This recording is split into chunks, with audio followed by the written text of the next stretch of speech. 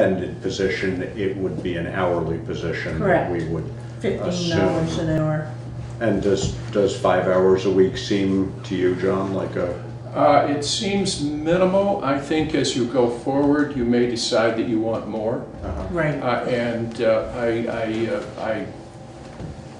I will leave that up to you as the year progresses, even within a budget, if you decide you think you need more. Overspend. It's a good place to spend it. Yeah. Right. Yeah. But it will depend on who fills the position, how much you use them, how much these two are providing of information. It can either make that job very easy or it can make it more complicated. Yeah. Right. It's a little bit like auditing. Right. Yeah.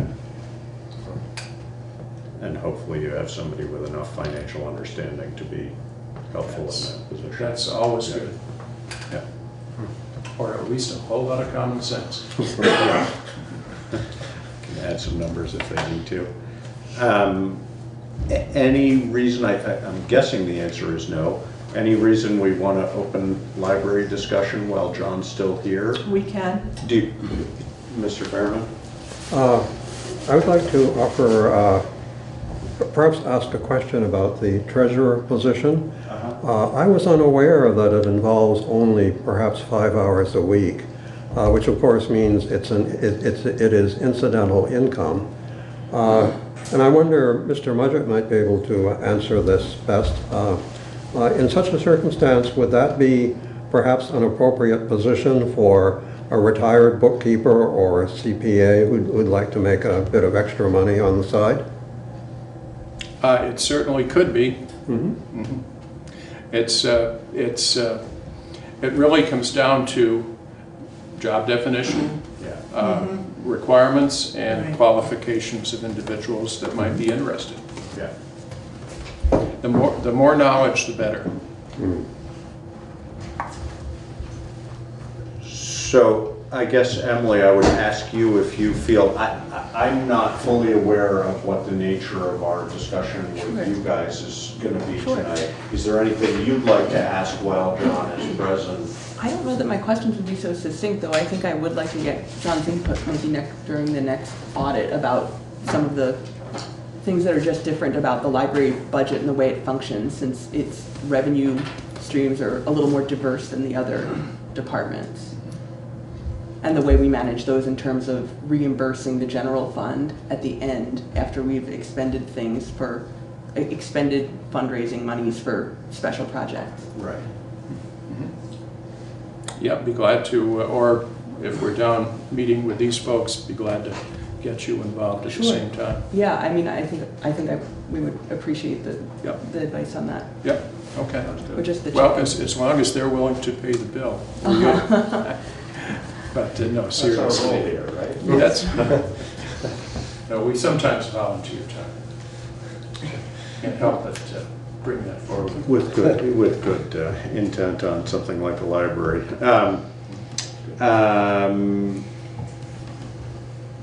I don't have anything else. Karen? I'm comfortable with the audit. Good. I am. Good. We didn't have a deficit No. in the general fund or in the highway fund, and so I'm pleased. And you don't, John, typically, I think, look at a proposed budget, right? I mean, that... We really don't, because we're coming in after the budget's been approved. We're usually tracing back to the budget, whether it's an original budget or amended budget, looking at variances and determining why, if there are significant variances. So we're testing in that case. Yeah. The one thing I guess if there is a significant difference year to year in the budget or in the actual, that sometimes catches auditors' eyes, because those are some of the criteria that we might use in either selection or testing or indicating evidence has been obtained to support the numbers in the financial statements. So we're always looking at how you do it, what you come up with, how it compares, how it's recorded, and what performance has been. Good. As we wrap up, I would just say that as soon as you guys can get back to me both the management representation letter and the acceptance for approval forms that we provided to you, that's really all we're waiting for, I think. So we need to give you approval. We need to Final approve step. the, Yeah. This one right okay. here. Yeah, you guys sign off on that and also accept the proposed adjusting entries. And then the management representation letter that's set up for management signatures. I think you have all of those documents. do we want to do this right now? Or we can do it And next or we can week. do it and ship it to you, either one. Yeah, I mean, don't worry, we've got plenty of work to do, so we won't be Okay. twiddling our You won't be thumbs. waiting. But you Don't hold your breath. you do get into the queue once you do that. So Yeah. I know right now we have some that are publishing their financial statements, so they're probably at the top of our list to get out the door. And others that don't publish will still probably want to get out within a week or 10 days. Right. Okay. Sounds good. Well, thank you so much for making the trip and doing all the work. Thanks for inviting me. Always nice. And I like a board that's interested and has comments and questions, so keep it up. Always good fodder, you know? The next time you can tell us a little bit about fishing and whatever. Hey, if I had time, I'd show you pictures. I would love that. Want to go? That would be fantastic. Thanks, John. Drive Thank safe. you, John. Will do. Thanks, guys. Talk to you soon. That's your phone, not mine. Yes. I almost picked it up. I would approve it, this won't have anything. Yeah, I mean, we could do any this. reason we shouldn't approve it? Yeah. And we don't need the management response letter in order to No, approve because I it. can do that. Right, exactly. Right. So, Approve it. all right, so Because I thought we should do it. yeah. would somebody like to make a motion? Sure. I move to approve the financial statements and reports from June 30th, 2019. Do we want, As presented by. as presented by Mudgett, Janet, and Krogweisner. Weisner, PC. Second? I second that. It's been moved and seconded to approve the financial statements and reports of June 30th as presented. If there's no further discussion, all in favor? Aye. Aye.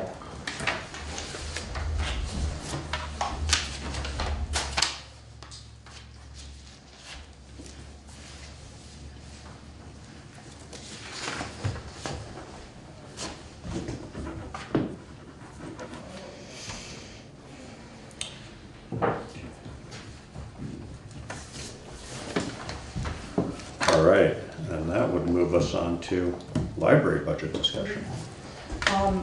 So I watched the last meeting and then invited myself here because it seemed like there was some questions and also some good information from you guys about the philosophy that you have about our budget. And it's good information and I've been seeking it for some time.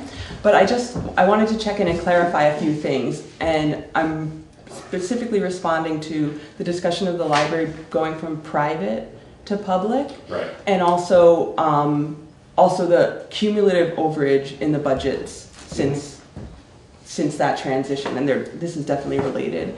So I just want to make sure you guys have a clear idea of what it meant when the library went from private, or what it was when it was private. They were saying it was private, it means it was a 501c3 and employed its own bookkeeper. Sorry, I'm 501c3 and. Employed its own bookkeeper. Right, okay. And after the transition, it no longer did, but it has received a town allocation since 1869. And I'm not misspeaking, that is 1869, not 1969. And also the building, which was built with 100% donated funds on donated land, or land that the money was donated for, was then turned over to the town in 2004. So the town, it wasn't like it had nothing to do with the town before 2013. And I just wanted to make sure that there was a common understanding about that. Yeah. Now that we're part of the town, after that transition happened before my time. So I wasn't there for that part, but I did come soon afterwards. So now we enjoy Alyssa's help with bookkeeping, and also the auditor, which is great. So it's sort of just more eyes on things, and I think that's a superior situation for us. It also means that I think we're still young in this process, unlike all the other departments. We've been doing this for 5 years, and we've had kind of a rotating cast of characters. Josh, you're actually the only one that is still the same as when I came on. I was realizing that just looking at you guys. But Entire town hall. Yeah, exactly. yes, yeah, no, that's really what I mean. And actually, in more than a few cases, more than one turnover in that 5-year period. Yeah, So- and I think there's just some confusion here, and I came on, this was my first director position, and I think either maybe I have some rookie mistakes going on, but I think I've also really been looking for this advice of, do you want me to present a budget with all of the things that could possibly come up and go wrong budgeted for, or do you want me to present as close to a budget as I can anticipate, and then sometimes we go over 1 or 2%. And I really am looking for that advice, really clearly. When you guys had a question about why there were overages, and I went back and looked, and I had a sense, I was like, well, we've had a few maintenance issues that just cropped up. 2019 is a great example where we had both a furnace problem that ended up being costly, and we also had to replace the fire communication system, neither of which we could let languish. Like, this wasn't let's wait till the next fiscal year to do that. There aren't so many things in the library budget that we can really just decide not to do. Special projects, which I know for other departments, if you were getting a new phone system or some other kind of building improvement or something like that, you would put it in the budget for next year. But I have not been budgeting things that aren't going to be recurring costs. Instead, I've been requesting the money from the trustees fundraising account, and they've been approving those. So the handicap door opener, reupholstering our chairs. There was also Carpet cleaning. no, carpet cleaning actually is in the, that's a recurring expense. But there's just other sorts of things that just are, they've also paid for the computers, a thing that we definitely don't do every year. And I'm also not interested in having all different age computers for the public to use. So there isn't like this thing where I budget in a special project and maybe I don't do it if we don't end up having the money, or save it, to maybe do towards the end of the fiscal year. We just don't have things like that. The things that are our expenses are the landscaping, the cleaning, taking the trash out, like the trash hauling, heat, utilities, and the things that we can control. And Laura noticed last time that we hadn't spent all of our money on materials last year, and it was because we were over. It's one of the few things that we can kind of reel in. And we did reel it in, but we were still a little bit over. In looking at the past 5 years of things that have been over, it's mostly been maintenance issues. But I also noticed another thing that happens is the trustees approve these projects like I've described, like things like the door opener and reupholstering the chairs. Sometimes it's a special class or something for me. At the end of the fiscal year, we make a transfer in partnership with Town Hall. And you guys know all about that. because it's not straightforward and you don't have to do it for anybody else. But because the trustees want to do these special projects and we want the expenses tracked and the oversight, we run them all through you guys, and then the trustees reimburse you with a transfer at the end. And I was looking at our past budgets, and I noticed that in 2017, which I think is when Chip was overseeing the final, the end of this. Right. It was in a transition period, we'll call it. Yeah. The transfers were never made. So the trustees approved some projects, and the projects for that year were, let me tell you, no transfer. My nonprofit management course, and also the trustees at training and retreat. But then you also approved $2,000 additional dollars for books. That's something they do almost every year, is approve additional money for adult and children's books. And so it was just expenses from that. It totals $4,500 and the transfer was never made. So we do owe you for things that the trustees agreed to pay for that never that transfer was just never made back to the general fund. And would that, so that would be an offset towards that deficit? $9,740. Another thing that happened, and I think that Chip was definitely still at the helm because he noticed this out loud at a meeting. The transfer in fiscal year 2018 was erroneously, the transfer in from the general fund was erroneously $1,242 short. Right. Yeah, you might remember that. Yeah. So, I mean, those two things alone account for more than half. More than half. Yeah. Yeah. The other things are these, you know, without that 1,242, we were over $700. And I know that's still undesirable, but it was also a time when, you know, we were $1,145 over in repairs and maintenance. Our building is, you know, the things are cropping up in terms of things that need attention.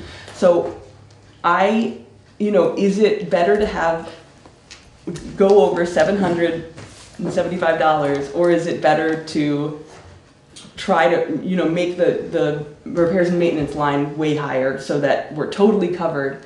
You know, the way the auditor was just talking about it, he's really praising everybody for the departments having this extra money, but I have never embraced that as a great thing. Yeah, I mean, I think, Karen, you would be the most appropriate person to comment on that from sort of a functional standpoint, what you would prefer. If you can justify the overage, I'd rather see it go over than have, you know, a cushion that I trim budgets this year. Like, Right. they're so tight, they're probably gonna squeak. Right. And that makes me a little nervous. But another thing that had happened last year was one of the insurances went from a single to a two-person. Yeah. We saw that. Yeah. With that, you can justify, Right. because that, you can't control that, you know? Somebody gets married, they have a baby, they get on a family from a single. You can justify that. Right.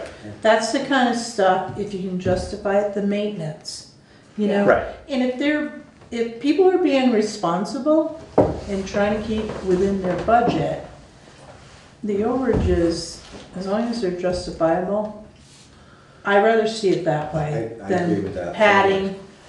Yeah, I mean, I think the other thing, you know, part of our discussion last time around, as you observed, if you look at it, was, you know, not so much a concern, or this was certainly my feeling, and whether it came across this way or not, but I think our sense was not that this was a huge problem, but just sort of, it's clearly building year by year. Why is that happening year by year? And you know, with your explanation, you know, cut that in half. It's a very small number. I mean, my feeling about $700, you know, that's what, you know, not even 0.5% in your budget. Yeah. So, you know, that's not a big number. I certainly wouldn't worry about that. I mean, my feeling would be 0.5% over would not be a big deal either. So, you know, as best as you can estimate, obviously, and the fact that it's within 0.5% says to me you're doing pretty exceptionally well at that. So, But it reads as higher because of that other issue we discussed. Right. So, Right. but where does that money come from? So we have the balance sheet, and the library owes $9,000 some $100, almost $10,000, an average of $2,000 a year. Where does that come from when we do go Well, over in that way? And that, I mean, one, I don't know whether it's possible at this point, excuse me, you know, for you to make, for example, that transfer of $4,500, Right, you know, right. that would offset it. Yeah. But the other, you know, the other place it comes from, very basically, is surplus in other departments, you know, in the Right. general fund. And we can just level it out over time. But if it's something that's happening every year, that's essentially what the thought was. Well, you know, we want to make sure that it's all justifiable. You know, certainly nobody was questioning that. It's No, just, okay, what do we do in order to not have this creeping up over yeah, time? well, I think a more robust, realistic maintenance line for sure. But the other thing is that I think we've been under budgeting use of paid sick time. And so that's the other That's line, hard, that's yeah. the other line that we've gone over a few times because we've had 2 different years where there's been a substantial multi-week someone out. Of some sort. And then we pay for our substitutes to come in, and I budget six sick days per normal hours employee per year, and it just hasn't always been enough.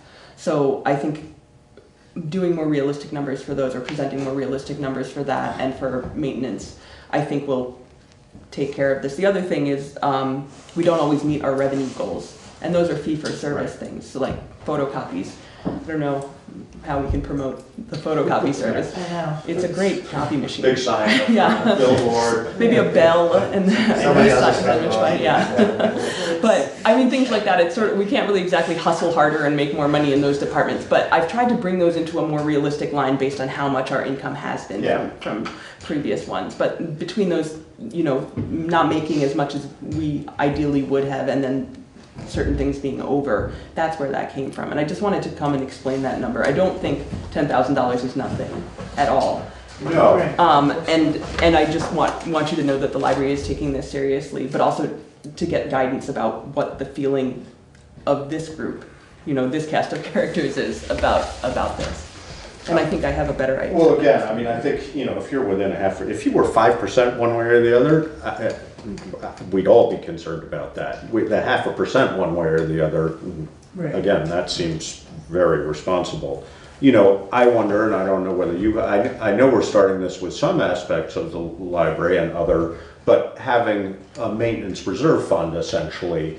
But I think you're essentially saying you would rather not pad it and have money sitting around, which a maintenance reserve fund in a way would be, but it would be a designate, or whether you would want to actually designate it or not, or just label it that way would be up to you. Right. But does that make sense? Is this the capital improvements plan or no? Well, No, but that's it where could be it sort should of go. like that, Yeah. is what Yeah. I'm saying. Yeah, Yeah, we should anticipate yeah.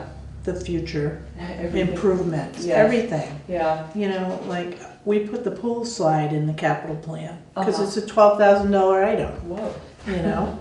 It's, but anything you wanna do, we should put it in that plan. Yeah. And then we can project. I know we have things like that, like the heat pumps and, Right. other things like that, but in terms of just something, like, who knew that the fire dialer was gonna Yeah. go kaput? Like, we No, certainly and didn't. you can, and if fortunately for you and for us, our general fund is large enough so that covering something like that is not an issue. It's just then an accounting issue. Yeah. But whether Karen would rather say, you guys should be putting, X thousand dollars aside every year for that kind of glitch in the event that it happens, and then over time you have a little bit of cushion for that, you could. I'm not promoting that. I would leave that up to the financial director to say whether she felt that was an appropriate way to approach it, or whether again, we have enough leeway within the greater budget so that making up Right. a couple $1,000 here or there is not devastating. Yeah, for well, I'm not us, looking so- to continue to draw on Keep that. doing that. Right, that's the key. Yeah. I would suggest any big dollar items, Mhm. they go into the capital plan. Yeah, yeah, And no, then we can schedule. we are, and we've already been working on that. Having that, yeah, no, Yeah. you've been proactive about that, and Right, saying yeah. these are the things that we think Yeah. we're gonna wanna do. Yeah, No, and that's very helpful. The other thing that actually, I've certainly been thinking more, and I think we've all been thinking a little bit more, and some with a prompting from Mr. Fairman, is asking different departments, what active things could you possibly do to shave your budget? I'm aware that you guys aren't spending frivolously. None of our departments are spending frivolously. But are there things you might be able to do that you could, one for me, for example, I know we have both a fossil fuel heating system and the mini split system. Could we put in another mini split and reduce our fossil fuel demand that would offset costs going forward? Yeah. We've done that in the fire department, and we're still sort of Right. seeing how that's panning out. yeah, Karen has told me about that. Presently, the mini splits, I don't even know if we can call them that, they only do cooling.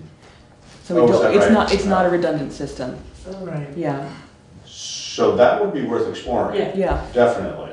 we've looked One- into that for the. One thing I want to mention too, Emily, Mhm. is like, we should be competitive with landscaping, Mhm. with cleaning services, with oil. all of those, we should be going out to bid. Yeah. Well, you guys take care of that for both the landscaping and the oil. Our president, I don't know who you guys use for cleaning, we can check in on that, We but. don't use it. We use ourselves. Yeah. But we should in fact have a service. I Yeah. think Right. We talked about that. And that might be a good time to go out for competitive bidding. Right, Is right. to say, hey, Together. you know, Yeah. we want to add, you know, we should, you know, you guys should not have to do that.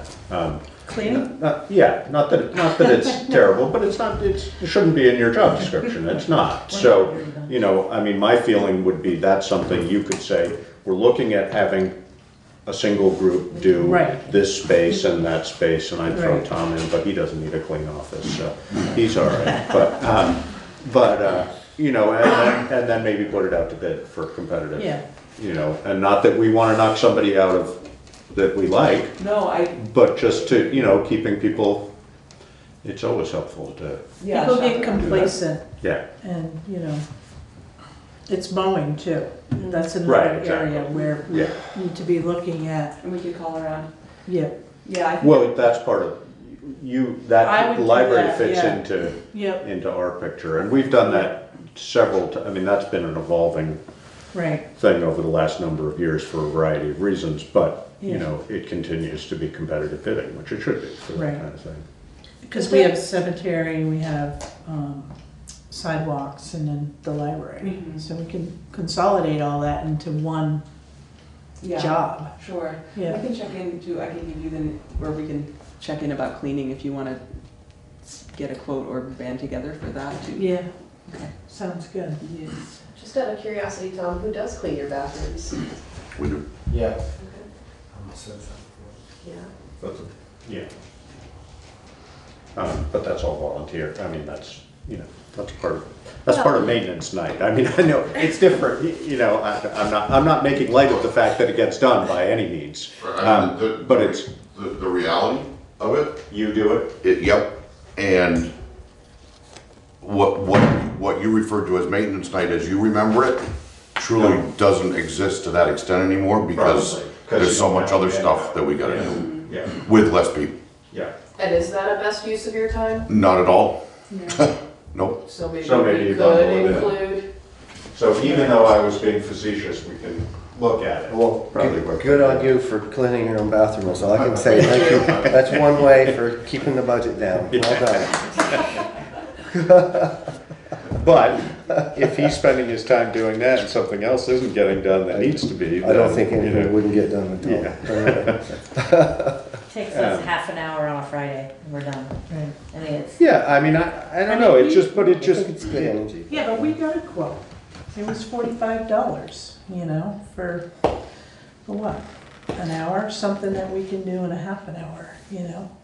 You times that by 52 and, yeah, no, I know, I mean, there's different ways of looking at it, you know, I mean, I'm not disagreeing with you as far as the money is concerned, but at the same if there was time, more people if it's, here and it was, right, I mean, the library being a More good you- example. right, you the know, library's yeah, different. Yes, You know, Yeah. And there's there are 4 of people us. in there yeah, all the time. yeah. so maybe it doesn't have to be done as often, maybe the fire station and the town hall could be staggered. Maybe, yeah, A thorough cleaning every once in a while. Mhm. Yeah. yeah. Yeah. We'll Mr. figure it Fairman? out. Mr. Chairman, just a suggestion, another area where could be possible to have a town-wide contract would be computer system maintenance and troubleshooting. I wondered about that, actually, you said, and I don't know, because we recently, we chose a contractor for that, correct? We haven't signed a contract. But we talked about it and got bids, and I don't know what you guys do for that. It's me. Do you? It's me, yeah, and that is actually pretty okay with me, and for the most part, I feel pretty equipped to do it. I've done public computer setup for a long time. I mean, I'd love to have a consultant take a look at our situation and advise us if there's a better or more efficient way to do it. Of course, you But- have a very I qualified, could do that. you have We'll a just very have Kevin do qualified it. board Yes. member as well, but. Yeah. But it might be worth you know, when because we are shifting to having somebody come Yeah. in here to do it. And, you know, particularly in this day and age, the one thing, you know, you may be able to figure out most of the, but, you know, security is probably the single biggest issue, and how, you know, if somebody could tap into your system and then creep Right, into our system, right. you know, I don't know how that stuff works. The but- remote access is. Yeah, yeah, I guess that could be, potentially be vulnerable. Right. In the past, when I was at Rockingham, we did do a group buy of antivirus, and that was a big money saver for, I think for everybody, and I would definitely be interested in that if we wanted to do a larger, you know, a purchase of a larger group of licenses for all of the town computers, Right. instead of all of us doing it individually. I know, Well, and we that would all do it. certainly be true for the fire department Yes. as well. Yep. Mr. Fairman? Mr. Chairman, as a 57-year veteran computer pro, I would offer that the principal benefit of having someone who looks at all the computer systems is that person can give you an answer to the question, to this question, which is the one and only fundamental question. Your computer or computers are unusable. What are you going to do? Because the reason actually is irrelevant. Right, yeah. And someone who is well versed in this area can say, you know, here's the plan you need to have. Right. And here's what you need to do so the plan is ready to execute Right. the moment you discover that you need to use it. Well, and again, you know, in this day and age, particularly ransom issues, you know, I mean, I think that, you know, a town like us, you know, they're getting hit for ransoms, and it's expensive. Yes. Because what choice do we have? I mean, if somebody were to pirate our system and get in there and be able to hold us for ransom, what could we do? So, you know, that, I would agree with you, definitely. And then the other part of that, I would think, would be backup, and I don't know how we do that, but obviously somebody. Well, the two are connected. Yes, absolutely, of course. The reason ransomware works is because people Lack of don't backup. have the backups. Right, exactly. If they have the backups, Yeah. they say, hey, no problems, let's Yeah. wipe the disk, restore the backups, we're back in business. Yeah. Of course, then you also check your security to find out how that got in, and you're going to keep it from coming Yeah. back. Yeah. Because these people make a living doing this, Yes. so they will be trying again. Yeah, no question. Yeah. Well, I think, you know, given that we've agreed on somebody, having them look at the bigger picture would probably be a good idea. Do you have somebody independent that comes in, Tom? Yeah, we do. Oh, really? And is that the same person? Yes. That's what I thought. I Yeah. thought I It's no remembered. longer never folks. It's, yeah, okay, it's a different group. Okay.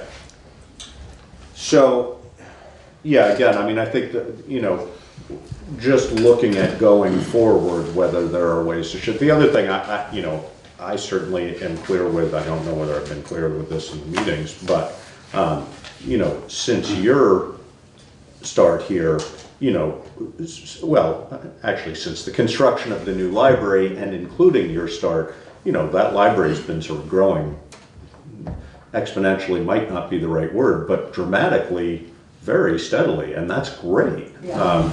But it costs money. It does cost And what, you know, sort of, how do you, for those in town who pay taxes and don't use the library, how do we reasonably explain that? And that's Reasonably get them to tricky. come to the That's, library. that's really a better question, I think, yeah, to how to bring them in. Yeah. The other thing I've wondered, and I don't know whether you do much of this, is, you know, I mean, all of us that live in town and have memberships as a result of living in town, do you fundraise effectively enough from that group of people, and could you? Every few years, we do a full zip code, or the board does a full zip code send with their annual appeal letter. Yeah. And then from that, they continue to send out to people who've donated from that. But we don't use, from my perspective, it's completely inappropriate to use the patron information to Right. fundraise. To It's not solicit. why you gave it to us.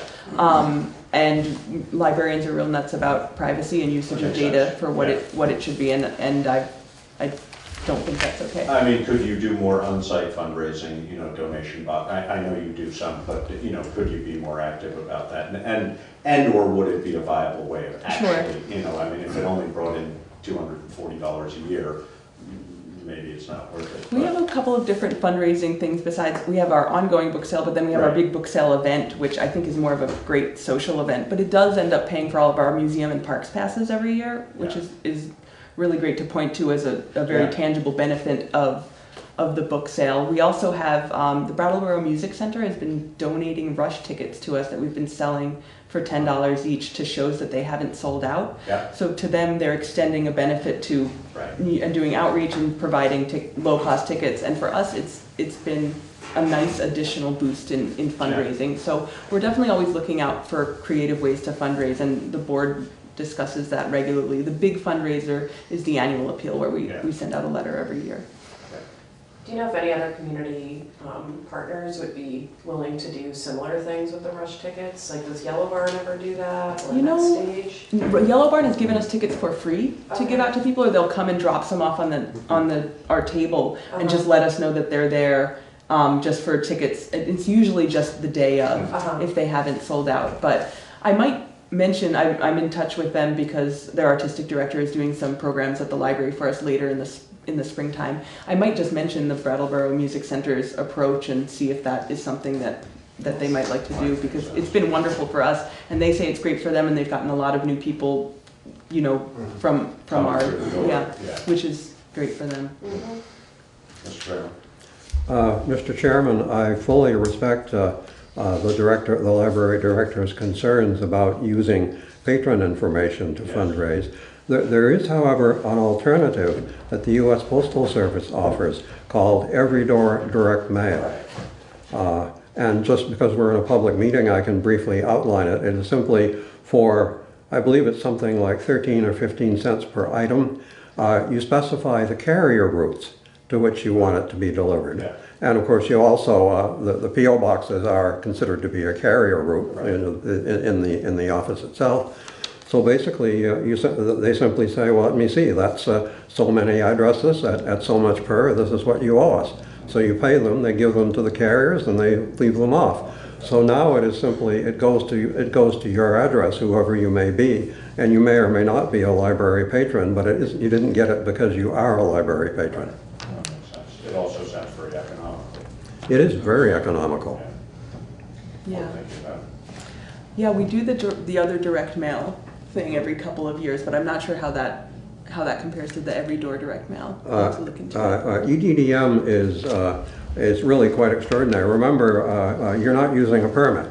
In other words, if for some reason, you know, let us say I were running for office and I wanted to send my election flyer out, if I do it that way, I don't need to get a permit. It is simply, okay, you know, you tell us the routes and we'll tell you how much. They have some specifications for how it must be done, particularly thickness, right. But they're simple, and so that's why it's so inexpensive. Yeah. And of course, from the post office, from the Postal Service's perspective, it's revenue, right. Which for them nowadays is a nice thing to get. But library patrons such as yourself should feel extra pressure to donate when you get that number. Yes. So we won't target you the other way. Well, great, guys. I really appreciate this discussion. Thank you. Yeah. Thanks, Kevin. Yeah, thank you. Seems like I've seen a lot of you lately. Yeah, no kidding. Long weekend. Kevin, did you write down a name? You put a name on the sign-in? Sign-in? Yeah, I did. Good, thanks. If you guys wrap it up by 7, we're having a really good event at the library about Thunderbolt, the Scottish robber from the 1800s who came and built the round schoolhouse in Brookline and hid in plain sight until they caught up with him. Wow. Yes, that's a teaser. If you, if you guys finish up. And a motivator. Yeah. Like 50 fundraiser. Thank you, Emily. Thank you. All right. General fund, draft 3 budget, fire truck discussion. Tom? This is just a follow-up to the first time we discussed this a couple months ago, if I remember right. And just to review where this is coming from, what we're talking about is engine 1 in its replacement. That replacement was not scheduled for this year, for this coming year. However, we as the department were getting a little ahead of the game knowing that the truck's gonna be due for replacement in a few years, and started to put a specification packet together. So when the time came, that's all together and we can get that out, and we're not wasting a lot of time at that point. As we were putting the specs together, meeting with some vendor reps, which is a typical part of the process, we started to find and understand and realize that the cost of this truck, the cost of all fire apparatus in today's world, it doesn't matter who the vendor is, it doesn't really matter what it is. Those costs have increased substantially over the last several years. And the cost that we're talking about really is a significant amount more than what we have always been accustomed to. We being the fire department, the boards, and the town managers at the time, and the citizens, obviously. So given that, we had a discussion with one of our reps about the value that's still left with our existing engine one, which is a 2006. Given the value of that, what we would very, very likely receive for that truck, coupled with a few other incentives, we're able to get the price down a considerable amount, get things a little more realistic at this point, where that option's not going to exist for us in another few years when we get ready to replace that truck. So if that's the theory behind us coming to the board with this again. To put some actual numbers to that, if we the number that we're talking about for financing is $547,480. If we wait until the truck is due for replacement, scheduled for replacement, that cost alone is going to increase by $99,943. That's based on a forecasted percentage increase from the manufacturers. 4% per annum, Yeah. is that right? The decrease in the value of the trade-in. Right. So It does. given that, Is that a yes or no? Wait, sorry, Tom. The increase of the cost at 4% per year comes to there's two different numbers, the increase in the cost of the unit. right, And the the decrease in depreciation. value. So again, that initial that cost to us would increase essentially $100,000, $99,943. The value of this truck is going to decrease by what's forecasted to be $55,000.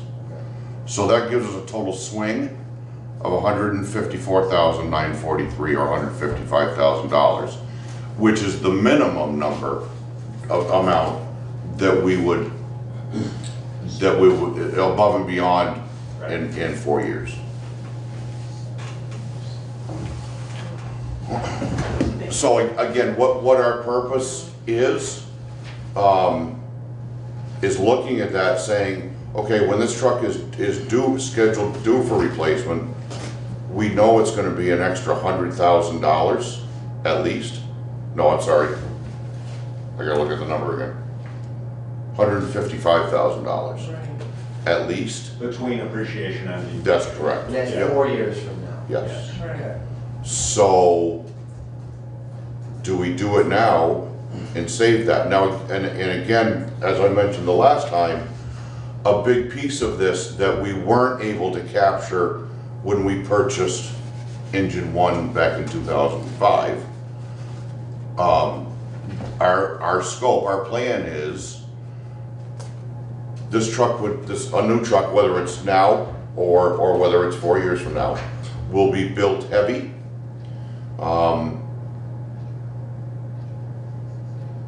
And with the goal of refurbishing that truck in 20 years and not replacing it. Very similar to what we did with engine 2, and that's working out fantastic for us. Can I assume that it'd be about $78,000 in 2 years? The swing, because it's 155 Yeah. before, pretty much Yeah. straight across? Okay. Yeah.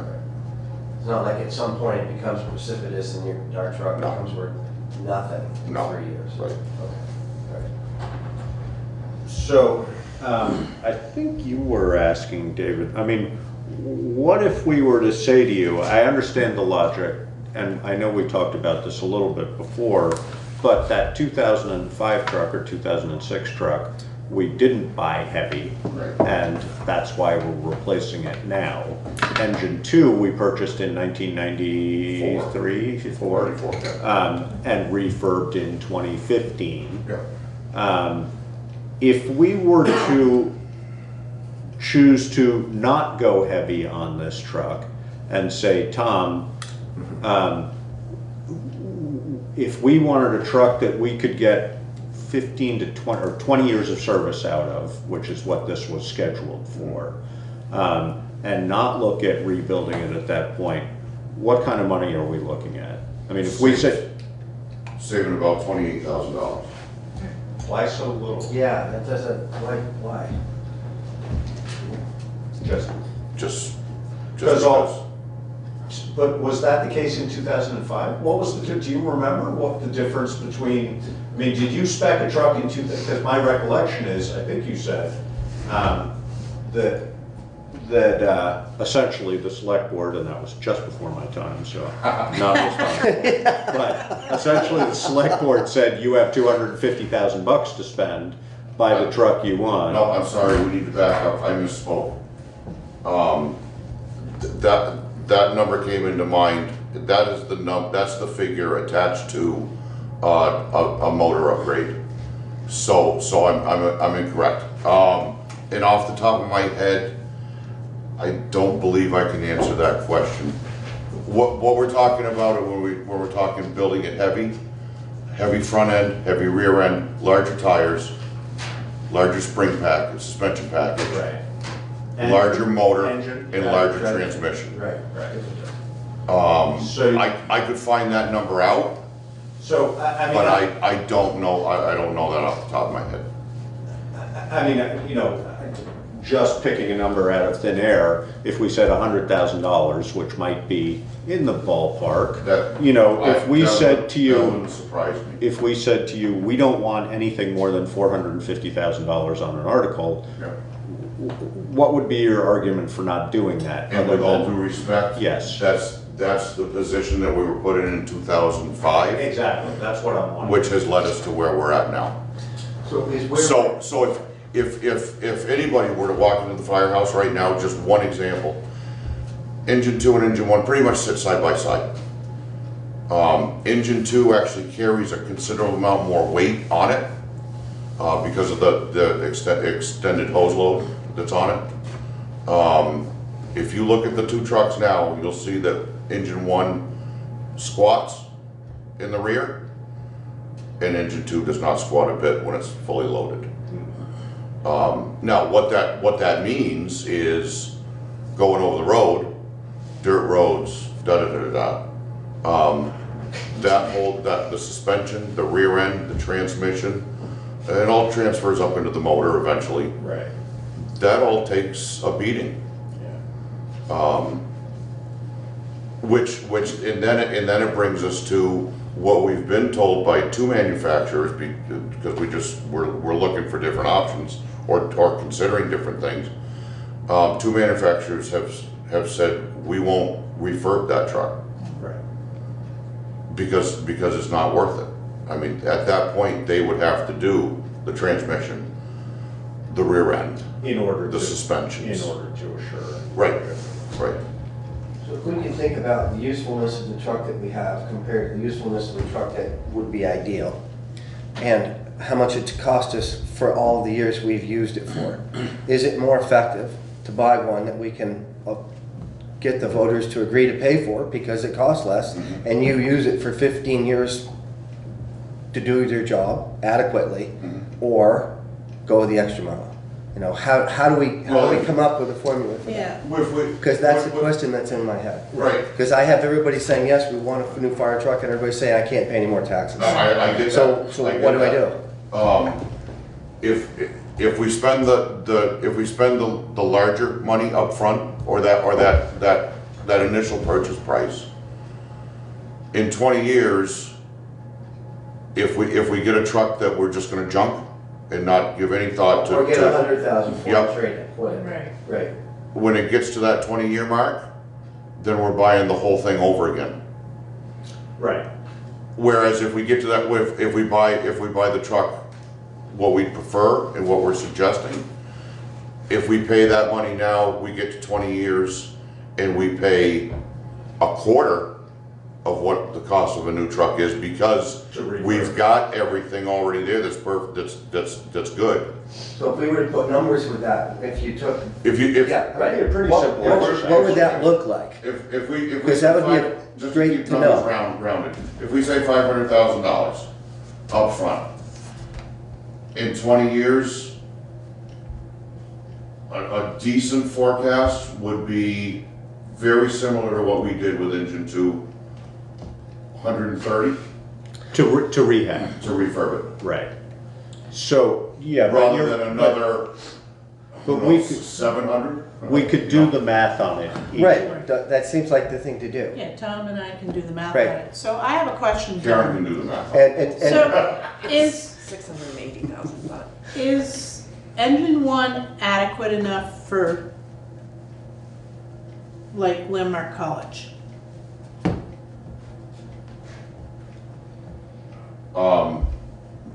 Okay, I understand what you're asking. Right. Designated usage, is that what you're thinking? No. I'm thinking if we have something major happen in Putney. Is our Or truck gonna how cause a about, problem how for about us? the paper Right. mill? Is engine one adequate enough to And handle? this is all operational related. So, one thing that we do need to do, we've started it, depending upon what happens with this proposal, we're gonna have to do some things differently, with our existing stuff. But what it comes down to is lack of people. Right. What we need to get done as far as advancing hose lines, where those hose lines need to go, how quickly they need to get there. So the way our trucks are set up right now, and Josh, you'll remember, for decades, every fire truck made had a couple hand lines on it. Yeah. They were typically 150 feet. Yeah. In today's world, we have a couple of 200-foot lines. We have one 300-foot line, which we use frequently. We need it a great deal of the time for specific locations, but we don't have any backup for it. So, I shouldn't say that. We have two backup mechanisms. One is that our next truck gets there. If that doesn't happen, then it's a convoluted process to pull a totally different line, extend it, so on and so forth. So things like that, number one. So when Karen referenced the college or the paper mill, just that one circumstance alone, those 300-foot lines are a definite, absolute need if we're going to amount to anything at several buildings at the college, at the paper mill, different buildings at the Putney School, Wyndham Windsor's projects, two projects that are here in town. Many private homes for that matter, because of how they're situated and exactly, exactly. So that's just one piece, and that seems like a pretty minute piece until we're actually working. Above and beyond that, the amount of equipment that all of us are carrying today, I mean, these trucks, they're rolling toolboxes. Yeah. I mean, things are advancing and we're carrying so much stuff to keep up with those advancements. Right. You know, it is what it is. Now, am I saying that the truck we have now is absolutely incapable of functioning for us? No, Right. That's not what I'm saying. Right. But along the lines, or along this process, or within this process, there will be some upgrades made. But at the end of that day, any truck that we get is not a Cadillac. Right. There would be no money spent in an improper manner. That would be ridiculous.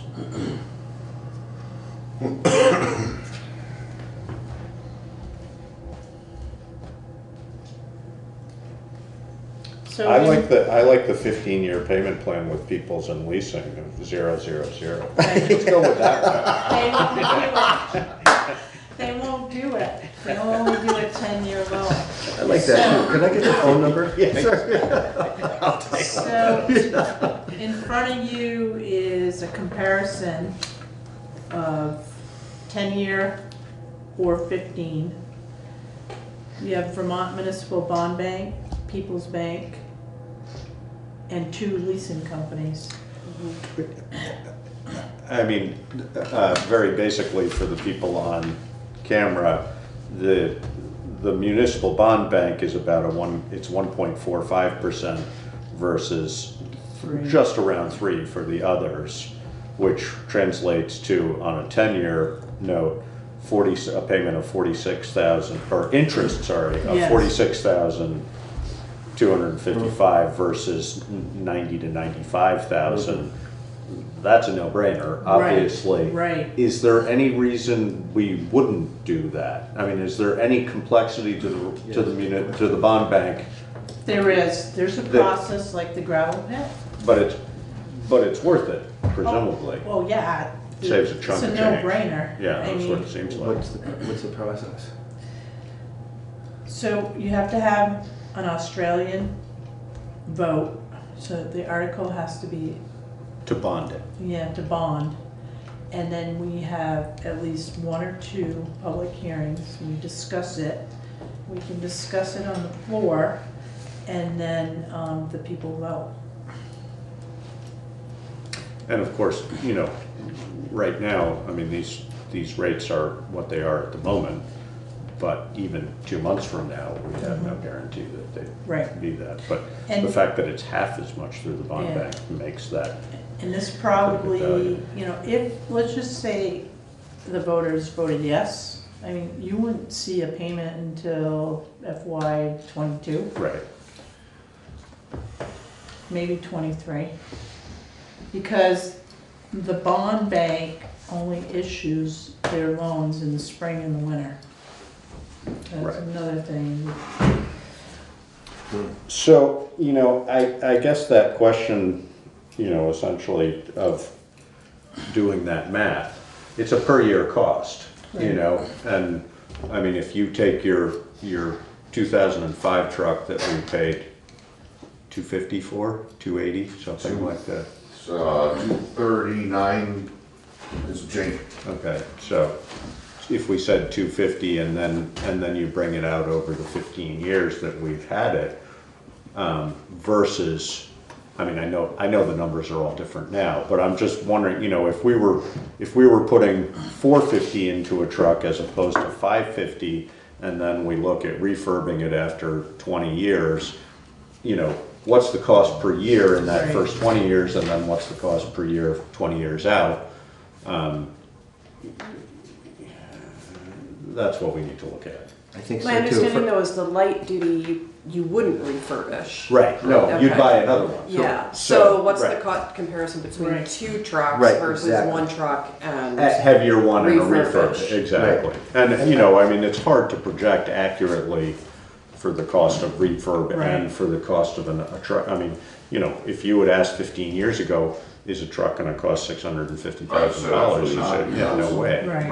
But the only difference here is with a refurb,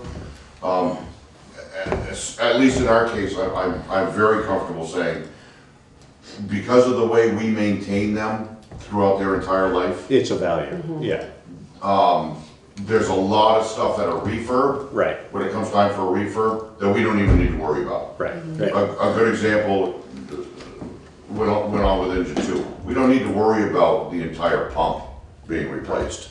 Right. We replace specific components, and that's it, because the thing has been maintained so well. Same thing with the motor, with the transmission, rear end, so on and so forth. So at that time, I think manufacturers reps that we deal with and that know us, they would say wholeheartedly, at the time of a refurb, you're only gonna be looking at very specific things Right. that are gonna need to be done and replaced or modified. So within that, you know you're gonna be, again, the 1.25, 150-ish. Yeah. That's where we'd end up at. So it's a percentage. The percentage of the cost of buying engine 2 and the refurbing of it. The refurbing was a percentage of the cost of it. 25%, 40%, any idea? Just ballpark, because we could figure it that way too, and that would probably be a more accurate figure. Well, the engine 2 was about it was 2 something, 230-ish back in 92, but Yeah. it was heavy duty, as I recall. Right. I think it was 2. So half the cost. So half. So Yeah, if this yeah. truck's, so we would pay half again, this, to get this refurbished if we bought this in 20 years, roughly. So there's a figure. Instead of Yeah, one hard to hundred say it's hard to say what the cost of all the components, but yeah, probably I'm not. just trying to get an Yeah, idea. probably not. Get asked Yeah, I mean, questions. that's an easy way to look at it. Yeah, so, Sure. yeah. So even given that, I mean, our cost per year Right. comparison, once again, that just kind of says it's a no-brainer. At least for that concept of buying with the anticipation of refurbing. Right. Mr. Fairman? Mr. Chairman, perhaps for the benefit of those watching, it should be mentioned, you alluded to the bond bank charging a much lower interest rate. Yes. The reason is a tax exempt interest. And by the way, in that regard, they sell those bonds via the state treasurer, and we as private citizens can actually buy them. They are available in affordable amounts for grassroots folks. But of course, they're very much in demand, and they're also bought by groups that have a few million to write a check for. Right. But so I'm just letting you know that is why they are always advantageous. Municipal bonds are always advantageous for a municipality because Yeah. of the investors getting tax exempt interest. Yeah. No, tax exempt Well, interest, not yeah. tax credit. Yeah. Yeah. Tax credit is a completely different thing.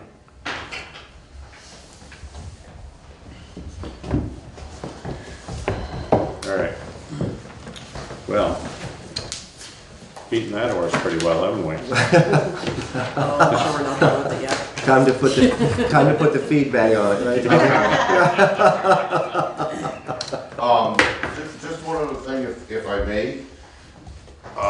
Over the last several months, obviously we've been exposing ourselves to a lot of different things. A lot of high dollar things have been going on.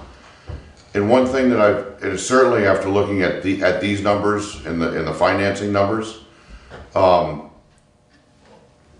might it be time to seriously consider, instead of borrowing, which historically we've always done, instead of borrowing, transitioning to putting money aside? We've been talking about that. I mean, when you look at that percentage rate from the bond bank, the answer to me would probably be no.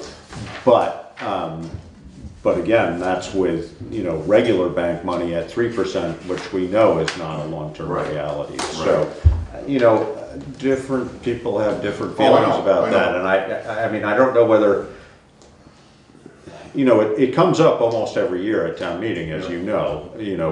Why are we borrowing? Even borrowing short, people question, which is, totally, it's a Right. legitimate question. But even for the, well, like our smaller vehicles and the smaller vehicles over Right. the highway, we're talking Yeah. $32,000, $50,000, $60,000. Yeah. Is that something we really want Well, to borrow for? we've been doing less of that on the smaller vehicles, but, it's a question, it's probably really more of a town meeting question than anything else, of really saying, I mean, if we wanted to have our capital plan and fully fund it over, whatever, say in 5 years we were fully funded, we're gonna have to put a chunk of money away, so, Right, you know. and I don't think that necessarily was what I was. Right, no, but, you know, maybe in 10 years you're fully funding it or something like that. Yeah. What's the cost? You know, it's definitely a valid discussion. I've had that discussion too with Brian. Uh-huh. It's timing. It will be about timing and, Because of interest rates. well, not only interest rates, but when payments, you know, vehicles get paid off. Right, with that space. There's that space right there, and Brian's like lined up here where we could start thinking about doing an equipment reserve as a line item budget and start Yeah, I mean, if you look at purchasing- those payments, yeah, Yeah. in 2024. Right. But if you look and see what he's paying for interest, right?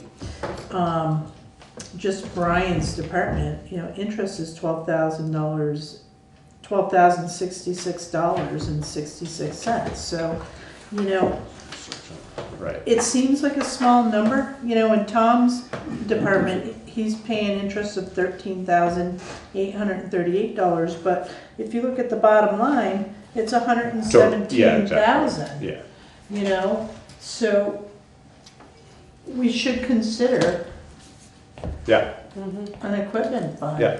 But it is gonna be about timing. It's tough preaching to the choir. If you have a little bit of cash, you can't afford it. It's the school I was raised in, but Right. there's so many needs here that have to get met right now that we're not Right. gonna do it. We Right. don't have to Right. start big either. No, well, no, and, yeah, when you break it down to different departments, and it's not those, you know, in all reality, when you look at the interest, considering how much equipment we're talking about, that's not a huge number. Of course, that reflects the fact that we've had low interest rates for Right. more than 10 years now, which is almost unheard of. So, you know, the likelihood of that going forward for any significant period of time is pretty low, but people have been saying that for 4 or 5 years now, so really hard to judge.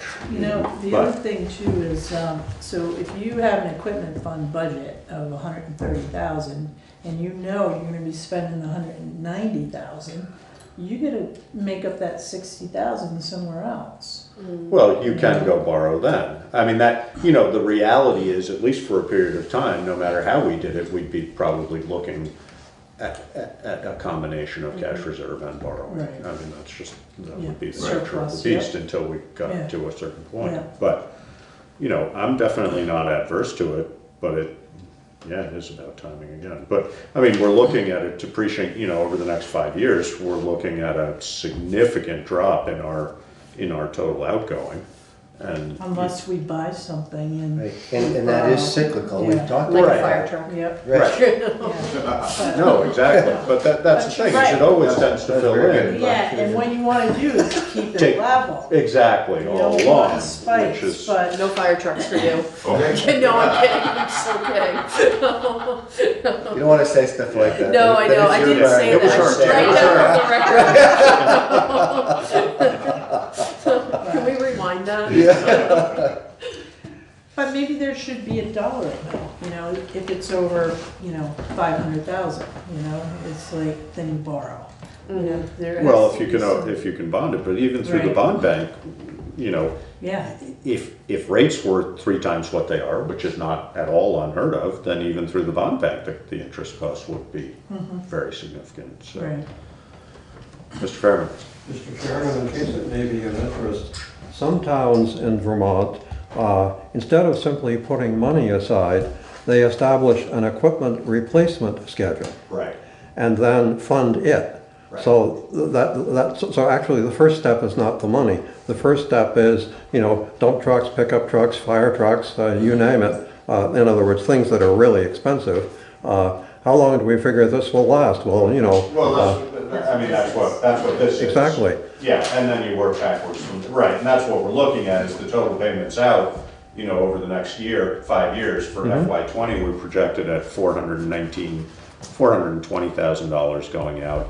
In FY '24, we're looking at 275, so that's a $125,000 difference, you know. The reason I So- mentioned it is because until now, you folks have been talking only about money, as if it were somehow on spec. but Right. It actually isn't. Yeah. It is, we think the useful life of a dump truck is, so, in 2030, say, we're going to need a new one. So it'd Yep. be nice to have the money ready, Yeah. more or less. Yeah. Fire trucks, you name it. Well, and that's exactly what this hollow area Right. here is, essentially, it's a short break because this is a longer cycle than the number of trucks we have in the highway department. But if you look at that then 5 years later, Right. we're gonna be right back where we were. Yes. So, Yeah. and this is a good example also with Tom, if we bump this up by 4 years, then we start making bigger payments sooner, but we then take that off on the far end. So, you'd have to project it. In order to really look at it, you'd have to project it out over a Right. long period of time. But that's the idea. Question about engine one, is that paid for now? Or are we still paying for it? Engine one is One more, I think. there? Yeah, because, I thought it was paid for. 15, No. it's a 15 year, so. yeah, FY20, it's, Okay, all right. you should be Oh, making yeah, the that last should be right payment here. This Of year. course. Yeah, Sorry. this year. I don't know when, Right. this year. And the payment, that Right. payment is how much? 37,000. So it's Looks like almost August. $40,000. Yeah, August. So that's a payment we won't make Right, next year. Right, in 21. in Next 20. year or the year after. Okay, Right. all right. So there'll become a space where that payment It's like would you be need to on the. take Well, every and year in to fact, start, like with a little bit, you put it in, you put it in, you put it in, and then the next time you need to buy a dump truck, maybe you have enough, you just buy it. exactly. Well, and part of that we've been doing is then we pay for the first payment on something, or, right. And I asked Brian too, I said, is there any way that if you knew a truck was coming up and it needed to be traded in, could you keep it another year or two? And he said, there's a possibility, but when you run in, when It's a you- risk. It is a risk Yeah. because of the new technology and the emissions and, if the emissions went in one of those dump trucks, it's like $30,000.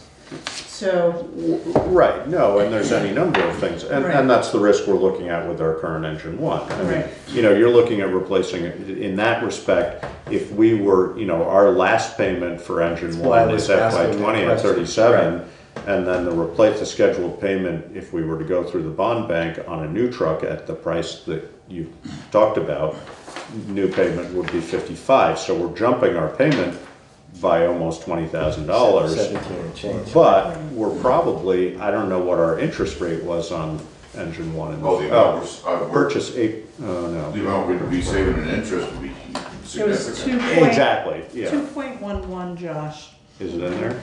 Yep. Really? 2 point, oh, I see, yeah. So that was a good interest rate on that too. Right. How did we get that good an interest rate? 2000, I guess we were in this economic cycle then, but yeah. All right, now we've beaten it even a little bit more. I was just trying to think if we went a year or 2 years without getting the engine and didn't have the $37,000 payment, would that offset the increase in cost and loss in value in the trade-in? No, And it wouldn't. No. So, all right. that's Just another thing to that's think about. exactly it. Right, just trying to, you talk about, is it a no-brainer? I know guys that buy a new truck every 3 years because it's the cheapest thing they can do. Because they have to absolutely have a truck to work, to get to work and get it done. And making that payment that's scheduled is predictable and it always works. And if it doesn't, they get a loaner. It's simple. And it's cheaper to them than Right. trying to do what I would do, which is I drive a 94 Toyota pickup with 300,000 miles on it. But, I have the ability to keep it running for half the cost anybody else would. So where is it really cheaper? If I'm trying to represent the Right. people and spending their money, giving you the best thing that you can get with their money and have a clear conscience. So that's And why I'm asking all these questions. And I think, Okay. honestly, what we're doing is somewhere between those two. Right. Tom could say, we need a new fire engine every 10 years. I'm sure there are departments that do that. They just upsell their old and upgrade, so that they have, if you were running trucks in, well, I don't know, LA or somewhere where, absolutely use. downtime was gonna Yeah. kill you, then Bro. you'd just be turning them over. Right. But- Is there any access to trucks like that? Are there departments out there, that towns that are wealthy, that trade in trucks in 7.5 years and they're practically as good as new and they're heavy and we could buy one and refurb it and the cost of buying it and refurbing it would be less than specking out a brand new truck and you'd get the truck you want? I can't answer that. It's just a with thought, all- you know? with all honesty, Yep, my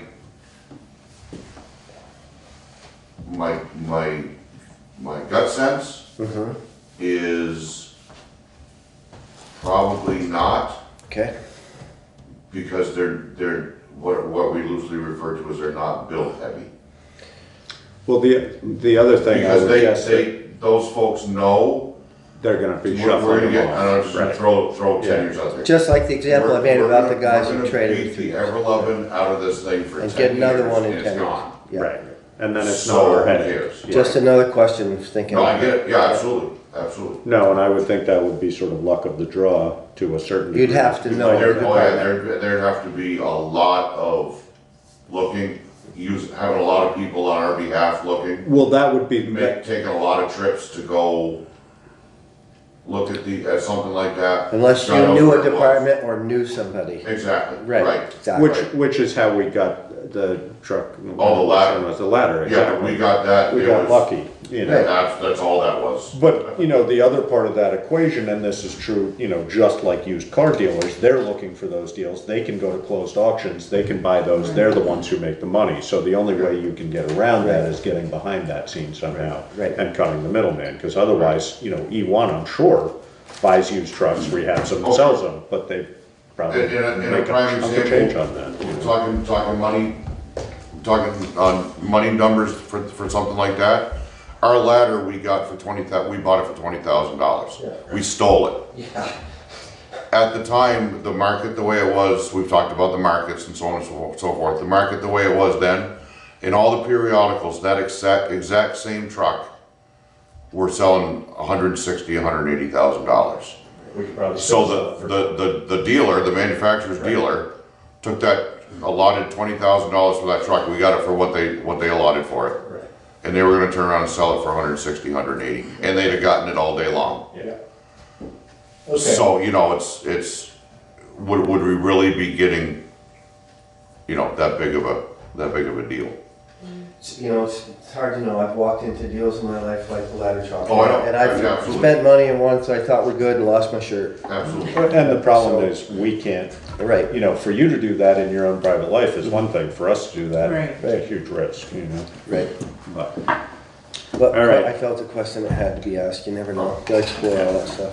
So, thanks, Tom. thank you. Have a good night. You too. Too. All right, we're almost halfway through.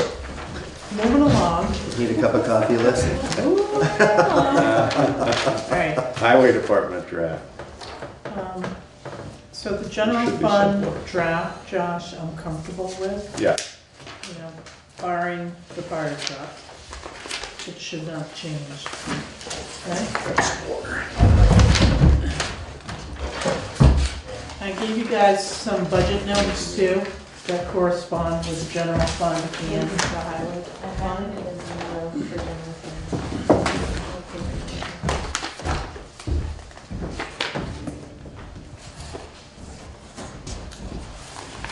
This does not include the fire truck yet. No, Okay. it does not.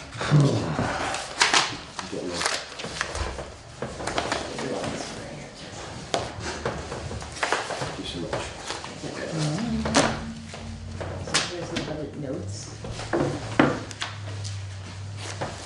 Wait a minute, there's a lot more increases than decreases. Yeah, look at the decreases. I make this long and I have to do. Thank you, dear. Thank you very much.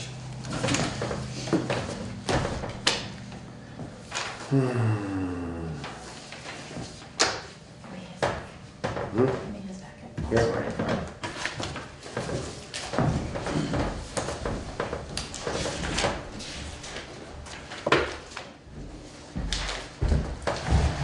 We have like some rich benefactor that wants to buy us a new fire truck.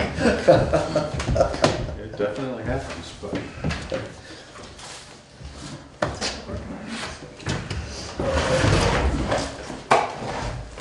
So the highway fund, we discussed the surplus in the last meeting. Oh, we skipped over the general fund? Sorry. Yeah, the general fund is fine. So this one's highway and Yep, got it. So the highway fund, Josh, what I ended up doing is I took $25,000 from the surplus from the highway Right. and I put it in the highway budget to reduce the overall Tax burden. tax that needed to be Yeah. raised, okay? So the highway budget still is $20,000 more than last year. So like 2.5% increase. But if you look at your budget notes, the majority of the increase is from the gravel pit. There's like an increase of $108,100. That's like blasting, it's operating costs, the crushing at $18,000. The bond payment and the interest payment alone is like $65,600. Try to say that again?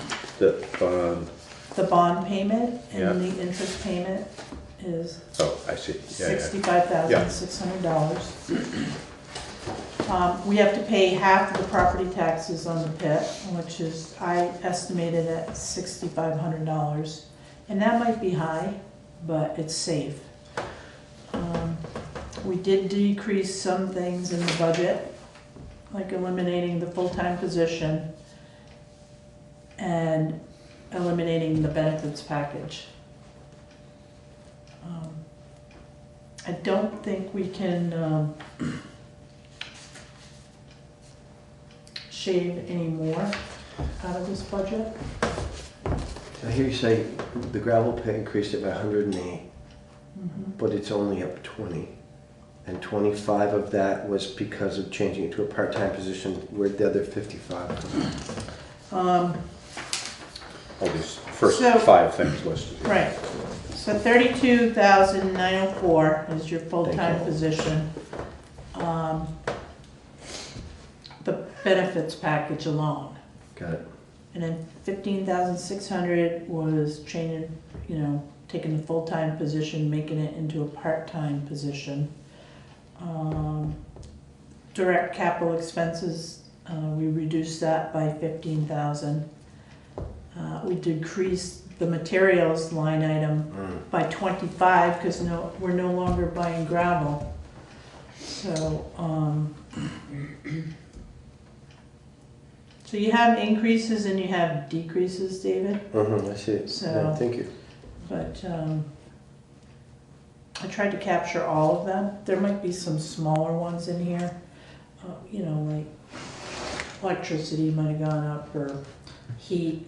We're still trying to nail down the heat, from oil to propane. So, And from wood to propane. yeah, wood to propane. And so we're trying to, that's going out to bid too in the spring, along with the oil. Mhm. Did we ever talk to Tom about, now that he's gone, of course, about how he's using mini splits? We've talked about it before, but I don't think we had enough, Yeah. we didn't have enough lifetime of them to Yeah, recognize. enough history to see. Because I'm watching his electric and his heat. Because if they go up, then we're not doing what we wanted to do. So that Certainly was shouldn't be the case. oil, and now it's propane and what do you call it? No. Heat pump?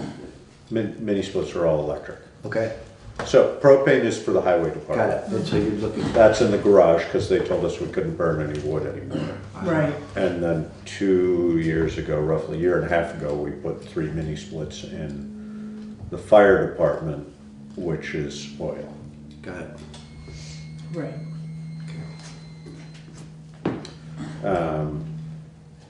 So, What's that? That was that. It wasn't me. yeah. That was a little odd. Alright. So,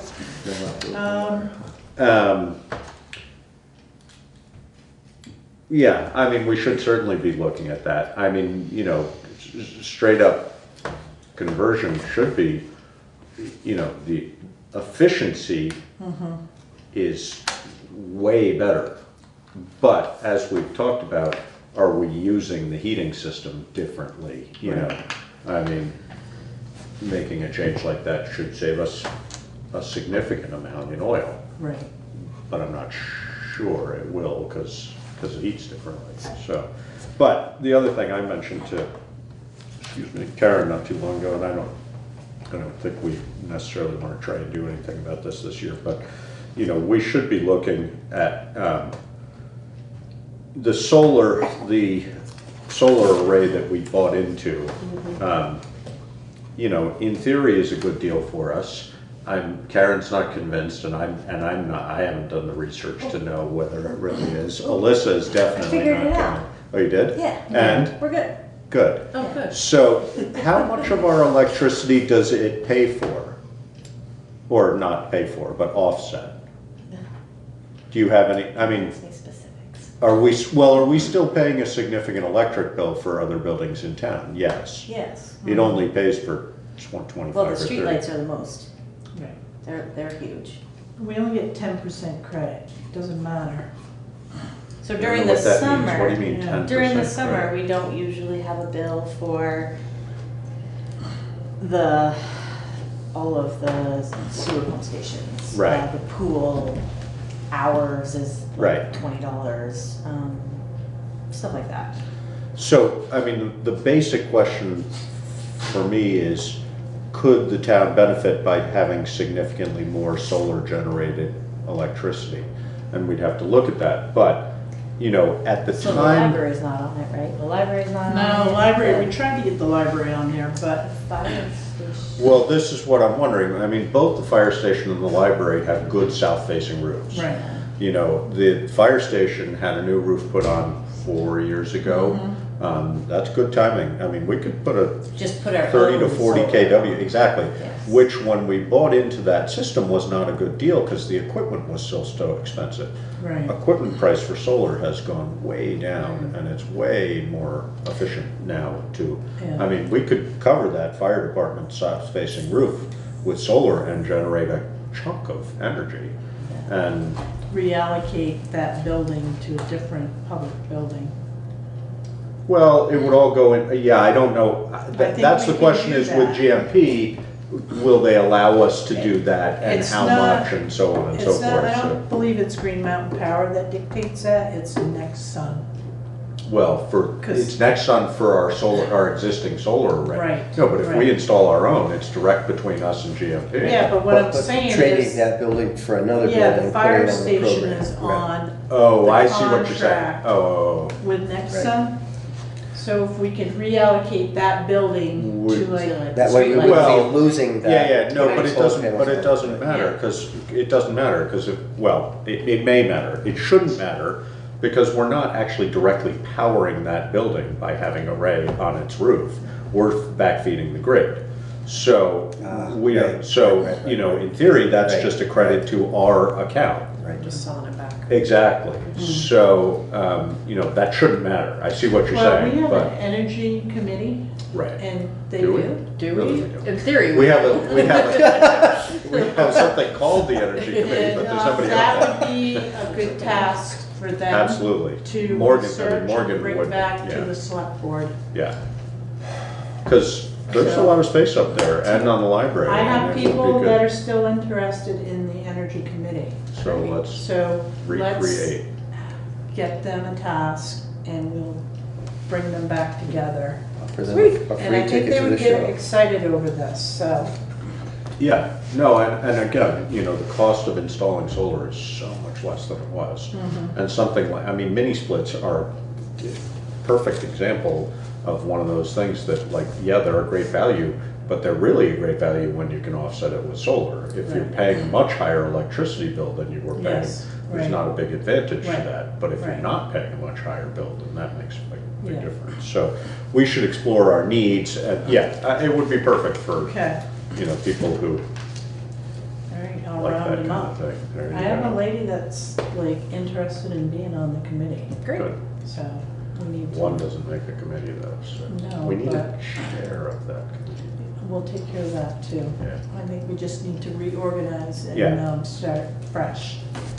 Because, that's Right. the kind of stuff we should be Yes, looking at. looking at, definitely.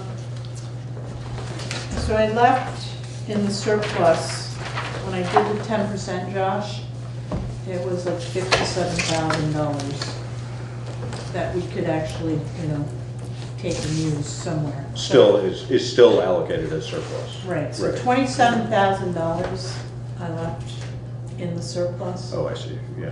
But you could, as a select board, if you wanted to lower this even further, is utilize that 27.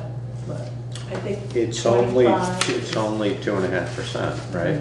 Right, That's not a big buffer on a, I mean, Yeah. it only takes one or two big storms Right. to really throw that off, Yeah. so.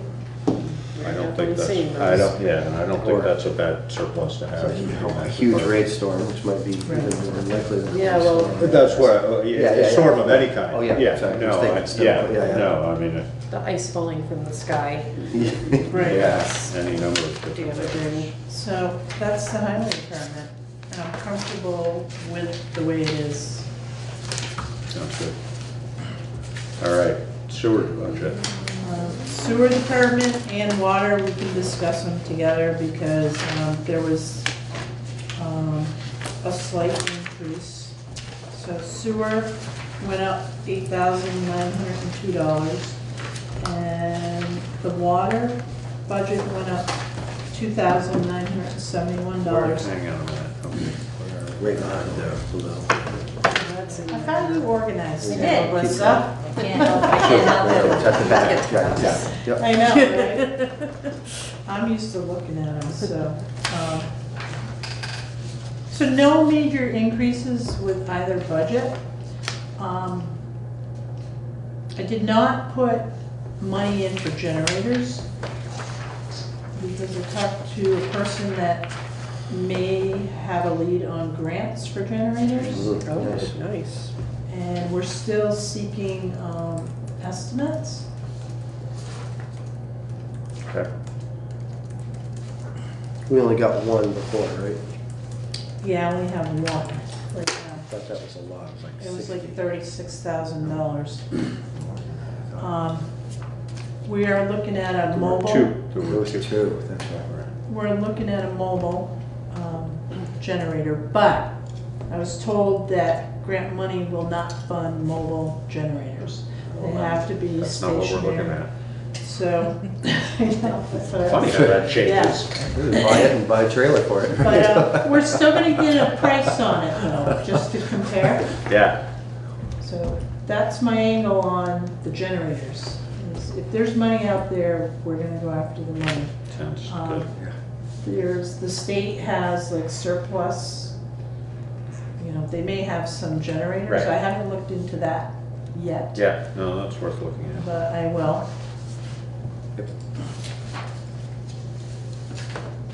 And I'm comfortable with water and sewer at this point. Good.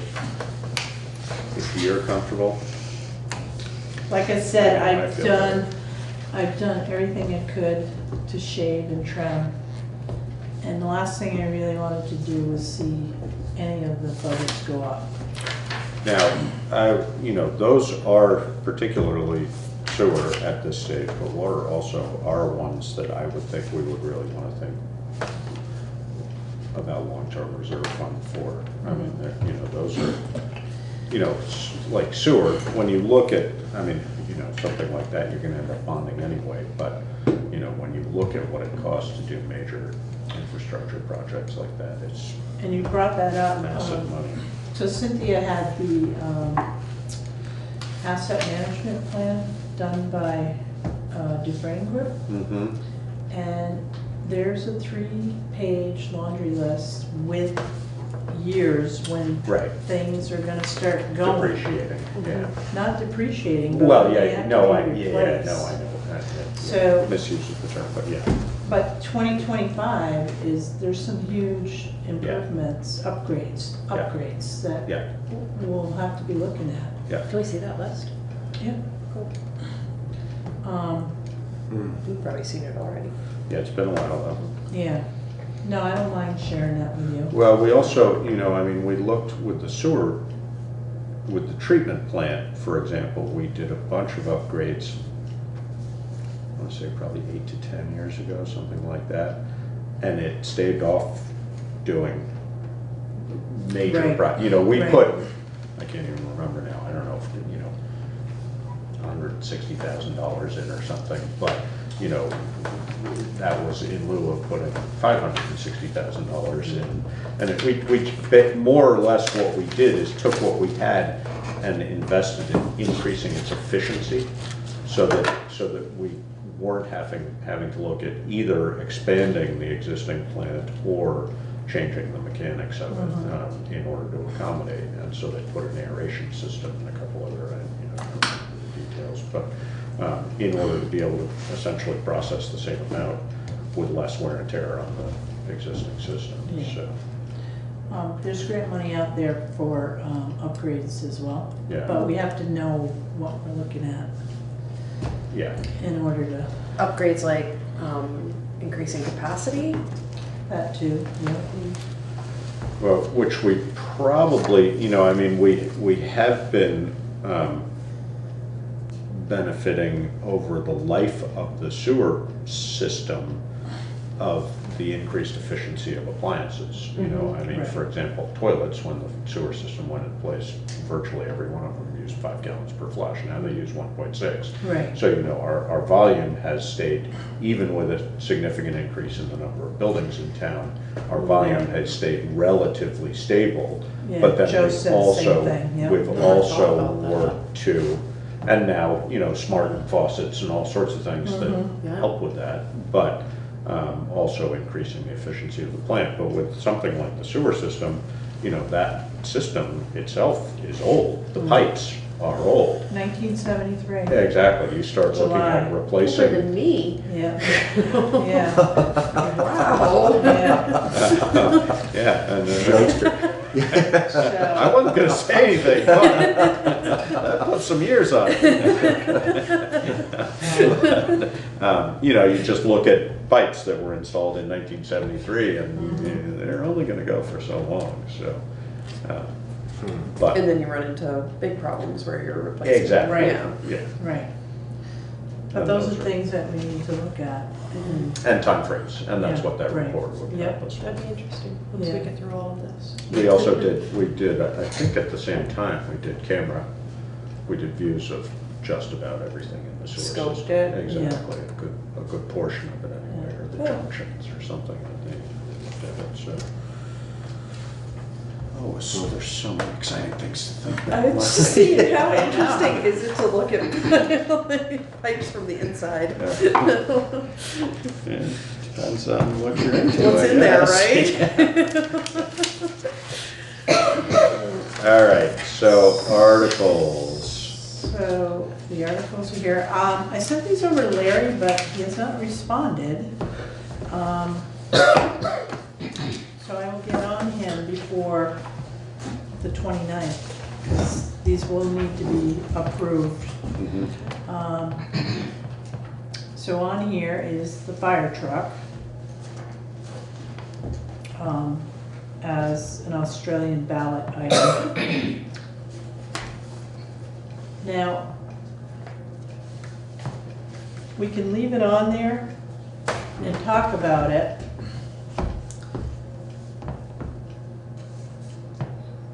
And then if it fails, we don't have to do anything.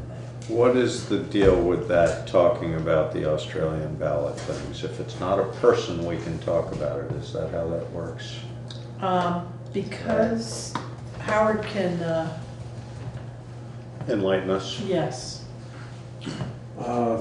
As we learned last year, Vermont law says that every article in the warning shall be discussed publicly at town meeting, except candidates on the Australian ballot. That's what I thought. So items on, by Australian ballot can and should be, Shall be. shall be. Yeah. In other words, it is not optional, and that actually means that they cannot be passed over. They can be postponed indefinitely during floor debate, but every item, Unless there's been a discussion. well, every item shall be discussed is what the law says. So that would invalidate the ballot. If it wasn't discussed Right. on the floor, it in Well- theory would invalidate an Australian vote. I'm not going to comment on that because I'm not an attorney. Right, but the language shall would infer that, but I don't know. Well, I will bring up the actual language here.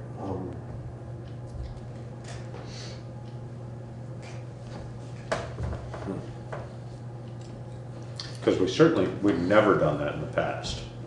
It was always my understanding, or my misconception, that items on Australian ballot were not up for discussion on the floor. Because you have This is a public very common hearings. misconception, Mr. Chairman, Yeah. throughout Vermont. Yes, However, last year, I consulted the Office of the Secretary of State, who referred me to this. I'm quoting 17 VSA Section 2640C1.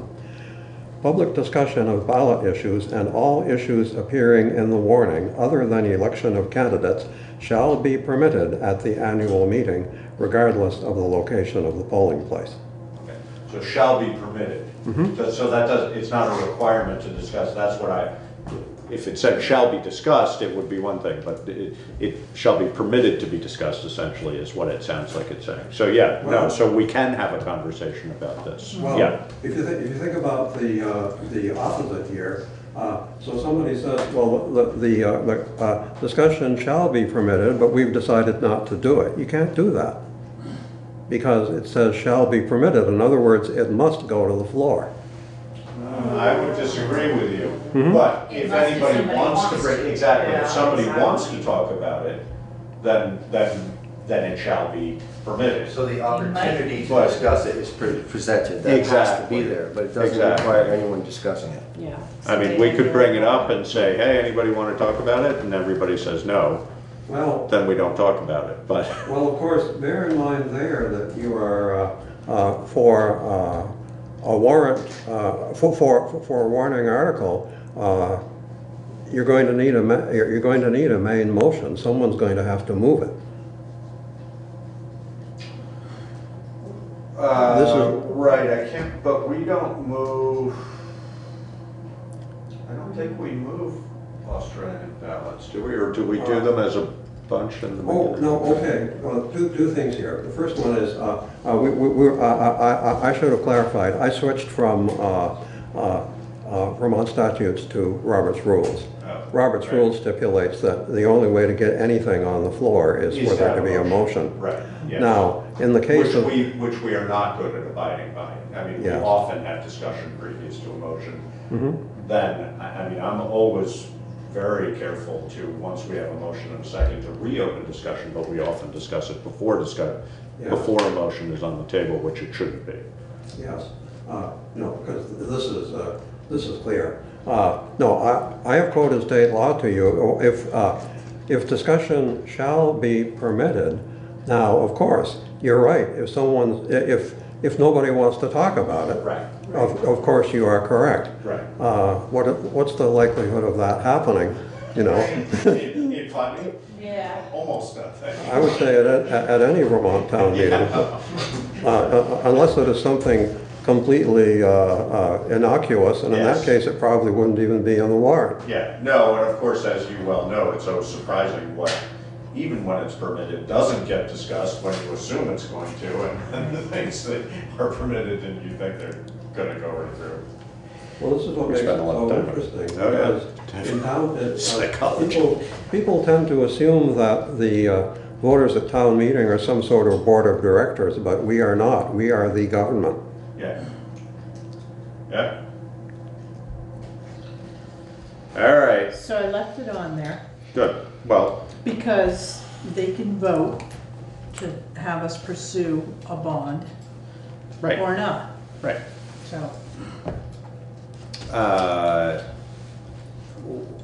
Tom kinda wanted it to be so- on the floor, but you can't with a bond. Well, but as we're just talking about. Not the vote, though. The vote can't be from the floor.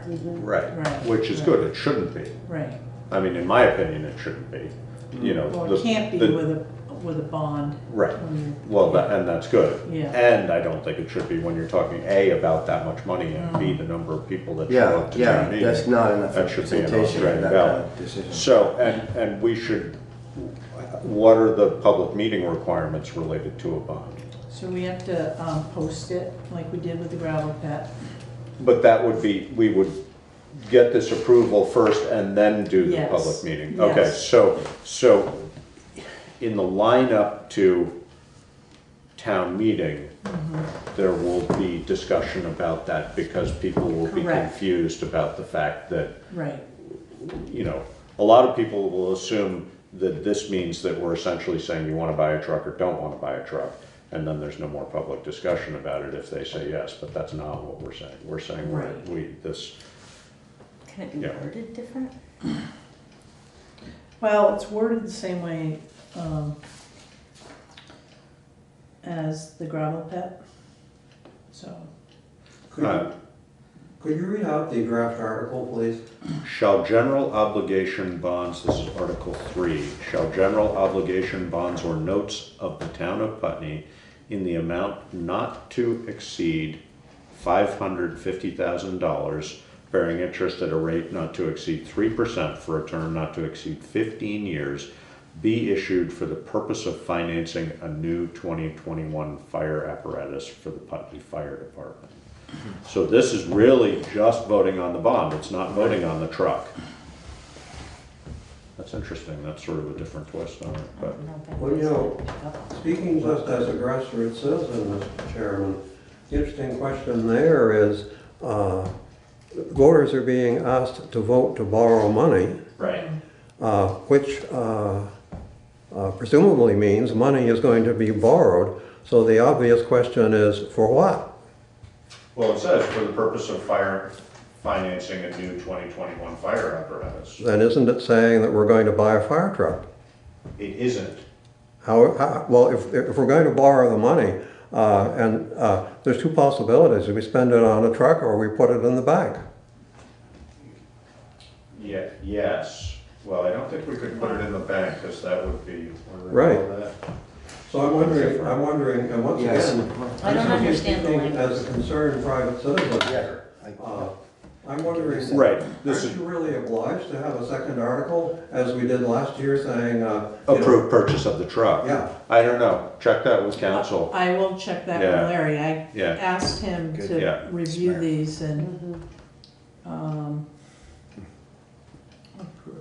Yeah, I don't know. First time I read it too, I thought it was about the truck, and then I read it, and said, oh no, it's just about approving It's just borrowing about buying money. Well, why would we borrow money unless we had, you would think it would open up a lot of discussion about what we're borrowing it about, hopefully. Well, I mean, which is implied in here, Yeah. but it's not Right. public, but it. Right, exactly. I think you could get a little more detail, but you know, like last year, we were told, okay, we have a deal to go halves on the gravel pit. Right, exactly. And we're gonna need some money. So we're borrowing money Yeah. because we have a deal. Yeah. Here, we don't, yeah. The deal and the pit, the pit already picked out. Yeah, exactly. All of that. You know, it's So- the same with Dummerston, you know. Article Right, yeah. 8 is buying the See if dump the truck. town will look after us.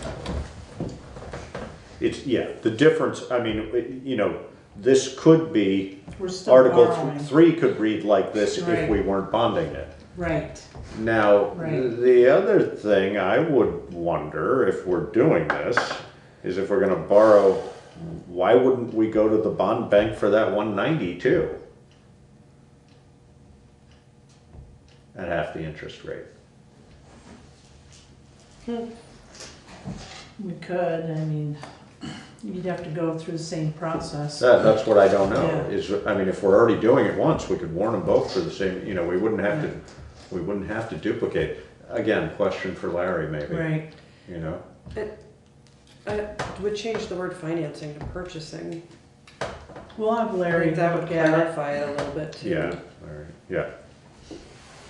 Well, no, except we're Don't we not have- far, Don't we have Well, to for the ask the purpose of people in the purchasing town if one, they we wanna would. spend that kind of money on a fire truck before we ask if we borrow money for it? Yeah. I mean, It does don't we have to feel do really that? I mean, or wishy-washy. don't we have to do that? I mean, I don't really know, I'm new That's what that here. was saying. It, yeah, it's in a kind of convoluted way. Larry. I'll talk to Larry. Yeah. You know, I'm not sure. Article 3, can Tom have a fire truck, yes or no? Right, and then, and one article, no, not with an Australian ballot, I was gonna say, I think you can base Hang one on a article minute. on approval of another article, but not if it's by Australian ballot, because you don't have the results before you have the other. Didn't we do that at all? But not, again, not for an Australian ballot, it can't be. Contingent upon approval of an Australian ballot Yeah, might be, I yeah. thought we. That might be right, actually, yeah. Yeah, it looks like it's in here twice. So there's the gravel pit. One is buying the pit and one is financing it. But it's all in one article. That's not that. Right. It's right on the bottom there. Oh, yeah, okay. We had Right. a discussion about entering into an agreement, into an interlocal Right, agreement right. contingent upon the Yeah. approval of this. Right. 4 Well, hours of sleep. bonding. I barely remember my name, and I Right. somehow remembered that. It's surprising what pops up, right? All right, That should so be one of the sentences. I'll run that by Larry and get his God. blessing Yeah. and bring it back to you on the 29th. Sounds good. The only other thing I want to remind you, we were talking about Lister, appointing the listers. right. Now, Larry explained to me, listers are appointed by state statute. Now, this from the LCT eliminates, the town can eliminate the lister's office, Right, and then have an appraiser an assessor. or an Yeah. assessor, right. And then appoint an assessor.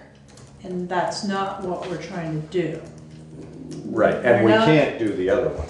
Right, we Yeah. cannot do it by Right, state so it's, statute. so I don't think we want to do that. If you have listers, they have to be elected. Okay, But Yeah. you can eliminate the lister's office and hire a professional assessor. I mean, we could have, we could have an Then employee. you can appoint the That's their assessor. sole job, right, then Right. that would be an appointee of the Yeah, select board. right. But it changes the nature of the,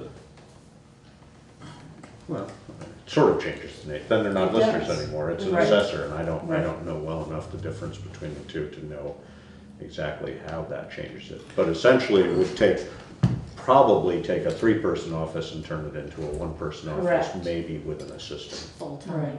Right, exactly. And how would that cost us, and have other towns done that, and do they like it? I'm What are the sure some benefits towns and- like, Right, exactly, right, right. so I'm not sure Yeah. we should go there for the No, time being. I agree with you. I Okay. would not put it, it's, yeah. Is that little side note going under town manager's report? what side note? That, it's not on here. Well, it's part of this discussion here. Okay. For warrants, yeah, because we were Yeah. talking about Yep. maybe doing that. Yep. this morning. And I don't think there's anything All right, other out of sort. Oh, the gravel pit blasting reserve fund. right. So I did add. Why do we need an article for that?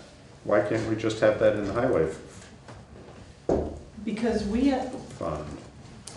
in order to do a reserve fund, That has to be approved? yeah, Does it needs to Oh, be okay. voted on. The other thing too is we wanna make sure that $18,000 a year goes into that reserve fund. Right, And in the 5th year, when we go to blast, we spend it, we right. spend it. Dummerston is doing the same thing, and we agreed too that we would set that money aside, Right. so. And So you Dummerston, could, you could, the other way to do it would be every 5th year vote to approve.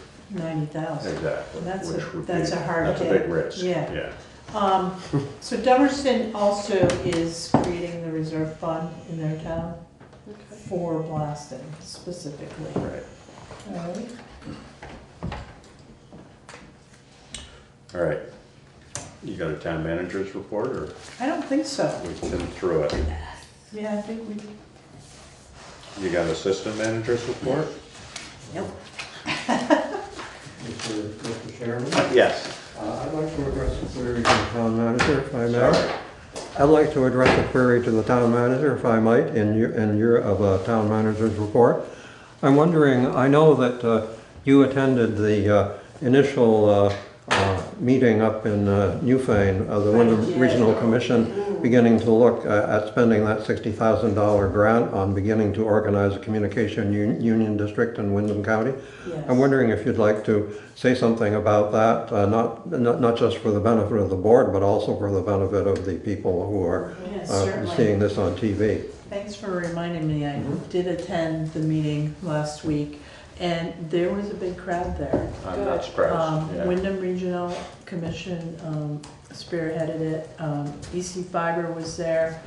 There was another gentleman there from a different company. So there's $60,000 grant to look at Wyndham County to see if towns would be consider doing a communication union district, which means they're looking to lay fiber optics in town. Now, Putney does have some fiber optics, Right. but it's the last mile, like your house, David.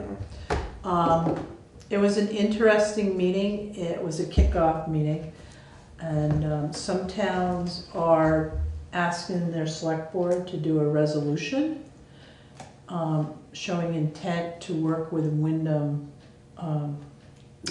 Regional Commission, just to work with them. Because Wyndham Regional cannot work with municipalities unless there's a resolution to do so. Even if they're represented by them? I mean, Yes, yep, yep.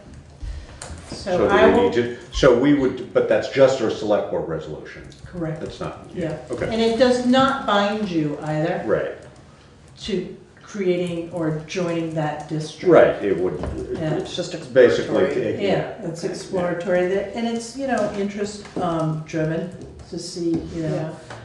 what the needs are in Putney. So February 6th is the next meeting. They're gonna roll out a survey for everyone, and we gotta get that survey out to people. And this is like fast paced. This grant ends like in August. So we have opportunity to get survey out to everyone, and I think it's worth going through the process to see Sounds where like it. this goes.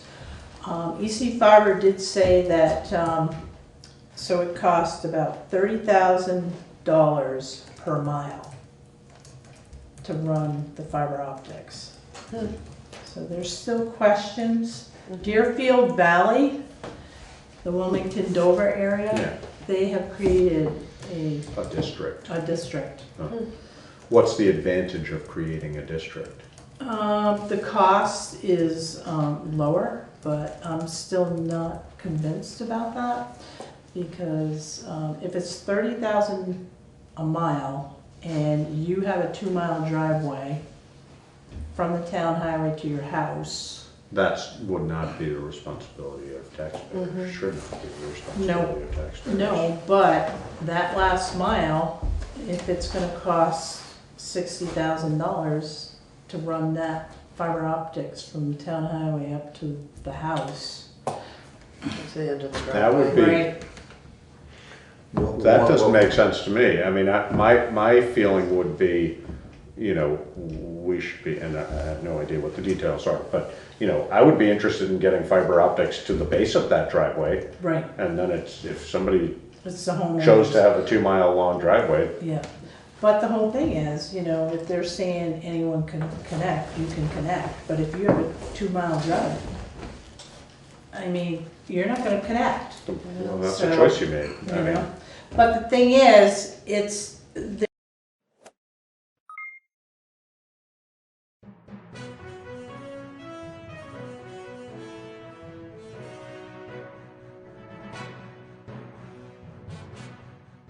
Ready to go. So thank you all for coming today. My name is Lauren Hurl, and I'm the Executive Director of Vermont Conservation Voters. I'm speaking today on behalf of a diverse group of 30 organizations representing low-income advocates, businesses, environmental groups, youth leaders, health professionals, and others who have come together to call on our elected officials to enact a 4-point climate plan. We believe implementing this platform will be a critical step forward to ensure Vermont does our part on climate change, while growing our economy and actively working to improve equity in the state, which includes how we help lower-income Vermonters transition to more clean, healthy, and affordable solutions, and ensuring climate solutions benefit communities in all parts of the state. It is time for action matching the seriousness of this crisis. Since the legislature adjourned last year, Vermonters have been calling for climate action in unprecedented numbers and with an urgency we've never seen before.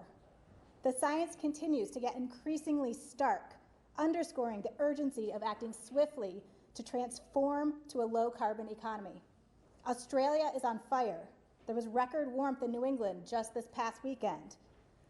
The Arctic is melting at unprecedented speeds. The science is so alarming that scientists all over the globe stood up and declared that we are in a climate emergency. We are encouraged to see that many of our elected leaders in Vermont are stepping up to the challenge. Climate action is a top priority of Speaker Mitzi Johnson and Senate President Pro Tem Tim Ash this year. The Climate Solutions Caucus has been working incredibly hard all summer and fall to hear from Vermonters across the state and craft policies that will advance climate action, economic opportunities, equity, and resilience. We know there's strong public support for climate action. VCV and VPIRG commissioned a poll in early December of over 700 Vermont voters, and it found overwhelming support across the state for climate policy platform that we're presenting today, with at least 3 out of 4 Vermonters supporting each of the policy proposals that we're talking about, and a strong majority of Vermonters who said they're very concerned about global warming and want elected officials who will take action. With scientific urgency, public support, and legislative leadership, we have a critical opportunity for climate action in 2020. But we also need leadership from Governor Scott. We need a vision and a plan coming from the administration. We're glad that he's excited about the fun new electric vehicles coming on the market, but without the policies and investments needed to help people buy more efficient vehicles and access other climate solutions, we know that we won't get where we need to go. Under Governor Scott's leadership, for the first time in years, we've lost jobs in the clean energy sector. We've halted progress on wind energy, and our solar energy progress has slowed down. But we know we can get back on track. And by supporting and signing these policies, Governor Scott can live up to his words when he strongly declared Vermont was still in for meeting the Paris Climate Accord commitments. We're presenting today a climate action plan that, if enacted, will represent essential, meaningful progress. At VCV, support and leadership on enacting this climate action plan is what we will be educating voters about and holding elected officials accountable to during election season. Our platform includes a 4-point plan to work together to create the framework and initial policies and investments to put us on track to meeting our own state climate commitments. First, we need a Global Warming Solutions Act that will hold state government accountable to developing the plans and policies needed to, at long last, hit the climate targets we have committed to as a state. Second, we must require our utilities to achieve 100% clean, renewable electricity by 2030. Third, we must modernize our energy-efficient utilities so they can focus on driving down greenhouse gas pollution as they continue to do their long-standing, impactful work to improve electric efficiency. And finally, we must join the Transportation and Climate Initiative and use the revenues in an equitable, just way to invest in transportation solutions that will benefit Vermonters and communities across the state. You'll hear from several speakers now about why we need to act and how we can shape solutions to benefit our children, our health, and the most vulnerable in our state while growing jobs and our economy. First, I'm going to invite up Seth Fisher-Olvera from St. George and Vermont Commons School.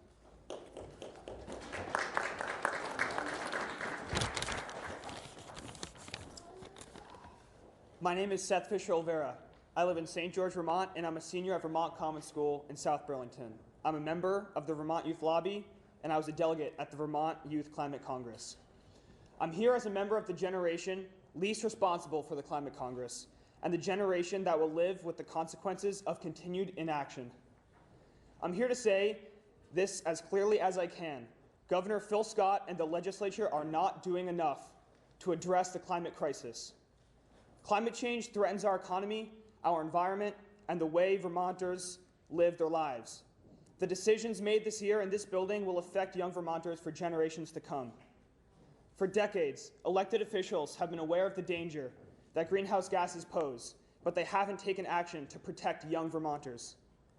In fact, since 1990, carbon pollution has risen 13% in Vermont, while it has fallen in every other New England state, in New York and in Quebec. And this is unacceptable. At the Vermont Youth Climate Congress last year, over 170 student delegates from 44 schools from across the state convened to declare a climate emergency. In addition, we recommended more than 20 concrete steps that the state can take to reduce emissions, including the 4 banner proposals being announced today. Speaking as a delegate, I think it's fair to say that the young Vermonters want bolder action, more ambition, and faster results than are proven today. But we must get started. This is an urgent and unprecedented global emergency. Vermont must play a role in this fight, and young Vermonters are demanding our government play its part. So while these bills won't be enough, let's pass them all this year and get to work reducing pollution and protecting the future. Thank you.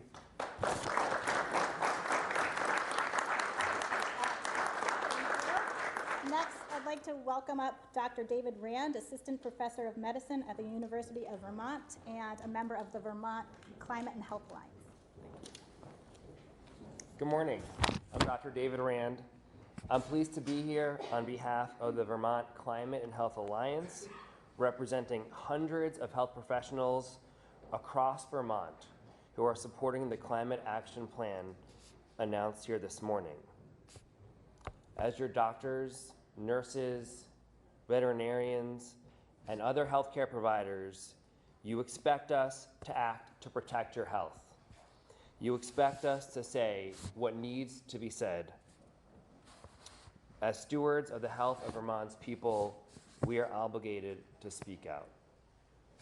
Let's start with a global picture. In the fall of 2018, 100 leading medical and health organizations representing over 6 million healthcare professionals declared climate change is a global health emergency.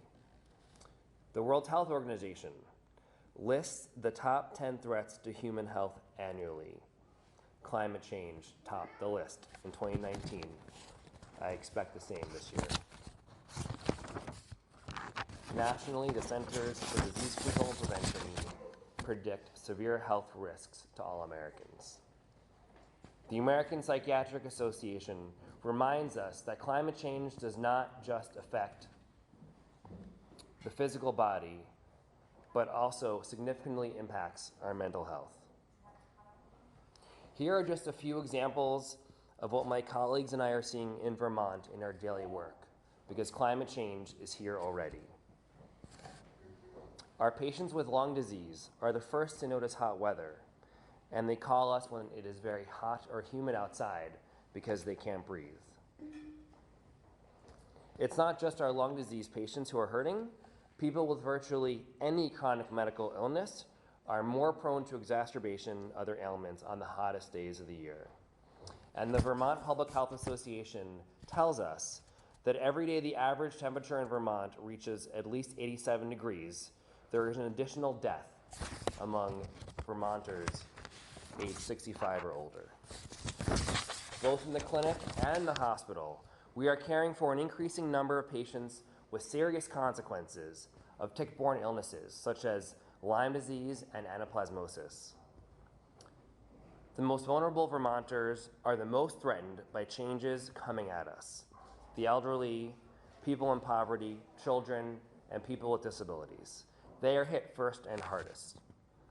2 years ago, the Vermont Climate and Health Alliance joined with the Vermont Medical Association, the Vermont Public Health Association, and other leading Vermont medical and health groups in sending a letter to the legislature stating that the science was clear and unequivocal. Climate change was poised to become the major threat to human health in the 21st century. Our message to the legislature, to the governor, and to all Vermonters today is that our collective patient, the Earth, is in worse condition than it was just 2 years ago.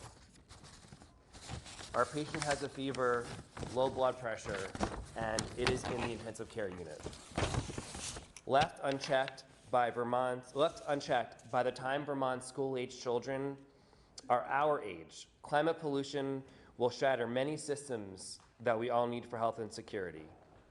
We created this problem together. We will only get out of it if we sacrifice together. The time for inaction and trying to protect the status quo is over. In keeping with our oath as medical and health professionals to protect the health and well-being of our fellow Vermonters, the Vermont Climate and Health Alliance is here today to state our unequivocal support for this platform. And I'm proud to also report that the Vermont Medical Society, the state's largest physician membership organization, representing over 2,400 physicians, medical students, and physician assistants, has signed onto this plan as well. Thank you. Next, I'd like to welcome up Erhard Manka from the Vermont Affordable Housing Coalition.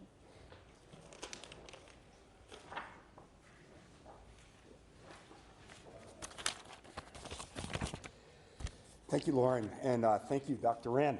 My name is Erhard Manka, and I'm here representing the Vermont Affordable Housing Coalition and the tens of thousands of low and moderate income Vermonters that our members serve.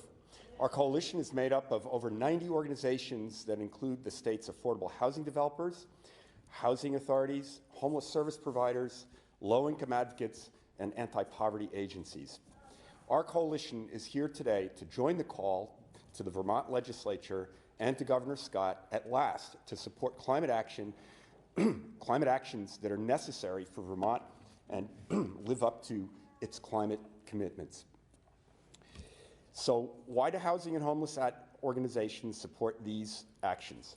Because we understand that climate change is a low-income issue. Climate change is a housing issue. When we look at the impacts of climate change, low-income Vermonters are disproportionately impacted. They suffer the greatest consequences from our increasingly extreme weather. They live in the most risk-prone locations, the most vulnerable structures, and are the slowest to recover from climate events.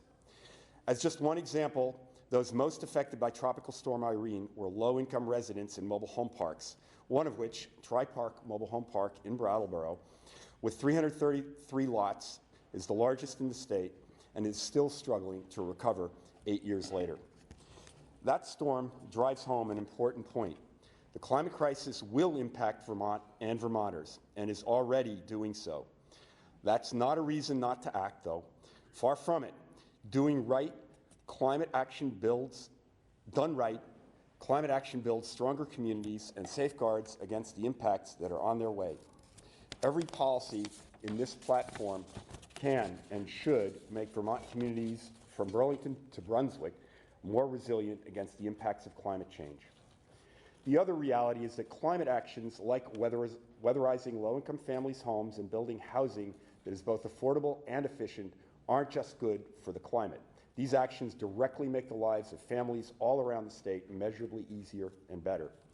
These actions not only help lower our carbon footprint, they lower the overall cost of the housing, making it more affordable for the low-income Vermonters they serve, all while creating good-paying jobs that boost our economy and keep our hard-earned dollars in state instead of exporting them through the purchase of fossil fuels. Members of the Vermont Affordable Housing Coalition are taking climate action every day, but the work we're doing and the individual choices so many Vermonters and Vermont businesses are making are simply not enough on their own. The governor and the legislature need to join us in taking Vermont's climate commitments seriously, and that is why we stand behind the 2020 Climate Action Plan. Thank you. Thank you. Next, I'd like to welcome up Jordan Giaconia from Vermont Businesses for Social Responsibility. Morning, everyone.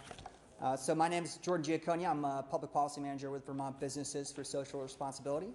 VBSR is a business association representing over 730 business members in every industry and every county across the state. united in our shared mission to advance an ethic that protects the natural, human, and economic environments of Vermont as a business thrives. From global brands like Ben & Jerry's and Burton to small startups like Mamava, VBSR members are some of the most successful and iconic businesses in our state who together shape the Vermont brand. If the legislature and governor are in need of inspiration, we ask that they look no further than many of our leading businesses who are already taking steps to reduce their emissions and move toward energy independence. It comes as no surprise that these companies are deeply worried about the looming threat of climate change and increasingly optimistic about the economic opportunities bold climate action presents. Climate change is without question the single greatest threat to Vermont's communities, ecosystems, and our shared way of life. Spring is arriving earlier, heavy rainstorms are becoming commonplace, and our summers are hotter and drier than ever. Meanwhile, more frequent and severe storms cause floods that cost us millions and damage property and infrastructure. From winter recreation to local food and drink-driven tourism industries, these changes disrupt nearly every facet of our state's economy, and we can no longer afford half measures. Despite widespread bipartisan support for Vermont's greenhouse gas reduction goals and a standing commitment to the Paris Climate Agreement, Vermont's lingering dependency on fossil fuel continues to keep our emissions on the rise and our economy stifled. Rather than exporting billions of dollars on out-of-state fossil fuels, we urge Vermont legislature and governor to advance renewable energy and efficiency solutions that will move us off of imported fossil fuels, curb greenhouse gas emissions, and reinvest those dollars into building a new innovation workforce, ensuring a just transition into a clean energy future for all Vermonters. Failure to do so will put our communities at risk and all but ignore one of the greatest wealth-generating opportunities in our history. VBSR has long advocated for a triple bottom line of people, planet, and prosperity, and I'm here today to tell you that none of these values are mutually exclusive. Together, through local investment, equity, and accountability, we can tackle climate change, build a thriving economy, and put the green back in Green Mountain State. Thank you, Jordan. And last but never least, Paul Burns from the Vermont Public Interest Research Group. Thanks, Lauren. All right, so this is it. Just 2 more minutes. Thanks everybody for being here. Good morning again. My name is Paul Burns. I'm the Executive Director of VPIRG, the Vermont Public Interest Research Group. We're the largest consumer and environmental advocacy organization in Vermont. I want to start by thanking all the members of the 30 organizations who have joined in this call for bold climate action today. That we face a climate crisis, a climate emergency, is undeniable. Every city, state, and nation understands that scientific fact has a responsibility to take action that is equal to the challenge that we face. As you all know, Vermont has not yet met that challenge, not by a long shot. But as Lauren and others have rightly pointed out, leaders in the Vermont House and Senate are stepping up and supporting the kinds of policies that are needed to move our state from merely talking the talk on climate to actually walking the walk. Now it's Governor Scott's turn. More than 2 years ago, he proudly proclaimed that we're still in after President Trump announced that he was pulling the United States out of the Paris Climate Accord. Since then, there's been more talk but very little action from the governor. If Governor Scott does, in fact, support Vermont's own climate commitments, as he says he does, it is time for him to show it. It's time for him to lead, follow, or get out of the way of legislators who are proposing real solutions this year. Now, we genuinely hope that the governor will step up, but it's action more than words that we need now. And let me be clear, if the sum total of what an elected official supports will clearly fall short of putting Vermont on a track to achieve our climate commitments, then that elected official does not support our state's climate commitments, period. That's why it's so heartening to see the breadth and depth of support for bills like the Global Warming Solutions Act and the Senate's just released 100% by 2030 bill. Holding elected officials accountable is part of what we all do. but we're far more interested in working with them to achieve the solutions to the problems that we face together. In 2020, our 30 organizations and the tens of thousands of members that we support, that we represent, are committed to working with all state leaders who are willing to treat the climate crisis as the emergency that it is. Thanks.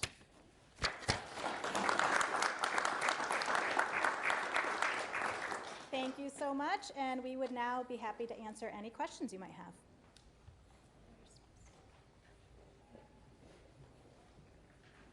You answered it all.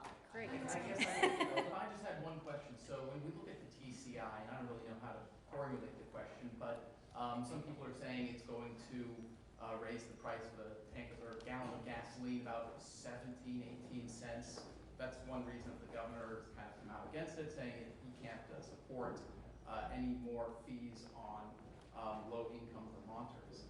Where do we draw that line? How do we balance that? I can take a first stab, but others feel free to jump in. I mean, I think an important context of the Transportation Climate Initiative is really looking at that as a regional approach to addressing what is Vermont's leading greenhouse gas emission sector, our transportation sector, and it's really taking seriously how do we transform it so we're getting more Vermonters into alternative vehicles, cleaner, healthier, more affordable vehicles. And so the key part that is missing from if we just focus on the cap that's being put on pollution and the fee that fossil fuel companies would pay is the investment that could bring tens of millions of dollars to Vermont and help Vermonters transition to better transportation alternatives. I would also say, I'm Johanna Miller, I'm the Energy and Climate Program Director at the Vermont Natural Resources Council, that Vermonters are already bearing a high cost right now, so doing something about it is intended to assuage that a little bit. Most importantly, it's also to put in the context of 17 cents is about a decade out.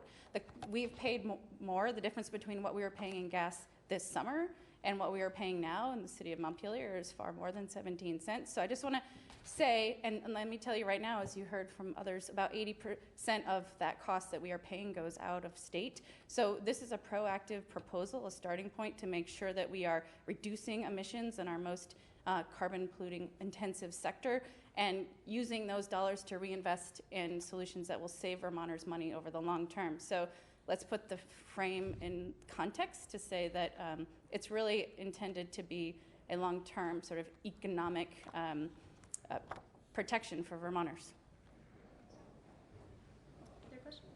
What kind of assistance can be given to private utility companies in Vermont to help them reach the goal by 2030 to be providing 100% renewable? That's a tall task in the next 10 years. Hi, Olivia Campbell, Renewable Energy Vermont, Executive Director. So the state's largest utility, Green Mountain Power, last year already made a commitment to move and achieve 100% renewable electricity by 2030. So what we know is that climate change and the changes that we are experiencing with increased storm events are increasing the cost of all of our energy and our electricity system now. Green Mountain Power has spent over $25 million in the last 4 years responding to storm events, and that costs Vermonters money. So the more we can power our community with local renewable electricity, it creates greater resilience and has the impact of reducing costs in both the short term and the long term. So does that answer your question? I was just curious if there was any ideas as to like assistance that might be provided to other smaller utility companies in different parts of the state that maybe Green Mountain Power doesn't cover, companies that maybe have some more catching up to do. Sure. Well, we do actually have two small utilities, Burlington Electric Department and Washington Electric Co-op, that provide 100% renewable electricity now to their members. So I'm not sure it's a matter of incentives for utilities is what it addresses. I believe that this is really proposed to grow our local economy and increase our climate resilience and lower electricity costs with local renewable electricity. because we, Vermonters pay very high amounts of money every year for transporting electricity through the ISO New England grid. We're part of a regional grid. And the more that we can generate our electricity locally, then we save on those costs. Questions? Back to TCI for a minute. How would you envision the state of Vermont would spend the tens of millions of dollars it would get from TCI to join? Is there any sense of what I would say that's a state of Vermont decision, and I think there are many conversations already underway about how to best use those dollars and a commitment to ensuring that those dollars go back into the communities who need help, rural communities, go back to low-income Vermonters who need help in making the transition. So I think the good news is that we have agency over that, and that the commitment and principle to helping Vermonters who need it the most, rural, low-income, vulnerable Vermonters, will lead that conversation, and we get to participate in that if we move forward with making this really important commitment. And I guess one last question for TCI as well. So, of course, Governor Scott kind of has his reservations, but also in Massachusetts, Governor Baker has sort of expressed a little doubt, politicians down in Rhode Island as well. So with it being such a large coalition, right, I mean, why should Vermonters believe in TCI and the effects that it can have if we see throughout New England people having doubt? Well, Vermonters can take solace in that it's a proven approach. We have participated in the Regional Greenhouse Gas Initiative for many years. Republican Governor Jim Douglas entered into this regional program to cap emissions in the electric sector. That program has worked. Our emissions have gone down. The economies in New England and the Northeast are among the strongest. And so we have a proven approach. It's a foundational step forward, and we can improve it over time. But I think to Kevin's question, I think we are committed in the state of Vermont to reducing greenhouse gas emissions in a way that protects vulnerable, low-income, rural Vermonters as well. So it's a great opportunity. Anything else? Thank you all so much. Before you run, I just want to say, these are all fair questions, but I just wanted to add that, you know, failing to act on this climate emergency is not doing a favor to any Vermonters. It's not doing a favor to low-income Vermonters or anyone else by failing to act.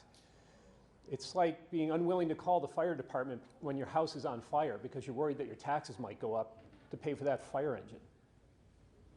That's not going to solve the problem. We need solutions, and we need leadership now. And the governor simply saying, I care, I believe in science, but I'm unwilling to act is no longer enough.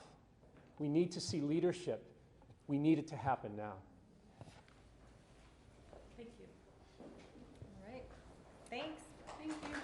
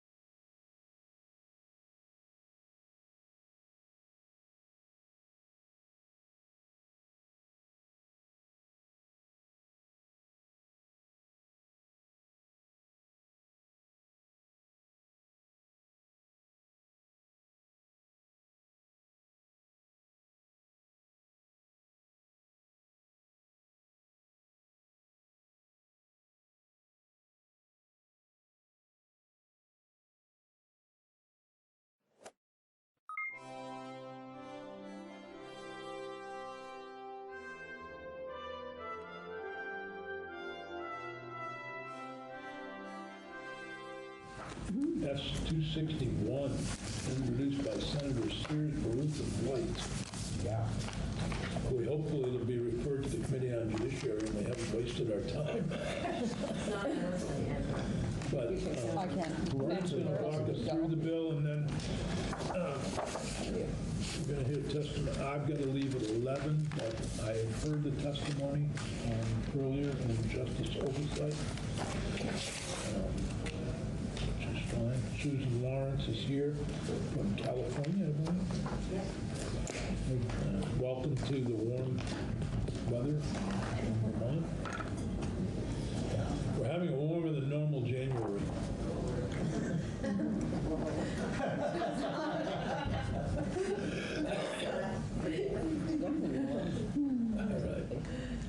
All right, good morning, committee. Nice to be back. Thank you. I'm here to walk you through S-261, which is the Life Without Parole bill. There are two suggestions I'm going to make for amendments to this bill for the committee to consider, and I'll talk about those as I go through the bill. The first one I'm going to talk about right away. So, Section 1, this is the penalty section for first and second degree murder. 2303 of Title 13.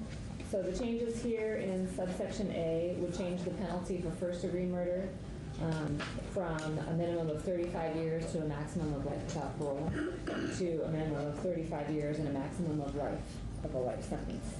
And similarly, in subdivision 2, it changes the penalty for second degree murder from 20 years to life without parole to 20 years to a maximum of a life sentence.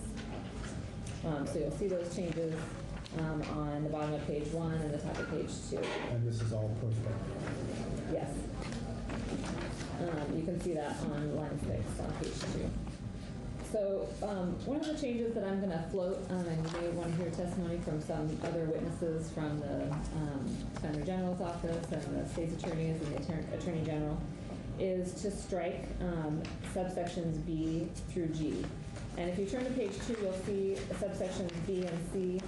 This language is the former 2303. This was like the former penalty section for first and second degree murder. And it was declared unconstitutional by the U.S. Supreme Court, or by the Vermont Supreme Court in Provost in 2005. And the legislature amended it the very next year. So this language that appears here is not unconstitutional, but it was changed in response to that Provost case. It was amended by Act 119 in 2006, and it applies to murders that were committed prior to the effective date of that act, which was May 1st of 2006. So these sections of law, B, C, and on, you can't see all of them, they're not all included here, only apply to murders that were committed in a particular period of time. So I am floating the idea of striking that section, because if you read them, this is, the language is pretty complex. It talks about how the jury has to find evidence of aggravating or mitigating factors, and then the court can determine sentencing based on those factors that the jury finds beyond a reasonable doubt. But again, because the language only applies to murders that happened prior to 2006, I am floating the idea of striking that section and simplifying the statute so it would only be subsection A. So, if I understand, if this is prospective anyway, doesn't that move this? In other words, we're not changing anybody's life without imprisonment status prior. For purposes of applying that statute, yes, but I'd like to go through the rest of the bill because there is an opportunity. Yeah, please, because I'm confused now. Okay, I'm sorry. Sorry. Me too. Okay, so let's move on to section 2. Yeah, thank you. We'll get there. So this is the consecutive sentences statute in Title 13. This sets forth how consecutive and concurrent sentences are imposed when an offender is convicted of multiple offenses for which an incarcerative sentence is imposed. So the court makes that determination of whether or not to impose those sentences consecutively, back to back, or concurrently, meaning they run at the same time. At the time of sentencing, the court makes that determination. So on page 3, you just see some limiting language is added to those first 2 subsections of the statute, referring to a new subsection D. Page 4, none of this language has changed. I can talk to you about what it means. It talks about how terms run concurrently and how they run consecutively. If you look at lines 6 through 12, when terms run concurrently, the shorter minimum terms merge and are satisfied by the offender serving the longest minimum, and then the shorter maximum terms merge, and again, they're satisfied by the offender serving the longest maximum. So that's when they run at the same time. When they run consecutively, the minimum terms are added to arrive at an aggregate minimum, and that is the aggregate minimum is what serves as the minimum sentence, and then the maximum terms are added to arrive at an aggregate maximum that's equal to the sum of all those maximum terms added up. That makes sense? Mm-hmm. Okay. So if you turn to page 5, there's the new language in subsection D. So that provides that this is a policy position choice that the committee can make. The problem that we try to address here, and Britt and I talked about it, is what happens when there are multiple offenses and they want to run a consecutive on a person, and it would, so let's say you were 50 years old and you've got 2 sentences of 20 years to life. Well, if you run them consecutively, you've now got 40 years, and you're 90 before you're even eligible to consider parole. So that would nullify the life without parole in a sense. So the idea here was that, okay, if you're over 25, you could have a consecutive sentence. If you're under 25, you wouldn't. And the thinking there is all the information we had about those under 25. If you remember back, we made an attempt to separate them in our prisons, and we tried to look at emerging adults differently from other adult offenders. So that was I just flipped the coin, and that's what we put in. The committee's welcome to your testimony on whether that should stay or not, or what we should do. The second policy choice was to not make it retroactive. And part of the reason for that was that you have a number of cases where somebody may have pled guilty in order to avoid being charged federally and facing the death penalty. Or who knows what the plea bargains were and what things happened. So rather than going back and trying to do it retroactively, I believe there are, at the time that we talked about this the first time, I think there were 19 people in Vermont who were incarcerated with life without parole. I think it's actually fewer now. So it just seems simpler to introduce the bill that way. I did talk with the Attorney General about it, and he felt much more comfortable with it without having it be retroactive. He'll be testifying. There's somebody from the Attorney General's office will testify next week, but I think there's a lot of concern about anything you try to do retroactive, and then you've got victims who, for whatever reason, I think it just. So, anyway, those were 2 policy choices that Britt and I talked about when drafting this originally. Although I do find myself thinking about somebody who's been in prison for however many years, let's say 30 years. Yeah, I'm happy to listen to testimony on both sides of those issues, but for the purposes of introducing the bill, those were 2 areas where we thought there may be, there he is, the guy who caused all this trouble. Welcome back, Skylar. Thank you very much. Welcome to see you. Good to see you back. Can I throw out another, and I don't know that this is even possible, and I'm not sure that I completely understand it, but I would like to know what constitute first degree and second degree, and ask and look at the question of minimum sentences for those, because I don't know if a minimum sentence of 20 years is pretty hefty, and I'm not. You mean minimum or maximum? No, minimum. So that's why I need to understand what first degree and second degree mean. Okay. In terms of why we would impose a minimum sentence on those. And there are some that might warrant that, Well, but I don't know that they all do. Can we have that discussion afterwards? Because that would be a much different discussion. If we were to change the minimums for I realize various that. offenses, would be a much different discussion. From 35 here? Yeah. Well, I realize that, but as long as we've got this bill, I just circled minimum. Okay. I hadn't anticipated we'd be discussing I'm happy to get you the statute and talk to you. it. Yeah, we probably should understand what the elements are of both crimes. Yeah. I'm glad to talk about that now, or? No, I think we should. Yeah. If there's any time afterwards, and you can, while the testimony is going on, if you can get copies of the statute. Right, I just raised that as. For those two crimes. Thank you. Absolutely. I might have to, if you'd like to know the difference between first and second degree murder, it's easy to, I can print out the statute, you can take a look at it. Yeah. Might be helpful if I put together some information about the elements if you want to go into we're going to them. take this up again next. We're going to take this up again next week and get testimony from state's attorneys, defense bars, the whole usual suspect stuff. I think we can certainly look at this next week. Yeah, I didn't mean to have the discussion now, I just raised it as something. But we can, if you can come up with the elements and some examples of when it's first and when it's second. Thank you. Sure. Okay. Okay, so Senator Sears did a good job explaining what that language in subsection B means at the top of page 5. Provides that people 25 or younger, if multiple incarcerative sentences are imposed on those people, the court can only impose those sentences to run concurrently. Section 3 is the life without parole prohibited for people who are 18 or younger.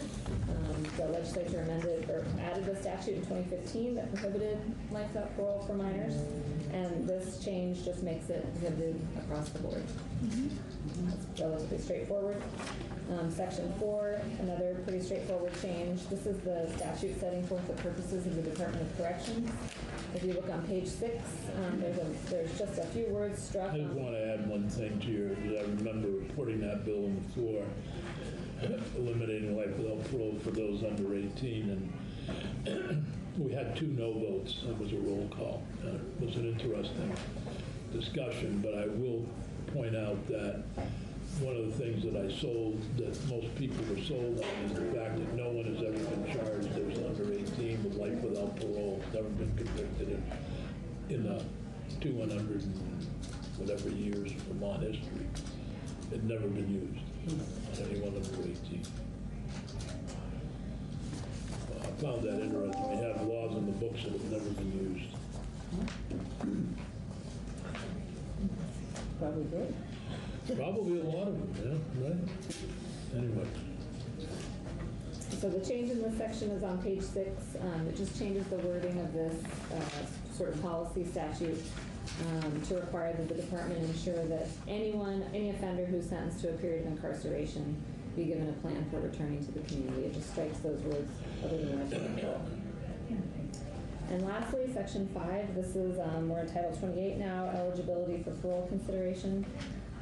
The new language is on page 7, and it provides that if an inmate was sentenced to life without parole, that inmate should be eligible for parole consideration during the 25th year of preserved incarceration. I thought we decided not to make it retroactive. So I looked at our last email, and I think this is how we left it, but we don't, if this is not how you wanted to move forward. Well, it's not consistent with the retroactive. So. That's right. If this would make it applicable to people who are currently serving sentences. I don't want to do that. Okay. We could discuss that, but I was under the impression that it wouldn't be in there. So. Okay. I guess I didn't read it carefully enough. So what I'll do when I come back next week is come with a committee amendment that will strike this section, and it will just be a new bill for you guys to look at. Okay. I would like to have the discussion of this going forward. Well understood.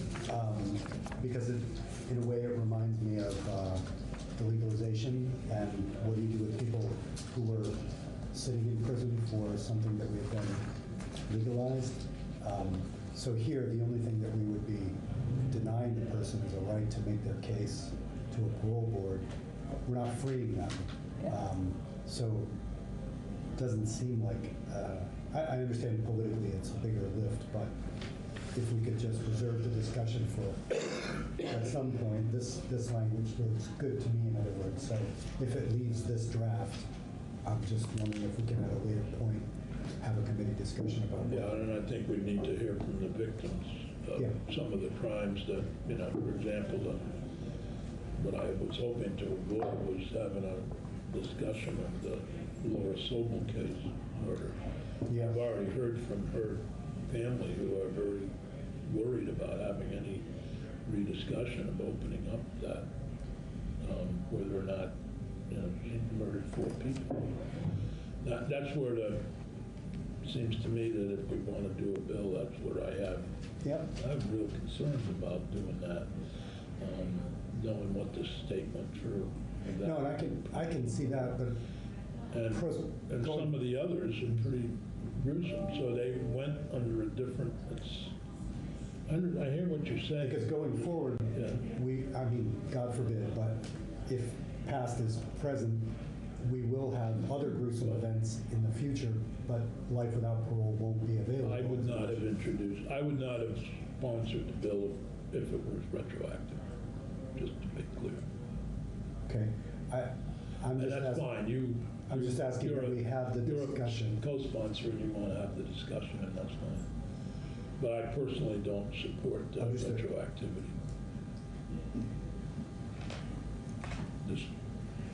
So I'll plan to bring a new draft the next time this bill is scheduled, and maybe we can just put 5 minutes for me on at the beginning of the agenda to go through it. You're already on it, actually. I was going to take you off, but... Nope. Right now I'm scheduled to be on approving it this Thursday. I know, but, yeah, next Thursday. Thursday at 8:30. Next Thursday at 8:30, so, yes, you'll be first. Great. I was going to take you off, but now I'll put you on to make the amendments. And you could offer that amendment also that you wanted to... I'll do that. And maybe try to explain. I will, and I'll get in touch with some of the other people who are testifying, and we can maybe have a consensus. Would you send out that redraft ahead of time so they can respond to that redraft rather than this? Will do. Thank you. Thank you. It's good to see you again. Nice to see you all.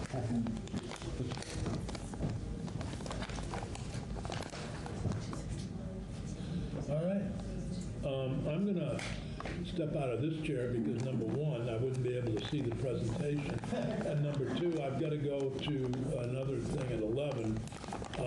But you could take the witness chair, Susan. And welcome back, Susan Lawrence, who was here, I believe, spoke to the justice, was it justice oversight? Yeah. We had the discussion. And so I'm going to kind of turn it over to you, Susan. Get out of your way. Thank you. I wondered what that was for. Seemed pretty fancy to me. No, actually, I'll just need somebody to start the video. Oh, do you want to do the video now? Yeah, I just want to say a couple of things. Sure, if you let me know. I don't think we saw the video because it didn't. Yeah, no, we didn't last time. No, we didn't see the Yeah. I thought we did. No. But well, in any case, It is on the We website. had technical issues. but we can see it today. So I'm really glad to be back here. My name is Susan Lawrence, and I'm the founder and CEO of the Center for Life Without Parole Studies based in California. And our work is to end life without parole throughout the country, and starting with Vermont. So I'm very happy to be here and to give you this information that I think will help you with your legislative efforts. Can I ask a question? Yes. Why did you decide to start with Vermont? Oh, why did I say? Well, yeah, why did? Well, actually, I was thinking about this even as far back as 2016, because Vermont is arguably one of the most liberal states in the Union. There's only 15 people serving life without parole in Vermont. Vermont already has very progressive criminal justice policies, that don't exist in the rest of the country, or to a more limited degree. So I felt it had the best chance. I really felt it had the best chance to do this, be the first state in the country to affirmatively end this cruel and inhumane sentence, and then it would have a ripple effect on the rest of the country. So that's why. Thank you. Just wondered. Yeah. So before I start my presentation, I do have slides that I guess they're going to follow along on the paper slides, or we're going to show them up. I could probably try and pull it up here, but I think it'd be very difficult to do slides from this. Yes. Because it's kind of small, but they do have the handout. Yes. So I think it might be easier. We can see that, but we might want the paper to write up notes on. Oh, yeah, we have it paper in copies. here. Everybody has paper copies. Oh, okay. I think that might be better. This is kind of small to be reading. But I do want to start with a short video that I made, kind of an overview of the subject, and so we can start that now.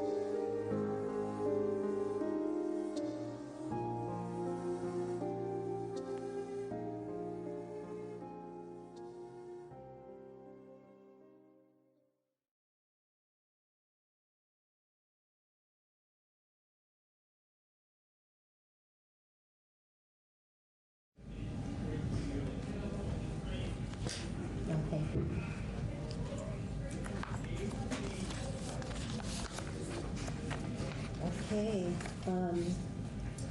Well, after that overview, I'd like to tell you just a little bit. First, I'd like to point out that we do have these slides in the packets that were handed out to you, so you can follow along if you'd like to. I'd like to tell you a little bit about myself and how I got involved in this work. So I'm a physician and a lawyer, and I started out my career as a board-certified internist and medical oncologist. And until 1993, I had a private practice of medical oncology in Lancaster, California. Then in 1993, my husband died of AIDS, and that changed a lot about my life. The year before he died, he said to me, you know, Susan, he said, I'm not dying of AIDS, I'm dying of the delayed effects of child abuse.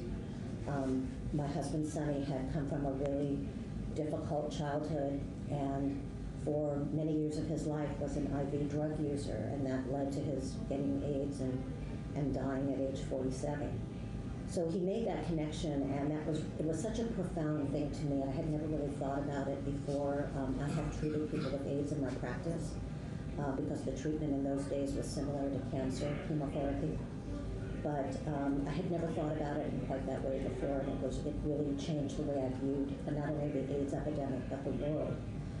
After he died, I founded an organization called the Catalyst Foundation, which was at that time dedicated to helping people with AIDS in our community and doing HIV prevention. And through that, I started working with teens who were detained in prison. And they kind of taught me, they opened my eyes to the rest of the problem, which is it wasn't just AIDS that was the outcome of unhealed childhood abuse and trauma, but it was drugs and gangs and violence and really most of the most serious social problems that we face. And then in 2004, I started doing a program at the adult prison in our community called Creating a Healing Society, and it was focused on helping the people inside to understand the root causes of the crimes that they had committed by looking at their childhoods. So, and that's where I started to learn about life without parole, because in this particular prison where I was working, the vast majority of people there were serving life without parole. And they had been in there, some of them for decades. Most of them had been convicted when they were between the ages of 18 and 25, 26. That time period where the brain is not fully developed, yet you're held fully accountable for what you do. And now they were 40, 50, some of them 60 years old, and they bore no resemblance to the young person they were when they committed whatever they did. And these were people I would not hesitate to have as my neighbors. I felt safe with them. Many of them had an extraordinary insight into the driving forces of their crime. And, but they were stuck. No matter what they did, no matter how they could prove their rehabilitation and redemption, they would never again walk free. And the agony and suffering that I observed among them was just astronomical. So I came to see that life without parole is a human rights violation that we conduct in plain sight in our country. Nobody hears about it. Although in the years since 2004, it's become a subject that is much more talked about, and it's probably one of the reasons that I'm able to be here today. But I feel it is a human rights violation, and it is something that I hope that we can all work toward to eliminate in our sentencing schemes. So, so that's a little bit about me and how I got to this point. So I'd like to give you a little bit of a history of life without parole in the United States. So the sentence actually dates back to 1851, when a man named William Wells, convicted murderer, was sentenced to die by hanging. But President Millard Fillmore commuted his sentence to life without parole. And Wells apparently did not like that, and he appealed the new sentence, saying that the president didn't have the authority to add a new condition when giving a commutation. It went all the way to the Supreme Court in a case called Ex parte Wells, and the Supreme Court held that yes, the president does have the right to add an additional condition. But one thing that was very interesting about this case was Justice McGreen made a very prescient comment, something that, still today many people don't think about. And what he said was, an act has been done entirely inconsistent with reprieve, as that only suspends the punishment for a fixed period. It is a perversion of the facts to say that Wells has been reprieved by the President. In other words, Justice McLean saw that life without parole is simply another form of the death penalty, death by incarceration. So the President had just changed the form of execution, or the manner of execution, but not the fact that it was still an execution. So after Wells, LWOP remained a rarity for over 100 years, until 1972, when the United States Supreme Court in Furman versus Georgia had temporarily ended the traditional death penalty in this country. And the states responded, I guess, to public pressure and fear of these convicted murderers of being let out of prison, responded by implementing LWOP sentences. So Furman versus Georgia actually brought about the unintended consequence of an enormous rise in LWOP sentences, which you can see on the slide here, which is from the Sentencing Project. So in 1972 was Furman versus Georgia, where there was maybe a handful of people serving LWOP at that time. 1992, there were over 12,000 LWOP sentences. 2003, there were over 33,000. 2008, there was over 41,000. And the latest statistics that we have, also from the Sentencing Project, 2017 paper Still Life, there were over 53,290 people in this country serving life without parole. And that doesn't even take into account people serving de facto LWOP, which are sentences which exceed the human lifespan if carried out in full. And there's 44 people who are serving those type of sentences. 44,000, sorry, thank you. 44,000 people serving those type of sentences. So in addition, there's racial disparities, as we know, all throughout the criminal justice system, but nowhere except maybe in traditional death penalty sentencing are the racial disparities more prominent than in LWOP sentencing. So in 9 states, African Americans make up 2/3 or more of the LWOP sentenced prisoner population. And these states are Alabama, Georgia, Illinois, Louisiana, Maryland, Michigan, Mississippi, New Jersey, and South Carolina. Among people serving de facto LWOP, people of color comprise over 65%, with African Americans more than half and Latinos nearly 12%. Then there is it's kind of counterintuitive, I guess, to people who may not have thought about this, but advocates who are working to end the traditional death penalty often advocate for policies that expand LWOP and make it even a harsher sentence than you can imagine. So many traditional death penalty abolitionists, and when I say traditional, I make that distinction because I view LWOP as a death sentence as well.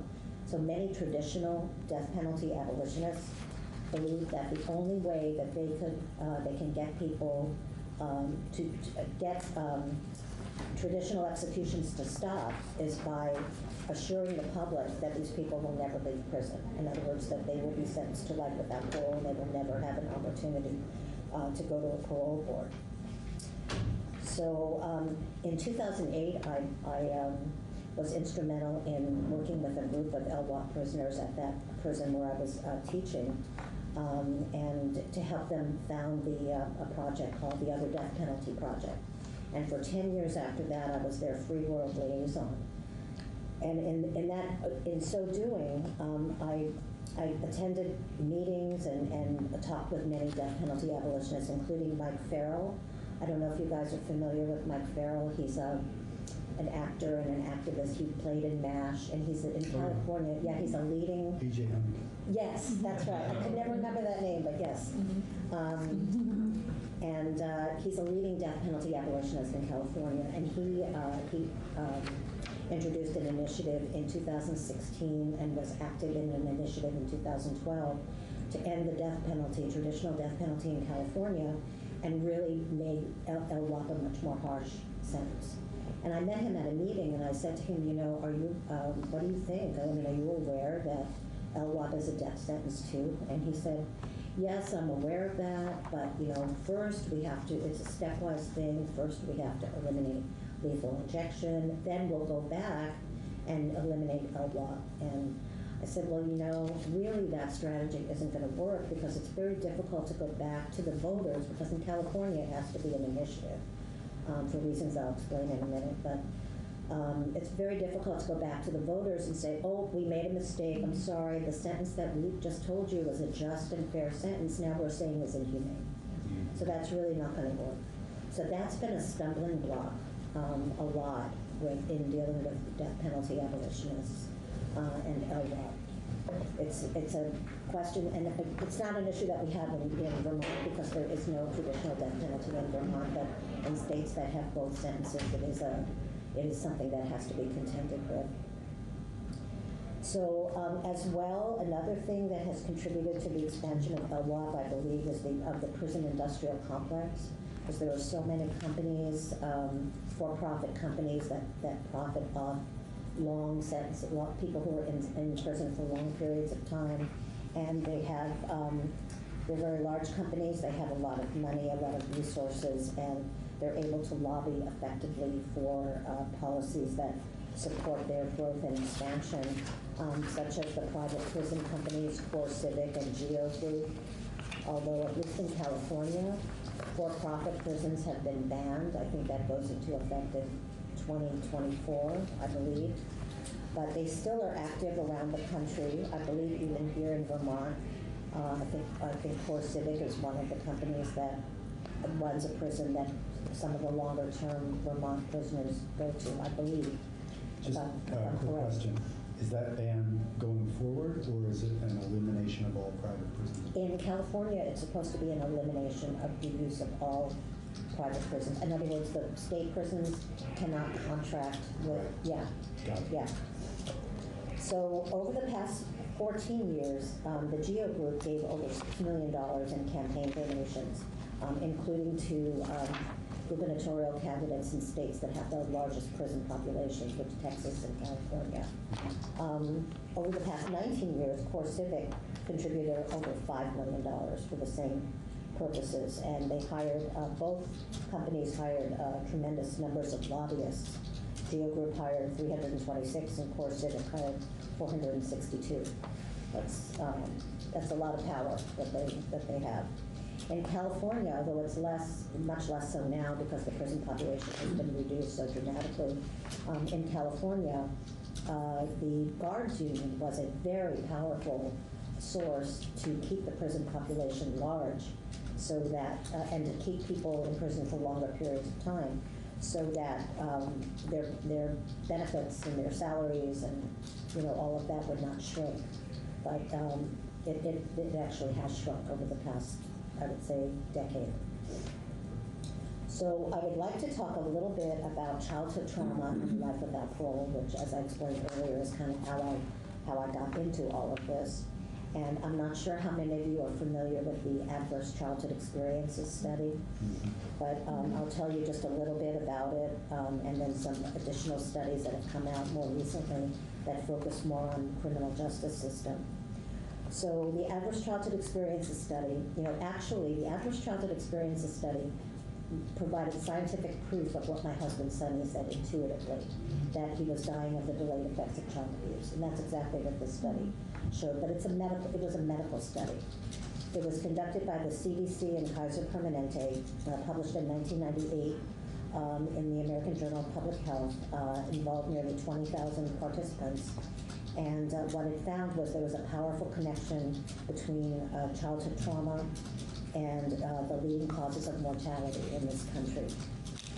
So in the original study, looked at just certain things that they considered to be trauma, although now we know that there are many more situations that are traumatic to a child. But this study looked at recurrent emotional, physical, or sexual abuse, recurrent emotional or physical neglect, growing up with a family member who is a substance user, alcohol or drugs, growing up with a family member who is or was incarcerated, family member who is mentally ill, domestic violence situations, which for whatever reason was limited to the mother being treated violently. I mean, it's an old study, so it didn't take into account other situations. Families in which the child has one or no parents, and the more subtle forms of trauma that we now know can be so devastating, like attachment trauma, which can be very subtle, were not included in this study. I don't think there was a lot of awareness at that time. But probably a more accurate current description of trauma would be a unique individual experience of an event or ongoing conditions in which the person's ability to cope has been overwhelmed, or a disruption of an important relationship, like a parent-child relationship, without repair. Susan, can I interrupt you for just a second? Sure. I'm due upstairs at 11 o'clock, so I'm going to leave, but I just want to thank you for coming. Oh, thank you so much. Thank you.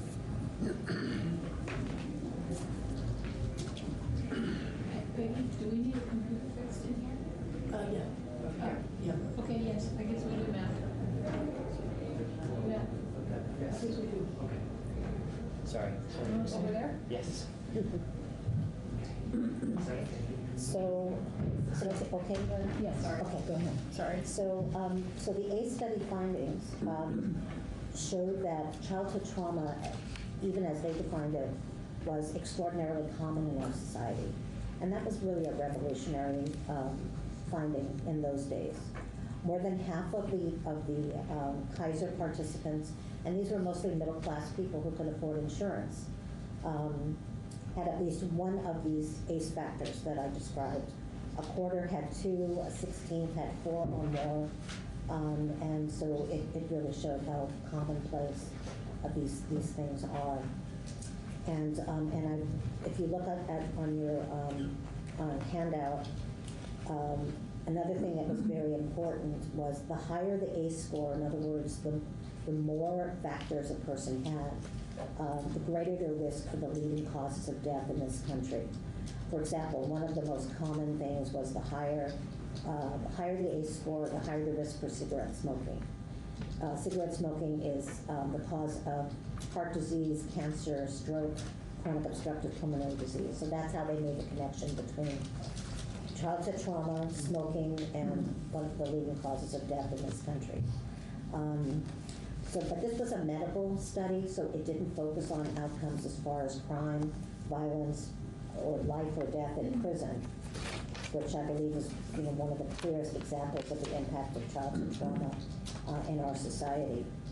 So more recently, in 2013, there was a smaller study published in the Kaiser Permanente Journal, which was conducted by the Correctional Service of Canada and Intrapsychic, a small nonprofit in San Diego.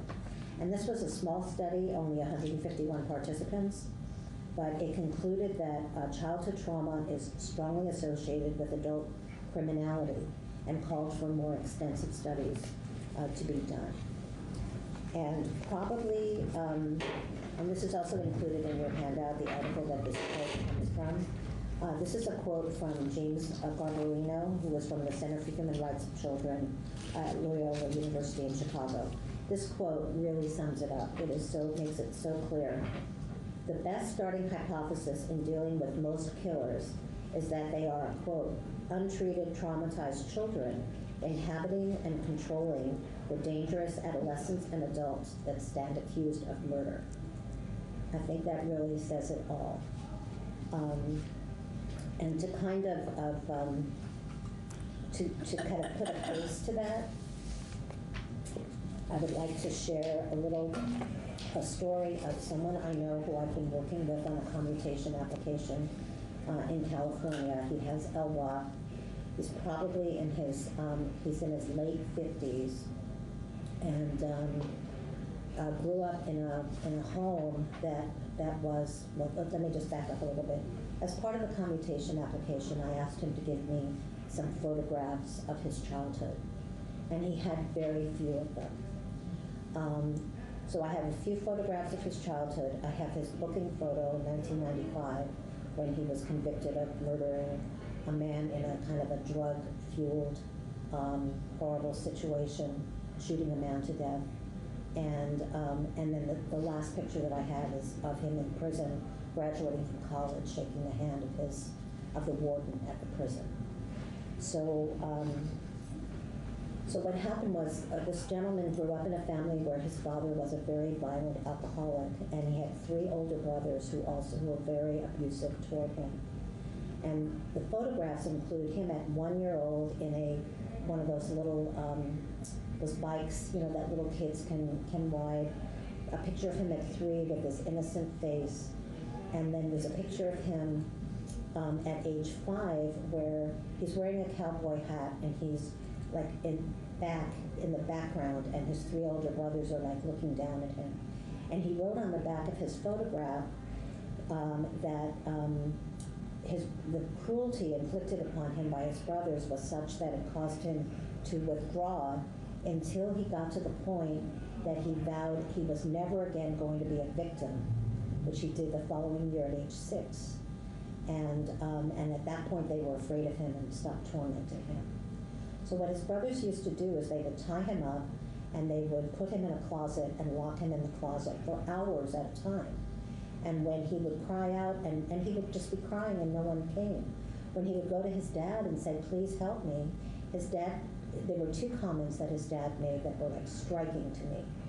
His dad said, are you looking for sympathy? That's in the dictionary between shit and syphilis. Go look for it there. And then his dad would say, did we hurt your feelings? That's what you get for having any. So there was that one day where he was able to free himself from the closet when he was 6 years old. And when he burst out of the closet, he said never to himself, he said, never again will I be a victim.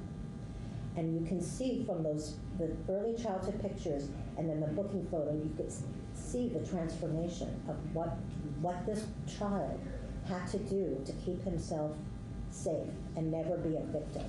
And his father also encouraged violence, and he would get paid 25 cents if he had a fight at school and gave somebody a bloody nose, 50 cents if he had a fight at school and hurt them more severely. So you could see how he was, by the time he was, 8 years old or whatever, he was just set, it was inevitable what was going to happen. It was set in motion, and he got no help with that at all. So then, he went to prison and started taking rehabilitative programming classes, and he discovered a love for learning and a love for helping people.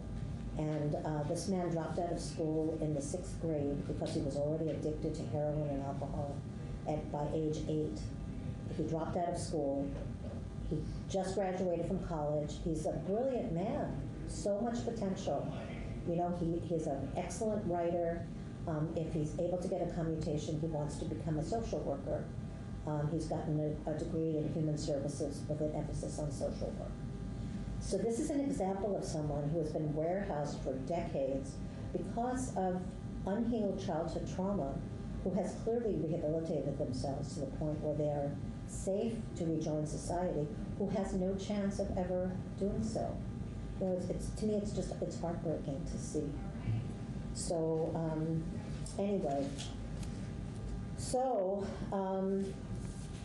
and I should say also, in addition to the childhood trauma aspect, there's also, which I know you're all aware of, the fact that people between the ages of 18 and 25 or thereabouts, they're not dealing with a full death. Their brain is not fully developed. In the 2012 Miller, the Supreme Court case, where the Supreme Court talked about the immaturity, the inability to extricate themselves from crime-producing situations, the recklessness, the inability to plan ahead of young people. And so, you know, now sentencing a juvenile to mandatory life without parole for homicide is unconstitutional, which, you know, I know you guys all know that. So why should we end LWAP? You know, it's a death sentence, which is imposed with enormous racial disparities. It's total deprivation of hope, regardless of degree of rehabilitation, is cruel and inhumane, and it is the antithesis of restorative justice. And of course, ending LWAP does not mean all people will be released, only that they have the chance to be considered for parole. And I also wanted to point out to you that in your packet is a report about the Unger case. I don't know how many of you are familiar with the Unger case. So in 2000, it's like a natural experiment that shows that people who have been in prison for decades for serious crimes can safely be released with enormous savings to the government. So in 2012 in Maryland, there was a case, Unger versus Maryland, where jury instructions were found to be unconstitutional. And so about 185 people were released. Their sentences were overturned, they were released. These were people convicted of very serious crimes, murder and rape, and hadn't really particularly received a whole lot of rehabilitation, but they were released in 2012. In November 2018, a report was published by I think it's the Justice Policy Institute, you'll see it on your papers, that showed that during that period of time, only one person was returned to prison. The other people were reintegrated into society with no problem, you know, kind of seamlessly integrated into society. They all got reentry services, kind of more enhanced reentry services to assist them in their recovery. But, you know, it was kind of a natural experiment that showed that releasing people in those circumstances, even when they haven't been preparing for their release for decades and trying to rehabilitate themselves, it's still in the interest of public safety to do so. So, and bottom line, you know, how do we want to treat the children who now reside in adult bodies among us, who really, our society failed them when they were little and they were being abused and they needed help. Our society did not protect them. Our society failed them. And then when they're an adult and they engage in behavior that is really, when we look at it, the natural outcome of what they went through, we lock them up and throw away the key forever. You know, to me, I would hope that we would strive for a society that was more compassionate than that, or more understanding. Yeah. Can I ask you a question? And sure. We, Senator White and I were touching on this earlier, but you saw maybe the language that we're looking at, which eliminates life without parole, but leaves 35-year sentences, minimum sentences, it's standing. Is that something you're concerned with as well? The length of time? Yes. The minimum? The minimum. Yeah, you know, 35 it's pretty long. You know, it's pretty long. On the other hand, I think it's very important to do what has to be done in order to get the life without parole sentence, you know, removed. I would be more comfortable with something like 20 years or 25 years, or that's just me, you know, personally. I still feel, you know, if someone kills someone, they do need to be held accountable for that and have, you know, pretty significant time in prison. Obviously not forever. And so I think something about the length of time is something that can be debated and talked about. 35 is kind of long, but if you know, you all feel that that's what is necessary to get this bill passed, you know, I certainly understand that. If you think it could get passed with a lower amount, like 20, 25, I would. It's a similar political strategy to Mike Farrell's, right? Where he's saying, let's worry about if we can get traditional execution done without touching life without parole. Right. And that, from his point of view, that makes sense. I guess I kind of worried that we would do a similar thing here, where we'd say, in order to get rid of life without parole, we'll leave the 35 years in place, the minimum them, and, you know, 35 years is It's a a lifetime. lifetime. Yeah, so. Exactly. I would be all for having a discussion about, you know, 30 years isn't that big a change, but for that person, 5 years is a massive amount of time.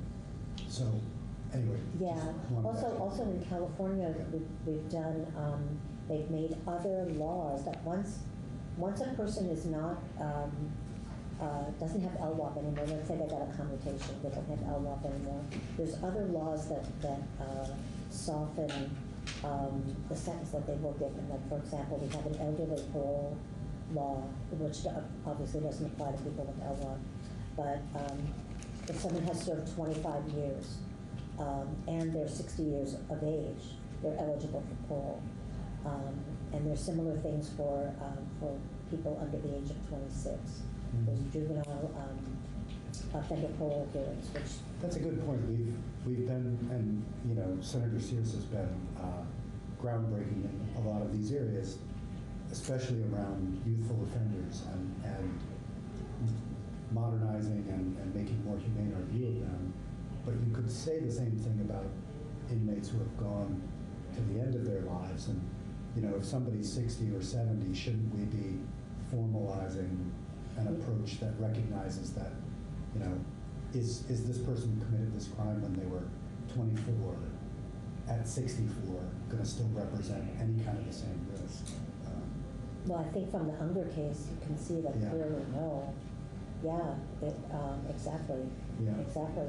So I think what I tried to say by saying that, I think there may be some way to, once LWOP is off the table, there may be some way to pass other laws that address that. You know? There is a bill in here called compassionate release, and I sponsored that, but and it can be tweaked. It's just the way it is now. I don't think it's the way we want to end up with it, but it would address some of those situations. People who've served not even their whole minimum, but if they're of a certain age and they have, I mean, we have people. I mean, I'm doing this on behalf of a constituent is how it came up, whose husband actually shot somebody after being bullied mercilessly. Actually went to the place to confront the guy and then shoot himself.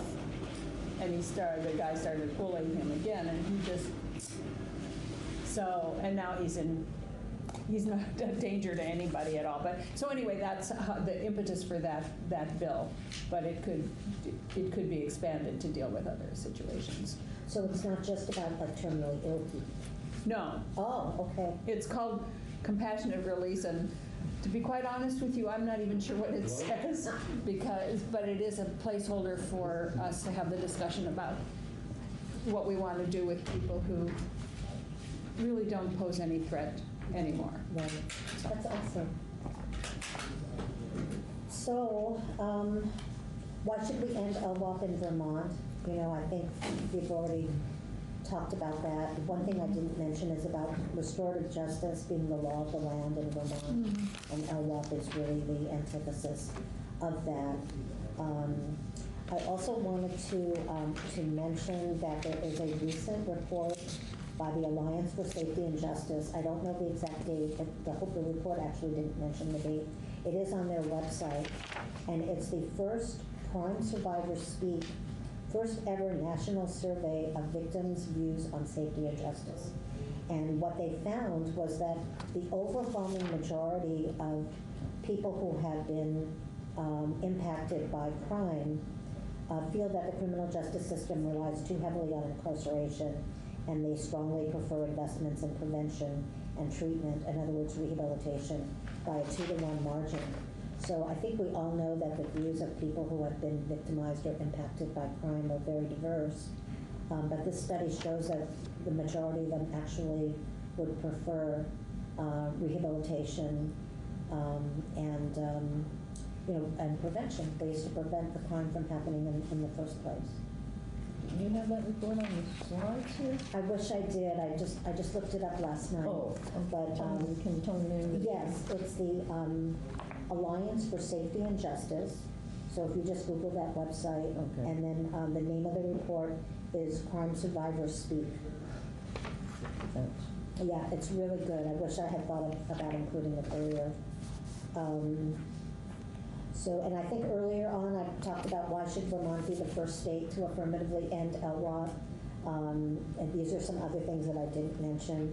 So LWAT for juveniles was already removed from the criminal code in 2015. You know, the criminal justice policies, and there's only 15 people serving LWAT. And so I think that pretty much ends my presentation. So if anybody has any questions, I'll be happy to answer. Just, it might not be a question for you, but where does the opposition to this come from? Well, I think if not addressed, I don't want to say appropriately, but addressed in a way that is like open-hearted and compassionate, it may come from people who have been victimized by crime and who are still suffering from the impact of that. I think it may come from that.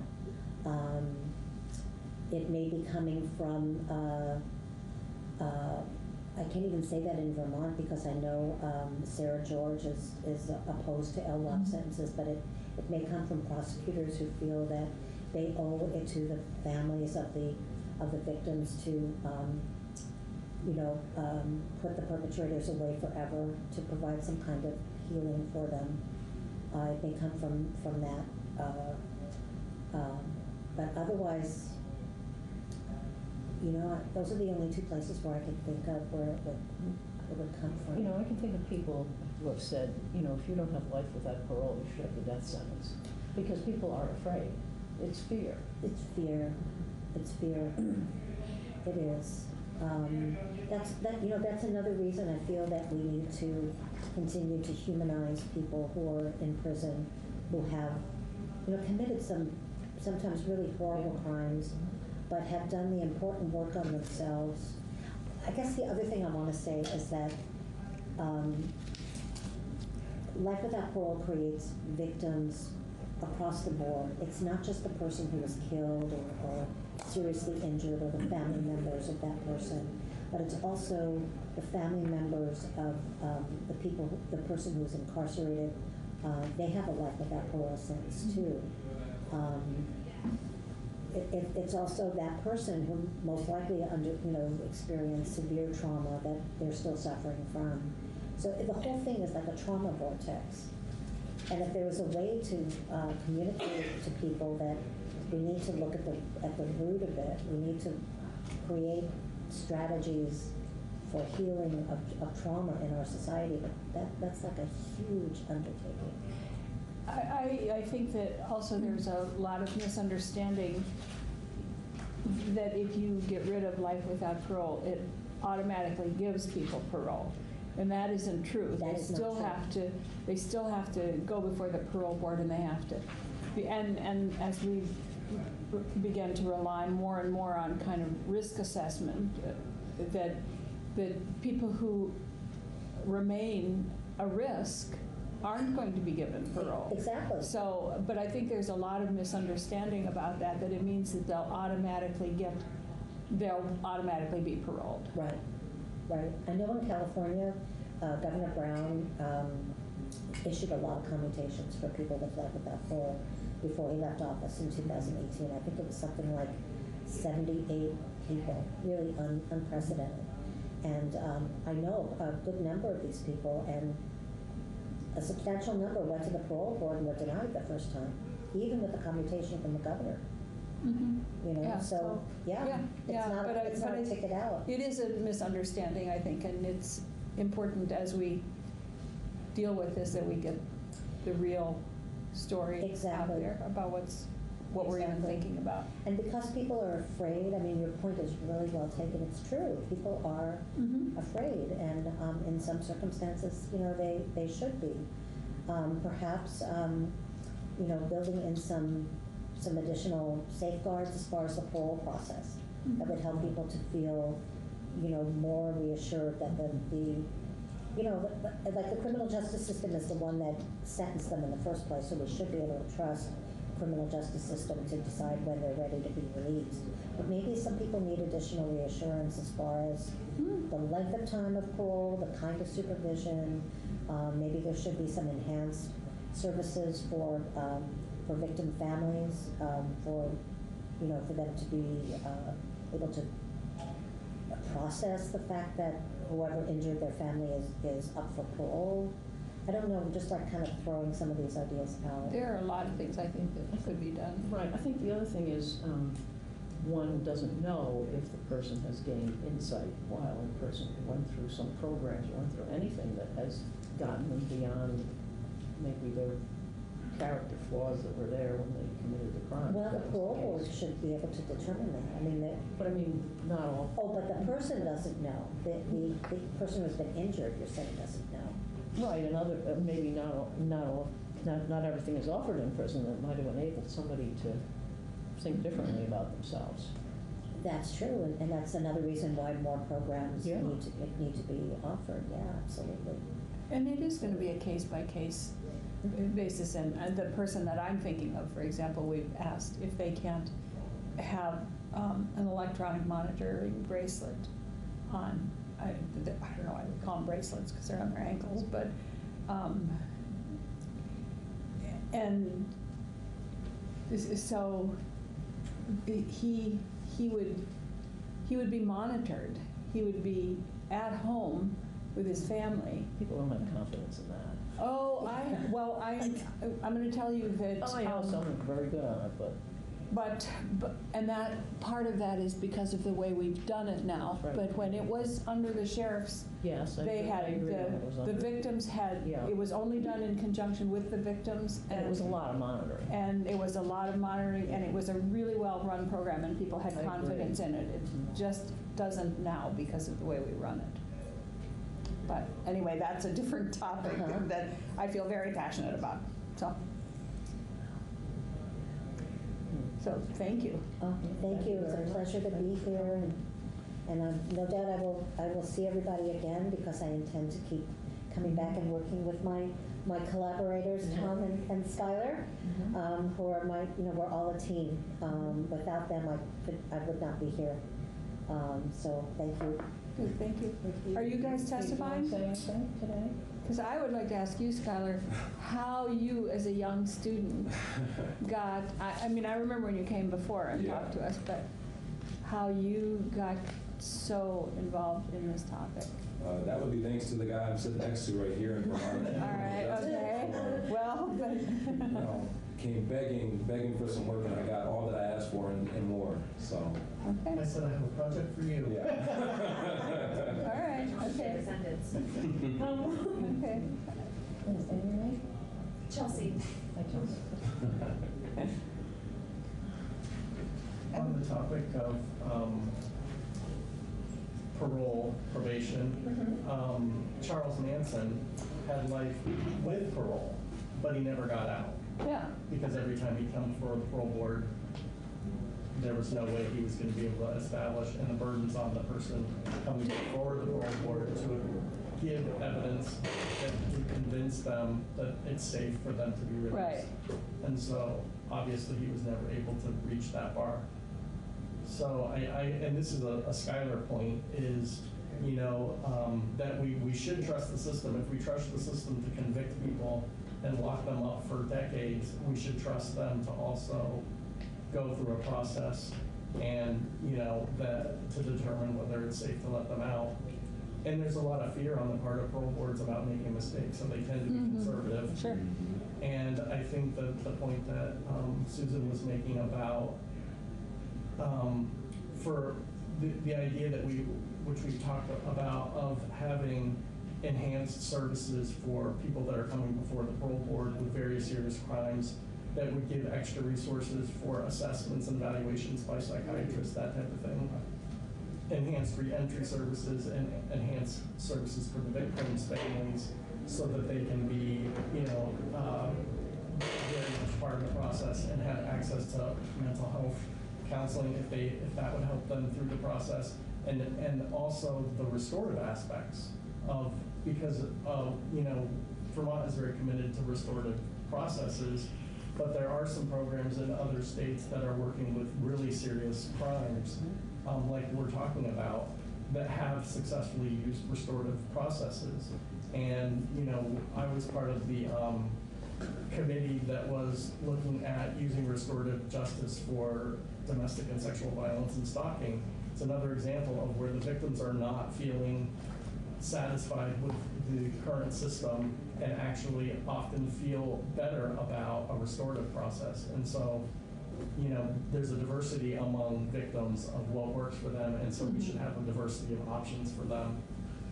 But we definitely, we all want to be responsible about how things are implemented. So I think those are some of the ways that might be enhanced. We were told that the electronic monitoring system would not be applicable to domestic situations, and our sheriff worked with our state's attorney and defense down there, and in fact it worked really well because the victim knew exactly what was happening, and so we make assumptions that assumptions are, we know what how that spells out, right? But, okay.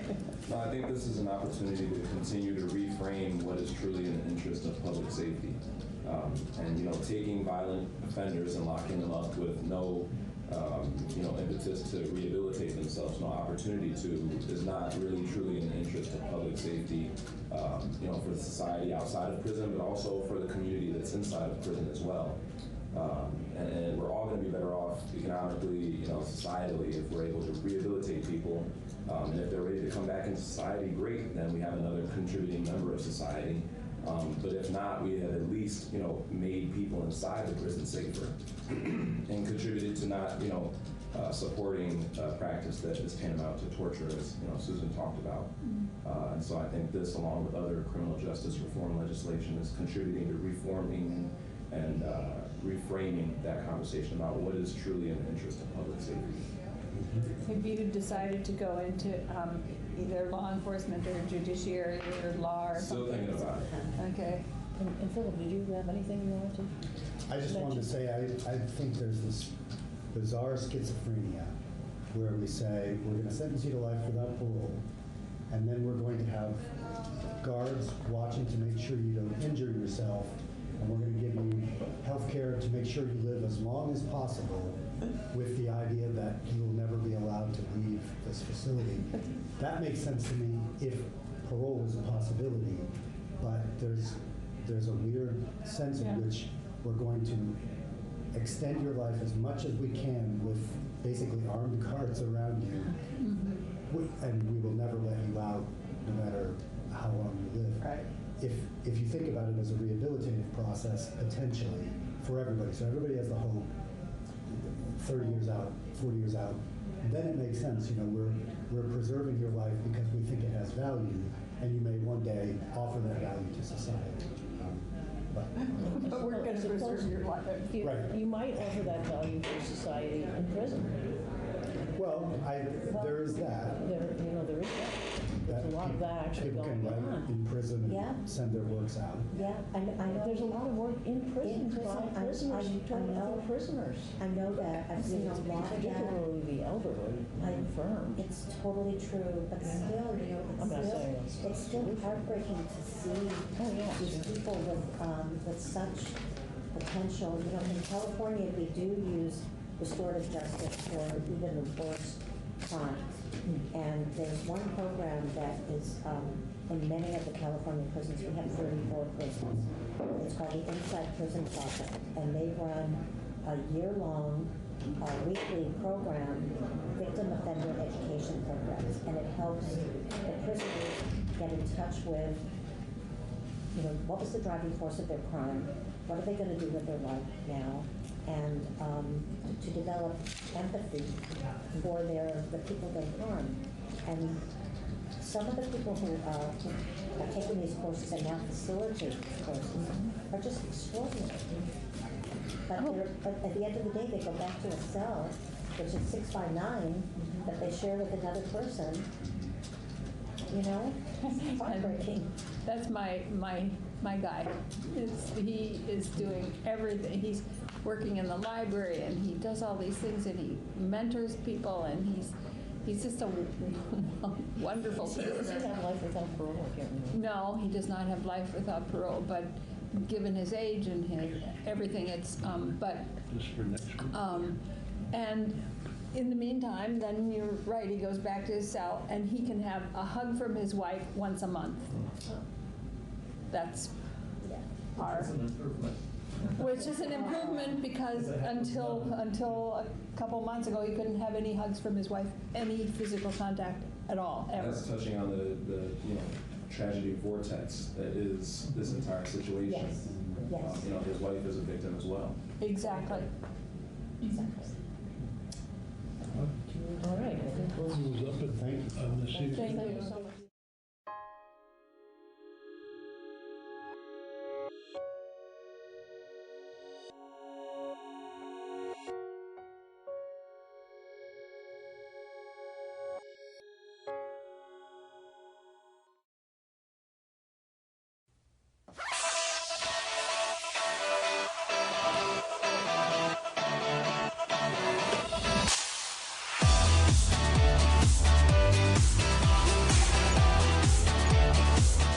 I'm Ava. I'm Ben. I'm Madison. I'm Drew. We're the Disaster Dodgers. And we're here to help you. Be prepared.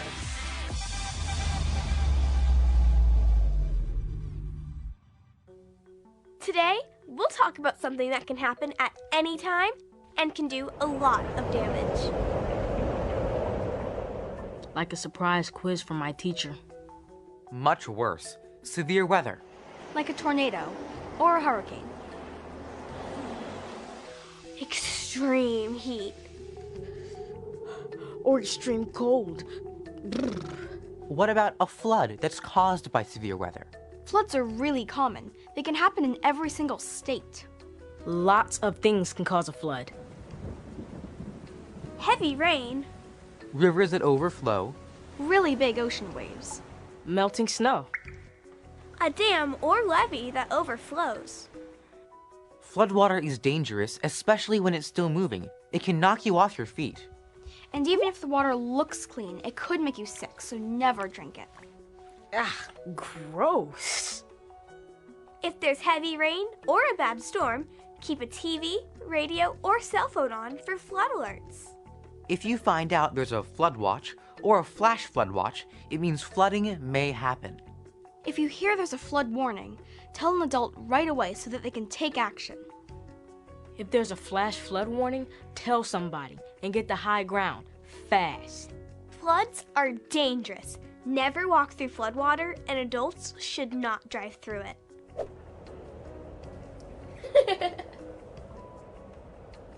Hurricanes can cause floods, but they can also bring other kinds of danger.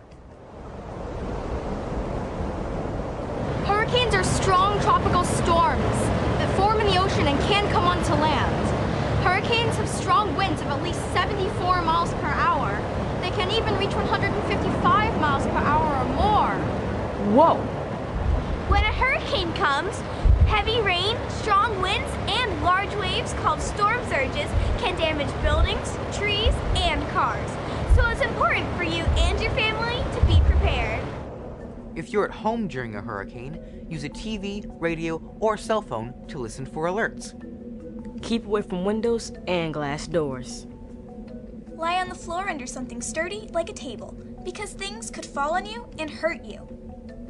If it's expected to be too dangerous to stay in your area, you and your family may be asked to evacuate. Evacuate? You'll need to leave your home and get to a safe place. If that happens, follow instructions from officials. If you get separated, follow your family communications plan to reconnect, and be sure to bring your family emergency kit. hurricanes can be really dangerous. So can twisters. You know, tornadoes. A tornado is a violent storm that sometimes looks like a funnel or a cone. If you haven't seen one up close, you've probably seen one on TV.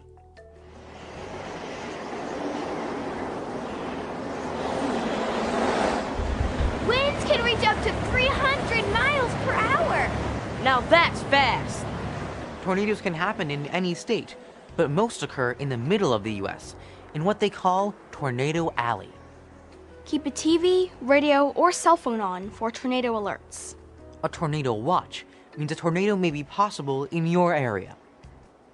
If there's a tornado warning, it means someone has seen a tornado nearby. You and your family need to get to a safe place immediately. If you're indoors when a tornado comes, go to the basement or lowest level of the home or building. Stay away from windows, doors, and outside walls. Get under something sturdy and use your arms to protect your head and neck. Don't open any windows. A tornado is one good reason to stay indoors. A heat wave is another one.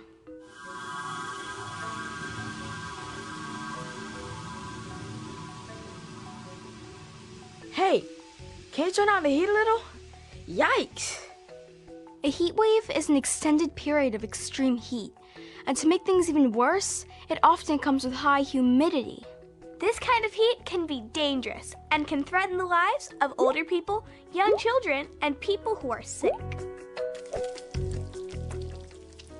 When it's super hot, stay indoors as much as you can. Heat rises, so stay on the lowest floor away from the sun, especially if you don't have air conditioning. Drink lots of water, even if you aren't thirsty. Eat light meals. If you have to go out, wear light-colored clothes that cover as much skin as possible. Wear a wide-brimmed hat. Check on your pets to make sure they're okay. It's important to keep them hydrated too. If your home loses power, your family can go to a public shelter to stay cool. Speaking of staying cool, it's getting pretty frosty in here. Building a snowman may be fun, but freezing in the cold is not. In a winter storm, it can be really cold outside. Plus, there can be strong winds, ice, sleet, and freezing rain. A bad storm could knock out heat, power, and phone service for days. When it's really cold, stay indoors as much as you can. If your home doesn't have heat, your family should find a warmer place to stay. Walk carefully on icy sidewalks. If you're outside for a long time and your fingers, nose, or toes can't feel anything, go inside before you get frostbite. If you go outside, wear several layers of light clothes instead of one heavy layer. Wear mittens. They're warmer than gloves, a hat, and cover your mouth with a scarf to protect your lungs. You might not have to worry about extreme cold in your area, but there's a good chance you need to get ready for some of the other kinds of severe weather we've talked about today. To start, you and your family should sign up for local weather alerts. So tonight, talk to your family about making a plan and taking time to practice it. Always remember, when it comes to disasters, be informed. Make a plan. Get prepared. And go to ready.gov to find out more.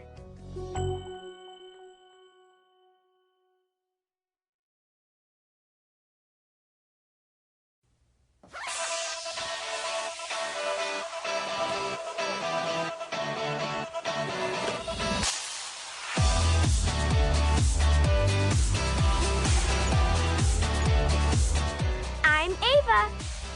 I'm Ben. I'm Madison. I'm Drew. We're the Disaster Dodgers. And we're here to help you.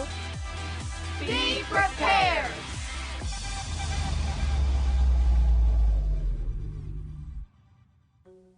Once in a while, something happens that you weren't expecting. Very funny, Drew. But if you're prepared for it, you'll know what to do. The same goes for a disaster. A disaster is something that could hurt a lot of people, cause damage, or cut off the electricity, phones, or water across a large area. Like when a hurricane caused our town to lose power for 4 days. Or when we got snowed in by the blizzard. And we didn't have to go to school for 2 weeks. Yes! There are other things that are bad or dangerous too, like hazards and emergencies. A hazard is a source of danger. For example, a pile of dried out wood near a gas can that's right next to a home would be a fire hazard. And fast rushing water over a road poses a flood hazard. How about an emergency? Like when I'm starving and I need a burger now? A real emergency is something that happens to an individual or a small group of people. Like a home fire, where you have to call 911 for help. 911, what's your emergency? How is an emergency different from a disaster? A disaster affects a lot of people and causes a lot of emergencies. Whether it's a disaster, emergency, or hazard, we all need to be prepared. And now, with the help of some very special guests, we're going to show you the kinds of disasters you need to prepare for. Starting with fire.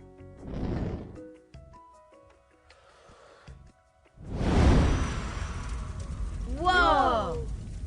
And severe weather.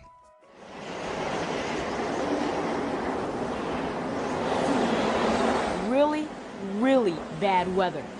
Like a tornado, or a hurricane. Or extreme cold. Or extreme heat. And there's another kind of disaster. An attack by giants? Earthquakes. Don't those just happen in California?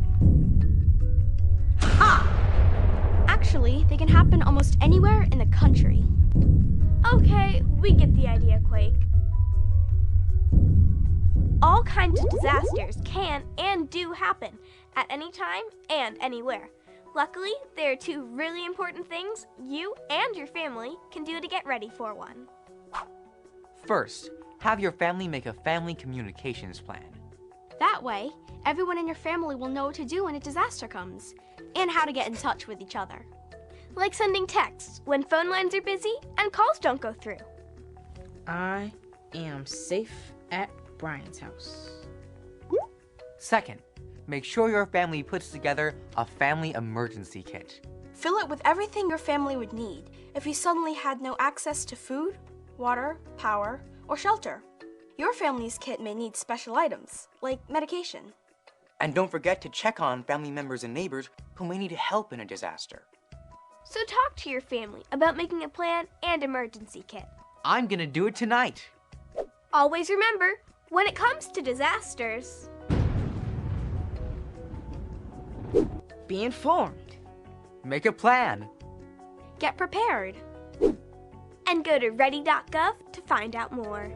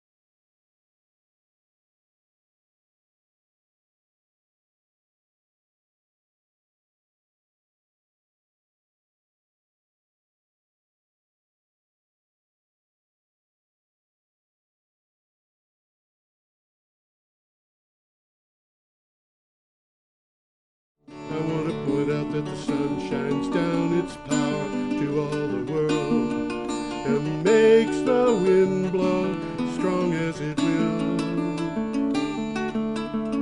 I want to hope gentle rains can fall upon the land so lovely earth can stay lovely still.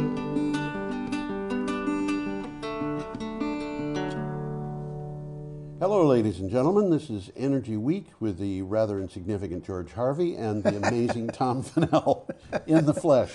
Say it. Say in the flesh. I ought to get up and take a bow, huh?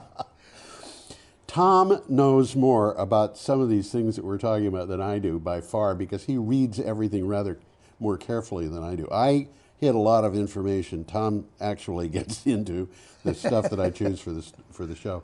Well, I got to talk about something too, you know. Oh, you do a good job. I should start with one more appeal. Today is the 23rd of January. This particular edition of Energy Week, which is, by the way, our 355th. Yeah, it is. Yeah. This edition of Energy Week is the last one in our, I don't know, call it billing cycle, our cycle for raising money, and we still have $105 to go. So if anybody wants to fill that gap or part of it, that will be most welcome. You can go to BrattleboroTV.org and click on at the bottom of the screen, or scroll down to a thing that says support local broadcasting, and then click on, you know, however you're going to do it, but which is the good ways, I'm told, are credit cards, and even better is PayPal. But below the amount, the box that shows the amount, you can put in notes, and you just say note that it's for Energy Week. And Brattleboro TV, BCTV, puts probably 10 times or more the amount of money into this show than they ask us to raise. And so any donations that are over and above are not really over and above. They're just donations that do good. Well, if you consider that BCTV and others like it, yes, do a community service. Yeah, which they do. They do. So, that's right. Should be supported if you can. I'm getting all kinds of notes now from people who, one of whom, by the way, was a Trump supporter, who is also a postal employee. And she discovered that the Trump administration wants to privatize the post office. Oh, yeah. I hate to see what's going to happen if that happens. Benjamin Franklin will roll in his grave. Well, you know, we have an administration that is not doing, first of all, it's not Republican. Second of all, it's not conservative. And third of all, it's not even interested in the Constitution of the United States. And Donald Trump looked at the Constitution and decided that one of the clauses of the Constitution said that he was allowed to do anything he wanted, which is not exactly what it said. He could shoot somebody on Fifth Avenue. Well, that's what he said. Get away with it. Yeah. He said something like that. But nevertheless, we should be talking about the show. And well, let's move along. We got a picture coming up. We do, but I have to tell people about the blog. Okay. We're going to talk about stuff that is at the blog, geoharvey.com, geoharvey.com. And if you want to investigate something that we talk about in more depth, you can go to that site, and then we'll keep you informed about the date in which these things were posted at the site, which is usually the day after it came out in the news. Sometimes it's as much as a week. Some of the things that are on the blog are well worth looking Absolutely. up. You know, and I'll try and call your attention to some of them. Yeah. Some of them are almost mandatory. We are starting with Thursday, January 16th. Did I tell you, by the way, that I got an email from a guy who is a professor at San Jose State University. He's a I don't think so. professor of environmental science, and he sent a donation for my blog, not for Energy Week, but my blog gets a little bit of money every year, and usually it's close to the amount that it costs to keep it going. And he may have sent the only donation last year, but I thanked him, and he in the exchange of emails after that explained that my blog, geoharvey.com, is actually considered to be a critical or necessary part of the curriculum. I think I did. I think you did send me a note to and that so the effect, kids are required to look at it. Anyway, there I've bragged as much as I should, in fact, more than I should, but We got a picture coming up. Let's we're start off starting with on, that. on the 16th of January. So if you see something that you want, click on the calendar at geoharvey.com for the 16th of January. There is a BYE Aerospace e-flyer. And Buy is the manufacturer. And this is from Clean Technica. And it says electric aircraft pilot training is arriving. We're getting enough electric airplanes that you got to teach people how to use them. They're teaching people specifically how to use them. Quantum Air and OSM Aviation Corp announced an electric aviation pilot training partnership. OSM Aviation Academy. These are two operators. These are two operators. Will conduct the Quantum branded pilot training program according to FAA commercial standards. Electric urban air mobility is taking shape one step at a time. Well, there's a little quick takeaway from that. Yeah. Both OSM and Quantum have both placed substantial orders for the E-Flyer aircraft, which is what you're looking at right now. Mm-hmm. Okay. So they put their money where their mouth is, you know. Well, if they're gonna have a bunch of these airplanes, they have to have pilots who know how to use them. You know how to use them. Okay, should we go on? Yeah, why not? We have an item here from Futurity. Yeah, it is. Go ahead, Tom. Irrigation keeps cool. Irrigation keeps things cool in extreme heat. It's almost a duh.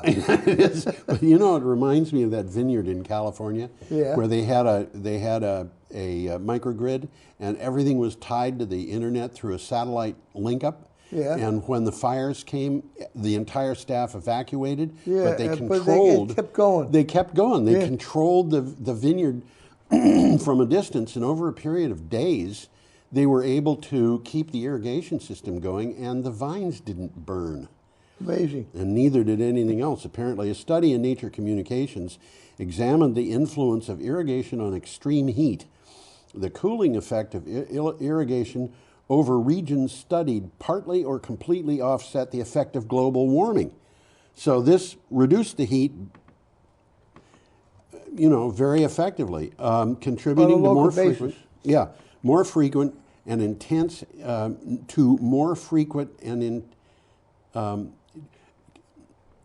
offset the effect of global warming, contributing to more frequent and intense heat extremes by up to a factor of 8. That's a lot. That's significant. That yeah. really is. And you know, I read that and I thought, we could put up thermal ducting systems, you know, like, well, you know, anything that's just black and sits in the sun, it gets hot. And if it's big enough like a farmer's field, it'll suck in air from the outside and push it up. And if it's damp enough, that air will go up and it'll produce clouds, which then produce thunderstorms. This is something that's been known for a long time. And if you did this in certain areas, you could use it to take, for example, salt water and evaporate it, putting it up into the clouds so it'll rain fresh water. Okay. Just, you know, blue skying here. Here's a quick takeaway from the article. Yes, go ahead. Global warming increases the likelihood of hot extremes. We've talked about that. Oh, I guess we have. Irrigation expansion cancels or even reverses this effect. Yeah. Yeah, okay. So what they're saying is more irrigation is good. More irrigation is good. Okay, now we have another picture which I chose to label probably time to do something. That's what it says here. If my house was one of those, I think I know what I would do. Well, I wouldn't be taking a picture of that. I'd be jumping into a car and driving away. That's what it looks like these people are doing. That's right. They're boarded up. This house on the left is boarded up already. Yeah. I don't know what good that's going to do. No. Okay. This is from BBC. It's a good article. This is a very good article. Sir David Attenborough warns of a climate crisis moment. Excuse me. The moment of crisis has come. In effects to tackle climate change, Sir David Attenborough has warned, according to the renowned naturalist and broadcaster, quote, "We have been putting things off for year after year," end quote. Sir David's comments came in a BBC News interview. Well, there's a couple of things in the video. I mean, in the article. Yeah. There's a video of Attenborough speaking. Yes. He basically says the same stuff. Yeah. And then there's another video in there. I guess you'd call it a video. It's animated Arctic sea ice. Yes. Over the years, and that's kind of scary. It is. I've seen that kind of thing in many forms. Well, I got and a it couple is of kind takeaways scary. from the article here. Attenborough says it's, quote, palpable nonsense for politicians who suggest that the Australian fires had nothing to do with the world becoming warmer. Palpable Okay. nonsense. We know perfectly well, this is a quote, that human activity is behind the heating of the planet. The growth of cities, clearing of forests for farming, and soaring demand for fish has significantly altered nearly 3/4 of the land and more than 2/3 of the oceans. Yeah. So this has a very large effect. Yeah, it does. Okay, we are up to Friday, January 17th, and we have an item from Renew Economy here. And it says, Microsoft pledges to go negative, to go climate negative, and remove 45 years of company emissions. This is the first time I've seen this kind of action. American tech giant Microsoft made an ambitious pledge to effectively reverse the company's historic contributions to climate change and says it will remove the entirety of its carbon footprint made since the company's founding 45 years ago. This is from Renew Economy. Well, the article didn't go into detail how they were going to do it. Yeah. But it did say that Microsoft has pledged to become carbon neutral by 2030 and carbon negative by 2050. Well, and they're on track. Yeah. Getting from carbon neutral to carbon negative could be a one-day process. You know, you just take down a little carbon and you're there. But I think profoundly what they're talking about is getting all of the carbon they have put into the air, they're going to draw back out again. That's what they're saying they're doing. That's what impressive. They don't explain how they're going to do it, but that's what they Yeah. say they're going to do. Well, they've probably got a bunch of different ways. Now, we have an item from the BBC. Man, we got a picture coming We up do here. indeed. This is an impressive picture. You know, Well, look at the size of the guys. Yeah. For comparison, they're 6 feet. That turbine must be 10 feet. The turbine, the cowling that it goes in is That's like 12. It's From the incredible article, how it's big 12 the feet, thing yeah. is. This thing is big. This is a turbine for a jet engine. They call it an ultrafan. Ultrafan. It's the coming thing in jet engines. Yep. That's what the article said. Got a title? Giant jet engines aim to make our flying greener. Well, that certainly is a giant jet engine. The aerospace industry is under pressure to reduce its environmental impact. Aircraft are getting more efficient, but airline traffic is growing even faster. Rolls-Royce has a solution which involves building a much bigger, much more efficient jet engine, and it will be largely made of carbon fiber. Well, that's the last part of it is news too. Yeah, it is indeed. The stuff you can make out of carbon fiber is amazing, and it's so strong. Well, obviously, it's pretty strong if they're making jet engines. You know, out of it. carbon is such an amazing element. There are things about carbon that are.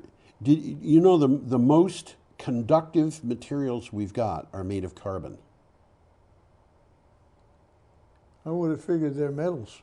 I would have figured too. What is the most conductive thermal material on Earth aside from newly discovered items that, by the way, are also made of carbon? What? Most thermally conductive item. Conductive. There's a reason diamonds are called ice. Is that so? Diamonds, huh? It's because if you've got a big diamond, it can feel cold because it conducts the heat right away from you. That makes sense. Yeah. And because diamond is extremely conductive. I would have thought that it would be a resistor, but you know, there you go. Well, I got a quick takeaway here. Yeah. Rolls-Royce says the Ultrafan will be bigger, quieter, and more fuel efficient than anything it has made before. And Rolls-Royce makes these things, besides luxury automobiles. Well, you know, I'm thinking we had a thing about a blimp a week or two ago. Yeah. That would be carbon neutral if it's going east. because of the trade winds Yeah. and so forth. Well, they could use one of these things to make it go back west again.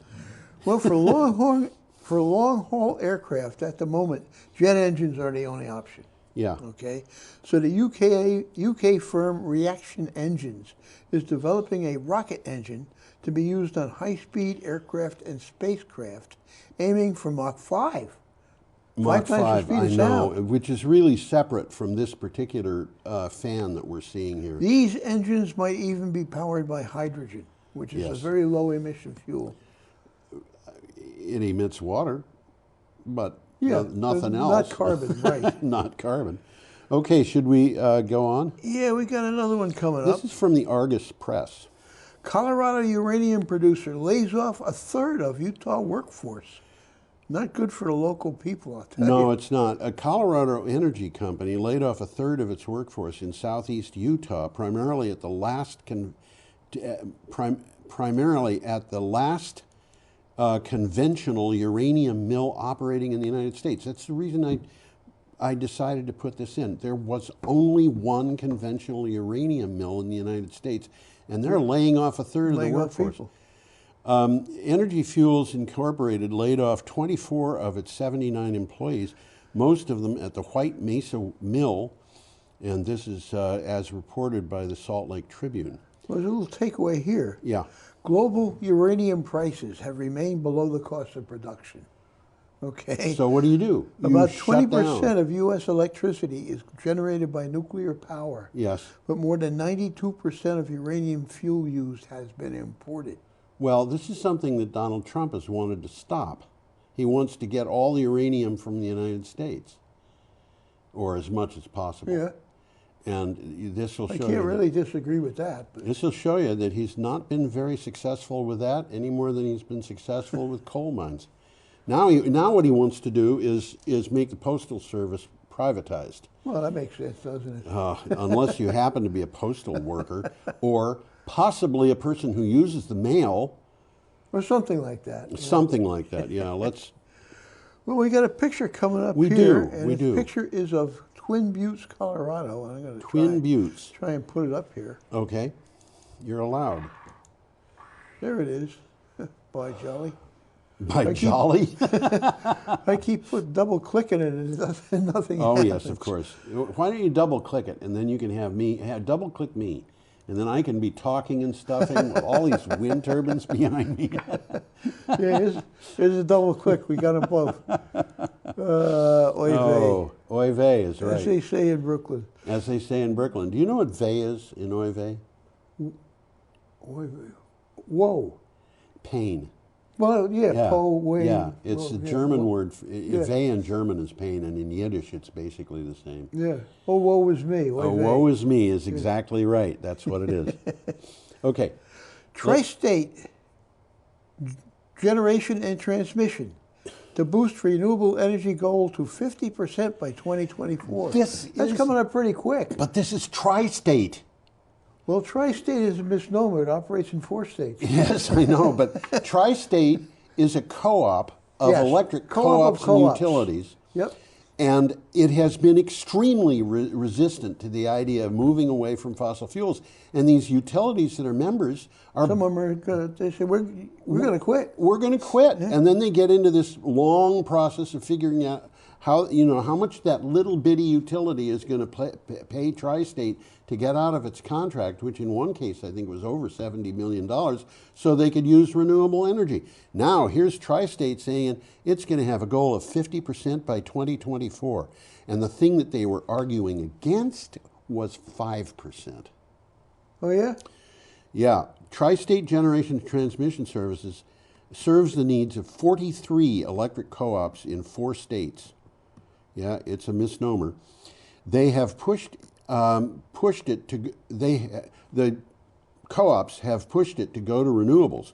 According to the Denver Post, Tri-State intends to increase the amount of electricity it generates from renewable sources to 50% by 2024. Well, this is some of the things they're doing, and it Yeah. starts off, this is from the article. The dramatic decline in the cost of renewables is upending traditional thinking in the utility industry, which it definitely is doing. Yeah. Part of the plan is to build 8 new wind and solar installations.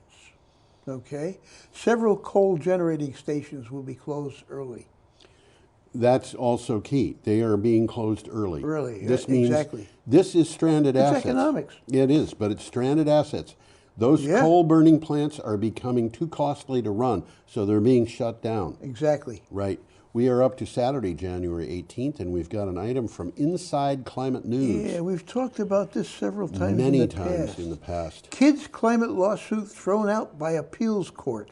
A federal appeals court dismissed a lawsuit brought by a group of young people that had sought to compel the federal government to rein in the nation's climate emissions. The court concluded that the youths lacked standing. How could they possibly lack standing? Well, this sounds to me like it's kind of politically motivated. Yeah, they lacked standing to sue the government over its actions.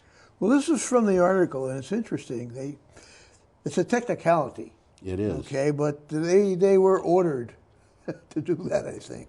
By who, I don't know. Well, I'll read from the article. The court noted that the plaintiffs had succeeded in making a strong case that the government has for decades not only failed to limit emissions but have actively promoted fossil fuel development. The plaintiffs plan to appeal the decision. Well, yeah, but where are they going to go? To the full court of the Ninth Circuit. Full court of the Ninth Circuit. Now, that one, I wouldn't be surprised if it ruled in their favor. And then if that happens, then the administration appeals and it goes to the Supreme Court. Well, this has been going on for about a year with appeal after appeal after appeal, which is rejected. And finally, they accepted the appeal. So now these guys are going to appeal. Yeah. It's a very interesting development. I mean, the kids are making a good argument. It is. It is. It's kind of depressing, but, you know. The fact of the matter is, if they had won, yeah, then the federal government would have appealed. So Yeah. it was going to go to an appeal No court, matter what. No matter what. No matter what. Okay. Well, eventually they'll get to the bottom of it, but it could be a long time. Yeah, it could be a long time. Maybe, I hope we're still alive when that happens. Okay, Well, we our got a next picture item coming up here. is from the BBC. Let's start off with the picture. Let's do this picture. That is a picture Sydney, of people Australia. walking in Sydney, which, by the way, just to remind everybody, city of 5 million people, was almost completely surrounded by wildfires. Sydney was in danger. Yeah. Yeah, it was within an hour's, the fire was within an hour's drive. Now, I want to point out, when you've got these kinds of wildfires and they're crossing areas that are grassy and open. Mm-hmm. Now, a lot of that area around there is forest, but grassy open areas, those fires can travel as fast as a car can drive. They can really go. They certainly can travel faster than a man running. Another thing we had last week, when a eucalyptus tree burns, Yeah. burning bark can come Yep, down the 18 burning bark miles was away happening. to start the fire over again. Okay, so what do you got for Heavy rains hit some blaze-hit regions. Yeah, and I want to point out before I read this that this is a few regions in southeastern Australia which were hit the hardest. Well, the whole country's getting it. But the whole country has been burning. The southeast is getting it real bad, but That's the whole right. country's getting it. Heavy rains and thunderstorms have hit parts of Australia's east coast, dousing some of the fires, but bringing a new threat of flooding. Major roads were closed in Queensland. Power cuts were reported in parts of New South Wales, and as a result of the weather, but the rain is helping the fires. So we've talked, this is what climate change is. It goes to more extreme weather. So it was extreme drought, and now it's extreme rain, which is exactly what happened a couple of years ago in California. Yeah, it's exactly, that's exactly right, yeah. Well, it's an interesting article to look up. There's 3 short videos on it. Yep. One of them's kind of cute. It's a thirsty koala. And I've got a quick takeaway here. There have been downpours in the states of Victoria, New South Wales, and Queensland, which have all been badly hit by the bushfire crisis. Right. Firefighters were making the most of the rain and cooler temperatures to try and tackle the remaining bushfires. But major fires continue to rage in regions in the south and southeast of the country, as you just said. Yeah, well, actually all over the all country. over, but the hardest hit is the south and southeast. Yeah. which is New South Wales, So it's Victoria. there are still fires in the area. Yeah. But some of them have been dampened or possibly put Dampened out. a little bit, or the rain helped the firefighters get on top of That some was of the area of that mega fire that we Yeah, talked about where they last got week. together. Yeah, A couple of them got I together. didn't Wow. read anything in this or anything else about the combination of the rain and the mega fire, or at least not that I remember. But I would imagine that mega fire would probably have been slowed down by this. Okay, we are up to Sunday, January 19th. Well, this is an interesting one. SUNY Albany sets out to reduce carbon footprint. The University of Albany is gearing up to chase net zero carbon neutral status. Last month, UAlbany received a $2 million grant from the state, New York State Energy Research and Development Authority, which is what they call NYSERDA, to plan how to go to net zero. It will not be quick or easy, but it can be done. An interesting article about what these schools are doing. Yeah. And they also mention other area colleges which are not part of SUNY. And they're all ratcheting up green incentives. Yes. Okay. The state of New York's goal by the year 2050 is to switch to a carbon neutral economy. This is the whole state. This is just the state Yes. government. Yes. Eliminate almost all carbon dioxide emissions and offset the remainder. That's a big task. It's a big task. That's but, a very. you know, I hope they read can in do the it. news today, Yeah. and it didn't even make it to my blog. Maybe it will tomorrow because it came in really late. Finland is planning on being carbon neutral in 2035. That's only 15 years That's from pretty now. quick. Well, you know, and they had pictures of people out and going out into the outback in Finland, and it said people in Finland are people in Finland are really in touch with the environment. And as part of this, they had a video of Finns on a hunt. They were hunting moose, and it struck me. They got moose in Finland, huh? They sure do. And in fact, I had a friend once who was Russian, and he told me about killing a moose not very many miles from Moscow. I'll be darned. And I said, how did you do that? He said, I just shot it with a 12-gauge shotgun. And I thought, 12-gauge shotgun? I wouldn't shoot a 12-gauge shotgun at a moose for any amount of money. Those animals are dangerous. But these a mad guys, moose, huh? A mad moose they're, yeah. You shoot a moose and you don't kill it, you're in trouble. but they were walking around with rifles that had silencers on them. No kidding. The Finnish government, if you're going to have a rifle, the Finnish government encourages you to put a silencer on it. It's a little different than the United States, Yeah, but I it's guess. better for your ears. Okay, we're up to. Well, we got a picture here. We do, and it goes this with is this one, that yeah. last one was from the Daily Gazette, Let's get this picture. and this up. one is from CNN, and that is a picture of an oil field. Not necessarily this oil field, but No, an oil field. yeah, it's an oil field, although the photographer is Karina Johansson, and my guess is she's Norwegian. That's a good guess. Yeah, Something like that. What's your... Norway says its new giant oil field is actually good for the environment. Critics call it climate hypocrisy. Boy, is it ever. Oh, my gosh. You know, I hate to tell you, but this is kind of like handing a person $10,000 and saying, I want you to kill that guy. And then saying when you're arrested, but I wasn't going to do that. I wasn't going to kill him. Have mercy on me. I killed my parents. That makes me an orphan. Yes, right. Okay. Norway says its new giant oil field is... Oh, I said this one. You did indeed. I did already. I wasn't going to interrupt. Well, climate hypocrisy is what it is. Yeah. Norway claims the newly opened Johan Sverdrup, that's just an That's attempt.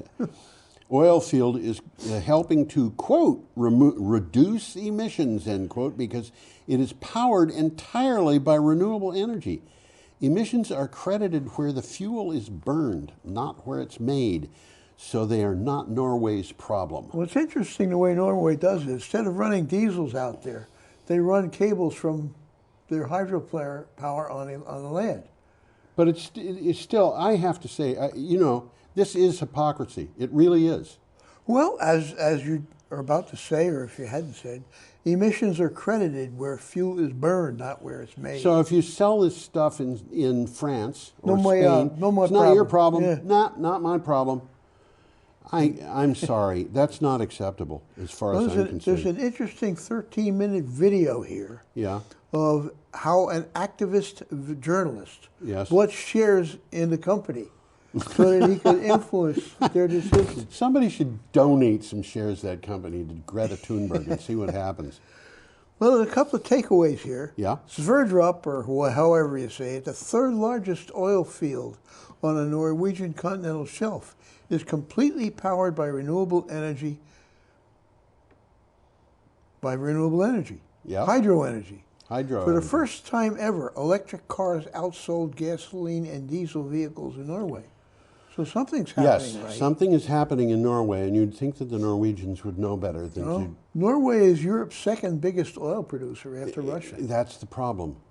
That is a problem. They've got so much money in oil. How are they going to give that up? It's very difficult.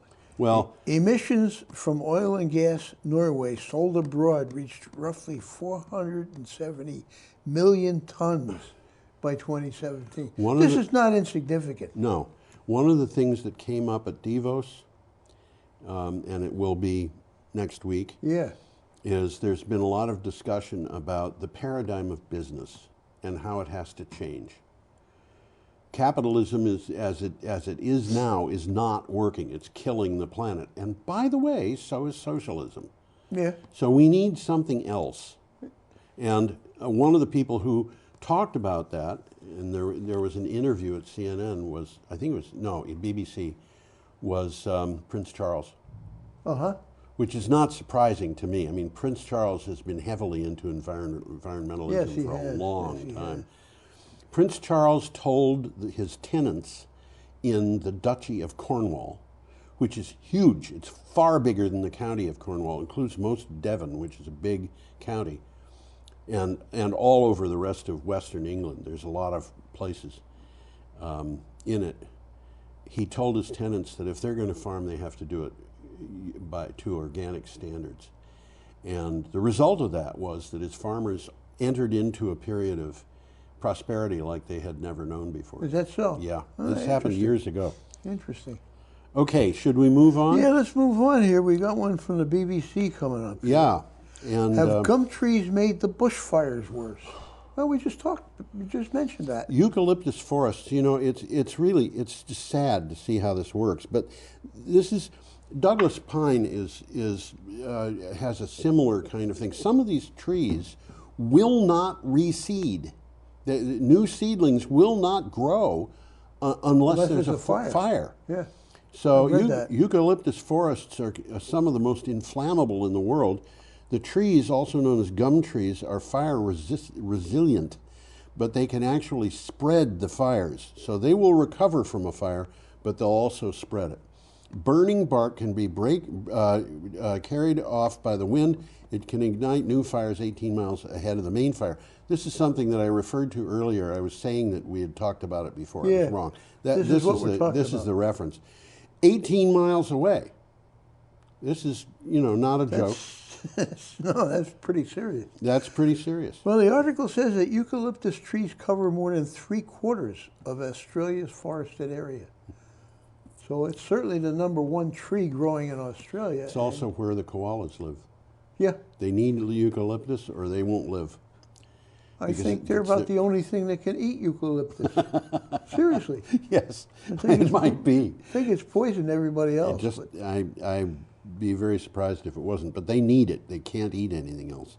Okay, we're up to Monday, January 20th, and we have a picture here. That picture coming up here. And this is from Renewables Now, and it's about Rhode Island. Offshore wind farm. That is not in Rhode Island, though. Maybe I don't think one day. so. I don't know. It's a small wind farm. It's part of a bigger one, I suspect, but it's not the Block Island wind farm. Well, Rhode Island orders 100% renewables electricity by 2030. The governor of Rhode Island, Gina M. Raimondo, has signed, do you suppose that's Portuguese? There's a lot of Portuguese people. There are, but in that could be. I think it's probably Italian, but it could be Portuguese. Could be. I was just, Yeah, definitely a lot of Portuguese. Yeah, she signed an when I lived in the South Shore of Massachusetts. I lived in Rhode Island. Oh, did you? Yes. And one of the things that I thought was really kind of fun was that you go into a pizza place, yeah, and you'll find that they don't have pepperoni, but they do have Portuguese sausage. Anyway, let's do this. She signed an executive order that directs the state to source 100% of its electric power from renewable energy sources by 2030. While Rhode Island is not the first state to do so, it is the first state to set the switch to renewables on such a tight schedule. Well, one thing they do mention, the 400 megawatt Revolution wind farm, yes, is expected to come online in 2024. Yeah. It's a building, folks. Yes. It will mean a full third of Rhode Island's electricity will be supplied by renewables. Just this one wind farm. Just the one wind farm. Mm-hmm. And there's other wind farms coming up. So that's what we've got. Okay, now we're still on January 20th, and we have an item from the Denver Post. Fires set stage for irreversible forest losses in Australia. We've just mentioned some of that. Yeah. Before the wildfires, ecologists divided up Australia's native vegetation into two categories. Fire-adapted landscapes that burn periodically. You know, that's the eucalyptus forests. Well, that's been happening for a long time. Yeah, and those that don't burn. Yep. And that includes rainforests and peat swamps and stuff like that. Now the distinction has lost its meaning because even rainforests and peat swamps catch fire, likely changing them forever. A rainforest is not going to recover from a forest fire very easily. Not easily, no. And the same thing is true of a peat swamp, although I would think that a peat swamp would be easier. Peat, by the way, on an acre per acre basis, I have read sequesters far more carbon dioxide than regular forest. It does, huh? Yeah. And peat is basically a swamp, isn't it? Yeah, and peat actually is sphagnum. Sphagnum, yeah, really it's a moss. Amazing plant. It's very beautiful under a microscope. Never looked at one. It's amazing. Well, I got a takeaway here. Fires have consumed some 40,000 square miles, which is as big as Ohio, in Australia. This fire season alone. And scientists say the effects of the nation's forests could be long-lasting. Yeah. Australia's forests are burning at a rate unmatched in modern times. Yes.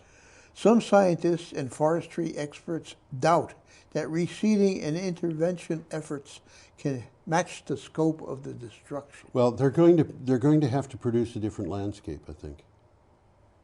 There's stuff going on in Australia that this natural sequence farming. Nobody has foreseen. Yeah, natural sequence farming is something that I think is going to take over in Australia.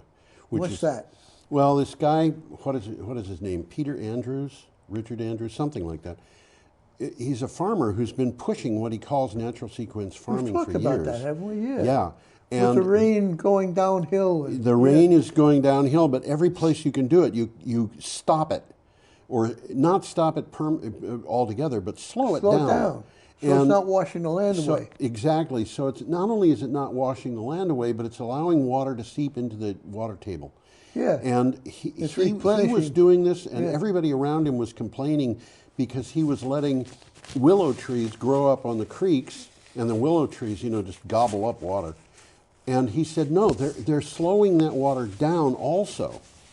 And the amount of water that they're slowing down is far in excess of what they're using. So they're raising the water table.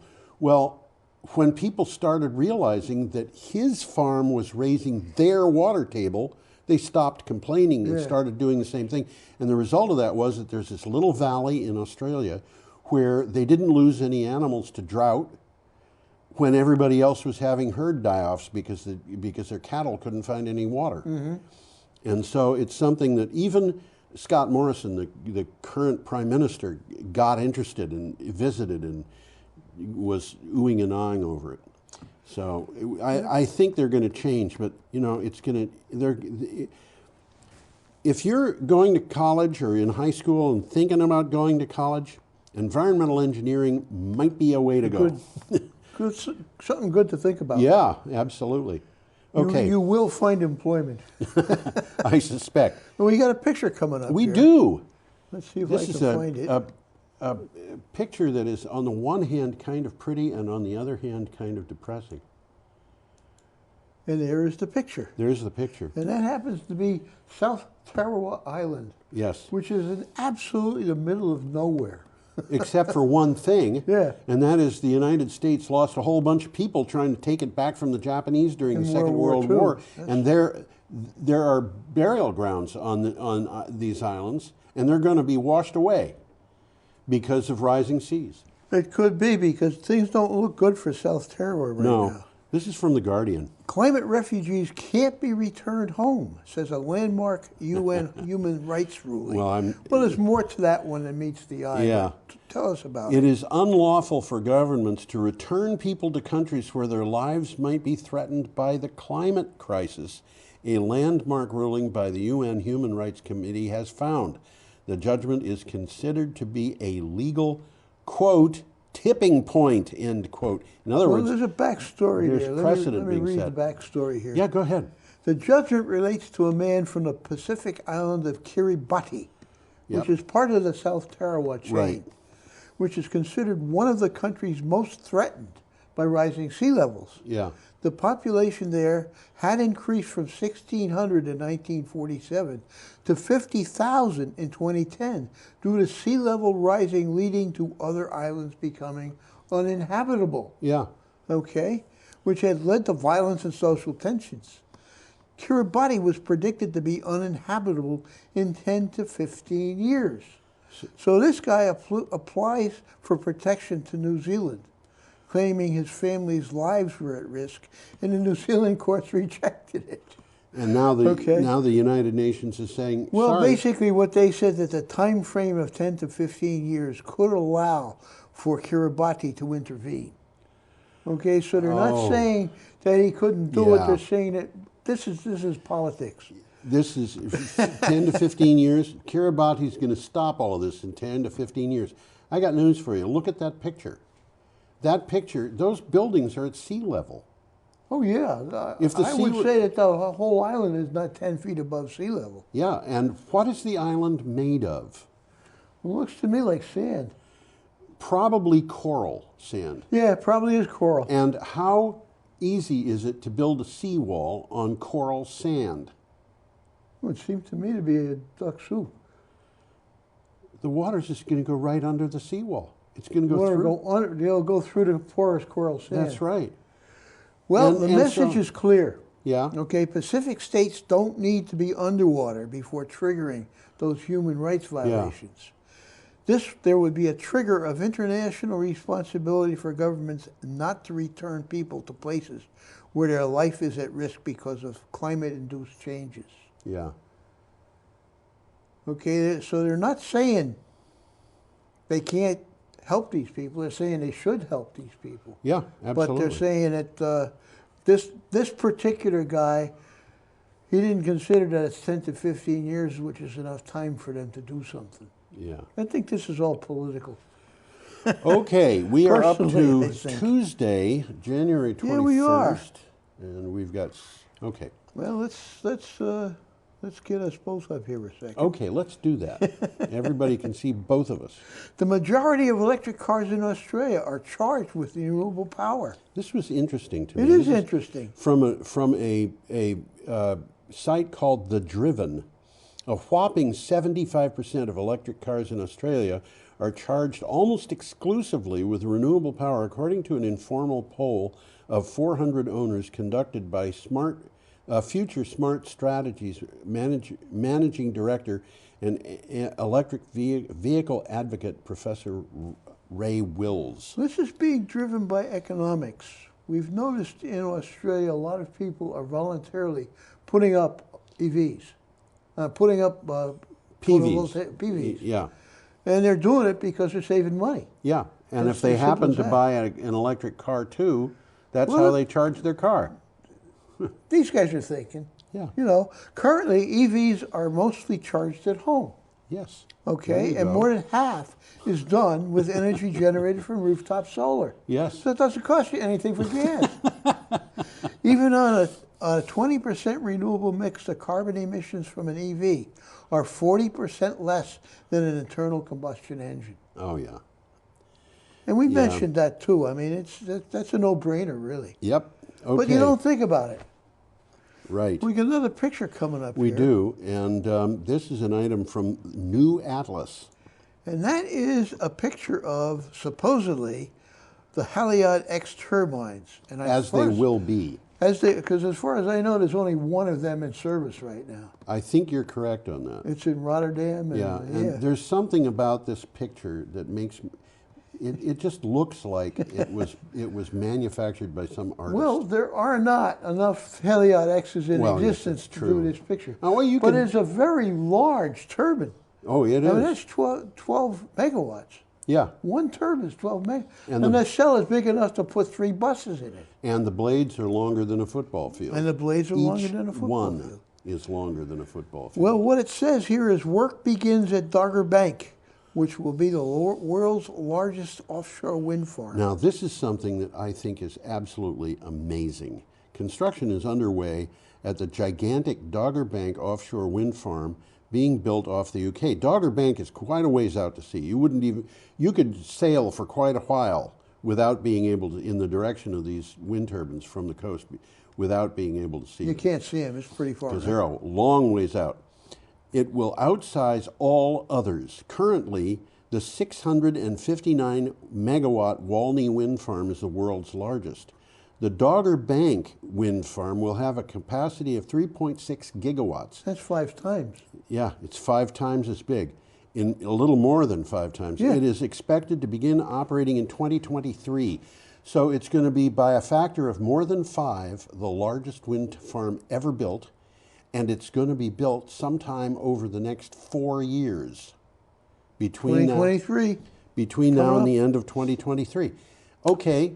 Well, more and bigger turbines. Yes. Okay, the GE Haliade X has already been chosen. Yes. 3 wind farm sites at 12 gigawatts each, and 20 miles worth of cabling. Yes. 20 miles. The project is slated for completion in 2022 and for operation in 2023. Coming up soon, This is folks. amazing. Yeah, it is absolutely amazing. It'll be interesting to see the pictures of the ships putting those things up, because they're going to have to be significantly bigger than most of the jack-up ships that we've seen. Everything about this is big. Everything about And this it's is happening big. off the coast of the UK. You'd think it would be happening in Texas. Well, it's the North Sea. North Sea is fairly large. I should mention to those watching that Tom and I both grew up in a time when Texas was known primarily for one thing, and that was stuff that was big. Yeah, that's true. Okay, still January 21st, we have an item from CNBC. Okay, wind energy powerhouse Vestas announces plans for zero waste turbines. Vestas says it is aiming to produce zero waste turbines by the year 2040. The Danish company said this would be accomplished through the use of, quote, a circular economy approach, end quote, in design, production, service, and end-of-life parts of the value chain. So they're going to be recirculating everything through this. Well, that's I'll touch on. Go that. ahead. Vestas currently is the world's largest supplier of wind energy. Yeah, Okay. it's actually bigger than Lego. I think so. Yeah. Yeah. And they're both Danish. Yeah, but you know, when people are talking about big wind, Yeah. it just boggles the mind that they would talk about big wind when the entire wind industry is only about a third of the size of some of the Well, that's true, single too. big oil companies. Just Well, what they're one talking big about oil. here is turbines produce renewable energy. Yep. But their construction has an environmental impact. Yes. So these circular systems that they're talking about, they employ reuse, sharing, repair, refurbishment, remanufacturing, and recycling to create a closed loop system. Which the Europeans have been doing this for quite a while. My understanding is that you cannot buy a Mercedes car that doesn't have used parts in it.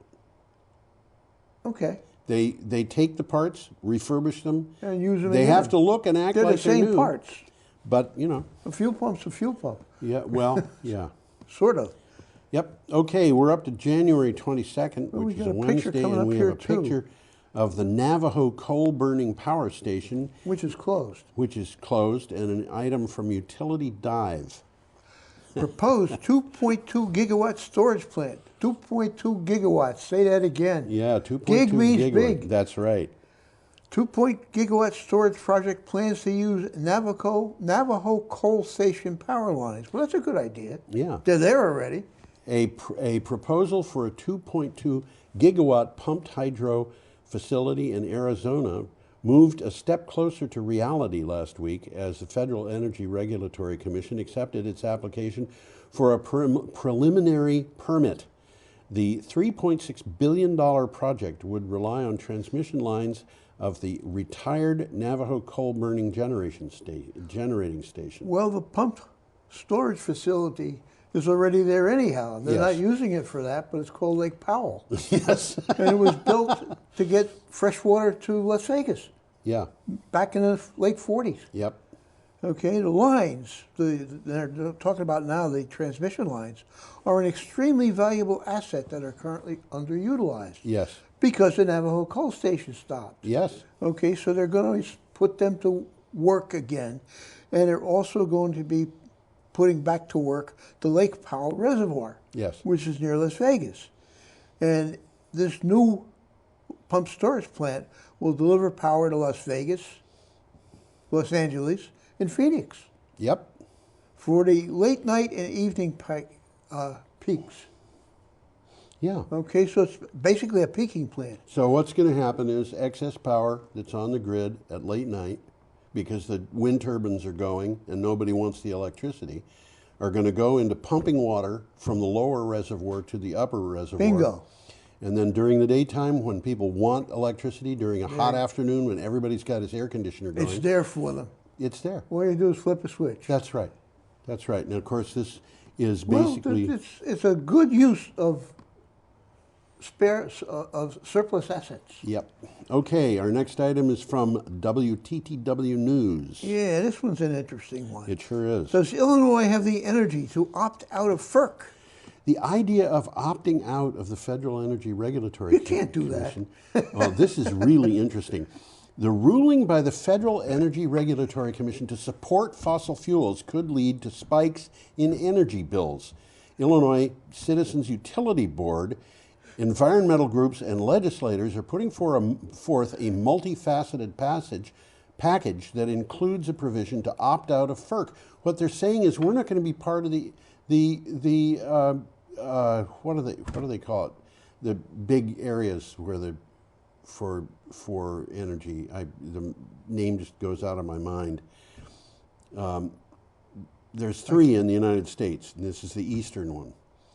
FERC has come up with this ruling saying, okay, if the state is going to give incentives to renewable energy, then we are going to put a limit on the low price that energy can be sold at. And believe me, they're talking about a market regulation of the whole market.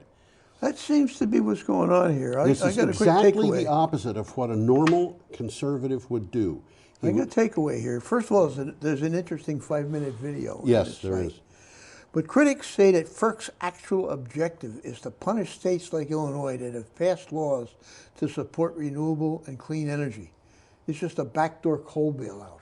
It is very clearly a backdoor coal bailout. It benefits the coal industry, and it benefits the oil industry, and it benefits natural gas, and it benefits nuclear. And existing Illinois law requires that by 2025, at least a quarter of its energy comes from renewable sources. And they're trying to make that as expensive as they possibly Well, can. Illinois is already lagging behind that goal by quite a bit. Yes. Well, now they're saying, okay, we're going to make our own power and keep it in Illinois, and the federal government doesn't have any right to regulate that. That's what it's about. So Illinois would become a huge, gigantic giga-microgrid. Well, that's a new word, one way of by the looking way, at it. Giga-microgrid, huh? Isn't that Okay. a contradiction in terms? It's called an oxymoron. I was just going to say that, yeah. Another one is military intelligence. Okay, I had a friend who had a bumper sticker that said I was an oxymoron, and his wife, who was Russian and didn't really speak English all that well, objected, and he said, "You don't understand," and explained it to her, and she thought it was funny. Well, we got a picture coming up here. We so do I'm gonna indeed, get that and it's a up. picture of a wind farm in Scotland. It is that. And it is related to an item from ZME Science. And it says, Scotland to reach 100% renewable energy goal this year. And by the way, ZME Science is a website magazine. Yeah. And it's a pretty good one. Yeah. Scotland has been increasing the percentage of electricity it gets from renewables rapidly. It is to achieve a 100% renewables-based energy matrix this year, which would add Scotland to a list of other countries that have already achieved the same goal, including Congo, Iceland, Paraguay. But you look at that and you say, Congo? Huh? What? Paraguay? What? Well, Paraguay is already producing about 1,000% of the electricity that it needs. It's all hydro, isn't it? It's all, they've got a huge hydro dam. And they're there's selling, Iceland, and where they're they got selling those geothermal. and hydro. And hydro. Paraguay is selling that excess power to Brazil and Yep. Argentina. So it's a really important, and has been for a very long time, really important. It used to be that Albania was 100% renewable, but they built a coal-burning power plant. Have they really? I'll be darned. Oh, well. Well, the takeaway here. Yes? Fossil fuels are some of the main drivers of climate change. Duh. Duh. So shifting towards renewable energy is one of the main changes a country can make. Duh. Yep. Scotland has set its goal to leave behind fossils by 2020. Yes. That's pretty ambitious.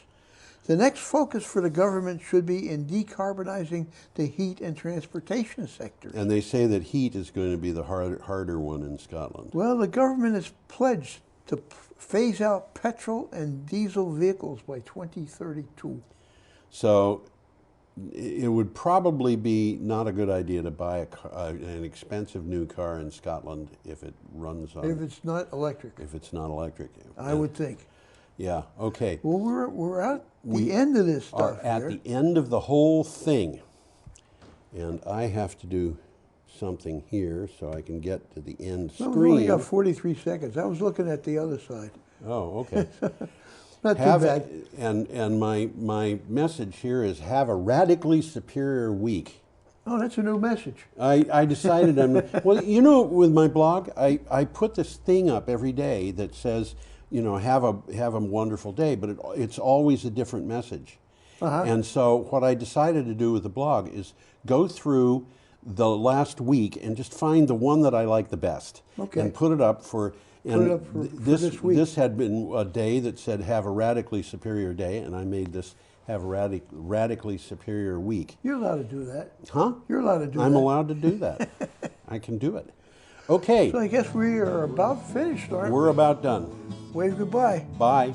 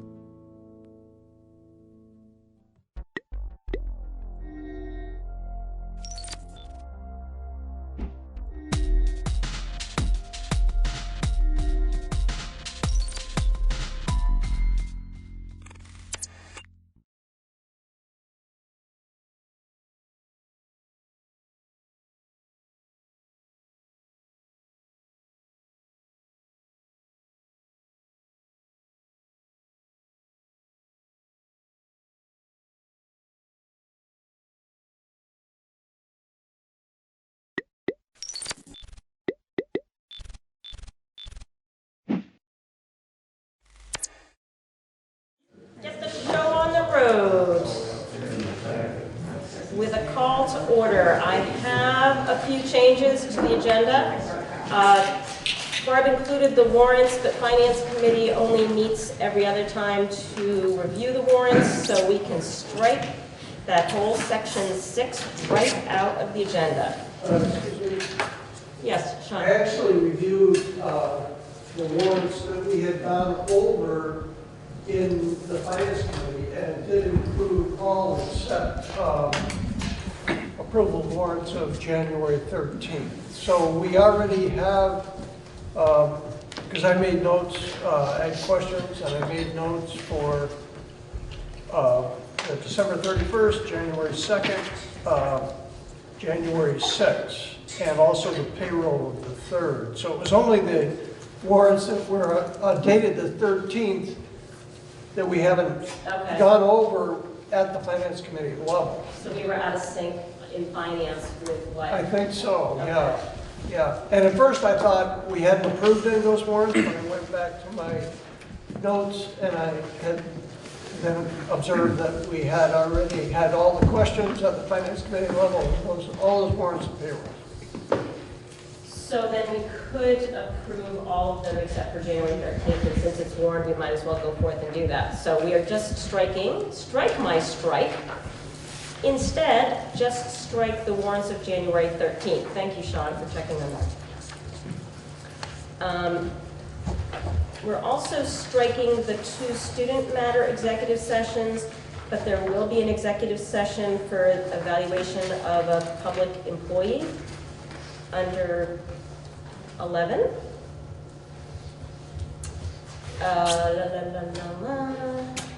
And under 8A,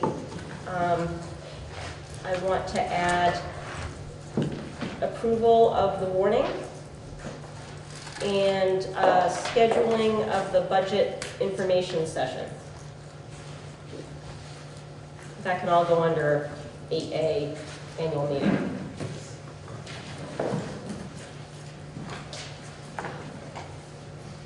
And with that, I would head to the clerk's report and entertain a motion for the approval of the minutes of January 9th. So moved. Thank you, Tim. Is there a second? Second. Thank you, Ann. Any discussion? I just had one small tweaky thing, is it's, you had written Gale Associates as G-A-I-L, but it's G-A-L-E, like a big wind, not like a girl's name. So just, sometimes people are searching for things in documents. So. Any other changes? All those in favor of approving the minutes of January 9th, please signify by saying aye. Aye. Any abstentions? I'm going to abstain. I wasn't here. The ayes do have it. The ayes do have it. Moving right along. Recognition of visitors. Hello, visitors. As you know, in practice, we will, before voting on anything, we'll take input from the public. We like to have the board discuss something first and get informed, and then ask for public comment. If there's something on the agenda that you would like to comment on, we reserve the end of the agenda. That is item 10. Before you make a comment, please state your name and wait to be recognized by the chair, and then state your name before speaking. Moving on to communications. I really had no communications except for a few lawyer things going back and forth with Barb. Did anybody else have communications to share with the board? Whew. Quiet, please. Excellent. Then we can move on to committee reports. And I know finance hasn't met, but Sean, do you have anything to report? No, we will meet again on February 5th before the regular WSESD board at 5 o'clock. And personnel. We just met this evening and we came up with a mission statement. Manage and review personnel matters, review and approve 1% requests, oversee supervisory union negotiations, and that's it. Sounds good. Mission statements? Yes. So we'll go over that. We all have time until 8B to review that and think if we want to tweak that, but we could maybe approve mission statements for all our committees tonight. That would make me very, very happy. Thank you, Personnel Committee. Policy and amendment has not met, and probably I'm ready to start going on that again now that the budget season is sort of behind us, or not behind us, but the preparation and budget review session and the heavy board work is done. PPE committee. Emily's not joining us tonight. David, do you have an update for PPE? We are meeting next Wednesday. The extra meetings kind of threw our typical pattern of meetings into turmoil, so we're going to realign and get back to our regular work next Wednesday. Right, yeah. The But problem it'll be a little later than we had planned because Carrie just keeps packing the SU. That SU chair is a taskmaster. Yes. We did have the field stakeholder committee, which was a part of that subcommittee, I believe. And that was on the 15th. That was a public meeting. Right, it's not a committee that the board members sign to it, so they're really, and there's no chair of that group, so I'm not sure how to, I mean. Yeah, I was just sort of saying it Yeah. because it happened. Yeah. Maybe we could have a PPE, since it is a public meeting, maybe the PPE committee members have volunteered for the SU board, which has been a much busier board than we originally thought, but maybe we could ask one of those.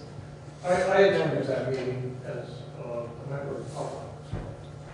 Do you want to report out on it? No, I think probably it will be better to report out, or, you know, when more information comes to light, I think it would be probably more appropriate. Emily was there and took minutes. Oh, that's right. So there is a record of it. Okay. I don't know, was she there today? No. Oh, no. There were no minutes today? There's minutes that we took. Really just followed the agenda that Gail set and gave them some feedback along the way. But I don't have formal minutes ready yet. Right. Oops. Yep. Should have thought about when Emily sent you in today, so she wasn't available for that either.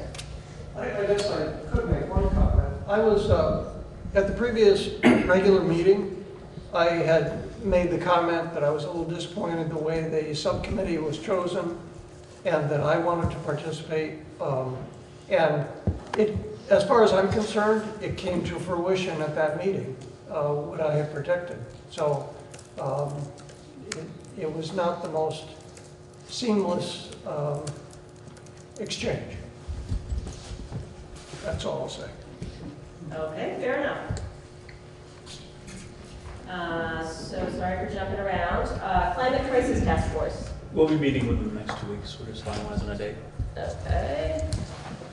And Communications Council. We met just after the last meeting and worked on some drafts, one of which I sent out to everyone earlier tonight. That went out to the Commons a week and a half ago, and I believe has gone out to other media sources, but I'm not 100% certain on that. Thank you. I think that was a really good representation and sort of indicated the kind of time commitment for the meetings. I hope nobody takes from that it's only 2 to 4 hours a week, but when you read it carefully, you start to realize, oh, you have to prep for meetings and things like that. So I think it was a really good description of what the position requires, and I think, you know, somewhere between 5 and 10 hours for regular board members seems like the right amount, and a certain amount of personal time flexibility. Does that? Yeah, and one of the goals was to make it as realistic a description as we could. We didn't want people to be misled about what, you know, the amount of time that it would probably require. Well, I commend you for, yeah, I commend you for being, yeah. The question for Tim too. Did the other one, the notes on the leadership councils, did that get finished with, did you and Emily finish drafting that? No. No? So that's still up there. Yeah, that needs to be done. Did you have a question, Sean? I have difficulty hearing, especially in this room, so if David talks to you, it's totally lost on me. But that does, David did bring up something else. It would be, I was sort of assuming there'd be a little place for leadership council reporting, and I don't see it on the agenda, so. I assume that's But what I the thought council reports is. you had mentioned it in an email, I believe, Christina. Council reports, that's leadership council reports and possible appointments.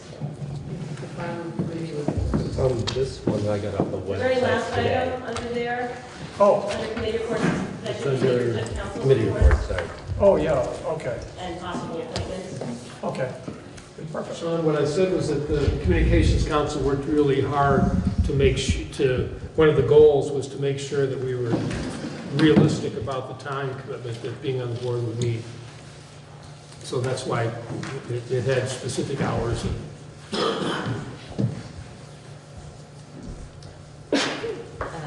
So thank you for doing that, Communications Council, I appreciate that.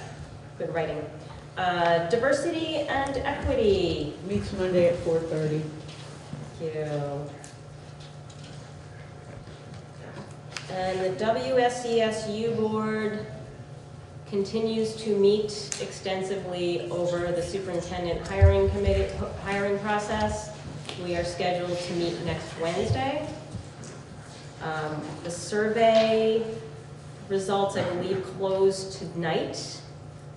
So I hope if you have not taken the survey, unfortunately, all those of you at home in BCTV land, it'll be too late by the time this airs, but if you're here and you haven't filled it out, please go home and fill out the survey.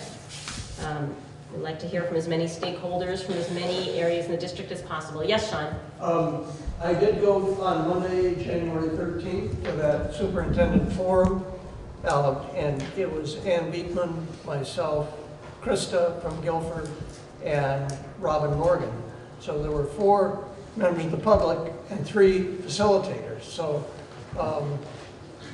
I think it was a little bit of a slowdown for them. They had 50 chairs set up and 4 people showed up. So I think it was a little bit of a rough start for them. Yeah. I tried to. Sorry? I tried to give them encouragement, and we had a very good discussion, but it was a 4-person discussion instead of a 50-person discussion. I don't think that was the vision, so. Yeah.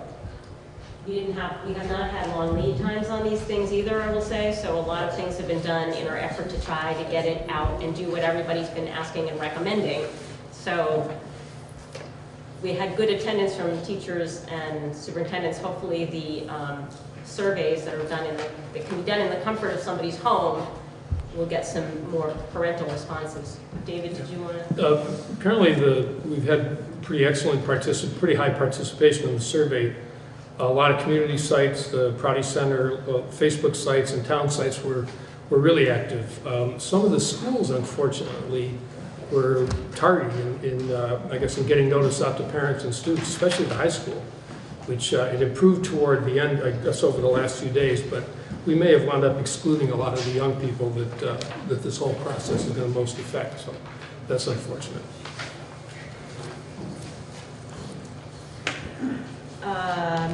Moving on to council reports. Do we have any appointments? Yes, we do. Why don't we do that first? Okay. So from Green Street, we have Sharon Carlton Newton, Andrea Frost, Maureen Gallagher, Abby Healy, Deb Schiller, Rebecca Stamulus, thank you, and Bryn Tucker. Do I have a motion to approve the slate as listed by Lyle Holiday? So moved. Thank you, David. Thank you, Nan, for the second. And for Academy School, we have Robin Morgan, Valerie Racine, I'm going to butcher this one, Carrie Slasa, Nina Wilson, Zephyr Ethier, and Rich Levy. So let's vote on that first slate, and I should have waited Oops. to do both slates. So I'm let's sorry. vote on that first slate, and then I'll take a motion on the second slate. So all those in favor of the slate for Green Street School, please signify by saying aye. Aye. Any abstentions? The ayes appear to have it. The ayes do have it. I would entertain a motion to approve the slate as listed by Lyle Holiday for, was that Academy School? Academy. Academy School. Thank you, Ben. Thank you, Jake. Thomas. Thank you, Thomas. All those in favor of the motion to approve the slate as listed by Lyle Holiday, please signify by saying aye. Aye. Nays or abstentions? The ayes appear to have it. The ayes do have it. And thank you to all of those who were willing to step up and do this work. It's really fun to see them get started. And so to that end, Sean wants to share, I'm sure. Yeah, I went to the 4th Leadership Council meeting that they had at the Guilford School on the 17th of January. And it was, once again, a well-attended meeting. A lot of input from all kinds of, teachers, community members, and the principal, John Gagnon, was there and gave a comprehensive report of, vision. So I once again was extremely impressed and glad to be there.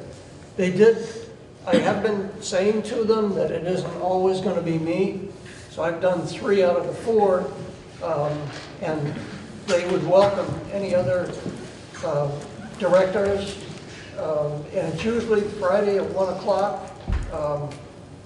That's the time that they've set up. I think it's first and second Friday. First and third Friday? First and third Friday, right? Because there are 5 Fridays in January, we do have a meeting coming up January 31st. You're all welcome. I'd be happy to be going. I sort of thought right from the get-go that we were going to spread it around among all the directors. So we had gone back and forth on this before these were set up, as we were and we had left the language pretty loose about attendance, and we weren't sure we were going to get the extra 2 seats, so we might have had 10 leadership councils and 8 directors, which was going to be tricky.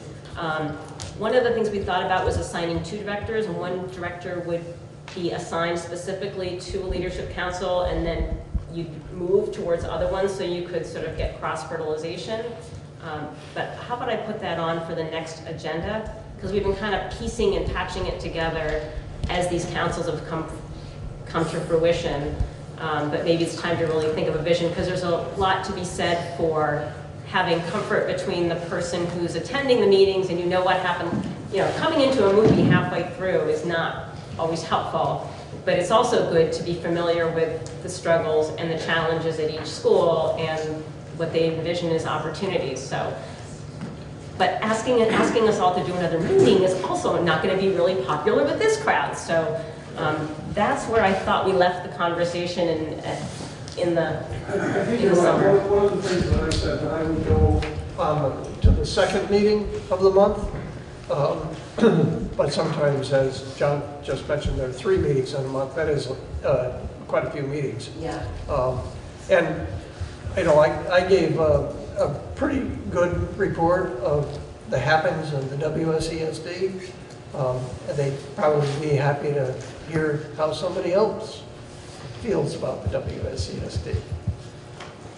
Well, I'm sure you portrayed us in the best light possible, Sean, so I'm sure I can be on that. Anybody else have any reports from any leadership councils they've attended? But he tried but was unable to achieve quorum. So there was a conversation, but there was not a meeting, and consequently should not be reported here. Well done, well done. I went to the Dummerston Leadership Council meeting, gosh, I think that was last week. So this was their second meeting. I couldn't stay because I had an SU meeting for the entire thing, but they were really working on coming up with priorities, and Julianne led the group in kind of a activity that a lot of the teachers have used to kind of prioritize and look at what they would like for opportunities at the school so they could set their future agendas and prioritize their needs as a school. So it was well attended. It's a good group of people, so I was excited to see that up and running. And we look forward. So no other leadership councils have met as yet. Excellent. Jamie. Liz and I are co-chairs of Jamie Comtois, Putney Central School, And Liz and I are co-chairs of the Leadership Council at Putney Central, and it's just really exciting. I don't know what reports have come to this body yet, but we have a full slate of teachers and community members who now have had 3 meetings, and so I just wanted to say that we're looking at things around aftercare meals and problem solving that. We're looking at things, we're looking at having conversations about how to set goals and our expectations. So I'm really looking forward to the opportunity to report to this body and wanted to know what the expectations are for how chairs can report to this body. Should we be doing submitted reports? What form of communication should we start?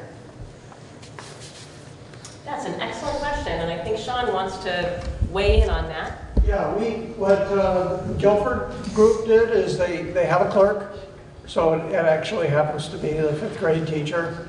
And so she writes up minutes, and then Barb posts all the minutes under WSASU under Leadership Councils. So the minutes are there. So I think that would be, that would suffice in terms of education for everybody on what is transpiring at every one of the schools. And it wouldn't necessarily have to be reported out to the WSESD board. I think one of the questions, we have documented that, Ruby is our clerk, and we do have minutes that we're posting and sending. One question I have is, there was discussion that leadership councils would be a way to share the will of that school with the body as questions came up. And so I just am curious about any mechanism. We have had discussions about what should we be voting on and sending our voice to the body. And so that was something that came up at the first or second meeting. So we don't have to take that time now, but it's a question that came up for us, and I'm just curious about that. So I'm going to say that since I've penciled in that we're going to have a discussion about leadership attendance and who from the board is going to attend the meetings, that we should probably throw this whole reporting and how the board stays apprised, because information is going to start flowing. There hasn't been that much coming up because things have just been getting started, but I think the idea is that needs for schools will come through administration and leadership councils, and it's a good way to marry the administration to the community in a way that this board has a little bit more challenge doing. So I think that's part of would be better done as a more full discussion, and I'm thinking our next meeting might be a good time for doing that. I see heads nodding, so I'm going to go with that if that works for you. Could I add just one thing? Yeah. We did set up on WSCSU website a Leadership Council tab all of its own. So when you go to the homepage, it's right there. That is excellent. And it'll have a drop-down menu with any time a Leadership Council gets established, we'll add that to the list, and you can just click on the school, and whatever is sent to us, we'll post there. It was Liz's idea. Thank you, Liz. Thank you, Liz, for the idea. Thank you, Lyle, for the execution. And we did the appointment. So moving on to any other committees I have forgotten. Excellent. Moving on to finances. I would entertain a motion to approve the warrants of December 31st in the amount of $152,174.39, from January 2nd in the amount of $287,158.96, the warrants of January 6th in the amount of $85,898.56, and the payroll of January 30th in the amount of $1,267,966.42. So moved. Thank you, Ann. I second it. Thank you, Thomas. Any discussion? All those in favor of the warrants as listed, please signify by saying aye. Aye. Nays or abstentions? The ayes appear to have it. The ayes do have it. And we are on to the administrative update. Okay, I have two letters of retirement. One person's retired and then came back part-time and is now retiring fully. So, dear Lyle, this is my official notification to you that my last day of work at Wyndham Southeast School District will be at the end of my 2019-2020 contract.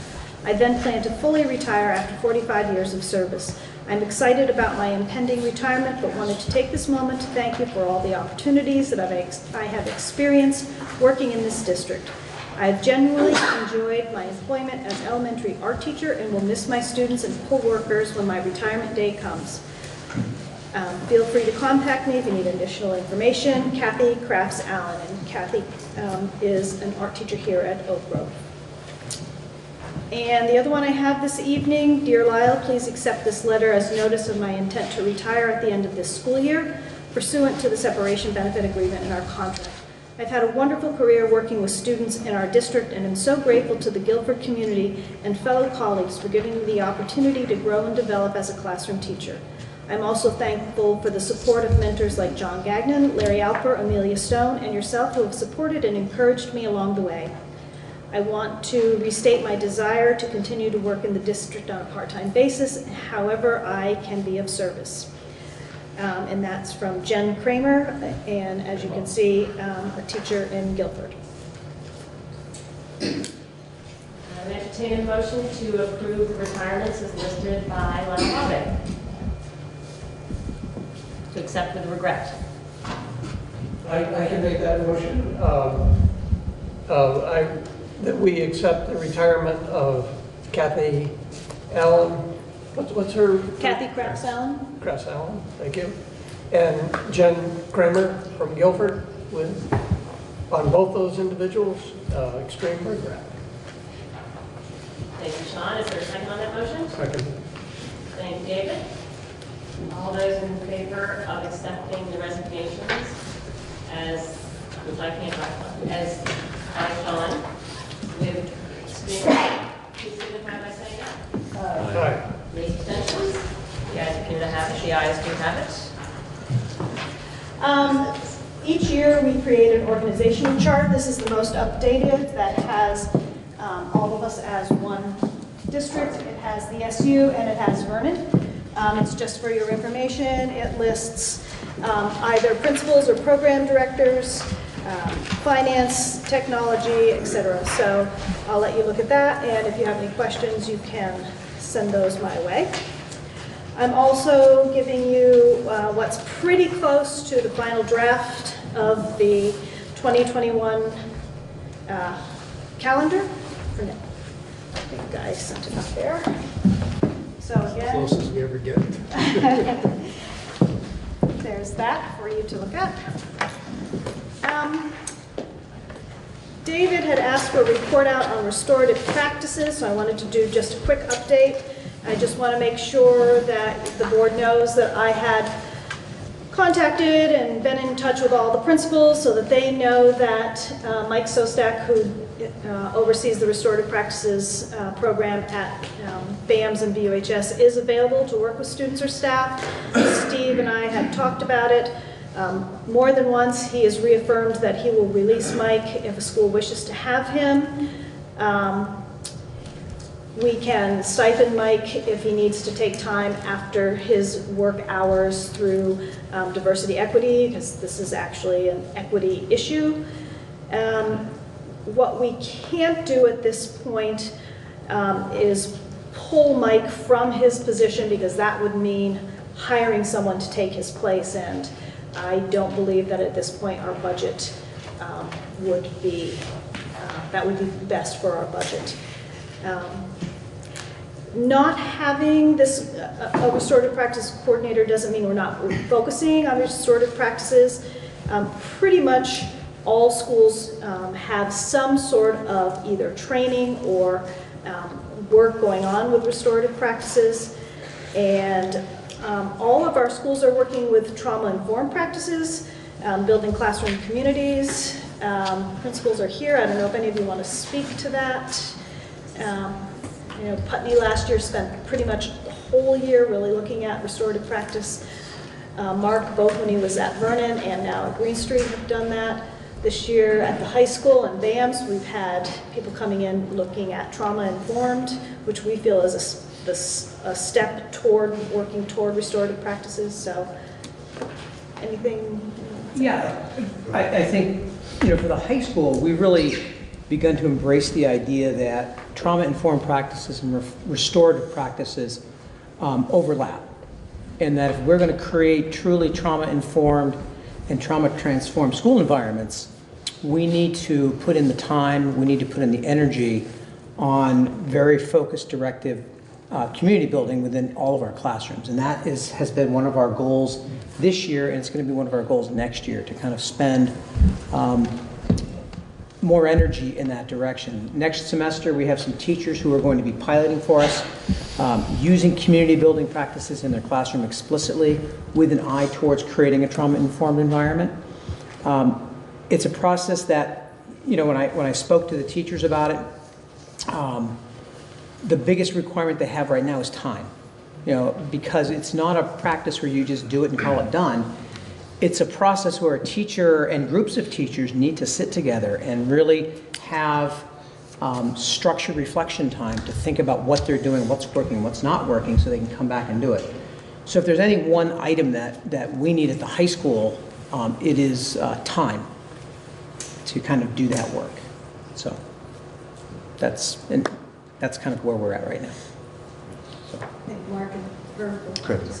Sure. Yeah, at Green Street we have a very strong restorative justice team, going on 6 years now. We've put a ton of resources and time and PD into trauma-informed practices, especially over the last 3 years specifically. And we are exploring,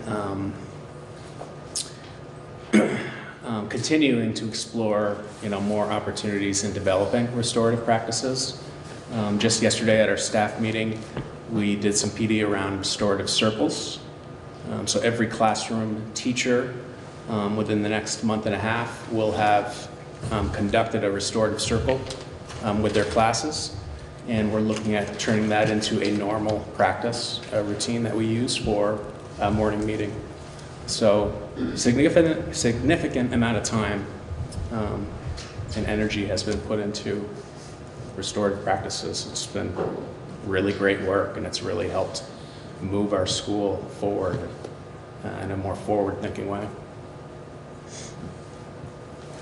Yeah, so at Putney, we're in our second year with restorative practices. We try to think of it as part of our whole school, whole child approach to social emotional learning. Traditional thinking around restorative practices focuses oftentimes on the restorative aspect of it. In other words, something has happened and now we need to make it whole again. What we're learning is that it's most effective when we focus on what Steve mentioned, actually, that they're trying to do and work on at the high school, is about relationship building. Teachers getting to know kids well, and vice versa, so that when and if the inevitable conflicts arise, they have the toolkit to help the kids resolve conflict without it getting too out of hand. And so far it's been great. We've worked with Mel Motel going back to last year with the teams. It's been part of our professional learning community work once a month. And we have a 2-hour optional workshop on the PD day on the 27th for teachers and staff. Anybody who wants to attend can do it. And we'll follow up with another similar training on a Friday afternoon when we have winter sports. So everybody will get that 2-hour training. So that's pretty much where we're at right now. We see it as a logical extension of the PBIS work that we've been doing for 11 years now at Putney Central. So it fits in. It's all of a piece. The mindfulness work, it's all important work, and we're trying to do what we can in order to make sure that all of the kids have somebody in the building that they can turn to when they need to. And there's a concert tonight at Academy School, but Kelly and John, if they were here, and I think you heard them report out at their school about the ongoing work that they have They spent last year really researching what other elementaries are doing across the state. You may remember we had actually, as an SD, applied for a grant, which we didn't get, but the academy folks went ahead and did their training. So this year they are implementing that. So.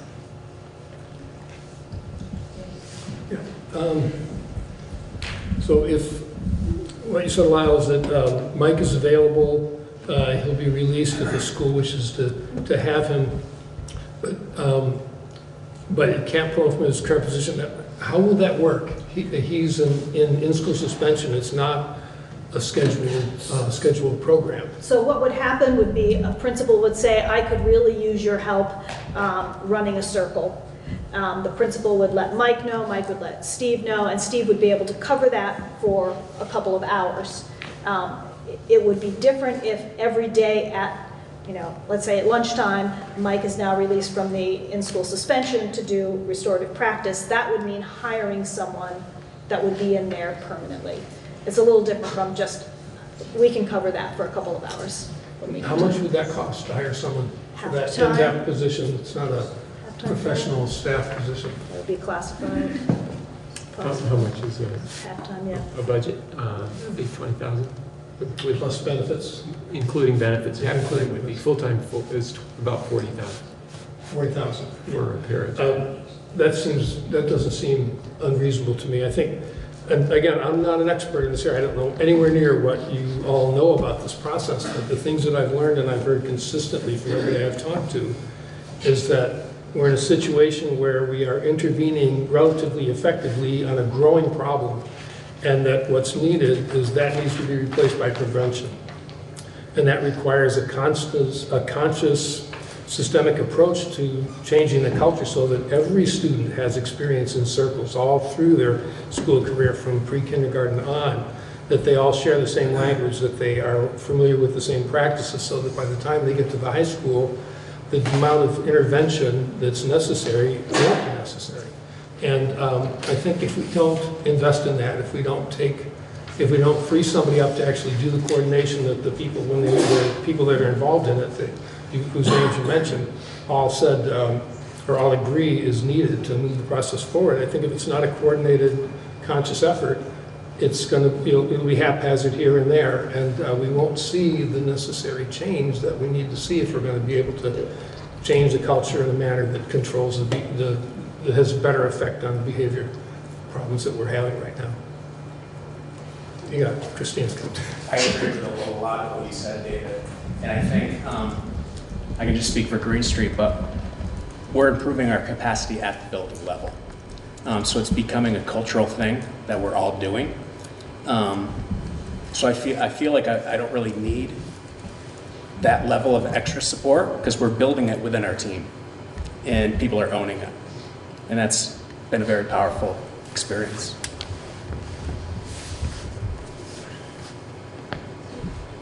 And again, at the high school, and I'm glad we're having this discussion because it's important work and it's work that we really have to do.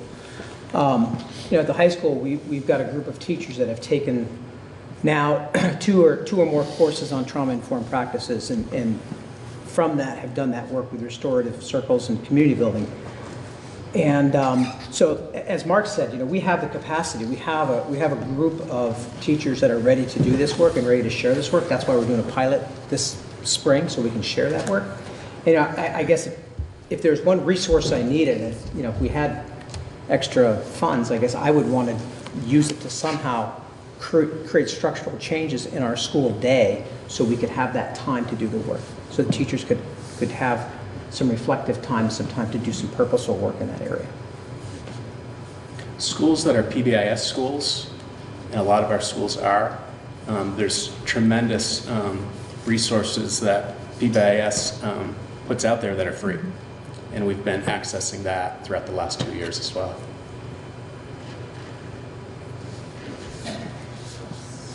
So I guess I'm curious, because it seems like if we have somebody that's right, and I've heard from, well, Steve, you have Mike in your wheelhouse, and Mark doesn't feel like he needs that level of assistance, but it's a good question.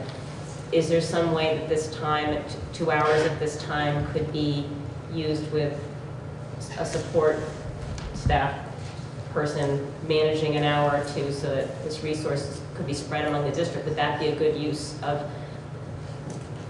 relatively small amount of funds in our current budget? I mean, It would mean hiring a new person. Because this would be a new position, I would have to check with the union, but it also may mean opening up that position to advertising and accepting other people who may be interested in applying for that job. We can't automatically put a person into a position. We've been told that by the union. so we would have to advertise a half-time position. For the restorative practices coordinator. Oh, I was envisioning the position, and maybe I'm losing it. I was envisioning it as like an assistant, like a paraprofessional position for the coordinator who would be there to cover the lunch, cover an hour and a half a day that would allow Mike time to work with other. It seems like a small thing, but right now, Mike's title is not WSESD Restorative Practices Coordinator. Oh, He works, he's a WSESD employee, but he works at the high school with the understanding from Steve that he will release him when other schools request him. So to release him permanently at a certain hour of the day, we would definitely need to hire someone to be in his space, and of course we're on TV, so we're not flying under the radar, but we're going to try to fly under the radar, I guess, for the rest of the year using Mike in that position. If it were to continue, we would absolutely have to open that up. I think there's the thought that Mike would not have the lunch duty, he would be available during lunchtime to, because he seems to value the lunch duty as some of his best contact with students, so that would probably be a net loss. Right, and I guess, you know, if I think about how a part-time employee, it would be tough because we would have a person, like we might have an elementary school that wants Mike in the afternoon, and then another person might want him in the morning, and so we wouldn't do set times. We'd have to figure out a way to have that Paris schedule be flexible and coordinated with Mike's. That would be tough to schedule. You know, I guess if we're going to do that, I would almost say, and Lyle's not going to hear me say this, if we're going to do that, then I would almost say we should bite the bullet and hire a person to take over Mike's planning room duties at the high school, and because we'd restructure that and then release Mike to do the work district-wide. Yep. Hi, everyone. I just wanted to add that Mike also works a lot with the middle school students with more restorative justice, often conflict between students, and often using a high school panel to facilitate the conversations. He sometimes handles them himself, but often he'll bring in a panel of students, so I don't know how that will kind of fold into it all, but it's like, you know, it's a different approach, the restorative practice versus restorative justice, but he serves multiple roles.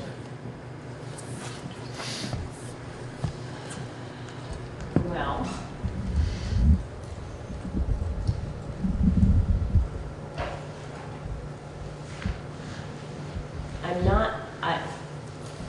unfortunately, all our principals aren't here, so I can't get a feeling for if this is a need that all the principals feel would be important. I mean, so to add to the budget when we don't have that as an identified need and things seem to be okay in a really tight budget year, I'm not inclined to make that motion. If there's some creative way to do it with part-time, I always like to think creatively of how we could stretch something or move something around or do something. Yes, David? I don't think it's fair to say that things seem to be okay. I mean, we continue to add behavior staff and human services staff, and we continue to add to the numbers about out-of-district placements that we face. And the way we're dealing with the impact of low income, of poverty on our families is really expensive. And this is a way that is much more holistic, it's much more engaged with the community, and much more likely to make a long-term difference. And I understand it's not an easy thing to do. It's not like buy a curriculum, put it in place and give everybody the training. And I know that different schools are doing things differently, and they really value the different cultures. But the thing that's consistent across these cultures is the impact of poverty on these kids. And we can predict their test scores based on their demographics. We don't have to look at the tests. You can tell ahead of time what their test scores can be, simply by where they come from. That indicates that we're not really making enough impact. And this seems like a way, maybe getting Mike Zostak around with the other schools isn't the way to do it, and I understand John Sesson is really good about helping me understand that it really has to be organic. It has to really grow from within. It has to be done the way you're doing it, Mark. But at the same time, it has to go faster. It has to be more intentional. I mean, we wouldn't put any program in these schools. You people wouldn't put any programs in these schools if you hadn't really thought through really carefully what the structure was going to be, what the anticipated, unanticipated consequences. You put it all together, including how much the staff costs and how much time they spend in each place. But this is something that, I mean, I don't want to sound sort of hopeless about it, but this has really been an intractable problem forever. I mean, I'm not sure where somebody said the poor will always be with us, but it seems like that's true. But the impact of poverty on kids in our community is really pretty obvious. And what we're doing isn't enough. It's incredible. It's an incredible amount of work. People are just working themselves to the bone. We've heard from the administrators about the impact of these, the trauma and effect on them and on the staff. And this seems like the only really effective way to improve the situation. And maybe I'm wrong. I'm perfectly willing to be proven wrong, but hiring more behaviorists and sending kids off to district placements doesn't seem to be getting it done. Well, they're not silos. Yeah. These people work together in our schools, and that's really important. Yeah. From counseling to restorative practices to ABA responses, they're not siloed people. And when we think of social emotional learning, all those folks need to be working together. So we're building those resources in our schools. The key is systematically, how do we become more effective and how we work together? And that's what we're working on. Yeah. And Steve is working with this. Oh, sorry. I just wanted to let Lyle. Yeah, I'm sorry. Because I agree with a lot of what you said, but I do want to make sure that people know that implementing restorative practices is going to take time, and it'll be time before it has an impact, and we are still going to see those out-of-district placements, and we're still going to see the need for, excuse me, the social workers. But as Mark just said, they need to all be working together. And that's what I was hoping Mike's function would be to coordinate those efforts. I mean, that was the description. That was what they said they were looking for. So that's kind of what I had in mind. I'm not sure where it's gone off track, but that was the thought. I guess I think I would love to hear what the board could do to support, like, I was like, oh, so you want a longer school day? Is that what you were asking for, Steve, when you were asking for time to do this structure? But I didn't throw that out there on camera because I thought you'd kill me, but. Well, I can tell you what I like. Okay. What I really like is a late entry, initially once a month and then maybe more frequently. A late entry where students come to school and we start classes at 10:15. And during that morning time, our teachers do the work of restorative practices. They do the work of trauma-informed instruction. We take the time, like right now, faculty meeting's a half hour at the end of the day. So, I mean, what I would look to do is to, in other schools have done it, I would look to have us do a late entry. I mean, ideally be once a week, and I know that's a dream, but I can dream. But I would say that we would do a late entry, and we would use that time to have structured conversations with teachers, to do the PD, to have the conversations about what's working, what is best practice, how do we establish a tier 1 whole school approach to building community in every one of our classrooms, and how do we make sure that it's happening in a biology class consistently with how it's happening in an English class. Because for the high school, that's the big challenge. We have 65 professional staff. And so that's, the resource we need is time. And, right now, CVU, Mount Mansfield, South Burlington, those high schools are all doing this model. So I guess that's a much larger discussion that we would need to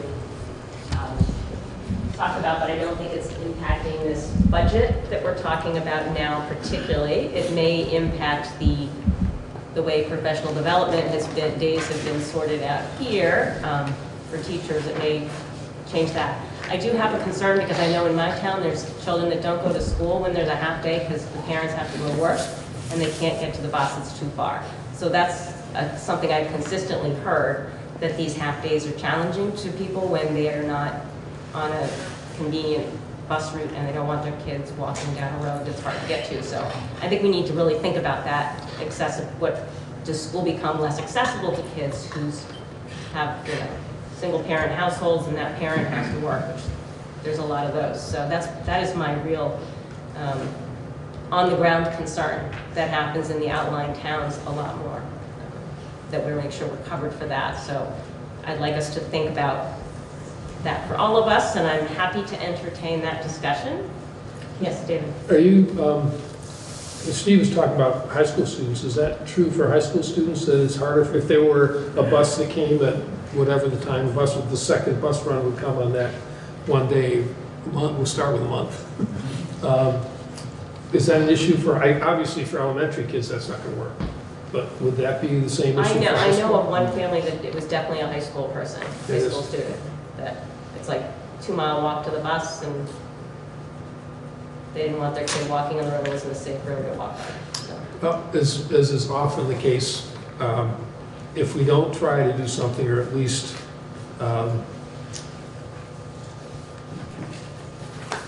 create the ability in this budget for something like what Steve just described to happen, then it's 2 years.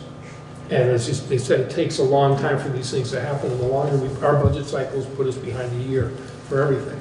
So I'm really, but I don't think I'd you're like to see asking for additional something training, you're happen. asking for time. And time is money, but not in this case, right? Well, if it was a high school only, time would be money, in that we would have to find out from the bus company what it would cost to run the bus runs later for high school, middle school, career center.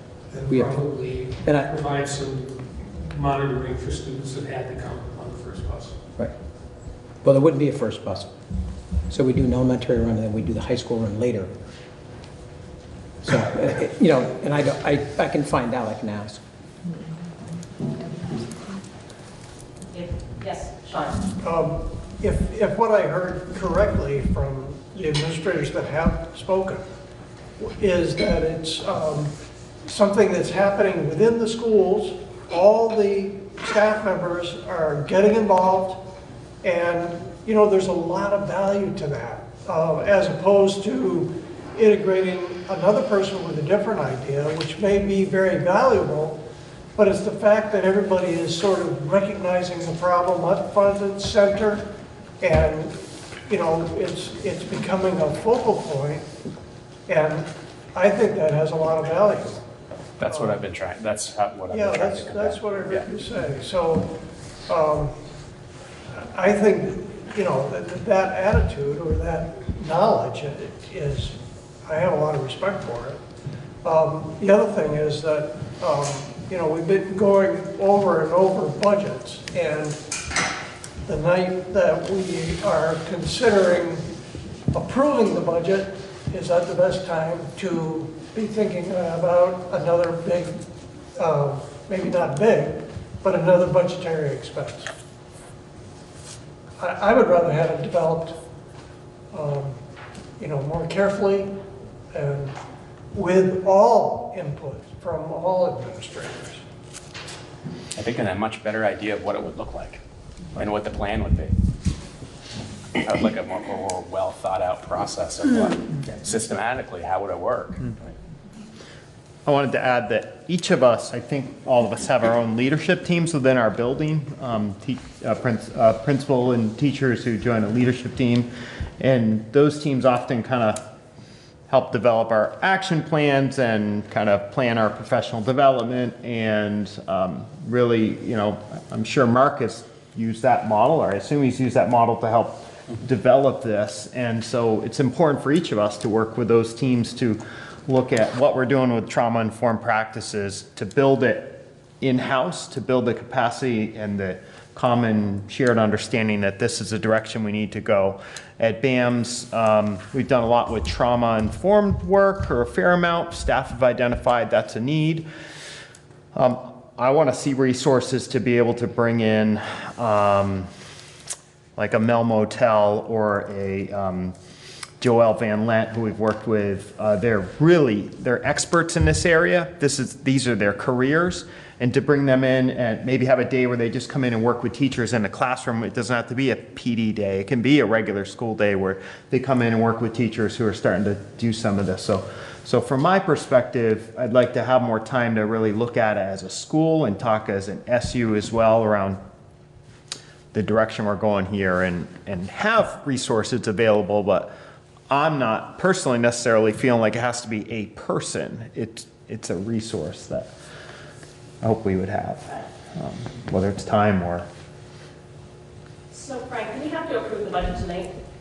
It would be helpful to do that, but no, you don't have to. One discussion that I've had with Lyle and Barb about, if the board wanted to have the document available for town meeting, we'd really need to approve it tonight.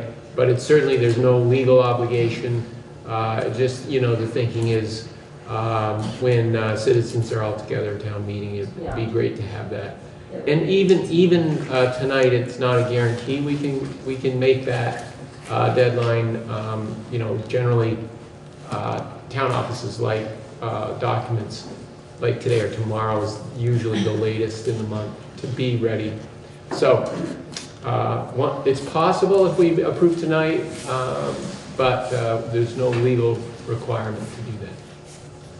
Because part of my thinking is, I think that the board shares the passion that the administrators we've heard from have for this program and want to find a way to support you and would be interested in putting some money into the budget. It's very hard to put some money into the budget when we don't know what it is, and we'd like to get the budget out in time for town meeting day, but cannot do that. And so I don't quite know how we could proceed. I take Sean's point. I don't like doing this last minute, but I think it's something that I saw a lot of head nodding when I said, what do you want? And they were very clear there is something they really would like to do that is more helpful than what the board was starting to envision for this. So I feel like we have a way forward for this year in that there are only a couple schools that haven't really embarked on it.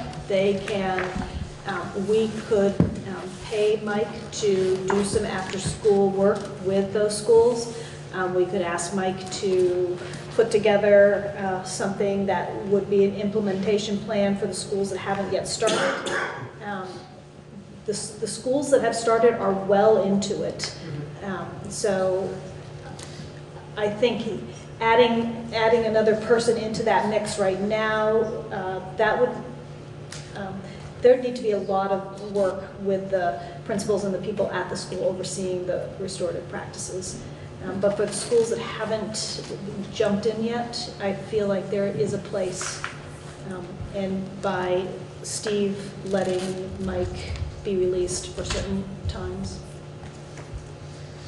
So would it make sense to have the board consider some sort of dollar amount that would allow for some extra time of Mike's and some of Mel Motel's time to work with schools, and perhaps even a couple of late start days with buses, so some amount that could be used however administration sees fit to help this program along?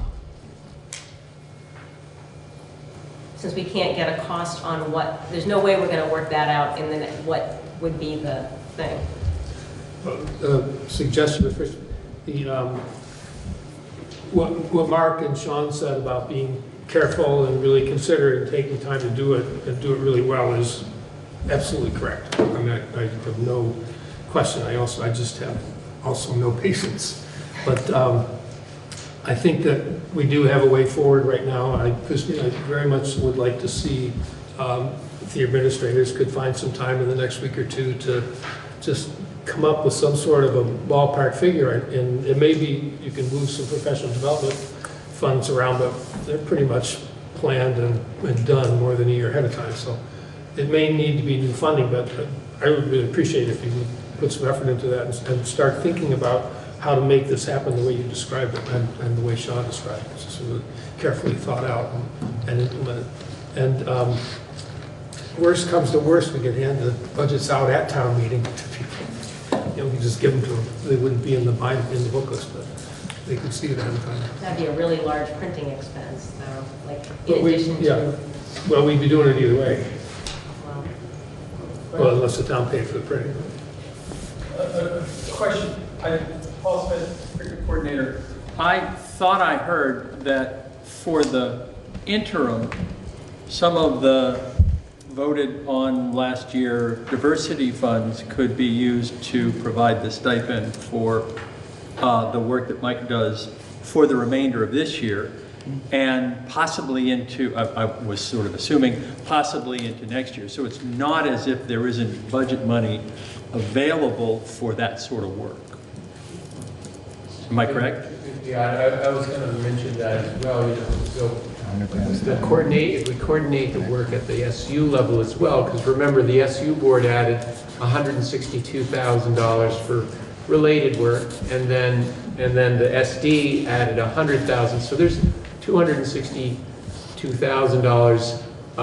Most of it is new money. Some of it's not new money because the high school had a portion of that already in its budget and it got moved. But generally there's, you know, you're aware that $200,000 of new money to this system, that those resources, I've met with Michaela and had some discussions with Lyle about where the direction of those resources are going in the FY20 and 21 plan, and it's, you know, clearly there's some, I think well-defined objectives, but it appears to me that there's a fair amount of, flexibility in the way in which those get implemented. So I think that. So the things we've committed to have not used up those monies, and there's monies in that.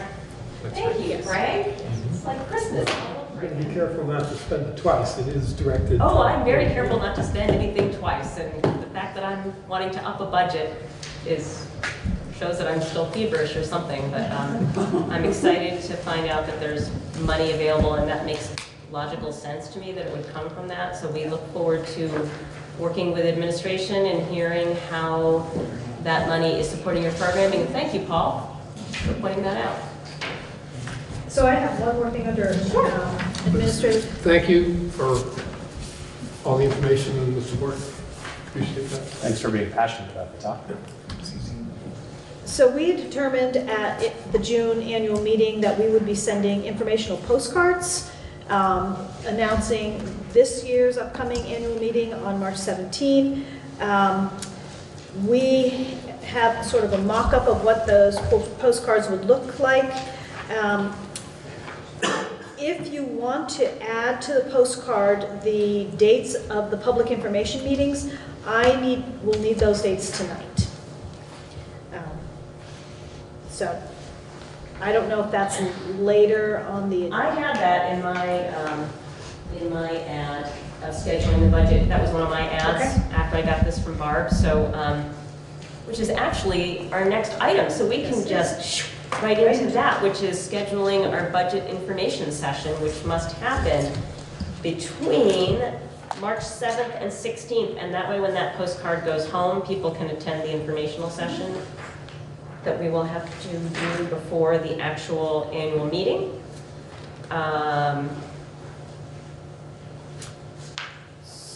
So, any thoughts between the 7th, well, the 7th and the 8th are probably not good because that's the weekend. And the 15th and 16th are also the weekend, so that leaves us between the 9th and the 14th.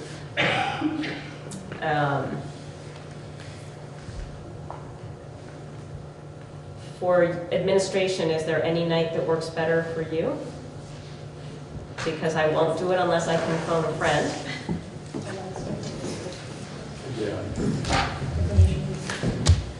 March 11th.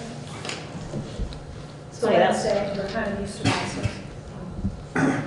sounds good to me. Excuse me, but that is the same night, I believe, as the Brattleboro Municipal Informational Session for their representative town meeting. Would be a conflict there, I think. Is the representative meeting on the 21st? Yes, and the informational meeting is 10 days earlier. So the 10th, Thank you. the 10th is, 10th, Tuesday? Does that work for you, Frank? I could do that. 6 o'clock? March 10th, 6 o'clock? and where is this going to be? That's my next question. Seeing as we have Steve here, should we do it at the multi-purpose room? The sound of the multi-purpose room is not good. No, yes, I've noticed. Yeah. The one in the middle school is better, isn't it? Do you feel like We're it's the better? best. You're the best? Just kidding. Apparently, they're the best.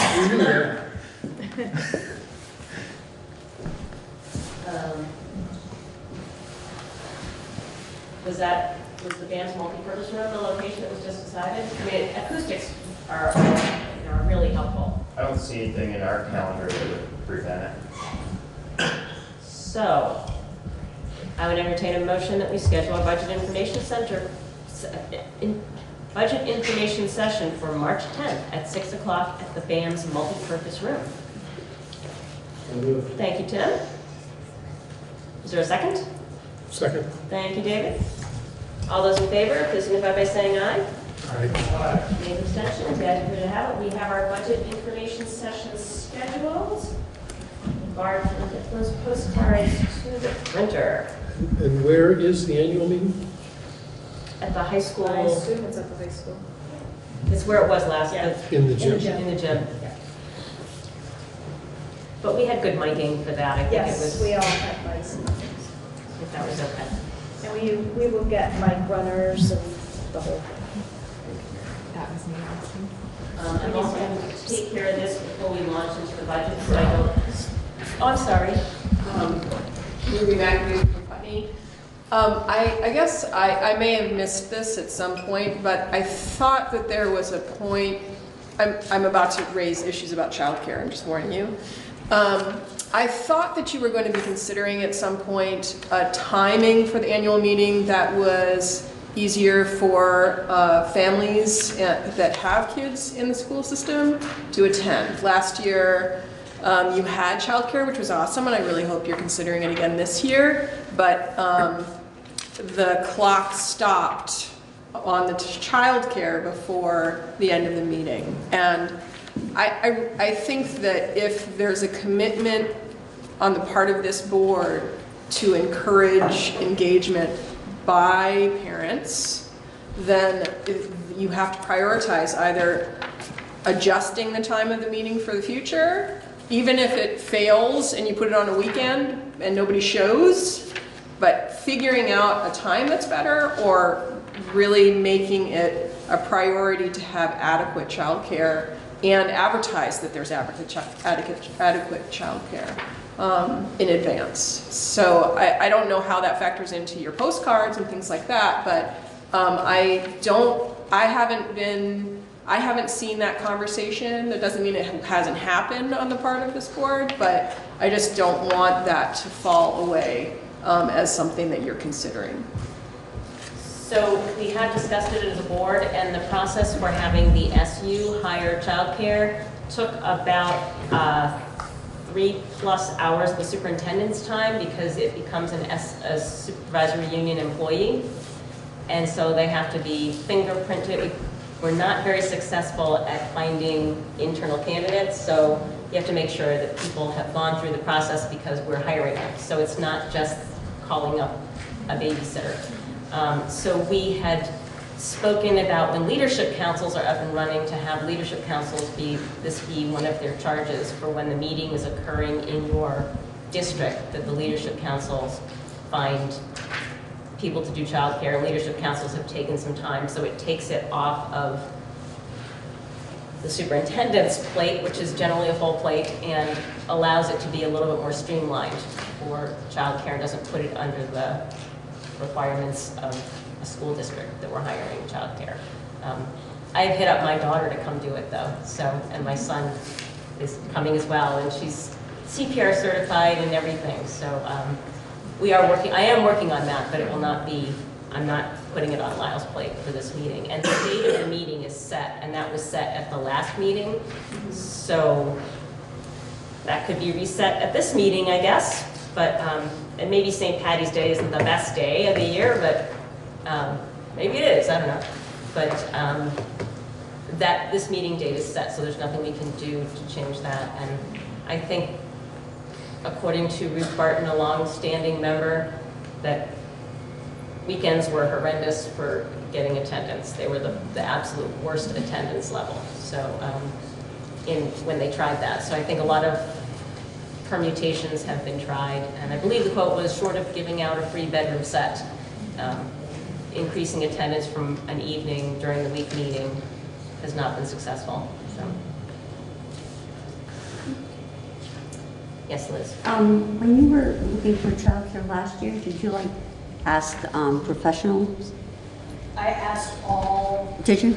I sent it out to every school news folder, asking every teacher, paraprofessional, all classes. EES and EES.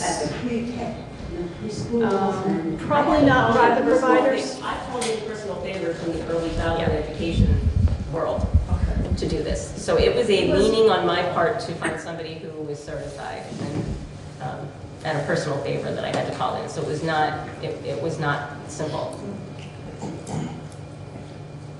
Yes, Jamie. Hi, I am Jamie from Putney.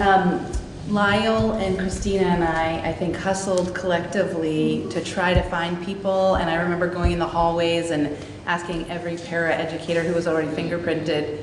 I volunteer to help coordinate that now so that we could find somebody, so we could include it on the postcard, so it's not on your plate, Lyle. And I do agree with Ruby that this is something that's so critical for our new district to make a commitment to, and I would make a commitment as a volunteer to hustle and coordinate with my principal to identify people at Putney Central who might be interested, and I'm happy to coordinate with other schools that would have similar folks, that if they had 2 months advance warning, they could put it on their schedules. I think we were struggling because we might have been pretty close to the date, as I recall. Well, the other issue was it was after summer started for. Oh, yeah. Oh, it was right when summer came. Yeah, it was the worst day ever. So this, I feel much more optimistic that someone would like, because I recall that we had a compensation. It was. Yes, and I assume the board would compensate again. Jane, just so you know, we need to get these postcards to the printer by next Wednesday. Okay. So if you can. I can secure somebody by Wednesday? Yeah, we can put it on the postcard. I volunteer to secure someone by Wednesday. Thank you, Jamie. Okay. Contact my daughter for assistance. Okay. All right. Moving on to the warning for the upcoming election. I think I will read it because this wasn't distributed beforehand.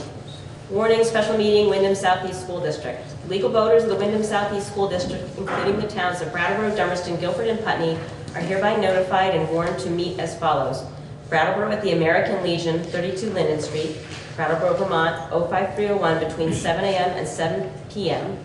In Dummerston at the Dummerston School, 52 Schoolhouse Road, Dummerston, Vermont, 05346, between 8 a.m. and 7 p.m. In Guilford at the Guilford Central School, 374 School Road, Guilford, Vermont, and Putney at the Putney Central School, 182 Westminster Road, Putney, Vermont, between the hours of 10 a.m. and 7 p.m. on Tuesday, March 3rd, to vote by Australian ballot on the following article. Article 1, to elect 6 school directors from the nominees to serve on the school board of the merged Wyndham Southeast School District from the day following the annual district meeting. 1 school director who is a resident of Brattleboro for a 1-year term. 2 school directors, 1 from each town, who are residents of Brattleboro and Dummerston for a 2-year term. 3 school directors, 1 from each town, who are residents of Brattleboro, Dummerston, and Putney for a 3-year term. The legal voters of the Wyndham School District, including the towns of Brattleboro, Dummerston, Guilford, and Putney, are further notified that voter qualification, registration, absentee voting, and voting procedures relative to said special meeting shall be provided in chapters 43, 51, and 55 of Title 17 Vermont Statutes Annotated, dated this 22nd day of January 2020. I would entertain a motion to approve the warning for the special meeting with Wyndham Southeast School District. So moved. Thank you, Sean. Is there a second? Second. Thank you, Ann. Any discussion? Yes, I Tim. may have missed it. When you talked about the people who are running for the 3-year slots, I think, and maybe I spaced out for a half second just before, so maybe I missed this part. I thought you said from all of the towns? 1 Could you- from each town. Previously, because there's not one from Guilford this year. No, 1 for the 3 school directors who are residents of Brattleboro, Dummerston, and Putney. That's the part I missed. Thank you. Never mind. You're freaking me out there for a minute. This has been no small feat wrestling this little devil to the ground, so I guess and it's confused by people taking over seats and everything. But I'm feeling comfortable. It's been run by the attorney, and as of equal importance, it's been run by Barb, and they both agree. Any further discussion? All those in favor of the motion to approve the warning for the special meeting for the Wyndham Southeast School District, please signify by saying aye. Aye. Nays, abstentions? The ayes appear to have it. The ayes do have it. I'll pass it down for your signature.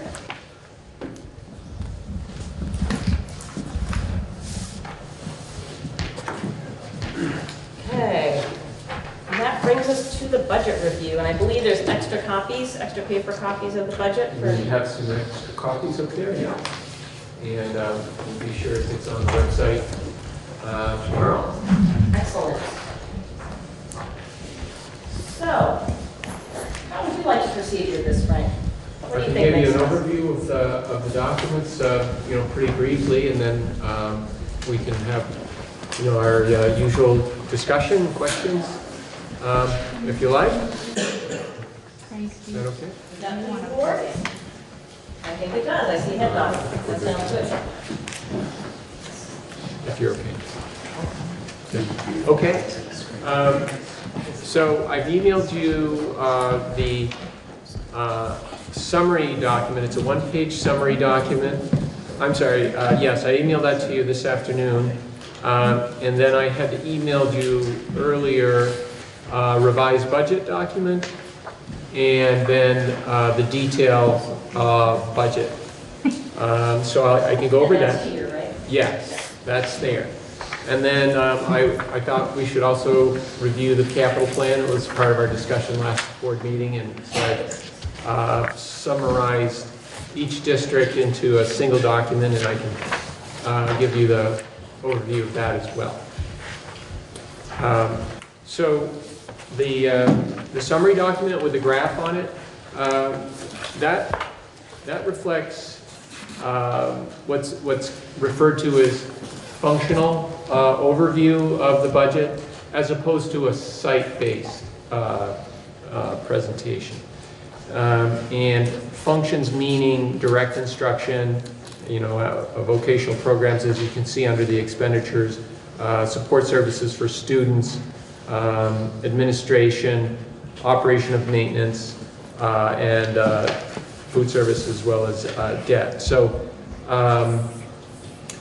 this is a way of looking at the same information that we've been considering But as I said, instead of site and then salary, benefits, services, supplies, equipment, this is everybody together. But what are we doing in direct instruction? What are we doing in support services? So as you can see also, we discussed to some extent potential retirements. Our union contracts requires notice by January 15th, and we did receive several notices. And so on the second page of this summary document, I have updated where we were at the last discussion on January 8th at $51,311,000 in total expenses. And then on page 2, the revisions since then, largely associated with those retirements and the projected replacement expenses. You can see we reduced the version we discussed on January 8th by $140,000.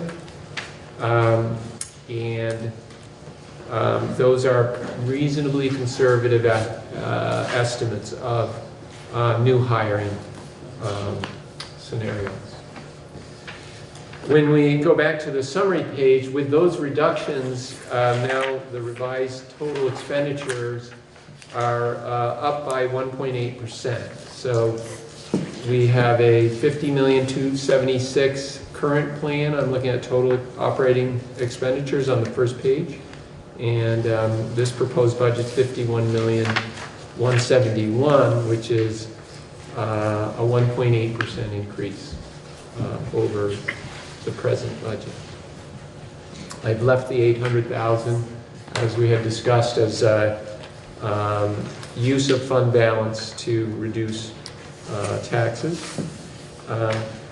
And the graph, maybe the only thing I would point out there is obviously the largest portion of the expenditures, this is a percentage of total, is in direct instruction. But also, I argued against the state's classification system of putting the special education assessment in the 2,500 group, which has historically been associated with fiscal services.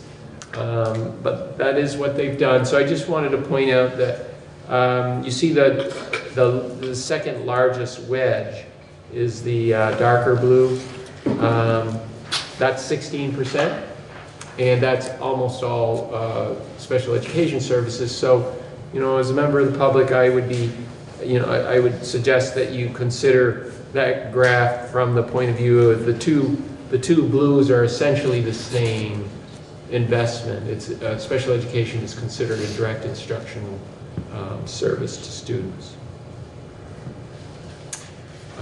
So there are the overviews, and maybe one other quick comment. As you look at the first page and you see a 1.8% change, clearly there's no real dramatic changes in spending, but maybe the negative $154,000 caught your eye in support services for instruction.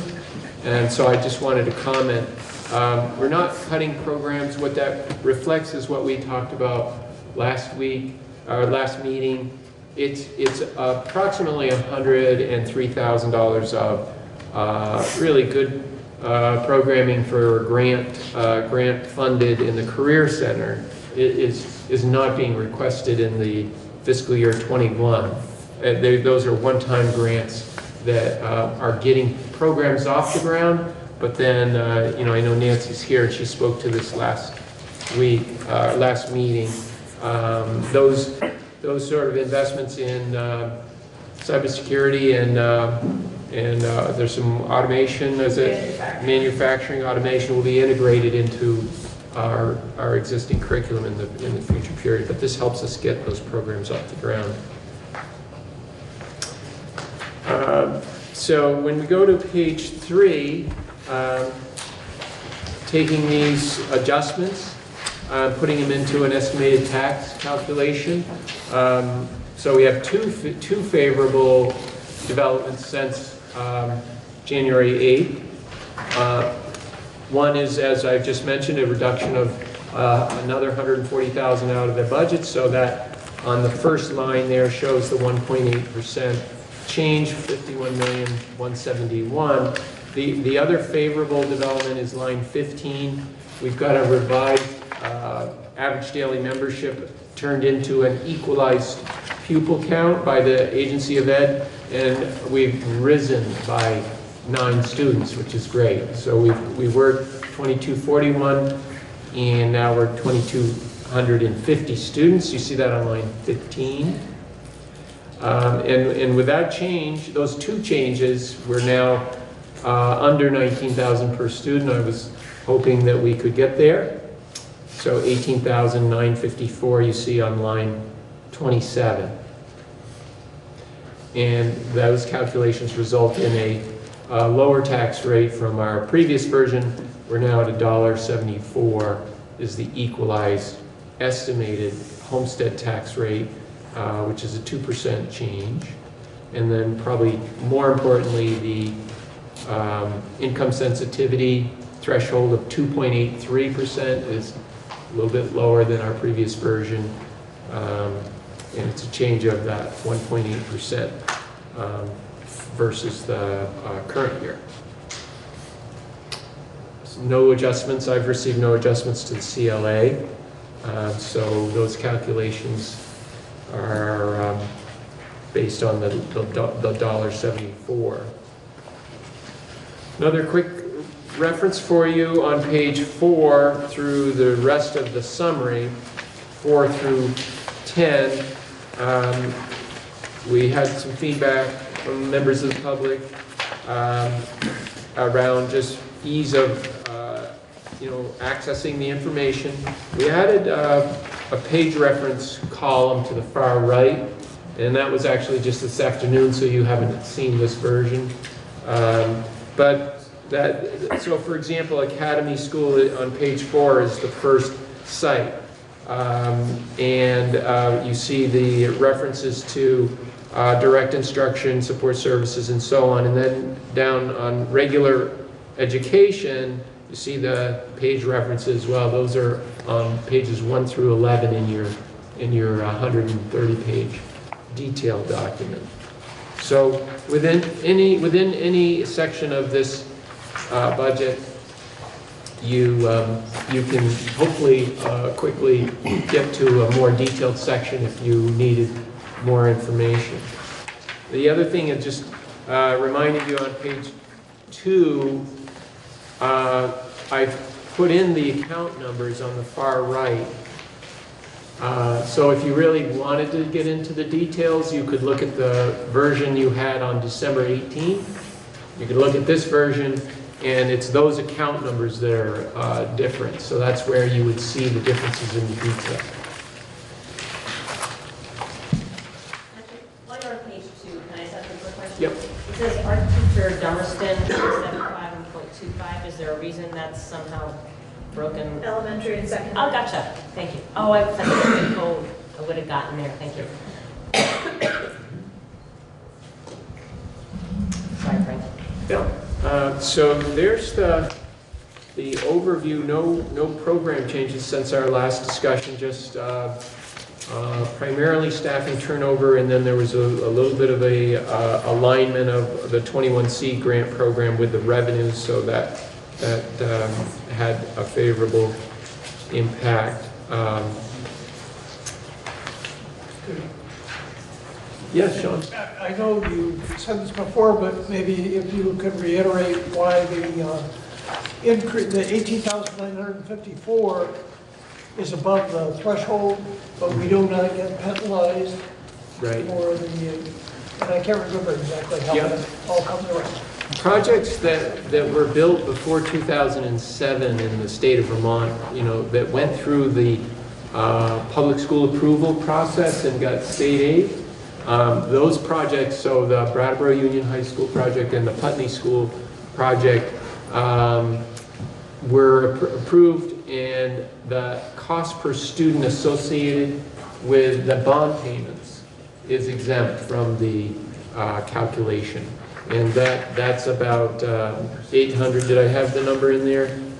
It's, yeah, 875. So, you know, we still have to raise 18,954 per student, but we don't get penalized on the approximately $200 that is over 18,756.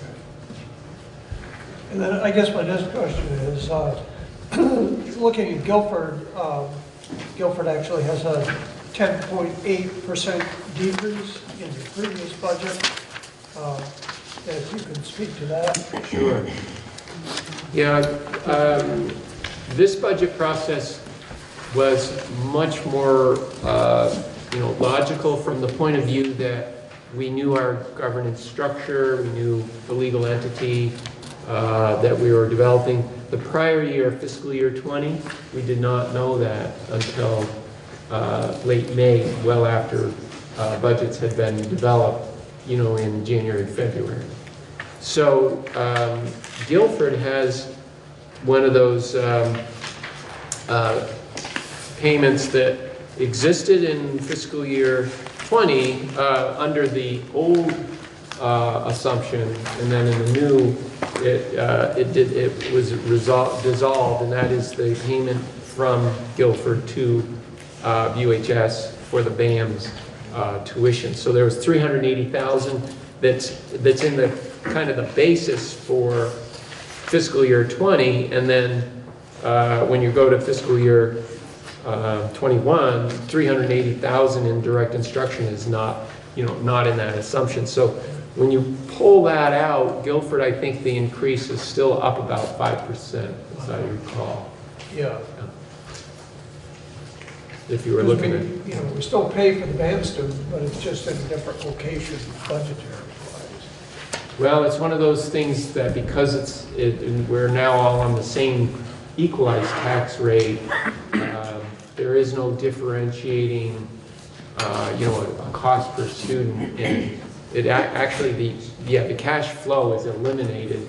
The same teachers that educated the Guilford students at BAMS in 2019 and in 2020 and 2021 are all the same, the same expenses. There's no new expenses or any less expensive. It's just that we're one entity, so we're not paying ourselves. Right.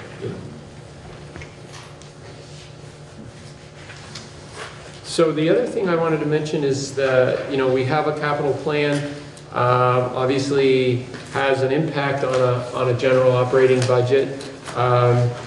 And we have later in the agenda a discussion about the Academy project that we talked about, the feasibility study last meeting. So I just wanted to mention again, maybe a reminder that we've got capital reserves this fiscal year that this general operating budget is not increasing reserves for the Wyndham Southeast School District.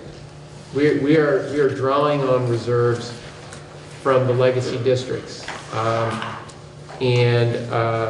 So I don't know if you want to have a discussion about the Academy addition and then vote on the budget. It may have an implication about debt service or not. I could see us separating the two motions and not having them connected by doing a bond anticipation borrowing. If say, hypothetically, the board wanted to move forward with the Academy project and you thought it was going to affect fiscal year 21, we heard last meeting that, well, it's unlikely you're going to finish the project in fiscal year 21 and cut a check for $1.4 million. But even if we did, I'm saying I could borrow in anticipation of a bond and push that expense into fiscal year 22. And that's why I'm saying you can vote on this budget and make it independent of what you do about the Academy project, or you might want to vote on the Academy project to know whether or not you want debt scheduled in this budget. That's a fascinating question. Yeah, normally we would have sequenced it differently, but, you know, it's just, we had so much to do from July to today. Yeah. So normally we would sequence any potential bond before the budget development process even starts. You know, normally it's in September or prior to May. It actually was, you know, discussed and very well thought of through the Brattleboro Town Board, but obviously we have come from a different place. Any thoughts from the board about separating the two or trying to schedule in bond payments for next year on the, assuming we approved one or both of the academy projects, scheduling it bond payment for next year or not, and waiting? Dave? I think we got the cart ahead of the horse. We haven't seen the proposal. I mean, we heard a presentation, but we also talked about alternatives. And unless everybody else, other people got it in the mail, and I didn't see it, but I don't know what the proposal is going to be. And we don't have to approve the budget, either one of them tonight, so I would rather see that. I also have questions about the capital plan that I wanted to also address at some point. Yeah, I did assume you'd want to have, I haven't talked about the capital plan yet, but I assumed you, before you voted on the academy project, you would want to have that discussion. So ready to do that. I just didn't want to jump over to the capital if you wanted to. No, I didn't have them in a particular order. I had them in the volume base of things that needed to be taken care of tonight. So since it's all related, shall I do an overview of the capital plan and then we'll maybe bring it all together? That sounds good. Okay. Okay, so the legal size document that I had emailed earlier, it provides a summary of all the capital plans at each of our sites in the Wyndham Southeast School District. And the information on the top block is the same in terms of the total dollar spending as in the lower block. It's just two different formats. So the top block on page 1 of 17 in this capital plan is the type of improvement. So taking all of our buildings and looking at how are we proposing to spend money in fiscal year 18 and 19 are actual what we did. You see heating systems have been a very large part of our capital spending. And this is across all schools. And then the mechanical fire protection and the signal systems, meaning phone and that sort of thing, PAs. That's the next block of spending you see there. Roof systems is going to be a growing expense, and as you look out like FY24, you see that's where we really start to tackle that, and we do have a fair amount in the coming year. And so on. We have exterior wall systems, doors and thermal improvements. We have some grounds improvements, and then sites. And the specialties are lots of different things like playground upgrades and so on. You would see those in the detailed documents. So in total, for fiscal year 21, we have $1,240,000 in projects, and then fiscal year 22, $960,000. If you add up all 5 years, going from 21 to 25, we're at $5.5 million in projects that either a principal, a maintenance director, or someone in one of our consultants has recommended that we have useful life systems with useful lives that should be replaced. The next section of the report is the same information, as I said, the same for FY21, $1,240,000 when you look at that total, but it's by site, high school, Green Street, and so on. The far right-hand side of that, I also have the page numbers for the detailed reports if you wanted to get somewhere quickly. The last thing on the summary page here that's important to keep in mind is the funding sources. So fiscal year 18 is the first column. We just like to have some history on the documents, see where we've been. You see we have 1.68 million in reserves. And then we've gone to 2 million in reserves. And then we start utilizing those reserves in fiscal year 20. See 700,000. We go down to 1.4. And then the intent is in fiscal year 21 and 22 to utilize those legacy reserves. Just get them down to zero. This is all part of also complying with the state law. Concurrently, though, we do want to be creating the new reserves for the Wyndham Southeast School District. And at this point, we do not have a contribution to a Wyndham Southeast School District Capital Reserve Fund. We created the fund last June. The electorate created the fund. But I've just drawn this to your attention that we're intentionally utilizing legacy reserves that were restricted based on the Articles of Agreement that the State Board developed.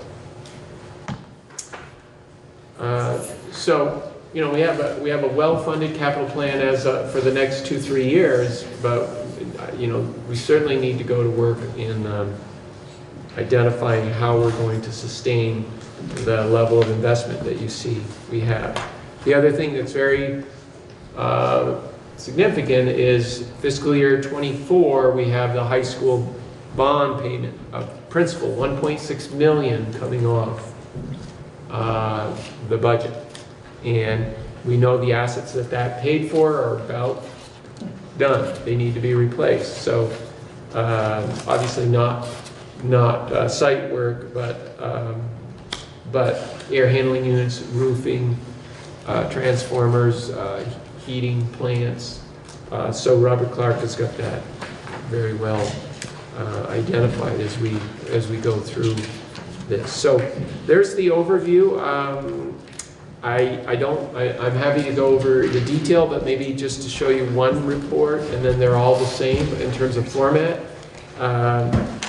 for detail. So page 2, the upper left of the document tells you what site you're looking at, upper left corner on page 2. So this is the BAMS Career Center High School campus, so all 3 structures. As I say, the format of the document is relatively consistent. It's basically heating systems, and then what goes with that, boilers, control systems, the piping and valve, air handling units, the cooling systems. We don't have many of those, but there's some. Fire protection, mechanical, lighting, and then signal systems. Next page is continuation roof systems, exterior walls, and then the power distribution. The high school has more than most sites for the athletic and field improvements, so that's there. And then we have some of the specialties. For the high school, it's the elevator and some other flooring projects, and we've done some food service kitchen upgrades. So each site, you'll see that kind of detail. You'll see the year that the major asset was installed, and then you'll see the useful life projected. So, for example, on page 4 of the high school, that top line, just as an example. So we have a maintenance shed. Its install date is this year. It's what you had awarded to Allstate Construction a few meetings ago. And we expect that to be a 50-year life. So then you see that the estimated costs are in this case 2 years. Fiscal year 19 was mainly the design work, and fiscal year 2020 is the construction. If you go all the way across to long-term replacement, it's just the year 2020 plus 50 years is 2070. That's the next time we see this. And the notes are just an update on what was involved. At the bottom of the document on page 4, there's the total of all those other pages, and so it summarizes by fiscal year. For the high school, the fiscal year 21 proposal is $480,000. It's identified in the document. And then for each site, there's this funding source. Eventually, this probably will go away, and it will just be one funding source at the end of the document. But because each district had a restricted reserve, that's why you see that in here. Again, it's the very bottom line is what I look at is it's the fund balance in that fund. The high school had $946,000 in FY17, and then $1.4 million in 18, and $1.6 million in 2019. And then you see where we are using those reserves in 20, 21, and we use them all up in fiscal year 22. So fiscal year 23, if we don't do it any earlier, we got to start contributing to the reserve. So that's the format of the report. You'll see the Brattleboro Town is by each school site. Upper left generally tells you what district, or now it's what site, what school building you're looking at. And then page 11 is Dummerston, and Guilford is 13, and Putney is page 15 and 16, and then that first page summarizes all of that. Thank you for this, Brett. And for your usual thorough and understandable presentation. So I have a couple, maybe we'll talk about, we'll do it sort of last in, first out. We can, if there's any questions on the capital plan, we could do that, because that will fold into the general budget and talk about if we want to start socking money away to the capital plan, if that's okay with the board. And I have a couple of questions. One, I know that old Dummerston board did not have a very cogent capital plan, so I'm wondering how, like, is this realistic as we have a new principal trying to really understand the needs of the building, and she was not left with, from her legacy, just a very good capital plan. So I'm wondering if the Dummerston is realistic, and then I'm wondering, are there other issues coming up that might affect this capital plan, because we haven't had a chance to take a deep dive into all the schools that. Yeah, good question. I think the urgent issues are all addressed there, or they are scheduled. So that answers that question. So it's pretty realistic. But Dummerston is the one that we do need the most, I would say, review. We did have a very good energy audit in 2000, I think it was 2017. It was part of that Clean Energy Development Fund with the wind and wood heat. So we do have good guidance. I know Dummerston has an energy committee, and they've given us some feedback. And then the other very positive thing for Dummerston, but it's also for all, is that the electrical purchasing is through a solar array. That doesn't affect our capital because we're not going to buy that field, but it's related to energy use and the investments. I think I do want to review the timing, the timeline of the boilers. I haven't had a chance to really get into that with Julianne, but 2024 is out there a ways, and I know they had frozen pipes and some unpleasant surprises over the last week. So no frozen pipes and goodness, but no heat. Okay.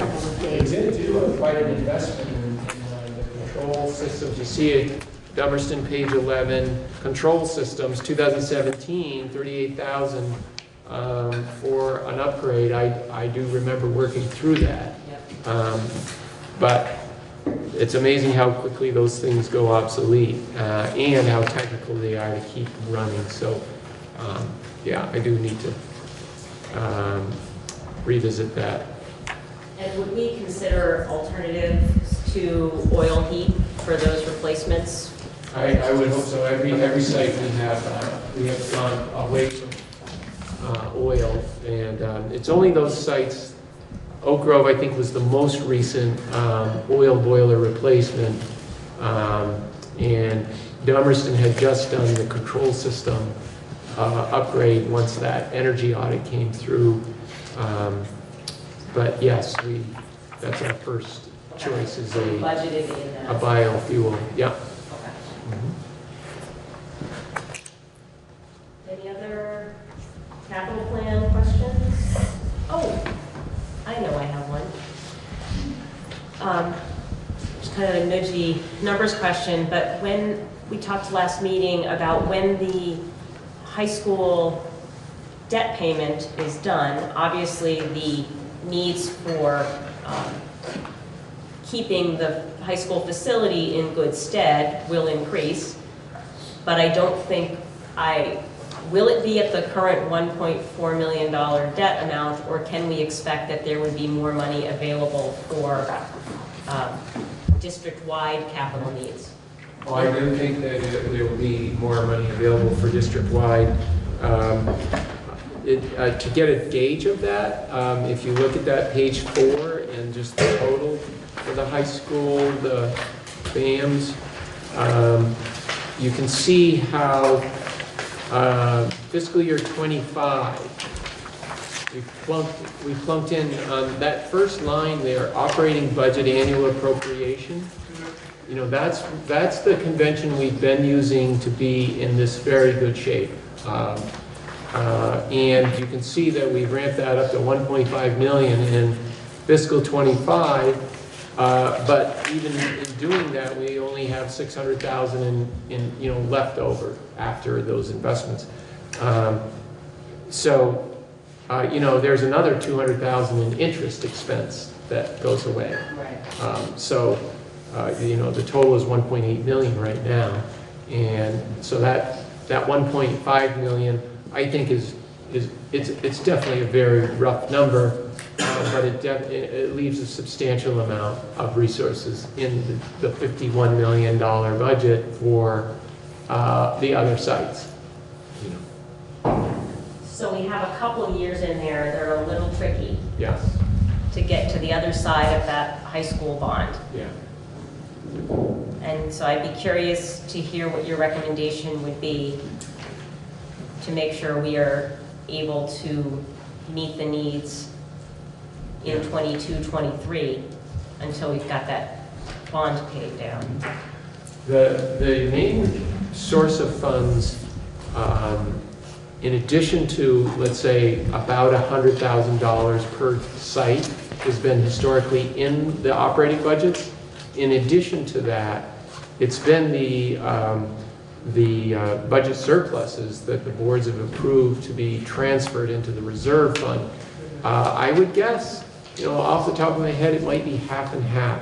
Half the funding we have is a planned appropriation on the tax rate out of the general fund that goes into the reserve fund, and maybe as much as half is like at the high school, it's more tuition students coming in than we foresaw, and that creating revenues that could be transferred in.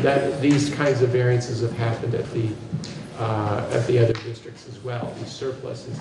2 years ago was actually a special ed surplus.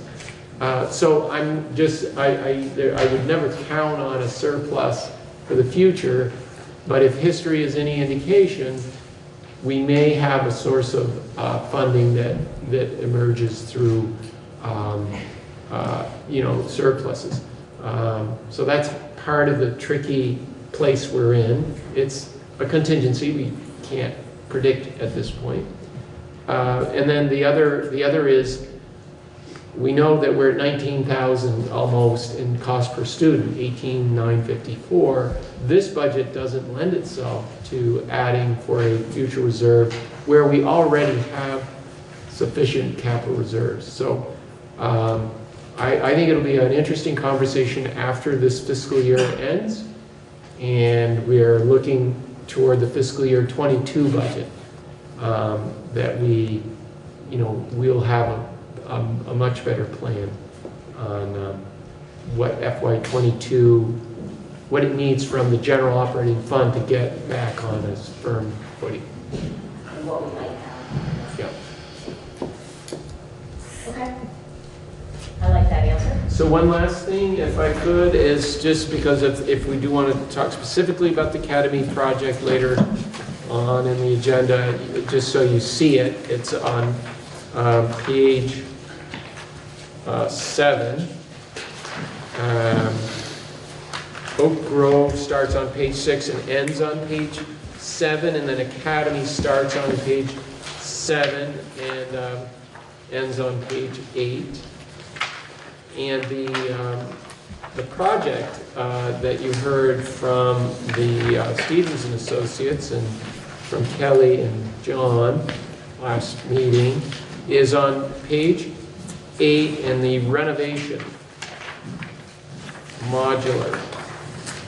And you can see what I've done is just put a series of $100,000 assumptions, and that would be a debt payment.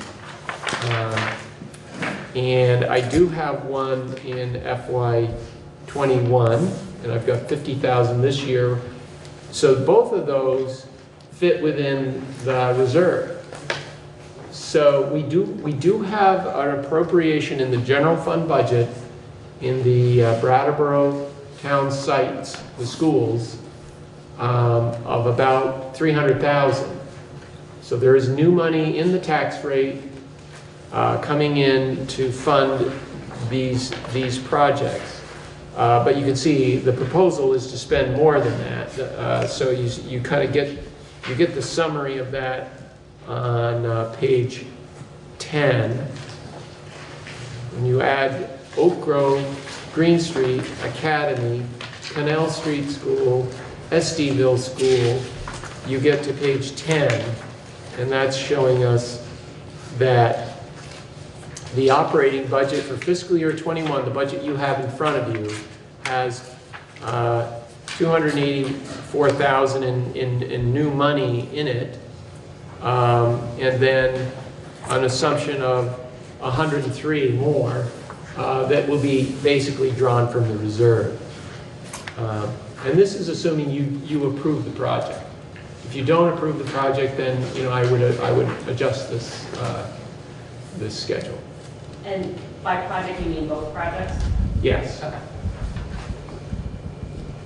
And then maybe one other point, David, you mentioned you wanted to see an alternative to maybe the feasibility study design, and I would suggest that that is really important that we look at alternatives, but it's generally something that you get from a bid process. You ask for a base bid with what will meet a permitting requirement and the state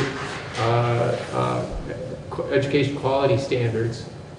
And then in that bid process, you ask for whatever the board and the educators feel meet the learning environment needs. So it seems to me it would be unusual to make that future analysis the determining factor as to whether you move ahead to meet the needs of the students at the academy school based on a future sort of alternative plan.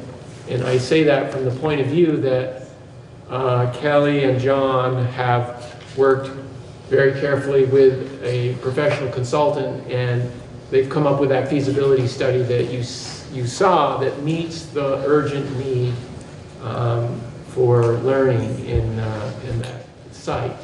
A bid process will tell us whether there may be another alternative design, but I'm suggesting that we don't want to defer the solution for those students to some future study.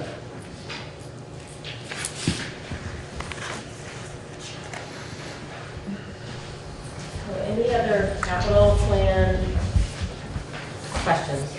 I have a couple little ones. I think I don't have an old capital plan here, but I thought that the high school roof was sooner than 2024, and I thought it was more than 474. Am I just remembering that wrong? No, you're remembering correctly, yes. I asked Robert Clark to update this, and he has looked at it very thoroughly. He had to do some seam repair and some other sectional repair. He doesn't like to do that because that's if it's only going to get you another 3 years, he'd rather replace the whole thing. But he couldn't wait. In the section that required that 400,000, you're remembering correctly, it's not done, but it has, the useful life has been extended.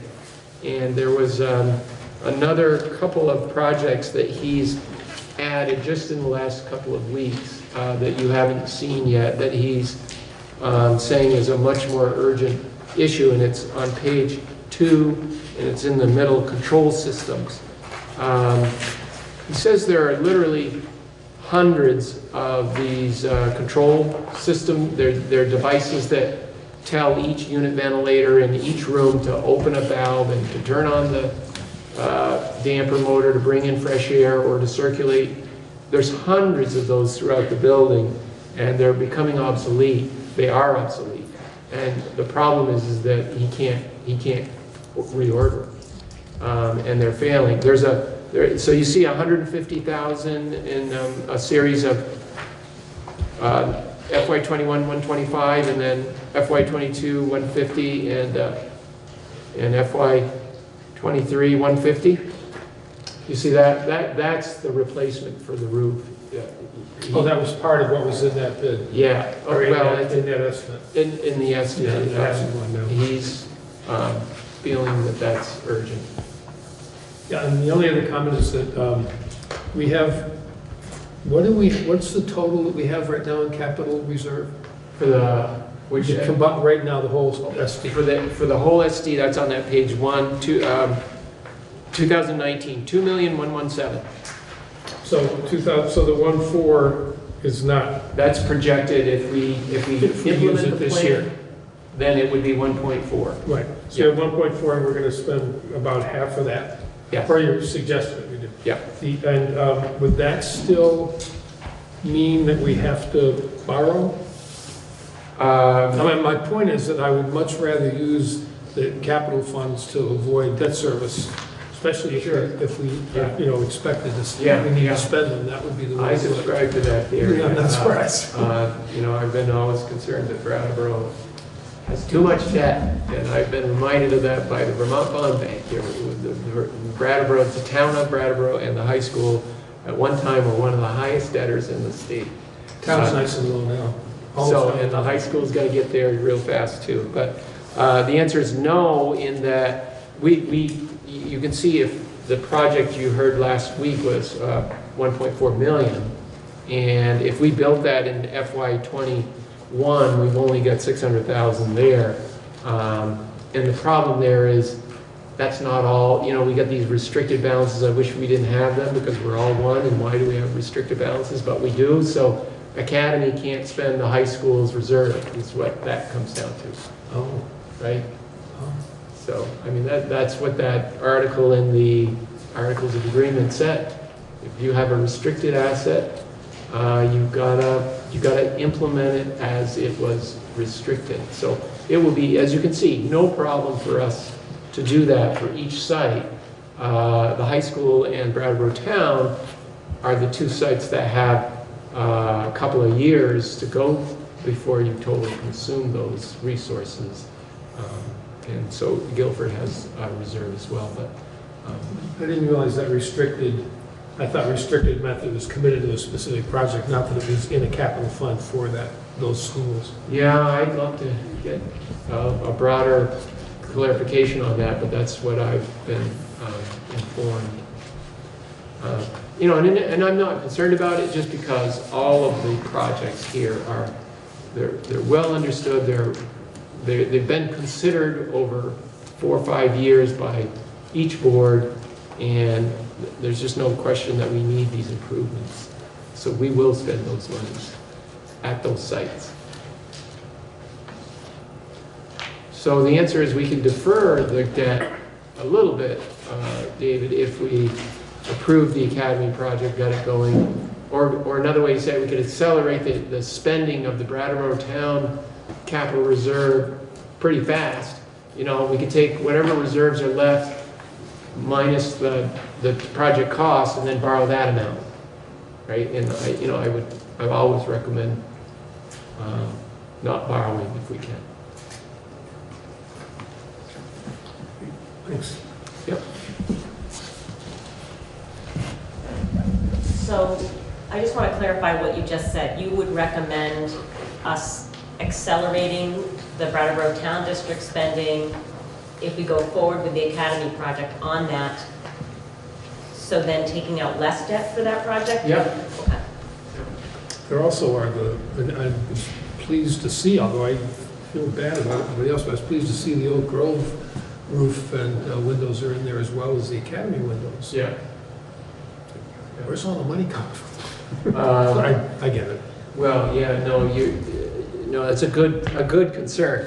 We will need to, if we don't borrow for that full project, 1.4 million, then we'll have to start coming in fiscal year 22 with general fund appropriation to fund, Oak Grove and so on.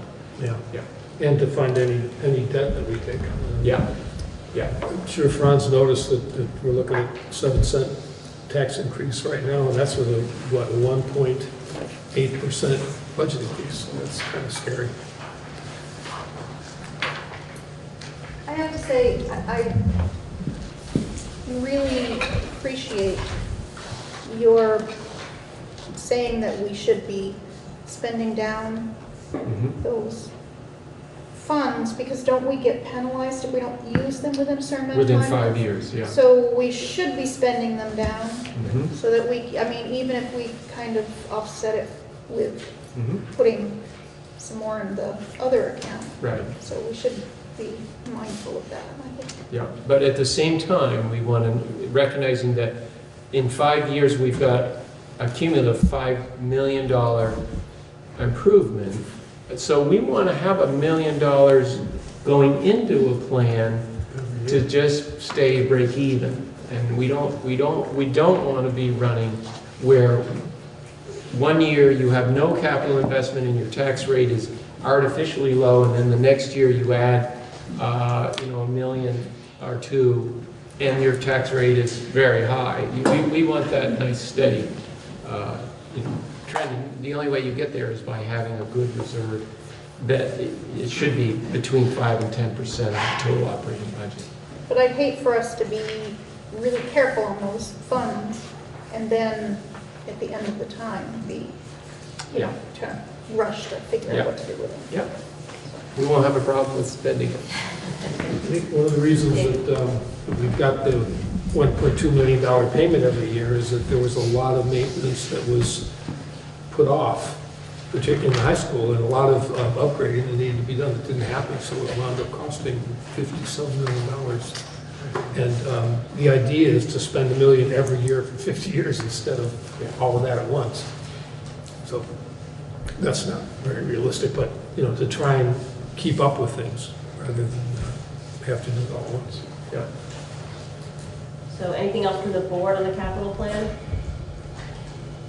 Yes, Sean. Well, I guess it hasn't really, would this be a bond issue? Would it be a bond vote? I would recommend that the Academy project be a bond vote, and then the question is, how much do we borrow, of the 1.4 million? And we've got a fair amount of time between now and if you approve the project for us to figure out what are we going to spend, and then what do we have available to to pay directly out of reserves versus what do we need to borrow. Anything else from the board? Jamie?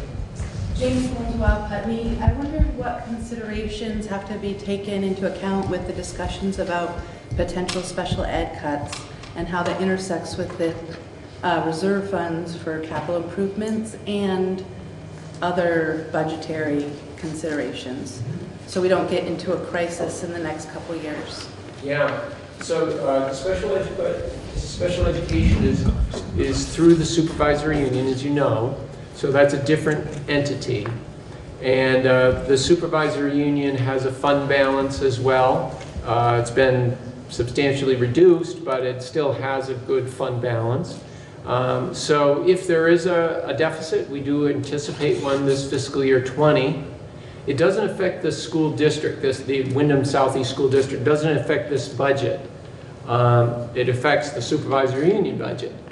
And the only time that there would be an adjustment in advance of the future budget plan that has to fund a deficit, if there is one, is if the supervisory union is facing an insolvent situation, meaning they've got to hire somebody or they've got a contract for services more than their resources, meaning the annual budget that was approved plus those reserves. Because it's a different entity, this budget is unlikely to be affected until fiscal year 22, if at all. The hope would be that the fund balance covers the deficit at the SU, and there is no sort of, settling up.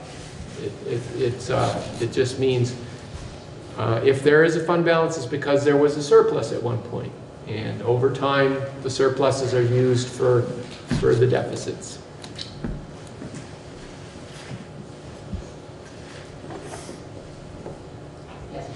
Ruby McAdoo Putney. I guess I just had a question that was related to the field resurfacing project that we've talked so much and you've talked so much about over this year. I guess my recollection, I want to understand where that lives in this capital plan, because my recollection of last annual meeting was that the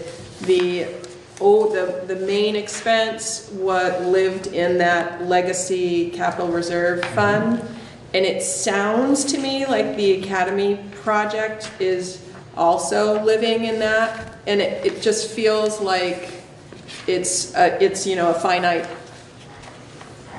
pocket of money, and I just don't see how anything's been earmarked, if something has been earmarked or thought about as kind of a placeholder of this much money for field resurfacing. How are you tracking that?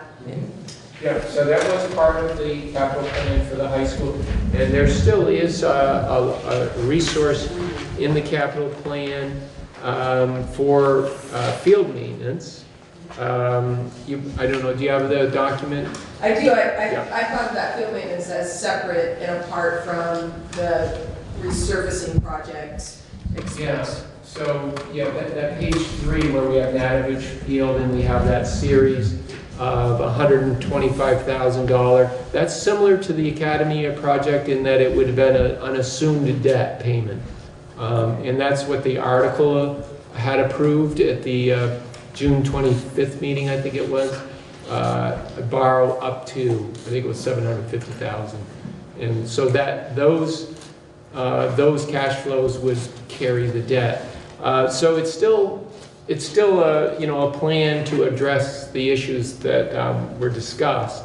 It's the particular solution is still to be determined.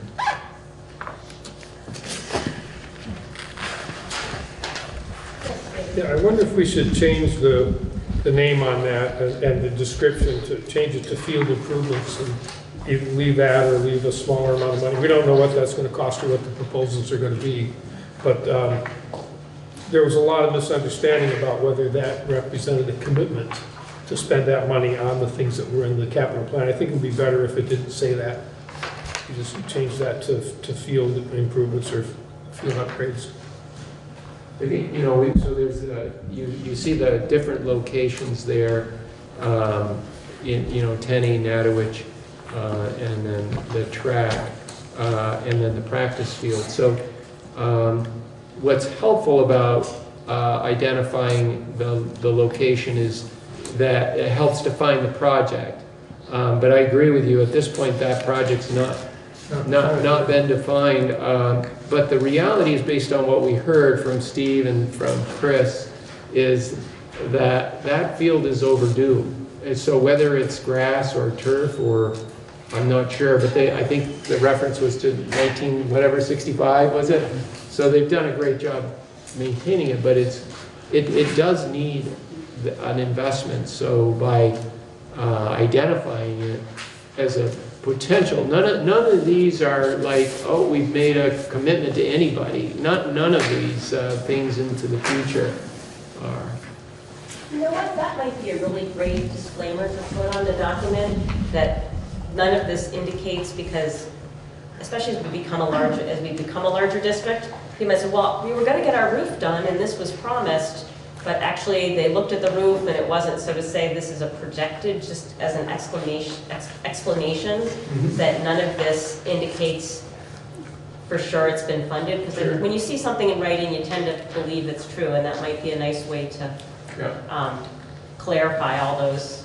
It does not mean that we've committed to these things. These are just projected possible expenditures. That just say all these things depend on board approval. Sure. Of the expenditures. Yeah. Thank you, Frank. Yes, Franz. Hi, I'm Franz Reitzman, Brattleboro. So the overall fund balance situation, we talked about it a couple of weeks ago, and that there was going to be a decrease in the general fund balance over the next few years, and now also a considerable decrease in the capital fund balance. So how does that leave us? What do the numbers look like, and how satisfied are you with the overall fund balance over the next few years? We did visit the general fund. I don't know if you were with us that January 8th meeting, but just as a reminder, we talked about fiscal year 19, all the districts ending up with 4.2 million in fund balance for the general operating fund.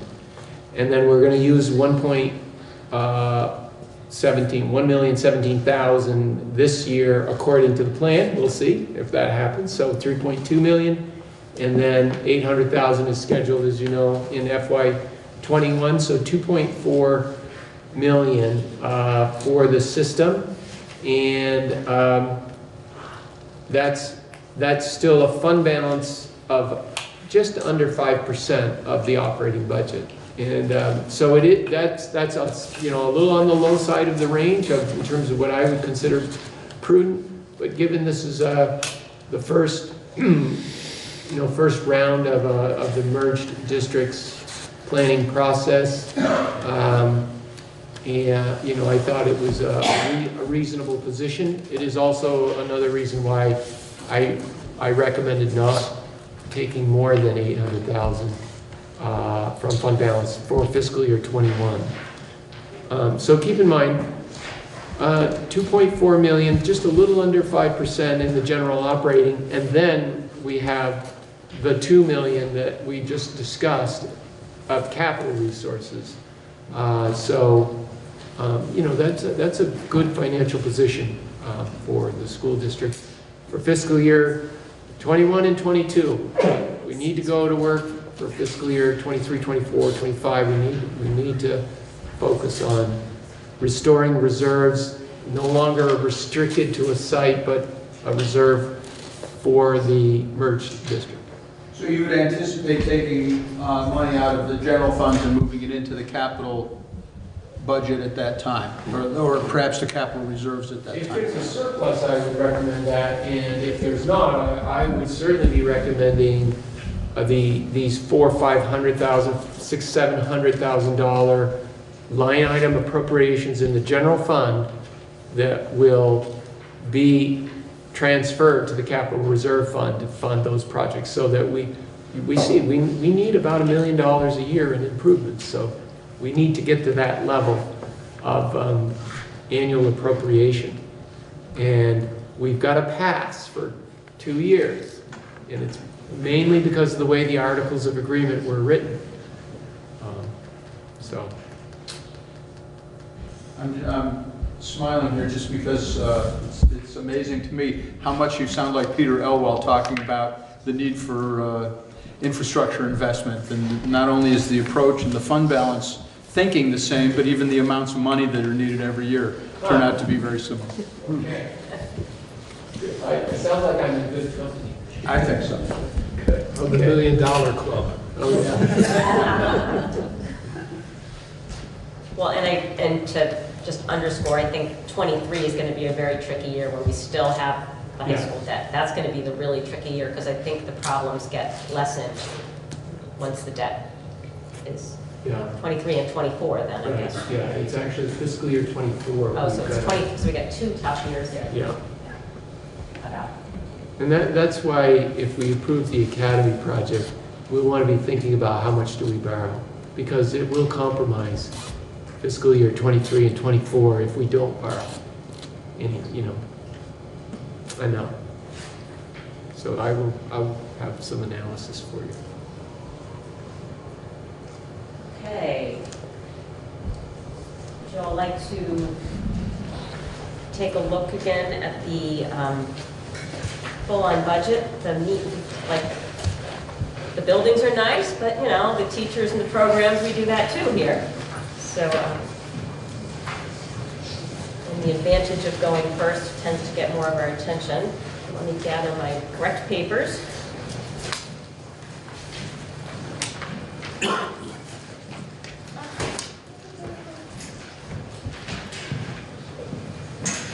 My multicolor sheet.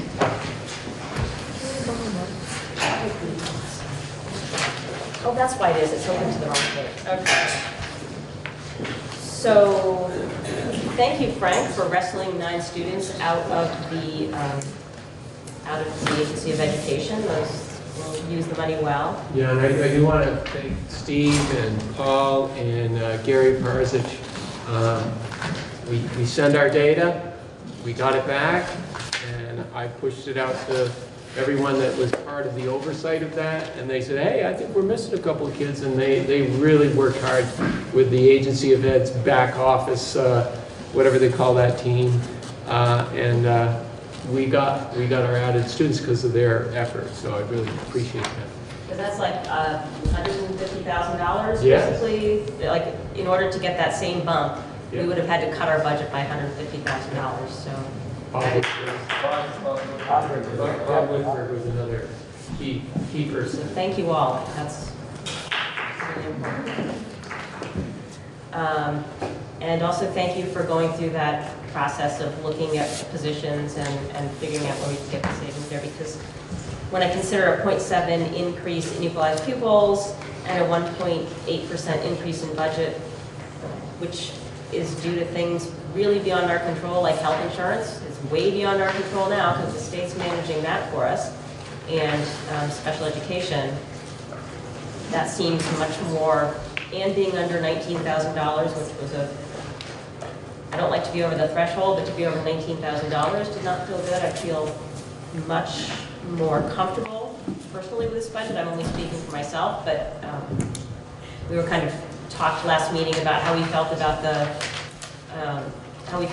tax rate going forward, and our concern that we didn't want to spend any more of our fund balances because who knows what's coming down the pike next year. And I think Frank, you've echoed that quite well in response to Franz, that we were comfortable at the $800,000 mark.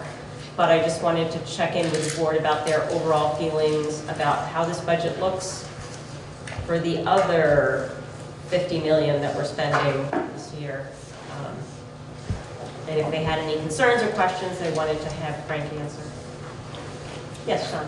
Well, I spent quite a bit of time going over the budget as proposed on the 8th. And I get a little uncomfortable. I talked with a lot of Guilford people and just looking at the increase and so forth. So I think that what has been done is real needed relief, and I feel very, I know I said this on the 8th, but now I really do feel comfortable with this budget. So, and as a further thought, it would be really nice to have the annual report available on the 3rd of March, so that there, you know, it'll be a build-up to the 17th of March, which would be the annual meeting. So I think the more, you know, the more viewing people have, I think it's better.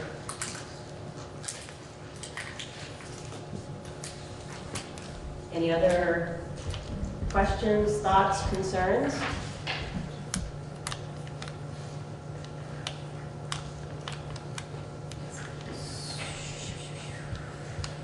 A 178 pages and no, that was not that many, 128, sorry. 129 pages.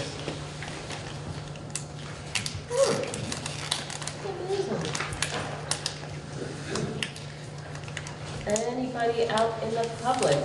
Yes, Ruby McAdoo. So I'm hoping that Frank could speak to on the budget summary. To me, what jumps out is the food service operations differential. Seems that's the largest jump percentage-wise, and once you dive into as much as possible the line items of where that increase, what happened, I don't feel like there's gotta be a story, because it doesn't make sense. It feels like there's like one school jumped astronomically and another is flat. And so I just wonder if you could speak to that, because if I was sitting in annual meeting, that's what my hand would go up and ask. Yeah, the major change is the high school going to Provision 2.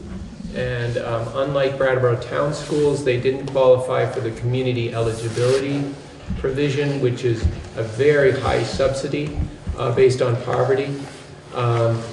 So the high school has the same effect for the student, in that all students have access to the child nutrition program meal, both breakfast and lunch, without paying.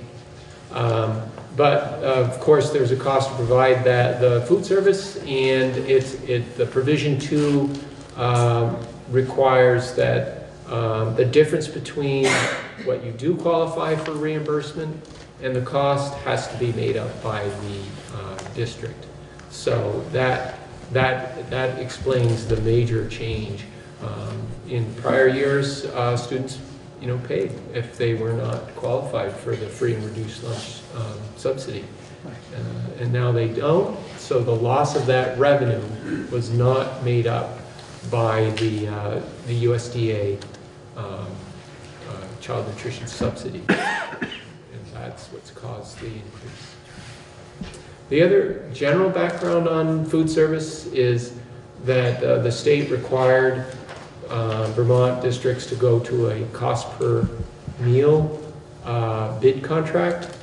I wasn't very excited about that. I was pretty concerned about quality, because when you're cost per meal oriented as opposed to menu oriented, the incentive for the provider is to just cut costs, which generally means cut quality. Cafe services have been very good to work with, and I rely on the feedback from our principals and our teachers and families, and the feedback has been very good. And then, as you know, the Putney model is working very well also. So we have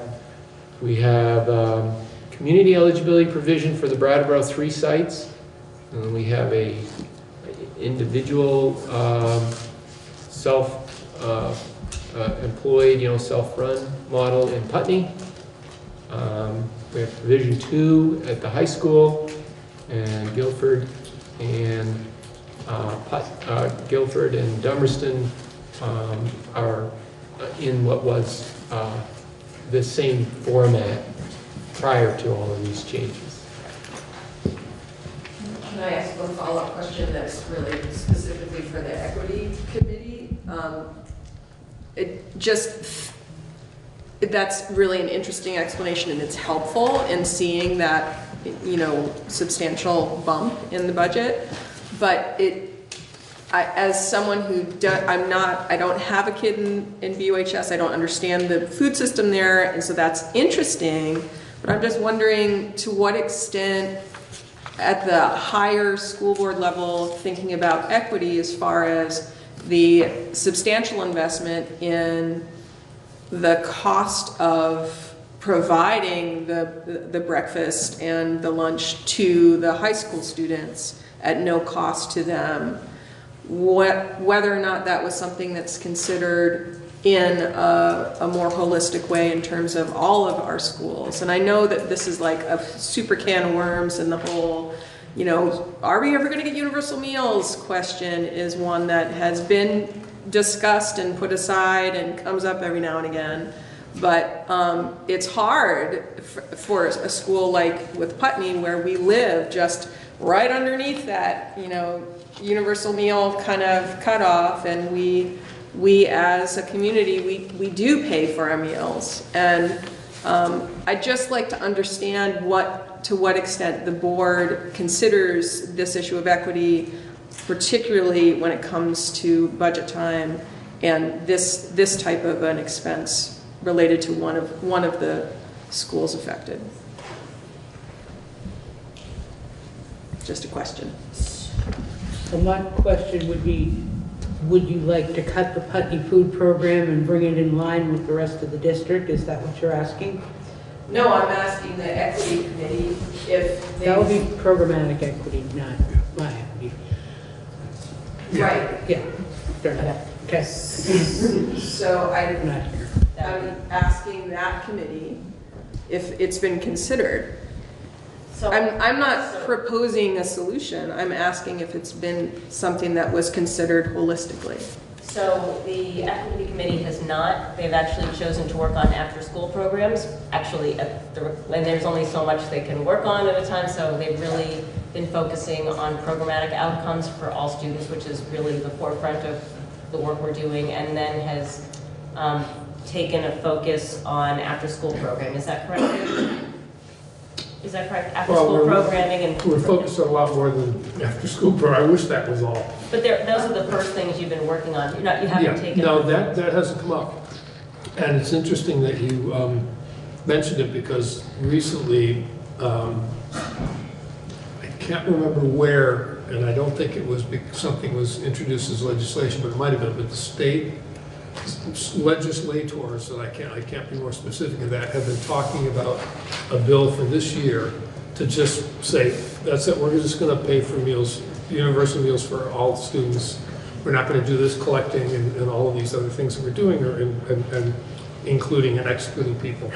And I think if that doesn't happen, well, first thing, if everybody in this room went home and sent an email to our legislator, to your House rep and to the two senators, and said this would really be valuable, it would go a lot further. It would be a lot more likely to happen. But if it doesn't happen, and I'm not sanguine about that happening, it would make sense to take that up next year and talk about whether we just want to do it instead of them. But again, we haven't talked about it. It hasn't come up. If I could comment also. So the food services also come from a place where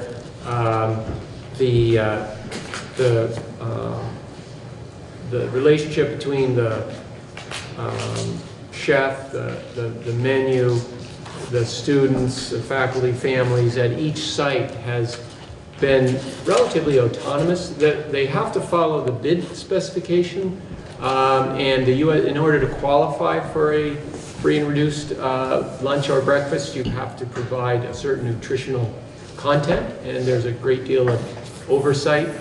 But my point is that from an equity point of view, the programs have evolved primarily through the sort of standards set by it starts with the individual administrators, And generally, there's a committee that they meet with and get feedback. And that's really the origins of the Putney, independent system. But each system has had that flexibility in developing a program and emphasizing no one can deviate from that core USDA requirement that it makes a meal eligible.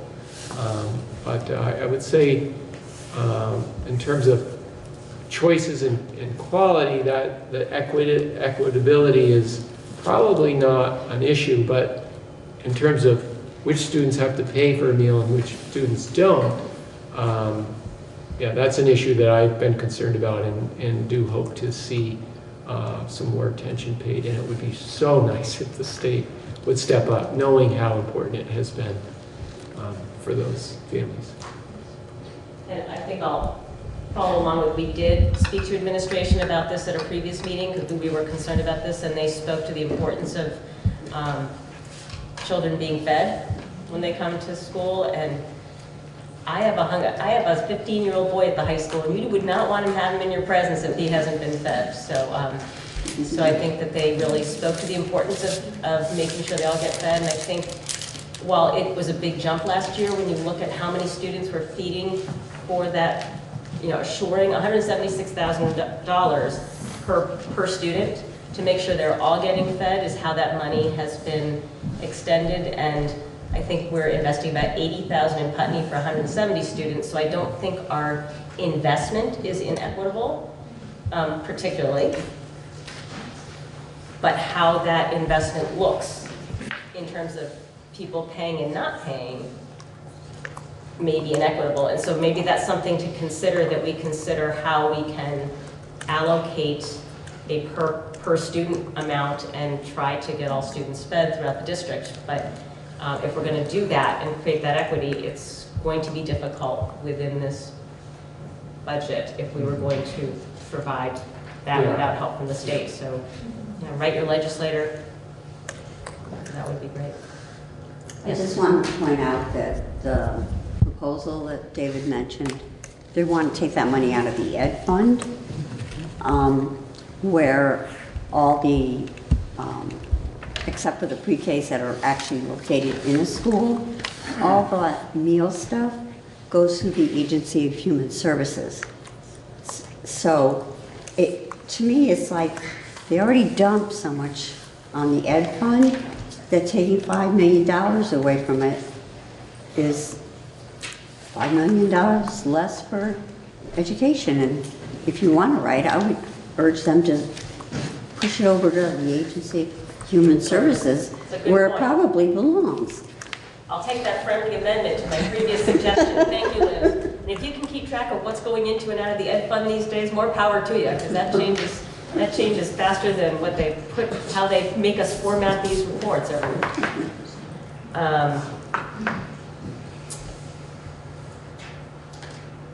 I feel like I'm not doing my duty if I don't have one really super nudgy question.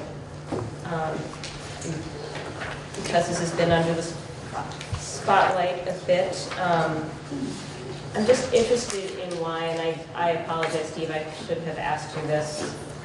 You know what? I'm just going to ask this offline because it's not a big dollar value. So, and not delay this any further. So now we can talk about whether we want to include the Academy project or consciously uncouple it from this budget vote. And we can get this. I would recommend you do have them two separate votes. I just wanted to make sure you realize that one could have an impact on the other. So I'm interested if there's an motion to approve this budget. I would make that motion. I move that the WSESD board approve the budget for 2021, $51,171,300, which represents a 1.8% increase from the previous year. Sounds like you've done this before. Well played, sir. Do I have a second? Second. Thank you, Tim. Any further discussion? Budget, Dave. Sorry? I was telling Dave we were voting on the budget. Oh, there's a motion on the floor to approve the budget. Any further discussion? All? One other further discussion. Didn't we just ask the administrators to try to put together a ballpark number for progress on restorative justice, or was that going to come out of, did we say? That was going to come out of restorative justice. So Thank you. That's included in here. I wasn't paying attention. That's okay. All those in favor of the motion to approve the FY21 budget in the amount of $51,171,300, which will result in a 1.8% increase in our spending over FY 2020, please signify by saying aye. Aye. Nays or abstentions? The ayes appear to have. Abstain. Abstain, oh, sorry. I want to see the academy numbers first. Okay, while you were out, Oh, we you took did that academy out of this Oh, okay. discussion while you were out of the room, But sorry. you didn't take it out of the budget. No, but it's There's just 300,000, well, not plan. 300,000, but there's quite a bit of money in there. So anyway, But we took it out of the budget vote. okay. So are you still abstaining or are you voting for it? Yeah, I suppose, because I don't know what I'm doing, so I'm not going to. I like your style tonight. Okay. So the ayes appear to have it. The ayes do have it. We have passed our first unified budget. Thank you, Frank. Thank you all. Thank you, administrators, for all your input. And the public as well. So, getting back to my laundry list. We have our budget review meeting schedules. So while we're on budget, I'd like to understand, to get the board thinking a little bit about the process of budget review. Last year, I walked through a general view of the budget and answered questions, and Frank was there to back me up. Last year, I also had the backup of all the previous chairs of the boards, so now you guys are my backup singers if I do it, but if somebody else wants to do it, I am more than happy to pass that along, and I'm more than happy to think of a whole new format. But we don't have to decide that tonight. But if we want to reimagine things, I'd like to have some time between now and March 17th to sort of work on that presentation. Christina, I have a question. Yes, Jamie. As somebody new to this process from the public and as a parent and as a former school board member, I have found it very challenging to understand budgets, particularly now that it's 129 pages. And so what I would really appreciate is the Dummies Guide to Budgets intro at the beginning of the info session, and however that works on the 17th potentially. Just to say, here are the general way of understanding budgets. These are the patterns to look for.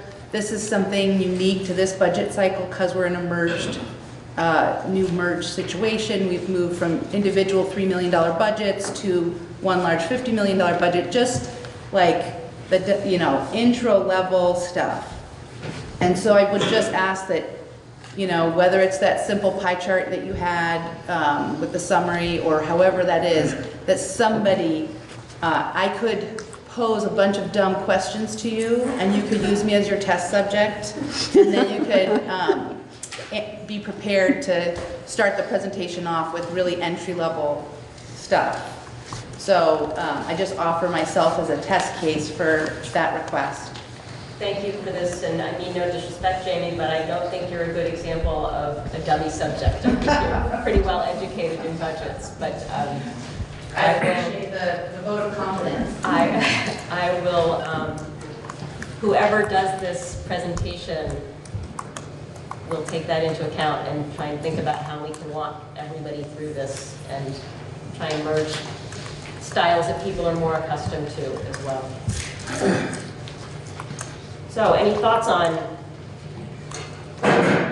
Wow. I'm going to nominate one of you to do it if nobody speaks up. I just want to say, I think Christina did a very good job last year. That's your way of getting at it. No, you did. You have your teacher presentation, you have your humor, you have your understanding, so. Yeah, follow the money. Yeah.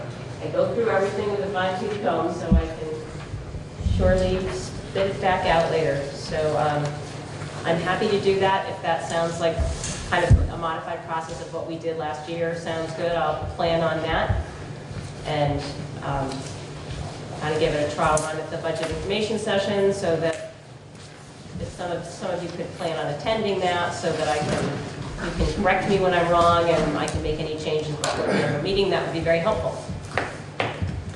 Also, the reports to be included. So currently, we have child find notice, the annual meeting minutes from last year, the warning articles for this year, all Frank's budget documents. Other things that in the past, and this is a suggestion, obviously, you can choose whatever you'd like. We have included things such as all of you, your names, as well as when your terms are up. We have included district administration. So all the program directors, the principals, their schools.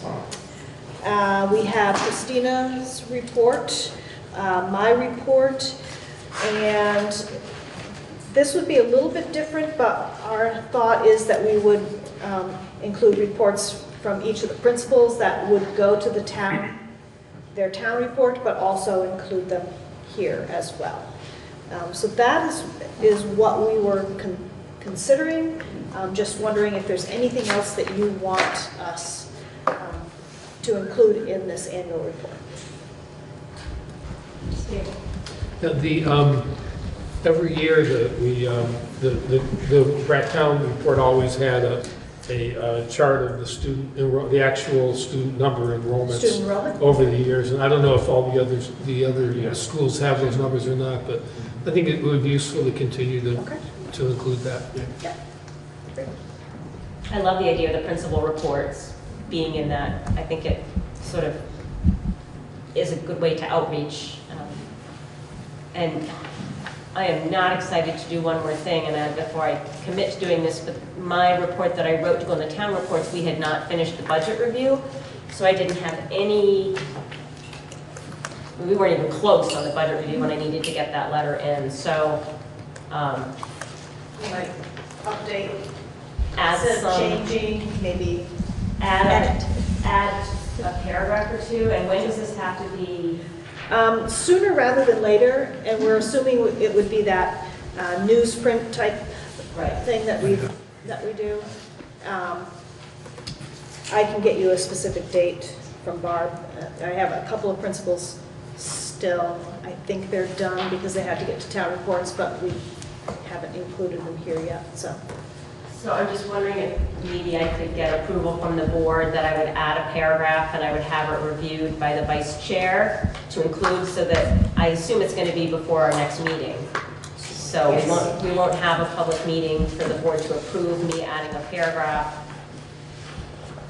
or one very lengthy run-on James Joyce style paragraph, or two more concise paragraphs discussing the overall changes in the budget. Wow, $51 million in 2 paragraphs or less, okay.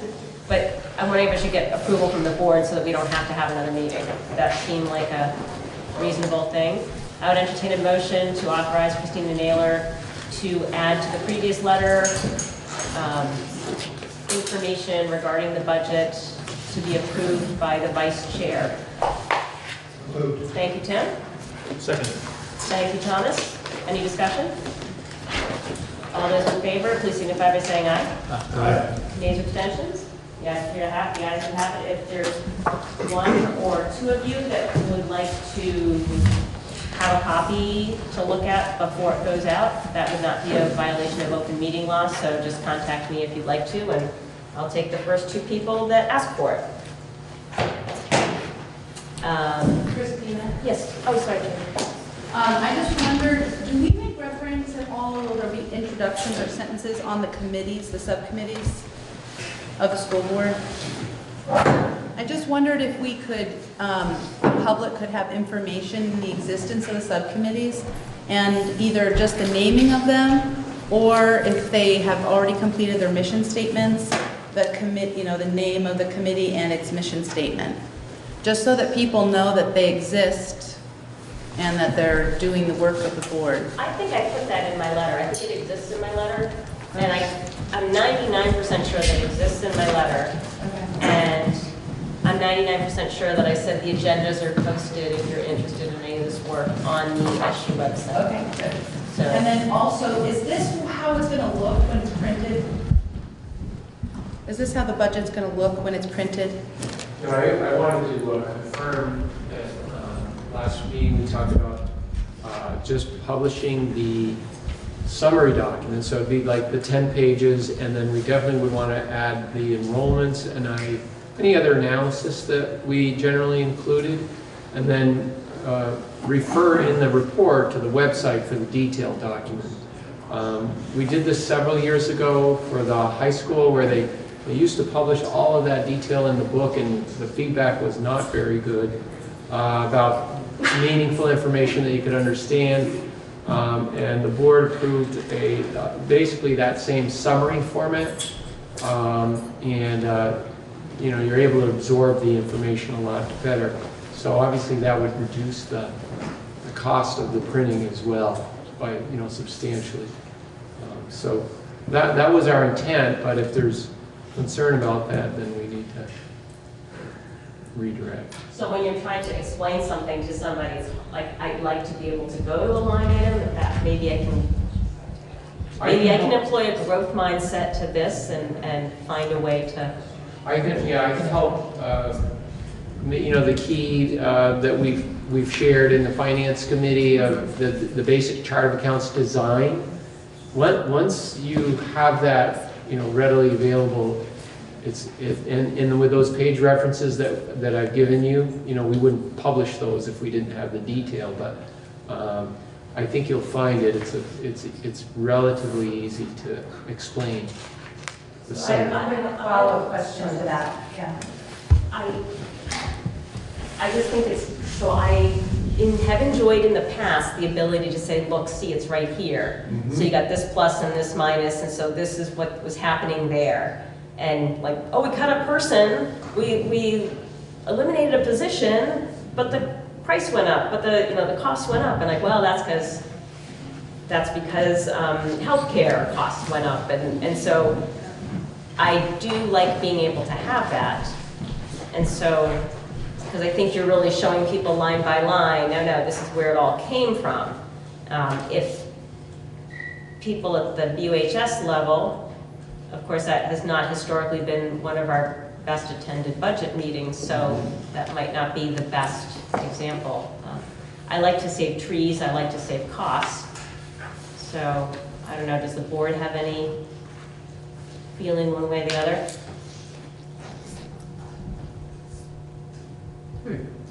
So Jamie, you have to follow. I feel like because this is our first year of being an emerged situation, transparency will be really critical. And so what I was requesting as a part of my earlier statement on how hard it is to navigate this document is maybe something you're referring to, which is Putney, page 1 of 14. Putney, page 2 of 14, that there is a key that people can navigate, because I couldn't figure out how to navigate this document. So that is kind of what Frank was proposing, which is on this multicolor. On this document here, there's a summary for Putney. so you can kind of look at Putney's expenditures overall. And you can see how throughout construction, how the various items have gone up and down. So this is what Frank was proposing. So it is more navigable from a, Meaning as the only document the public would be presented with in the report? as the major budget document, yeah. With a reference to the website for the 120 pager. This will be a heck of a print job, and now that Have you we're, calculated it? Have you looked what it would cost? I haven't yet, but David, do you have any idea what the Brattleboro Town report is? I don't know. Yeah, I mean, I can find out because Brattleboro Town does, the municipal office does a very big report like this. I just know that the feedback was very positive, and if there were issues, I'm pretty sure superintendent's office and the business office would have gotten a lot of calls about, hey, where's this and where's that. Now that things have been, the website's been upgraded, and you know, there does seem to be absolute standard that folks more and more bringing devices to the town meetings, but they have access. I don't mean to keep saying stuff, but I just would recommend that there be, I think on average, there's been about, how many, we had 130 people at June 25th. I would suggest that we print copies for minimally half of that population, because half that population isn't going to want to look at this, and the other half is. And if I get there and this line item isn't there, I'm going to be like, my iPhone's dead and I'm mad. Well, the other challenge is I don't have cell phone reception at the UHS most of the time, so will there be some way that people who have their devices would be able to, could we do a temporary access for people that day so that Steve is nodding? He controls all passwords, that's No, what we'll do is we'll just publish, we'll let you announce the password. that day and then. Yeah, and then we'll just change it the next day. Do it all the time. Okay. So maybe if we could, so that seems like a reasonable path to me, that we could have 60 copies, 50 or 60 copies like this, that are just backup for people that are living in an analog world or don't have access or whatever. And we don't have to invest in that kind of printing cost for the rest of it. That seems like a reasonable compromise. I'm getting a lot of nods from the board. A couple furrowed brows. Yes, Kelly? Well, I think sometimes, I'll speak for myself, that sometimes seeing it on paper is helpful. But I think if you're having a big discussion of people, and some are looking at paper form, and some are looking at, electronic form, I think that it will work because I think people will be helping each other. Yeah. I think that will. And the numbering will be the same because it will just be so you could, assuming we only have one set of numbers for the documents, I think I could see that working, and I could see that saving us some money and some paper. So, does that sound good to the board? All right. Oh, Tim. Oh, sorry. I'm sorry. How much did it cost last year for the June meeting? I know you had the full budget available for people, so you should have numbers on how much that costed. I don't recall from the top of my head. I'm guessing it is close to 5,000, but it's a rough estimate. I just had the thought that it's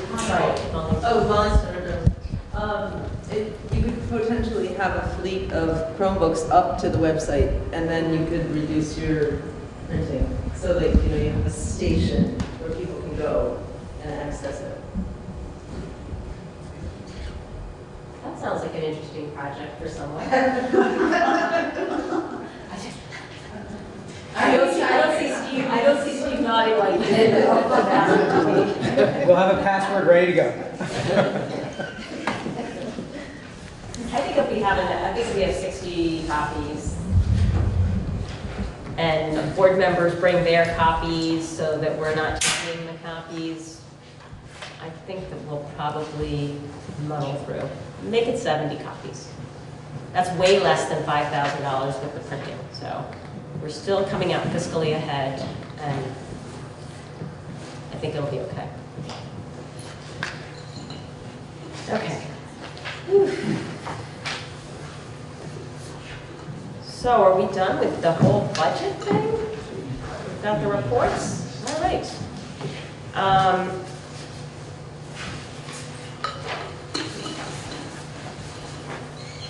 So it is 9 o'clock. We have a fair amount of business left to go.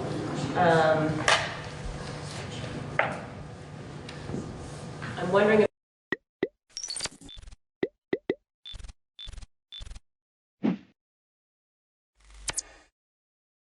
Okay, call this meeting to order.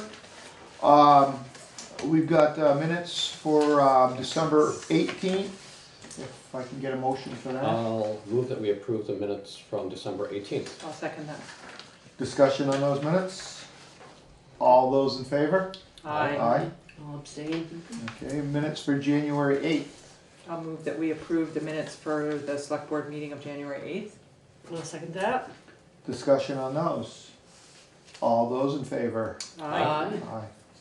Okay, we've got warrants 15, 15P, Energy Committee 1, ratify 14, 14B, Conservation Commission 5, Reappraisal Fund 6, and Payroll Correction 13A. Anybody want to re-say those? Okay, That's I'll one. move that we approve warrants 15, 15P, Energy Committee number 1, and that we ratify warrants 14, 14P, Conservation Commission number 5, the Reappraisal Fund number 6, and the Payroll Correction 13A. Excellent. I'll second that. Discussion on those? All those in, did I add a second? Yeah. All those in favor? Aye. Aye.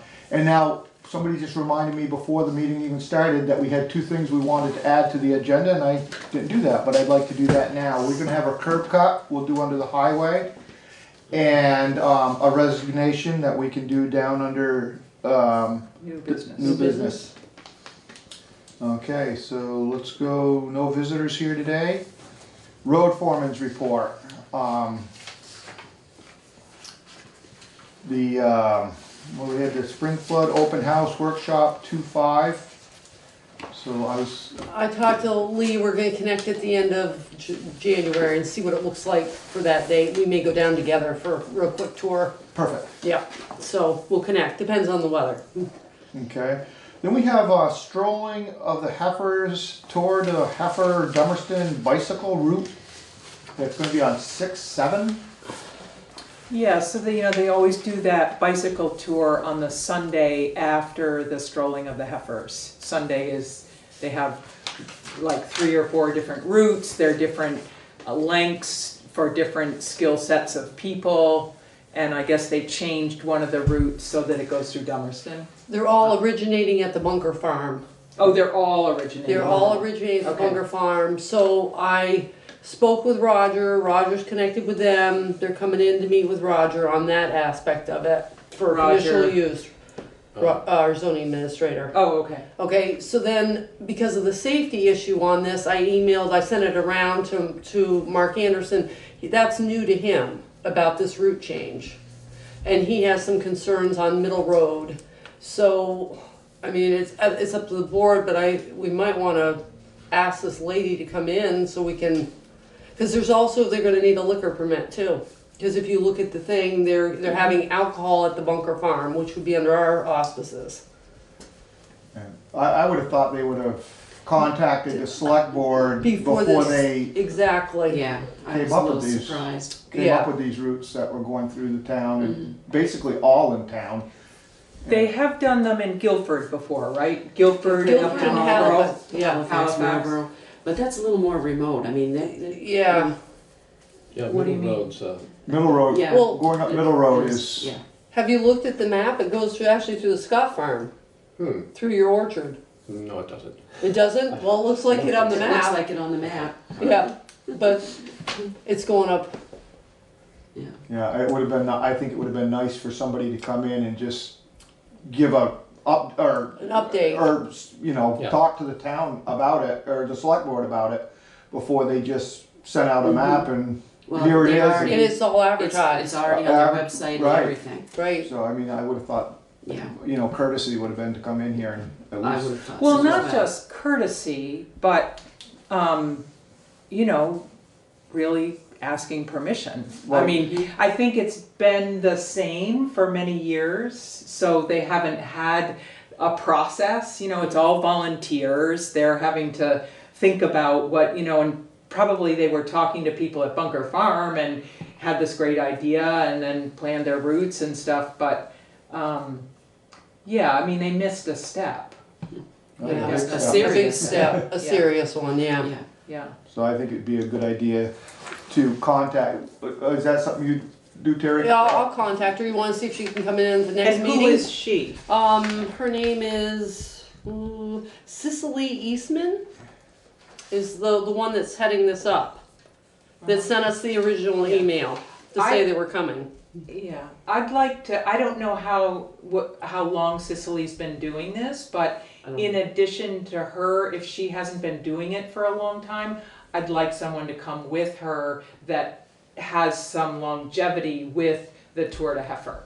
Okay. Because I'm gonna, you know, we're gonna ask questions that I would like to have answered at that meeting, as opposed to things that she says, well, I have to go back and ask so-and-so. I'd like her to come with, if she can't answer questions about the history, that she has somebody with her who can. Okay, so I'll try to get her in for the next meeting, For the 29th? for the 29th, Yeah. and I'll let everybody know. Okay. That'd be Okay. great. Thanks, Terry.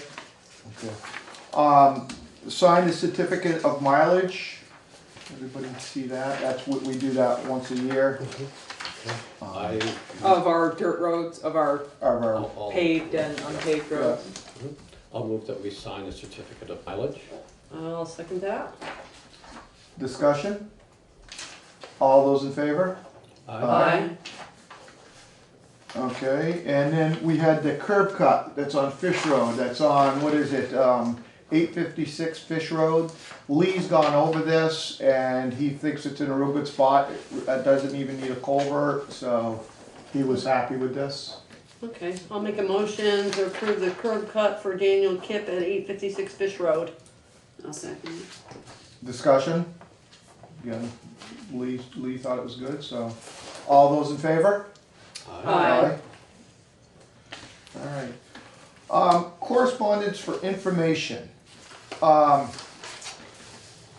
Anybody see anything? I had a phone call, I've got a phone call about this. I think this is, we have BCTV here, and I think a lot of people, you know, watch these shows. And so we don't get the people to come into the meetings. And I let the person that called me today know that, you know, people are welcome to come to these meetings, and we have the agenda posted. So if they see something on there that they want to discuss, I wish they'd come in and discuss it at a meeting where it's on the agenda. Because there's sometimes we don't discuss the stuff that's there because it's not something that we are going to discuss. You know, we look through it, and so if you see something on the agenda, if you look at the agenda and there's something that you really are interested in, please come in and discuss it with us. This isn't just for the select board to discuss. This is for the public to discuss. So one of the things that somebody wanted to discuss was the Wyndham Regional Commission meeting at Newfane tomorrow evening. Right. And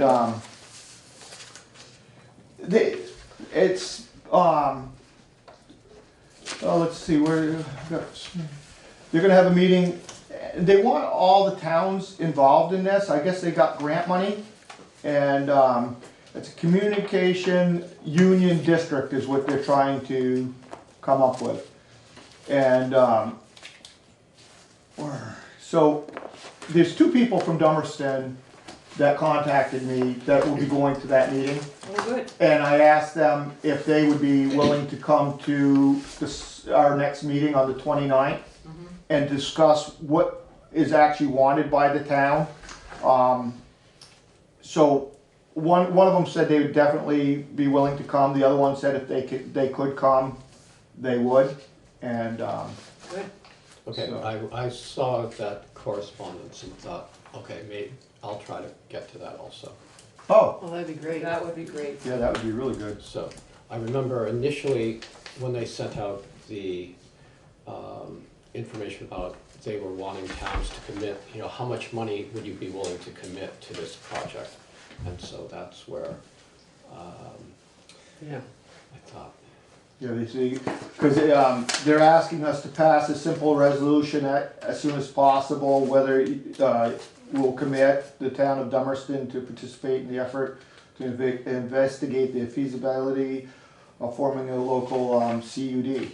and part of it's doing a survey. I was just gonna say, I thought part of it was gonna come, they were coming up with a survey. Right. Before we make a resolution, cause if there is only a handful of people that are even interested, then, Right. Right, and Right. you know, what's the cost going to be for the town? Right, before we, How many before people we are going to commit, be we, served? yeah. And Roger Turner's actually going to write an article for the Views for this, so that'll be in there. So yeah, it's. But I agree with you, Louis, in inviting people to come into the select board for the things that are under correspondence for information, because that's where we can read something like this, but if someone feels strongly about it and they want to advocate for it, they can give us more information, they can advocate for, we might be more likely to go to a meeting because of them coming to the meeting. I think in terms of this broadband meeting, we've been in discussions on different topics about the importance of internet access in rural areas, and that's a very key piece for towns and for residents. So, but the more we hear from people in the town, the better we know what to where to put our efforts. Right, I'd let this go until I saw the couple of letters that came in. Right. And I misread one of the emails. I was thinking it was more information on it. And then when I reread it, I talked to the gentleman and I was like, apologize to him because I'd read it as he was sending me the same information that I had gotten. But he was actually asking about this, and he had everything written out. And I'm like, well, you've got as much information as I do because you wrote it all out. Same thing I would have known, so. And he's one of the gentlemen that's gonna go to that meeting tomorrow. And he's the one that said he'd be willing to come on the 29th. So if you went to Zeke, that'd be great. So, but yeah, by all means, we would love to have people come to our meetings, to discuss these things if it's interest them. Okay. So now we've got correspondence for discussion and/or action. We don't have anything under there. New business.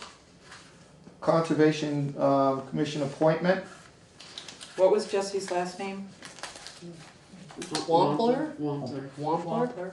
I think. I would move that we appoint Jesse Wampler to the Conservation Commission. I'll second that. And is he filling? He would be doing Bill Johnson. He moved to Keene, so he'd be taking that spot. Okay. I thought he spoke really well, seems interested, seems knowledgeable, seems to fit in with the group. Good fit. Yeah. I mean, I'm impressed with the number of new people in know, town that that are have coming just stepped forward. forward to join different committees. Different ones too, yeah. Pretty Been really good. impressive. It's good. I think that's why they moved to Dummerston, is because of these commissions. I mean, we do have some great commissions, committees and stuff that we have in this town, and that really involved with stuff. So did I have a second on that? I second it. Any more discussion? All those in favor of appointing Jesse? Aye. Okay. Approve the increase of $300 to the town HSA. What this is for is because the HSA is done on a calendar year. We did it for the budget for next year, the Right. $300, but that is actually started, so we have to do the $300 for this year. So, And is it literally just $300 or is it $300 per employee? What is, it was, seems like such a tiny amount. it was. I think it was $75 and there's four Four, employees. yeah. Yeah, that's what it was. Okay. Is it increasing an already designated amount Yes, or? adding to what we Yes. budgeted and passed at last town meeting, but the health insurance doesn't go on our fiscal year. Uh-huh. So when we approve it, a new bill comes in December. I see, So got it. Okay, I'm with you we now. sort of estimate. Got it. Yep, We do what they tell us it's gonna be, yeah. basically for this year, for next year, because we've already done it, so we can't guess. So I'd move that we approve the increase of $300 to the town's HSA account. I'll second that. Okay, discussion? I guess we just said that.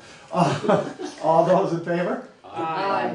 Okay, we have, let's go to, the resignation if we. Yep. Whitney Harrison, yes. I'll move that we accept the resignation of Whitney Harrison, who's been our delinquent tax collector. And so that position's gonna be open, so anyone who would like to. Volunteer. I'll Step up. second that. Okay, discussion? All those in favor? Aye.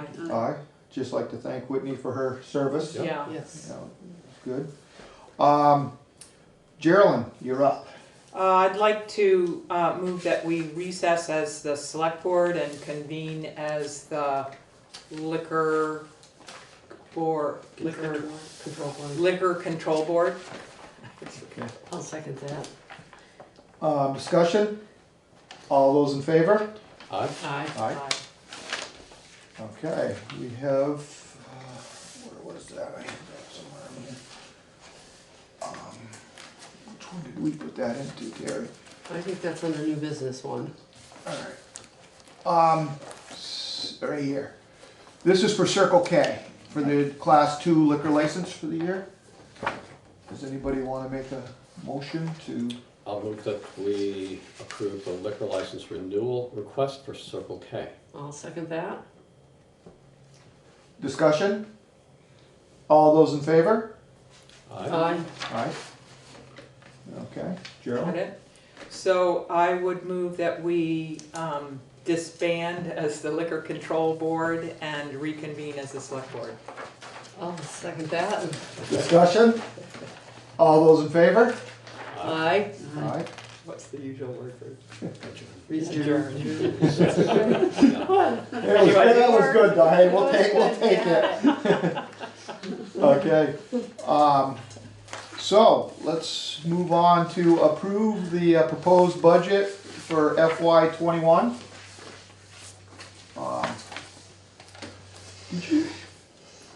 You didn't hand out, did you hand out? Yes, I did. Yes, you did, right here. Okay, well, just so we can discuss, if you want, I'll move that we approve the proposed budget for fiscal year '21. I'll second that. Okay, discussion. Yeah, let's have some discussion. Yeah. So Maria, can you point out what's different about this, what you've added since the last copy? Since the last tree, Since about 2 hours ago? since the last horse we took down. Yeah, it's hot off the press, Gerald. Okay. Hot. So what changed was, well, besides the taxes to be raised, but those changed because Yeah. on the highway fund, the actual and estimated expenditures, The highway Yeah. fund. Oh, that's right, oh, in the no, beginning. keep going. Highway fund? No, way down in. Right here. That's the revenue side of it. Yeah. Expenses. Yeah. Got it. Down at the bottom, radios and radio repair. Third line up Right. there. Mm-hmm. We had originally put 4,000 in there, Mm-hmm. and we changed it back to 500. Okay, we did that at our last meeting? No, we just did that, Lee just did that this afternoon. Oh, that's Lee- information from Lee? Yes. Okay. Lee and Charlotte. Good. Okay, so that, of course, that changed all the totals all the way Yep. down through. And then on the general fund, this is not a very big change. On the general fund, under administration, Mm-hmm, the annual bulk mail permit mm-hmm. went up $10. Okay, Okay. Went from, we had $225 in there, I changed it to $235. okay. And then, from our last meeting, we added a line item to the capital fund budget on the very last page. We added a flail mower that we're gonna ask as a separate article for $22,750. That didn't change what we were gonna be asking to replenish the fund with, but what we're expending it will. What else did we change? We did get the county number. Hold on, Zeke, did you have a question about this? Where were we were going to ask for another 600 or something for painting the building? That I have not heard from anybody on. That was gonna go under, that was gonna be an additional, Article?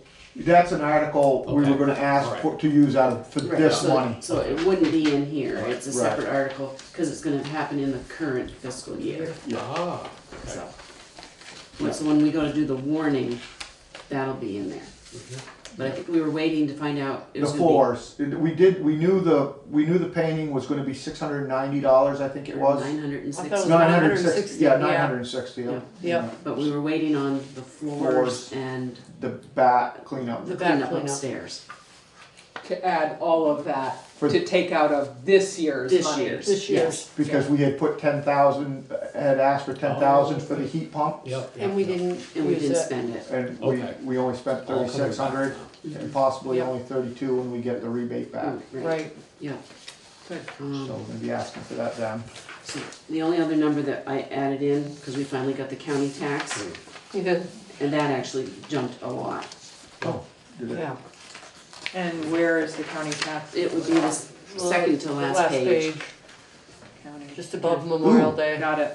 That's- Okay. Yes, That's another $2,000 higher than we were yeah, Oh, yeah. anticipating. yeah, Somebody's getting a raise up there, I guess. yeah. Well, when you are the one Yeah, doing your own budget, giving yourself the raise, I guess you can give yourself any raise. yeah. Do we wanna go back to the select board, pay? Yeah. Speaking of that, Yeah. I guess we can decide. So the only other question that came up, so those are the numbers that Change. changed. The only other question that came up was wording under the highway fund. Is the sixth line down. It would be like the fourth page in, Fish fifth page. gravel and ledge for. Same one we were on with the, Yes. radios. Yep, Okay. we've had it worded crushed gravel and ledge products. And it's been suggested that we should change that to crushing, Okay. but I'm not sure if that's the case or not. Cause we're trying to set up another fund for crushing. Well, for blasting. Blasting, cause that's blasting and crushing, that will only be the every 5 years. Mhm. I believe that funds for the every 5 years. Every 5 And years, this crushing we'll be doing every year. every year, We'll- okay, Yeah, we'll be doing this Okay. one. okay. So that's the only one, I'm not sure if we need clarification from Lee on that one or not. Yeah, I think we'll just, Um, but I think that's just something that we can approve this if everybody's ready to Cause that approve won't, this. that won't change the numbers. That won't change the numbers, it will just change that wording on that. What we're gonna Right. call it. So our budget for this year is actually up. What is it? Maybe do that. Budget, you mean The the bottom actual, line or yeah. the revenue or expense? Municipal taxes, summary of municipal taxes, which would be your third page in? Or fourth page in, right? So. get on. Anybody get their calculator? Right? Well, I don't know how to find my calculator here. There we go. Okay. 11.81. Percent or, Mhm. yeah, but what's the dollar number, Maria? Oh. 103,837. 103,000? 103 what? 103,837. 11%. Up from last year? Yes. Yes.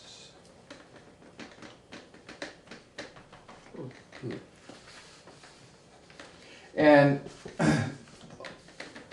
we gotta look at that as the gravel pit Yes. was one of the big increases, and then the capital fund, we increased 40,000. Yes. And how much, what did I figure out, $32,000 was the between what we paid last year for gravel and what we're Yes. paying this year? So that's about 80,000 of it right there. What's 80,000 is gravel?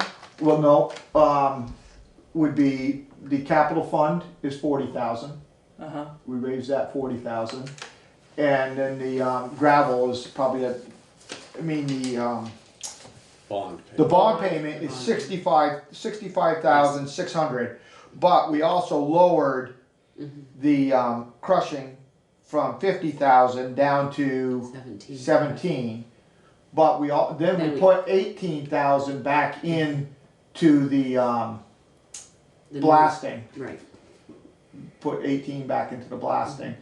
So if you took that 50,000 and added the 10,000, so there would be 60,000 for that, and then the 40,000 for the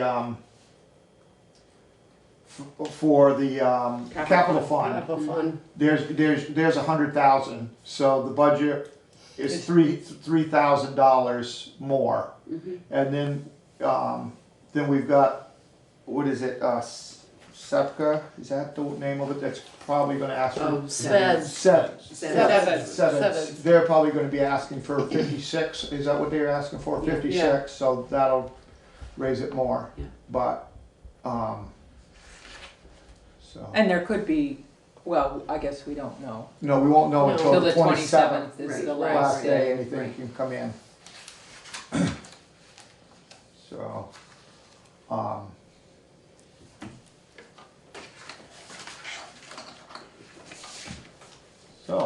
how do people feel about that?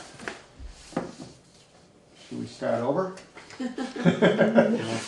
No. There's a motion that's been seconded Yeah. Yeah. to approve it. Any more discussion? All those in favor? Aye. Aye. With just the wording being the only thing that Yes. we'll Yeah. check on. Yeah. But the numbers, Yeah. Yeah, even though it was higher, it was nice that we got the county tax, so, you Yes. know. Yeah. Yeah, I'm So glad we having know discussed that that, one. Yeah. Yeah. Because we definitely weren't going to estimate that. high. No. no, we were going, No. we were going, that was They like I were said, saying it wasn't going up much. Yeah. Yeah. So Yeah. you got the number, it's like, Yeah. wow, okay. Yeah. yeah, it was 2,000 more than we thought, and how many more thousand than, it's 5,000 more than it was last year. Mm-hmm. 5,000 more? Four something. Four something, yeah. Four close to- something. Yeah. Yeah. Yep. All right, so as soon as I can clarify with Lee what he wants to call that line item, then I'll send this off to the auditors to include in the town report. Great work, Maria. Thank you, Maria. Yeah, thank you, Really, Maria. it's a lot. Thank you. So, is there any other business that we would like to? Our next meeting is gonna be on the 29th. Can we approve the articles, or the warning, I should say, at the 29th? The last of the articles would have to be in on the Yes. 27th. Can we Yes. wait till the 29th, or do we have to have a special meeting right after that? Is it 45 days or Oh, we 40 did it. days, not more than, not Right. less than 30? 30, but not more than 40? 5. Wait a minute, I 40. think it had to be the, oh shoot, Hold on, wait. I might still have that. Terry knows. Yeah, well, I thought I had it on a note. It would look Hold like, on. it would look like we would be all set to do it on the 29th then. I think would so. think so, but let me see if I kept the note here. Oh boy.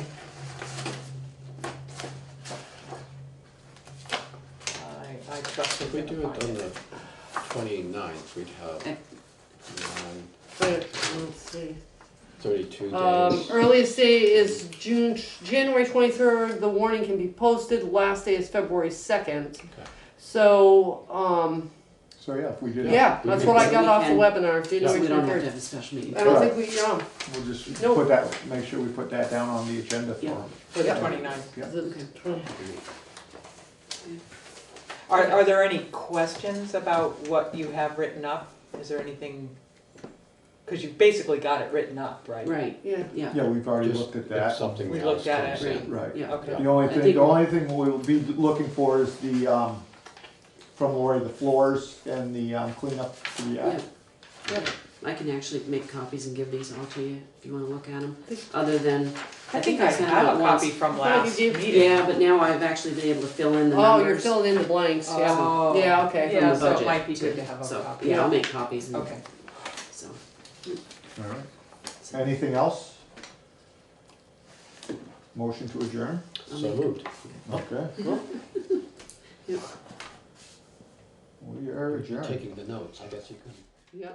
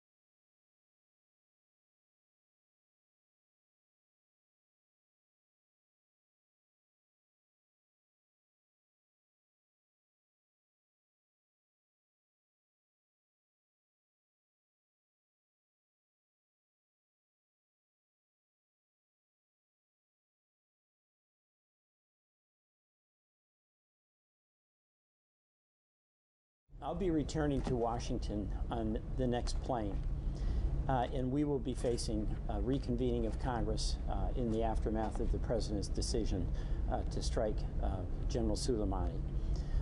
The question before us is not whether that was a legitimate decision. The question is whether it was a wise decision. General Soleimani has been responsible for the death of many American soldiers. Iran has been a bad actor in the region. But the fundamental question for the president is always, will a decision that he makes enhance or diminish our national security? Will that decision make us safer or less safe? Secretary Pompeo is insisting that a result of this attack will make Americans safer. That's preposterous. There's no evidence whatsoever to indicate that. Let me just go through a few things that have happened since the president's action. Number one, the Iraqi parliament has voted that all troops in Iraq be expelled precipitously, without any planning, and immediately.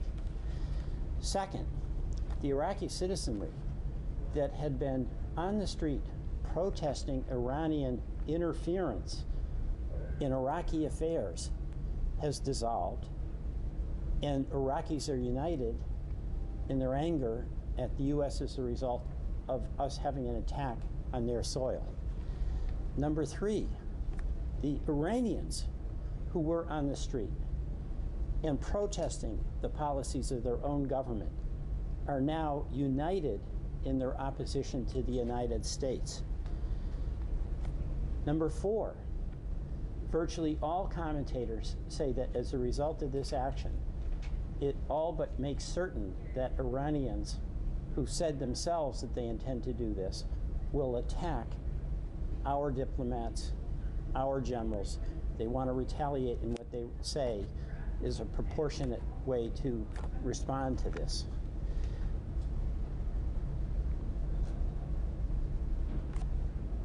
The irony, too, is that President Trump, who has said that he wants to bring our troops home from the endless wars in the Middle East, and incidentally, I support him in that effort, the opposite has happened. Instead of bringing troops home, he's just deployed from Fort Bragg another 3,500 troops to go to the region. Also, all our embassies are now on alert, and we're bringing American personnel home. So the notion that Secretary Pompeo is trying to promote, that this action has made us safer, is absurd, and it's belied by the fact that the president is ordering troops to the region, ordering a stand down in our embassies, putting embassies on high alert, doing enhanced interrogation of Iranian citizens coming through our border crossings. So this was a decision that has had the absolute opposite of what the president states was his goal: deterrence and safety. It's escalation and insecurity. Now, when I return to Washington, I want to do a couple of things. First of all, when I get off the plane, I'll be taking the metro to the Capitol, and I'm going immediately to the secure briefing room at the Intelligence Committee to read the raw intelligence. I want to get to the bottom of this. Let me be frank. I don't believe what the president has said about the planning. And in fact, the Iraqi prime minister has said that Soleimani was there for discussions. But I want to look at the raw intelligence, and I'll have an opportunity to do that immediately upon my return to Washington. I'll be going to the Intel Committee to review those documents this afternoon. Second, I want to have hearings on this decision and get to the bottom of this decision. Any decision of this consequence is something that should be fully vetted by the National Security Council, because the consequences are inevitable, and it is absolutely essential for the well-being of our country that a president, in making this decision, have the benefit of a full vetting process. What's likely to happen down the line as a result of this decision? The president wasn't even in Washington. He wasn't in the Situation Room. He wasn't dealing with the National Security Council staff who could raise the proper questions. He was table hopping down at Mar-a-Lago when he made this decision. I want to have public hearings to get to the bottom of this, including as much revelation of this so-called intelligence that the president claims was the basis of his decision. Third, I'll be supporting War Powers resolutions, as I have in the past, to limit the authority of the president to use military force in Iran, in effect to go to a war with Iran, without coming to Congress for a vote, a debate on this question. I'll be sponsoring or supporting legislation to limit or prohibit funding for attacks on Iran. I've been a founding member, I am a founding member of the No War in Iraq caucus. The last thing we need after Iraq, after Afghanistan, is another war in the Middle East. And again, I'm astonished at this because I was in agreement with the president's stated goals of bringing our troops home. That made sense to me. It was overdue. And yet the president has taken an action that totally gets in the way of accomplishing that goal. It makes the likelihood of our being able to do that in a timely way much, much more difficult. Finally, I will be a voice for de-escalation. We do not need another war, and we need de-escalation. And any of us in Congress who can do everything possible to try to send a message that we don't want a war. It's not in our interest. I will be a voice for de-escalation. My hope, too, is that the Iran nuclear deal, which the president tore up, saying that the 15 years of a guarantee of no nuclear weapons in Iran was not enough time.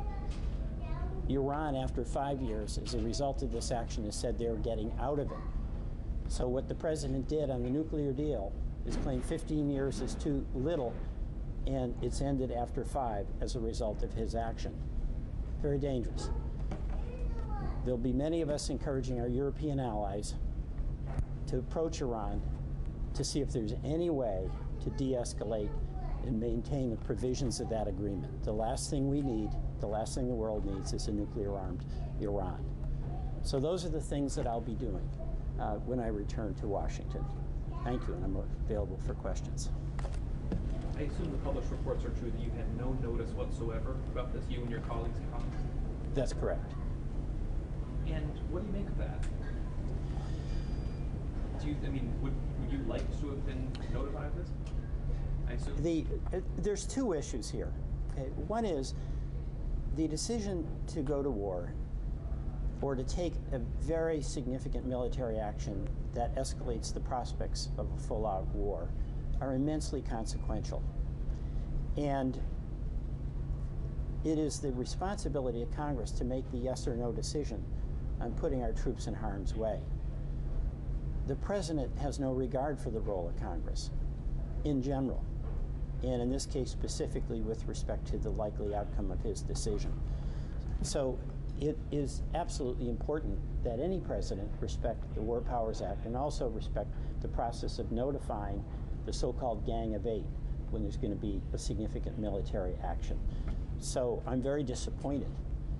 But what I'm really concerned about, more than that process being abrogated, is the decision itself. Again, Soleimani is a bad guy. He's killed American soldiers. America has to deal with a lot of bad people. This bad person, Soleimani, at times was working in coordination with our allies in Iraq and with the United States in going after ISIS. So this is not a question of whether Soleimani was a bad guy. This is a question of whether the president's decision was a wise decision in our long-term national interest. And it wasn't.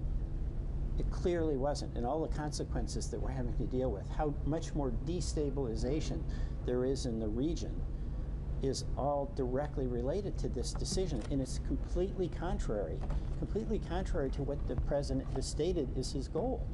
I mean, we are sending troops back to the region instead of taking them home.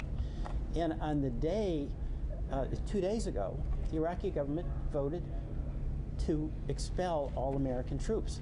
And then the Pentagon sent a letter saying they were going to comply. And then they, shortly after that, said, whoops, that was just a mistake. It's an indication further that amateur hour is in charge at the White House. I think immediately after this happened, I think it was the 3rd of January, the internet kind of exploded kind of with fearful jokes of World War III. I mean, are you afraid of any retaliation and what could happen next? Well, of course I'm fearful of retaliation. The Iranians have said they will. And also keep in mind, the Iranian regime is not it's a bad regime. And the thing they care about more than anything else, more than their people, they crushed dissent there just recently. The thing they care about and will fight to preserve is their hold on power. And their street, everyday Iranian citizens are demanding revenge. And not that the Iranian mullahs needed this, but they've got enormous pressure from their population, from their citizens, to retaliate. So everyone expects that there will be retaliation. I hope there won't. I hope cooler heads will prevail, and it will take some signals from the president himself that he's committed to de-escalation. But when you see all of our embassies are on alert, when we see that we're sending troops to the region, not bringing them home, when you see the heightened security, unjustified in my view, about Iranian citizens or U.S. citizens of Iranian descent getting grilled at our border areas, it's an indication that our government itself is going on a much higher state of alert in anticipation of a retaliatory action. And the security, of course, at the White House has been enhanced. Do you have any expectation that the president would abide by or respect any action Congress takes with regard to the war powers? Not by his conduct as president so far. You know, this is a separate issue, but it's quite important. Since 9/11, there's been an immense buildup in the military and an immense concentration of authority in the president. And we've gotten away from the co-equal branch having to have a debate where each one of us has to vote on this enormously consequential decision as to whether or not those citizens among us who are willing to serve in the military get the benefit of a wise decision rather than a foolish decision. And the president is intensifying this with this action. And again, what's mystifying, but it goes to the impulsive nature of his decision making, is the president has stated repeatedly he wants us to bring the troops home. He doesn't want to be in endless wars in the Middle East. That we're oil independent. We don't even have that reason anymore. Yet this impulsive decision is totally thwarting him achieving his own objectives. And the irony, too, is that people like me would support him in those efforts.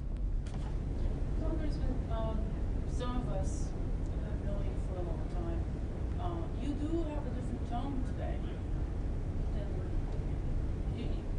You are serious about this. You have a different face, you have a different tone.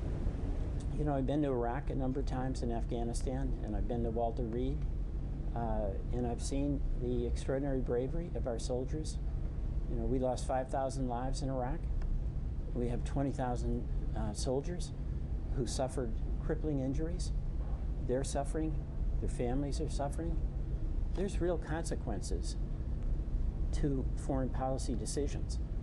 And the most inspiring experience most of us have had in Congress is meeting some of these young men and women who, without complaint, without fear, show up for duty when the president says it's time, and they'll go into Iraq.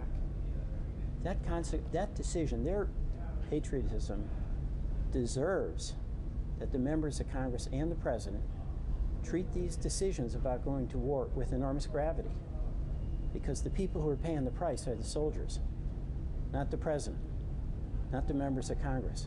Our duty is to be as focused and sober-minded as possible before we ask any of our fellow citizens to put that uniform on and risk their lives.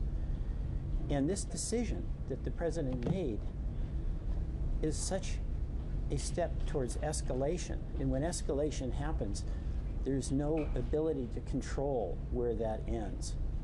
So yes, I'm very serious about this because of the consequences that can happen to our men and women in uniform and to our country. Congressman, in your opinion, you're on the Intelligence Committee. What was the proper response, and how do we curb the influence of Iran in Iraq? Well, two things. There is an enormous amount of discontent in Iraq about Iranian influence. And in fact, Iraqis had burned a consulate. They burned it down. That's how intense the protest was. Why would we get in the way of that? You know, at a certain point, what we know is Iraq has to make a decision whether it wants to have a civil war or create a civil society. So this decision of escalation thwarted that. We should be doing everything we can, obviously, to promote a strong and stable government that meets the needs of its citizens in Iraq, and we should be tough with Iran. But those are day-by-day decisions where you have to take into account what the consequences are and how does it advance or diminish our long-term interest. And our long-term interest clearly is stability. You said you don't believe the president say that we're on intelligence or something. Are you more precise about what you don't believe? Are you referring to, are you saying you don't believe there was any imminent attack? What it looks like to me is that the president, as he does, was watching TV. He was very upset about the demonstrations around our embassies, understandably so. He wanted to do something decisive. According to the press reports, the military gave him a list of options, and they included, according to the press, this attack on Soleimani, where, according to the reports, they put that in as an extreme example so the other options would look reasonable. And of course, that was a mistake on the part of the military to suggest this as an option. But it was really the responsibility of the president to make a wise decision. So I don't believe it, but that's why I want to look at the raw intelligence and I want to get to the bottom of it. On another note, what do you make of the news that John Bolton is willing to testify in the Senate? I think it puts the burden on Senator McConnell to do the right thing. Bolton should testify, Mulvaney should testify, Secretary of Defense should testify, Pompeo should testify, and this is very, very important. Before they testify, we should have access to those emails, because they'll say one thing and the emails say another. In order to get the real testimony, we have to have the real evidence, and that's the emails. So Bolton saying he's coming forward, I think, makes it very, very clear that he's willing to testify, and the only reason he wouldn't is because the president is holding him back or McConnell is holding it back. Do you have any insight from your caucus as to when Speaker Pelosi might transmit these articles of impeachment? I don't, but I expect it'll be sooner rather than later. I mean, keep in mind, Congress has been in recess until today, so so I think it will happen sooner rather than later.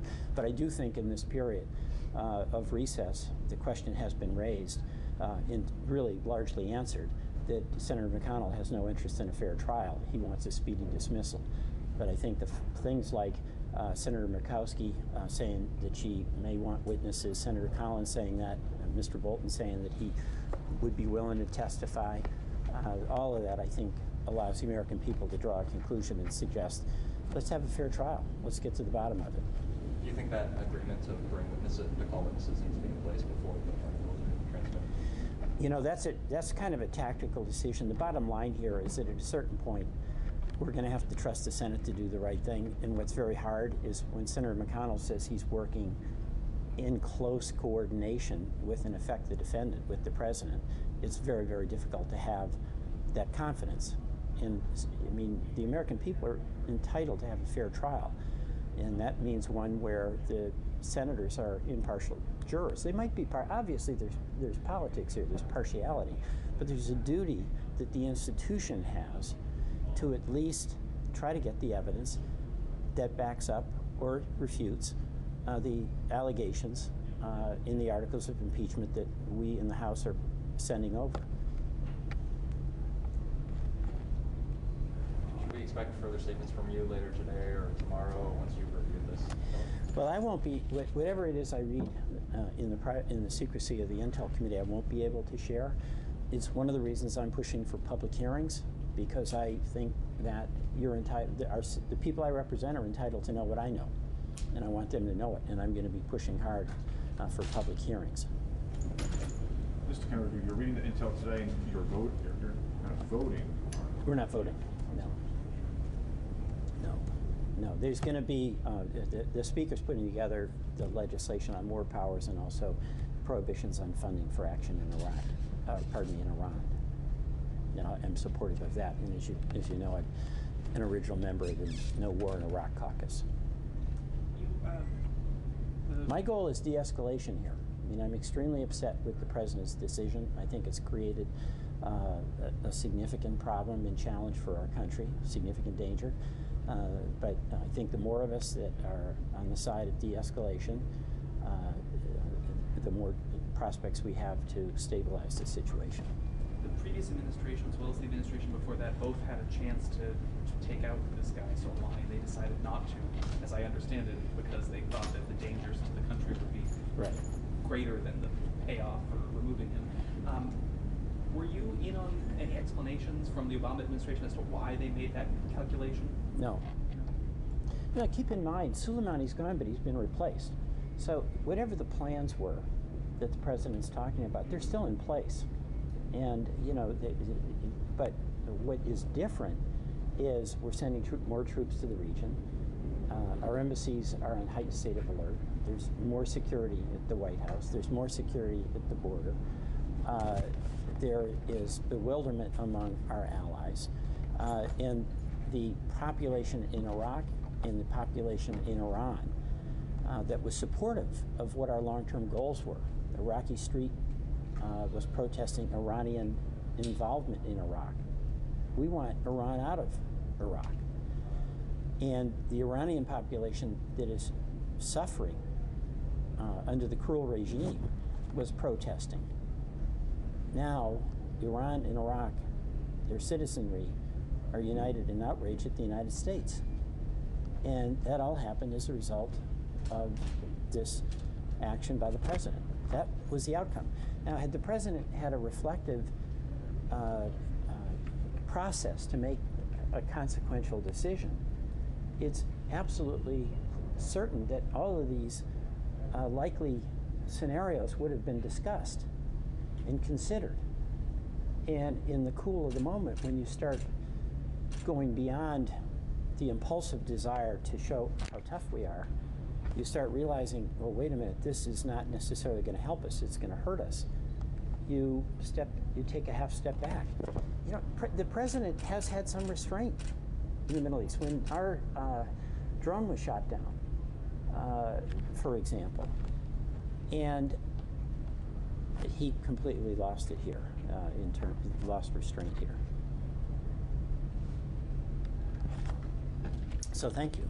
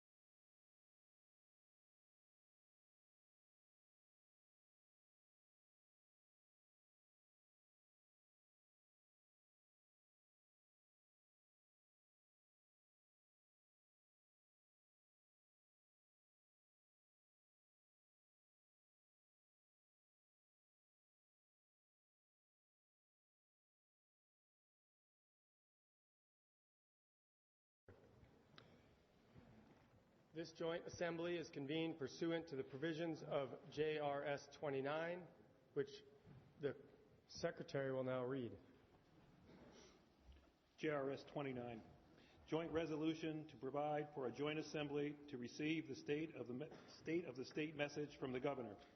Resolved by the Senate and House of Representatives that the two houses meet in joint assembly on Thursday, January 9, 2020, at 2 o'clock in the afternoon to receive the state of the state message from the governor. The Chair would now like to recognize the Senator from Chittenden District for the purpose of making a motion. Senator Ash. Thank you, Mr. President. I move that a committee of 6 be appointed by the Chair to wait upon His Excellency the Governor and escort him into the chamber for the purpose of receiving his State of the State address.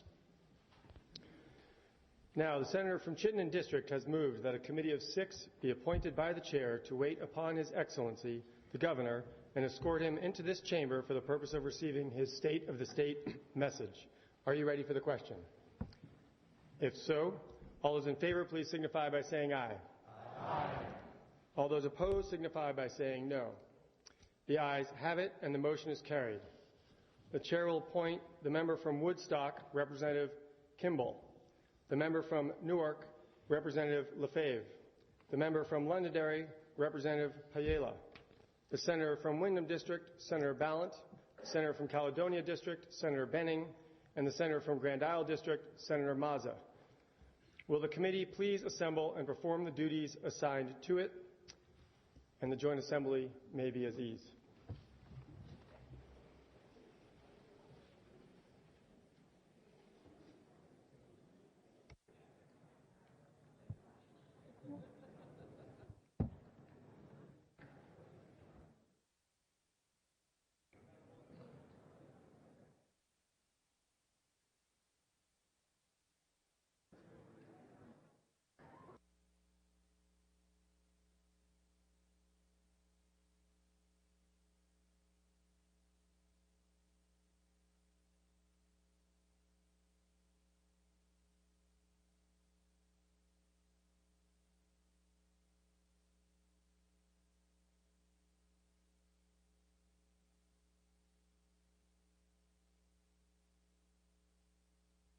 Welcome to VPR's legislative stream from the Vermont State House. I'm Bob Kinsel. Audio from the Vermont House is available when the House is in session. When there's no activity in the chamber, the stream is silent. Thank you for listening to VPR, and find more news about the Vermont legislature at vpr.net.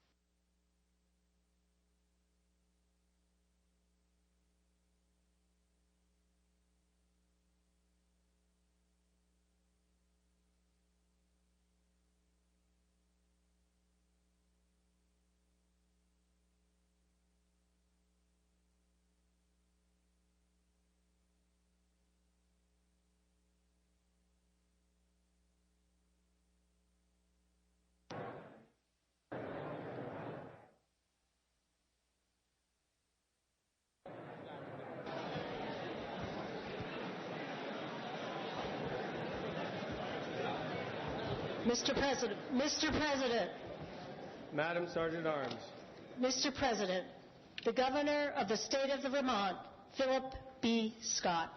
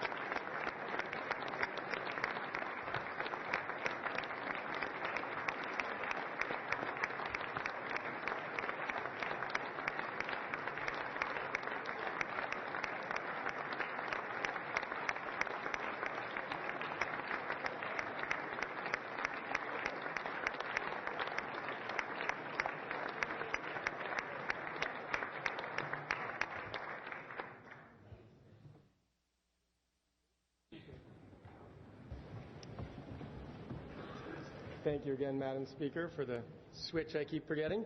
It is now my distinct honor to present to you the Governor of the State of Vermont, the Honorable Philip B. Scott.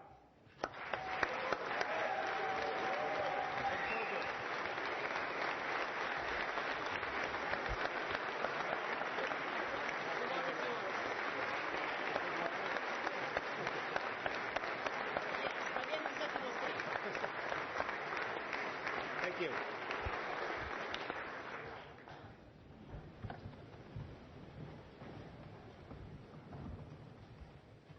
Mr. President, Madam Speaker, Mr. Chief Justice, members of the General Assembly, honored guests, and fellow Vermonters.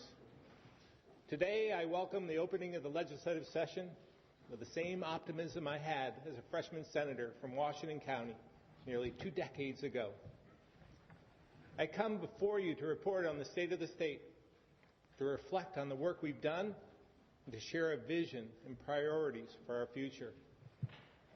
As elected officials, it's our duty to distinguish what must be done from what we might like to do, and to work together, pulling in the same direction to make a difference for those we serve.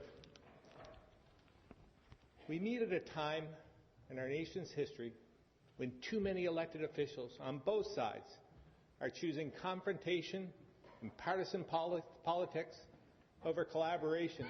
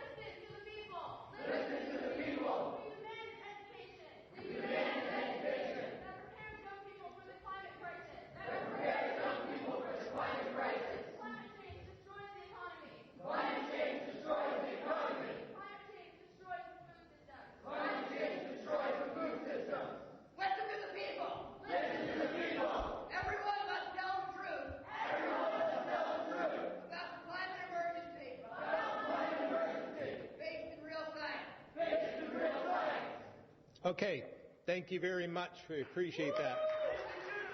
We just did. Thank you very much. Thank you very much.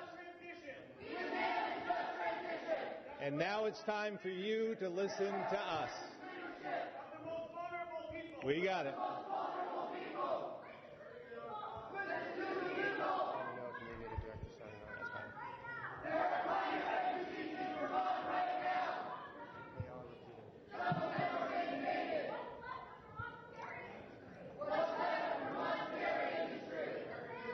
All right. Have we had enough? Okay. So at this point, we're going to move forward. If you would like to listen to us and listen to my speech, you're welcome to stay. If you don't want to listen to what I have to say, you can be removed.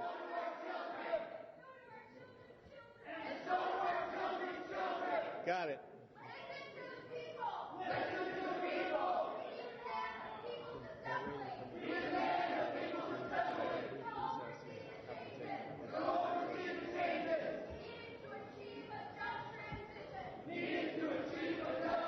Okay, I think we've had enough. Nope. Chamber will please come to order. Would our guests in the balcony and in the gallery please listen to his final offer? We have to proceed with the governor's speech. You have given your message and the governor has been graceful, as has everybody here, to listen. If necessary, I'll have to declare a recess, and I will ask the Sergeant-at-Arms and our police forces to remove you.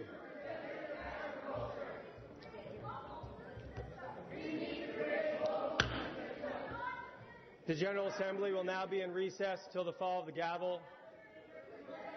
I would ask the Sergeant-at-Arms and the Sergeant-at-Arms support to please remove these individuals from the chamber in order to hear the governor's remarks. Thank you.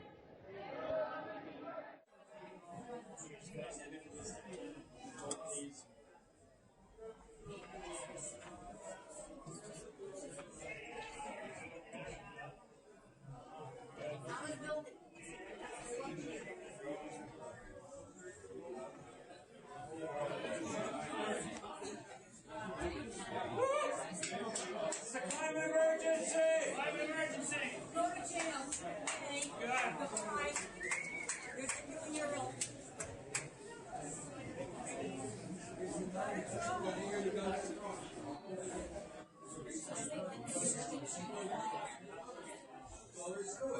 We're in the right place at the right time.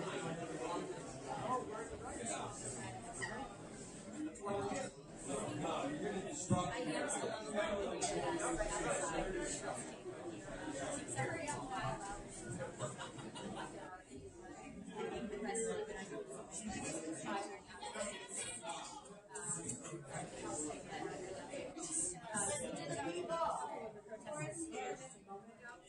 It's a climate emergency! They are, yes, ending climate change and which would be out there on climate change.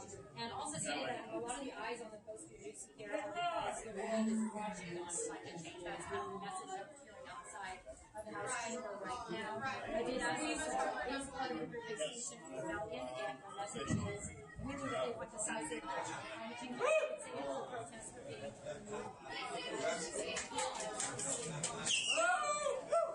and we should do more as well and fight that way. That's I didn't do anything.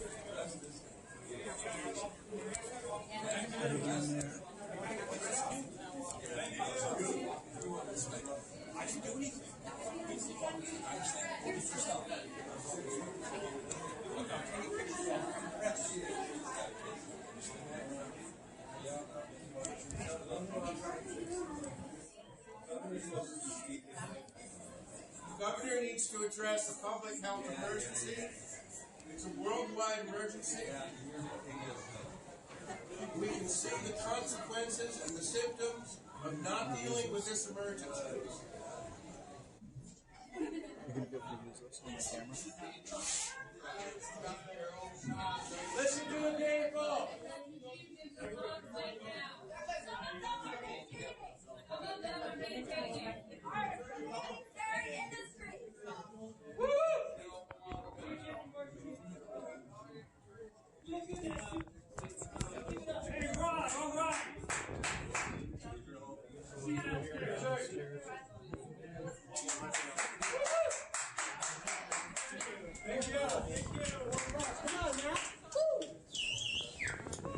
The world is watching Governor Scott. Too many bots.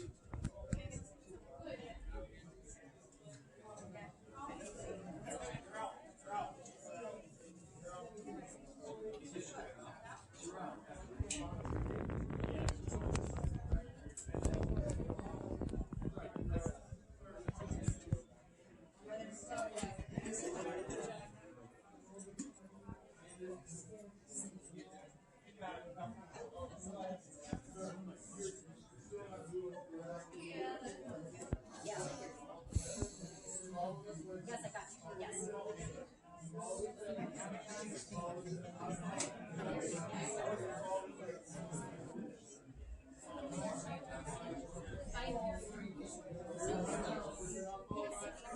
Yes.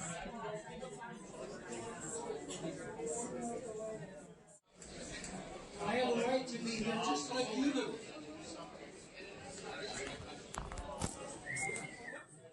You told me in the hall. This is the hall. You told me. You told me. You told me in the hall. Never would take 2 seconds. I'm staying in the hall. I'm staying in the hall. Thank you. Why are they kicking me? I wasn't doing anything but standing here. Chamber will please come to order. Chamber will please come to order.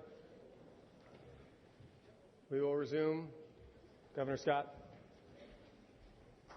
Thank you.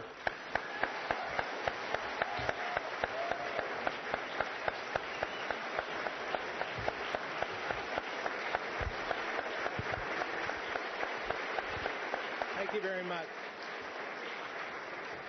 And thank you for your patience. I'll try not to repeat anything you might have just heard. We meet at a time in our nation's history when too many elected officials on both sides are choosing confrontation and partisan politics over collaboration and progress. Polarization, the us versus them, is our nation's greatest threat. It's weakening our country and the very foundation on which it was built. That's why in state houses and town halls across America, it's up to us to show that people from different backgrounds with different points of view, as we just saw, can unite around our core values and our common humanity. It's up to us to prove that listening and learning from each other is far more constructive. And it's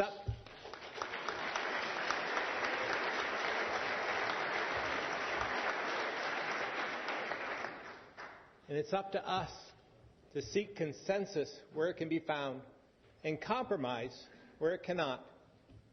Now, we all know there will be times when we have to agree to disagree, and that's okay. But when it happens, let's assume the best of each other and turn our energy to the areas where a path forward remains.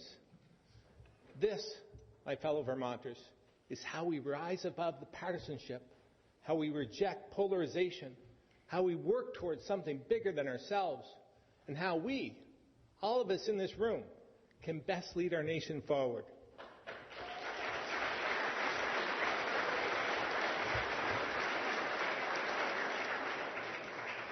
I have enormous faith in our ability to achieve meaningful results, and my administration is ready to work with each of you in order to do so. Unfortunately, time is not on our side, because while good things are happening and progress is being made, too many of our counties, communities, and families remain at a critical crossroad. The fact is, where we are as a state and where we go from here is in the hands of every Vermonter. It's in the weathered hands of the dairy farmer and construction worker, and the reassuring hands of the first responder and emergency room nurse. It's in the determined hands of our entrepreneurs and the persistent hands of our teachers, coaches, and mentors. It's in the compassionate hands of family and friends and the helping hands of our neighbors.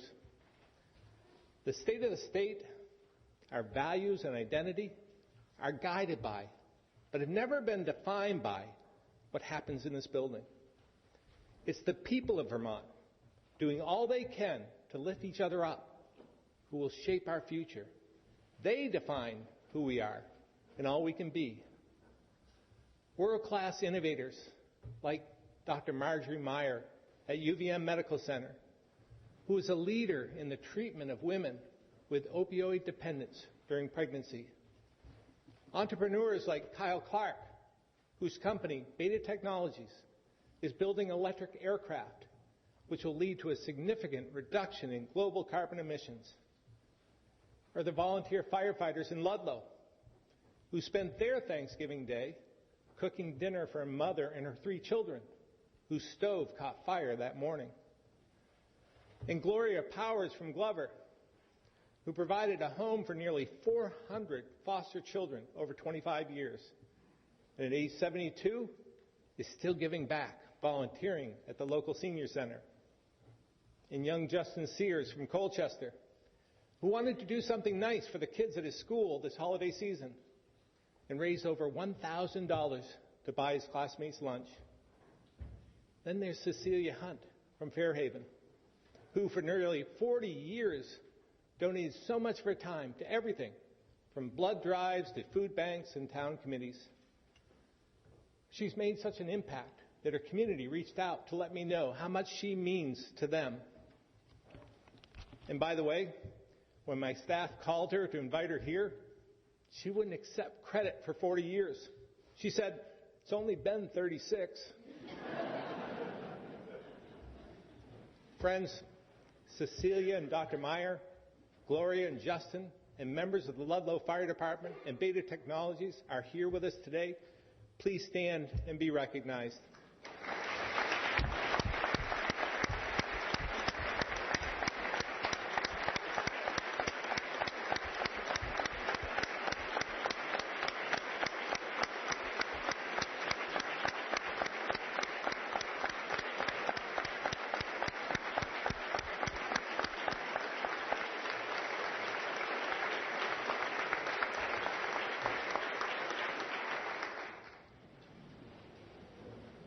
These people and thousands more, those we hear about and those we don't, remind us that we are all part of something bigger, and that it's in our pursuit of purpose and in service to others that we find the best of ourselves, our communities, our state, and our nation.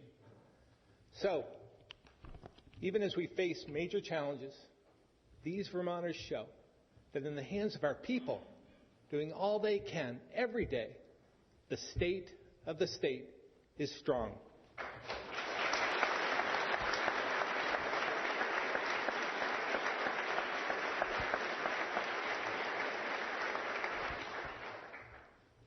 Inside this building, our job as public servants is to do all we can to ease their burden and build on their strength by setting clear priorities and turning good ideas into results. And here's my biggest concern. Today in Vermont, there are about 55,000 fewer people under the age of 45 and 44,000 more over the age of 65 than there were in the year 2000. For years, we had more deaths than births and have seen more people move out of Vermont than in. And the impact is not the same in every community. We have to acknowledge the real and growing economic disparity from region to region. Think about this. Of the 5 towns that have seen the most growth in recent years, 4 of them are in Chittenden County. And in the past 12 years, only 3 counties have added workers. The other 11 have lost a total of about 18,000. 18,000. That's more than the population of nearly every town or city in Vermont. Of the 180 legislators in this room, 106 of you come from counties that have lost workers. And that's not the only area where we see disparity. From county to county, there's a huge gap between home values, household income, average wage, and so much more. Because of this, across the state, we're feeling the negative impacts in everything, from our homes, schools, and colleges to our hospitals and nursing homes. If we don't break this cycle, our institutions, including state and local government, won't be able to afford what they currently do or what they would like to do in the future, because costs will continue to rise much faster than our tax base can sustain. My friends, this is what a demographic crisis looks like. In too many places, in the lives of too many Vermonters, I see and feel the emotional and financial toll of policies built for a few areas in the state that can afford them when the rest of the state cannot. Businesses, families, entire communities doing their absolute best to maintain budgets and meet their needs with fewer options, fewer people, and higher costs than they had last year, and the year before that, and the year before that. Sustainable economic growth has become too hard and too rare in too many areas. It's hurting people. It's regressive. It's creating regional inequity. And it's by far the biggest and most immediate challenge to our state and the ability of government to help shape the future. We must act now to give the people of Newport and St. Johnsbury, Hartford and Springfield, Brattleboro, Bennington, Rutland, Randolph, and every other regional economic center and the towns around them the tools they need to survive, to grow and thrive with the self-determination and dignity they each deserve.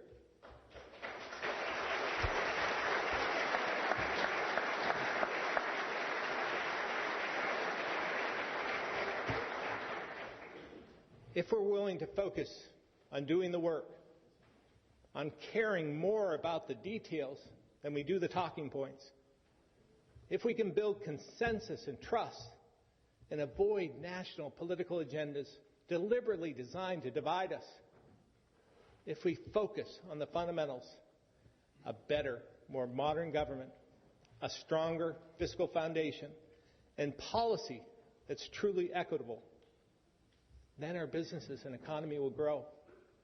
Putting more kids in our schools and broadening our tax base, making our communities stronger and more resilient than ever before. That's why I had an open mind when Senator Sorokin and the Senate Economic Development Committee had an idea that's paid off. They said, remote workers can work from anywhere, so let's give them an incentive to work and live here in Vermont. Since then, we've received worldwide attention, more than $7 million in free advertising, thousands of inquiries, and relocated 371 people to more than 68 communities across 13 counties. Now, we've received our share of criticism as well. Folks who said, you know, I've been living here and dealing with high costs my entire life. Where's my check? I get it. They're absolutely right. We urgently need to make Vermont more affordable for everyone across the state. But this program does help them, because bringing more people here reduces the tax burden on the rest of us. Here are the facts. For a one-time investment of $500,000, based on Vermont's average household income of about $75,000, we project a return on this investment of over $1 million of tax revenue each year. And this is a conservative projection because it doesn't account for the higher than average income of these new Vermonters and the added benefit that comes along with more people buying goods and services from local businesses. We know this isn't the only answer, but this program is a small step towards growing our way out of the demographic crisis facing our state and the affordability crisis facing our families. And this isn't all we're doing. At the same time, we're strengthening training, internship, and apprenticeship programs for Vermonters. We established a first-in-the-nation approach to make it easier for veterans to transition to civilian careers. And we're helping those in recovery or with other barriers to employment find and keep good jobs. This year, in partnership with Secretary Condos, let's further reduce hurdles and costs for licensed professionals so we can bring more of them into the workforce. And my budget will include additional investments in training with an emphasis on the trades and more incentives for young adults and working-age families to stay or move here.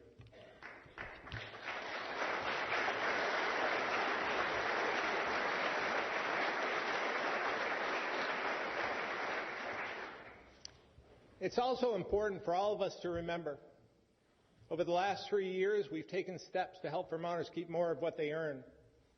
This includes removing the tax on Social Security for low and moderate income Vermonters, lowering income tax rates across the board, significantly reducing the land gains tax, bringing the estate tax more in line with our neighbors, and more. But this is not enough. Overall tax and fee burden is still growing far too fast, especially property taxes. And you can expect additional targeted tax relief in my budget. Because ultimately, we need to help people in all parts of the state move up the economic ladder. And the best way to do this is to level the economic playing field and make Vermont more affordable for all families and every business. We've also expanded our view of education because building the best education system in the nation is one of the greatest economic development tools we could ask for. Rather than just thinking K through 12, we've broadened our focus from cradle to career. Together, we've increased state funding for childcare by about $10 million and invested $5 million more in higher ed. And we've added nearly $1.5 million for career and trades training. But here, too, we must move more quickly. The disparity from school to school and district to district is a growing problem. It's unfair to taxpayers and fundamentally unfair to our kids for their educational opportunities to be determined by where they live. We need to be honest. Costs are rising. Yet opportunities for too many kids are declining in too many parts of our state. And so is student performance in areas like reading and math. Reversing this trend has been the driving force behind each of my education proposals. And this year, my budget will once again increase investment in the cradle to career continuum. We'll also support the work of the Agency of Education to improve performance. And if you're ready, I'm still willing to have a discussion on how to direct more of our current spending to our kids instead of letting it be consumed by the growing inefficiency of an outdated system. In addition, I propose to you today that we begin creating a universal after-school network that ensures every child has access to enrichment opportunities outside of current classroom time, and to align the student's day with the length of the workday. A few thoughts on this. First, it's based on a successful model from Iceland, focused on preventing drug use as well as improving academic and social outcomes. And the evidence is clear. Kids who participate in after-school activities and programs do better in school and in life than kids who don't. Second, a universal program expands choices for every kid. It doesn't limit them, and it would be voluntary. Those who currently go home to their families or participate in drama, music, sports, debate, or older kids who choose to work could all continue to do so. Third, it supports working parents by reducing the logistical and financial burden of after-school care. Finally, we're not recreating the wheel, but we are creating more equity. Many schools already have after-school options through organizations like the YMCA and others, but it's far from universal. There are a lot of details to consider on an issue like this, and I fully recognize that as we put the many challenges of Act 46 behind us, one size will not fit all. That's why I've asked Education Committee chairs, Representative Webb, Senator Baruth, to give this idea some genuine consideration. It's my hope we can deliver this plan by the end of the year that puts us on a path toward universal after-school programs without raising property tax rates.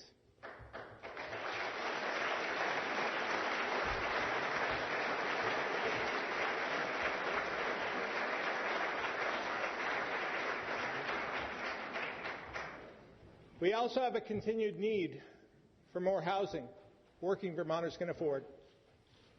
In 2017, you joined me in passing a $37 million housing bond, which is leveraging another $170 million in other funding, making it the single largest investment in workforce housing this state has ever seen. Since then, nearly 400 homes have been completed. Another 175 are being built, and about 200 will be underway soon.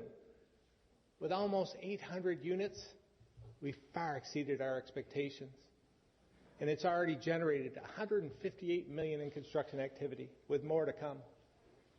And it's not just the housing bond, because alongside additional initiatives, more than 2,000 residential building permits were issued in 2018, the most in over a decade. But because of the economic imbalance from region to region, I still hear about the difficulty of finding an affordable place to live. That's why my budget will include a package to revitalize existing homes and build more of them, targeted to the places that need it most. This is an area where we found common ground, and I look forward to working with you on these proposals, as well as your ideas. I also appreciate the sense of urgency Speaker Johnson and others have placed on modernizing Act 250, which is necessary to build on this progress. The balanced approach we're working on would enable concentrated development where people want to live and work. And when paired with my proposed investments in housing and economic development, will support more vibrant, walkable, and livable downtowns and villages, which, as the Speaker has said, supports economic growth and is a critical piece of our work to combat climate change. For these reasons, I'm optimistic that important updates to Act 250 to better meet the needs of Vermonters can be made this session.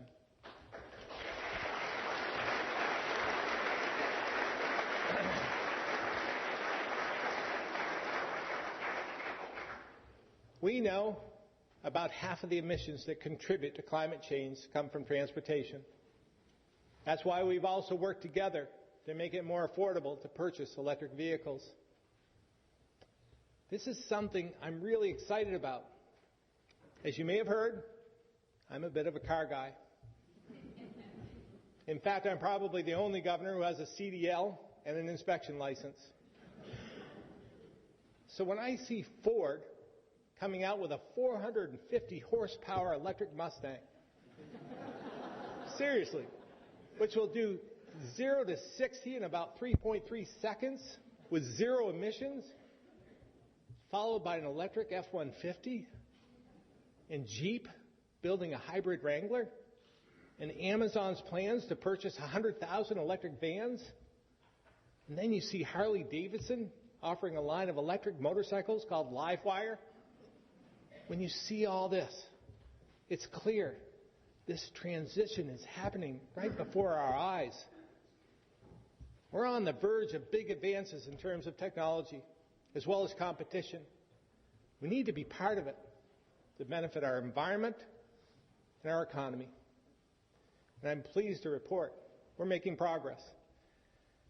In addition to the privately funded charging stations being installed across the state, we've invested over $1 million in charging equipment. And with investments through the Volkswagen settlement, we expect to nearly triple the number of state-funded charging stations by the end of 2020. And to make EVs even more affordable for low and moderate income Vermonters, we provided $1 million in purchasing incentives. Utilities, auto dealers, many employers, municipalities, and individuals have all stepped up alongside state government. As a result, we've seen a 160% increase in the number of EVs on our roads since 2016. But we know this is not enough, so we're not stopping here. As part of the all fuels efficiency conversation before the Public Utilities Commission, we're asking that a portion of energy efficiency charges be directed to transportation electrification. We're also using VW settlement funds and federal grants to purchase more electric school and public transit buses. As we look even further ahead, I strongly believe it's incentives, not penalties, which will help us transition more quickly. I hear from Vermonters across the state, like those traveling long distances for work out of necessity, not choice, and others, like our seniors living on fixed incomes, who struggle to fill their gas tanks and heat their homes. I simply cannot support proposals that will make things more expensive for them. Instead, my budget will propose more incentives and a greater focus on affordable, clean energy, as well as expanding our battery and renewable energy storage sectors and the jobs they can create. And I'll propose giving small co-ops and municipal utilities more flexibility in order to innovate. From clean energy to our 20-year, $1 billion commitment to clean water, we've shown protecting our environment can be done in ways that also strengthen the economy without making Vermont less affordable for families and businesses. Now, we're also strengthening the health and safety of our communities. We took significant steps over the last year to protect kids, passing legislation to address the vaping epidemic and to ensure drinking water at every school and child care center will be tested for lead. And this work will continue. Beyond our schools, many of you, alongside the Agency of Human Services, have worked diligently to improve our mental health system. This includes adding inpatient capacity, which is critical to getting people the care they need when they need it. The budget I'll submit will expand this work and focus on prevention, early intervention, and community-level response.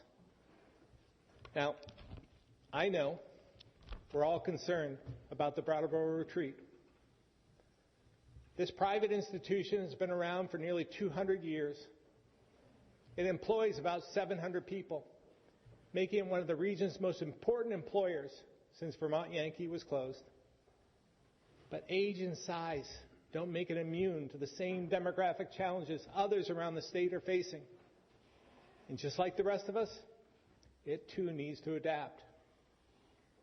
This healthcare provider is simply too critical for us to let fail, especially with no alternative. This would have a devastating impact on our mental health system and the region's economy. We all have a stake here. Just last year, we invested $4.5 million out of the capital bill. That, combined with rate increases, totaled an additional $16 million. And that's on top of tens of millions in Medicaid funding. That's why I've directed my administration to work with you to do everything we can responsibly do to help the retreat, just as we're doing everything we can to help Springfield Hospital as well.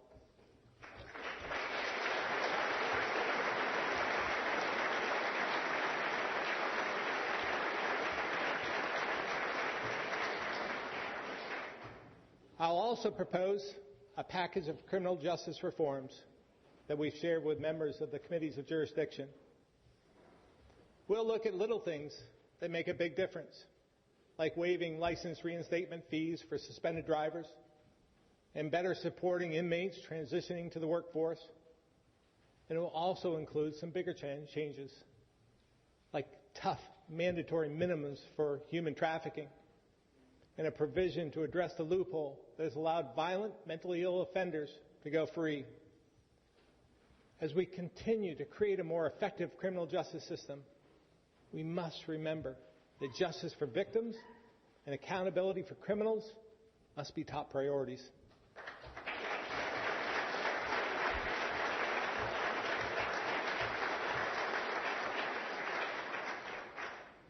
I'm grateful for this opportunity to address our biggest challenges, report on some of our progress, and outline a few of my proposals. There's always much more happening than can be covered in one speech or even two. And I look forward to all of our discussions in the days and weeks ahead. Over the next few months, the way we go about our work will not only determine the results we're able to deliver, but also the strength of our institutions, the faith Vermonters have in us, in the example we set for our kids. We must acknowledge the trying times we live in, the pressure from political parties and special interest groups to fall in line, stay on message, weighs heavily on some. Honest efforts and thoughtful ideas from good people are too often mischaracterized, misrepresented, and belittled. And all of this is intended to divide us and bully us into an us versus them mentality. In this environment, the solutions to serious problems in our state and in our country don't always come fast enough. And to those of us who care more about progress than we do about political power, that can be very frustrating, even discouraging. So when those moments come, I think of the people who inspire me to be part of something bigger, of what they've endured with courage and resolve, and how they show that in the face of incredible adversity, we're all capable of great things. People like my dad. I think of what he went through during his 2 years at Walter Reed, and how hard he worked every day just to live as normal a life as he could, how much he accomplished, and how much I admire him. I think about the soldiers with him in France after D-Day, all they went through, how long and horrific those days must have been, and how that generation of Americans stepped up to protect democracy for their generation and those of us who followed. Recently, I thought a lot about Travis Roy, who I heard speak last month. His talent was recognized at a young age. Hockey was his life. He was destined for the NHL. 24 years ago, he played exactly 11 seconds for Boston University before going headfirst into the boards, and then instantly found himself unable to move from the neck down. Travis has spent every moment since ensuring those 11 seconds defined an opportunity, not a tragedy. As a result, he's changed the way his sport is taught. Through his efforts at places like Little Fenway in Essex, he's raised millions for spinal cord research and adaptive equipment. He shared his story and found his purpose in helping others find theirs. Travis says, there are times when we choose our challenges, and other times when our challenges simply choose us. And it's what we do in the face of those challenges that define who we are. Don and Greg Tatro from Lamoille County didn't choose their challenge this past year when they lost their daughter Jenna to a fatal overdose. She was only 26.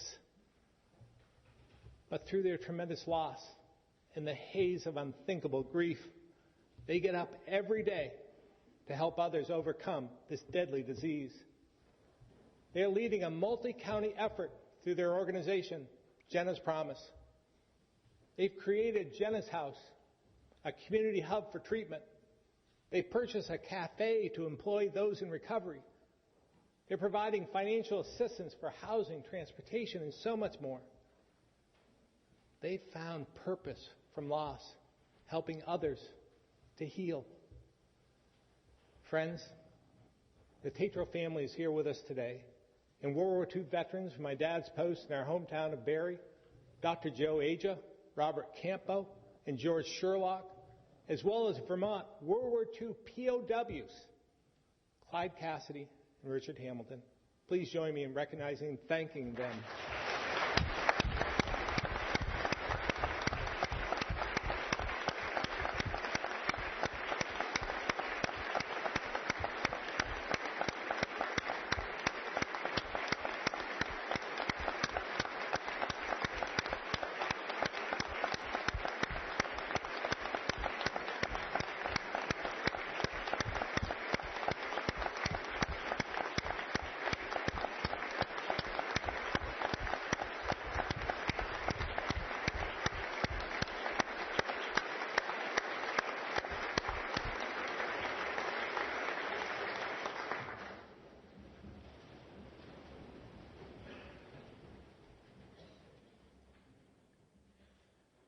They're here to remind us that when our common cause is bigger than politics, there is no challenge we cannot overcome.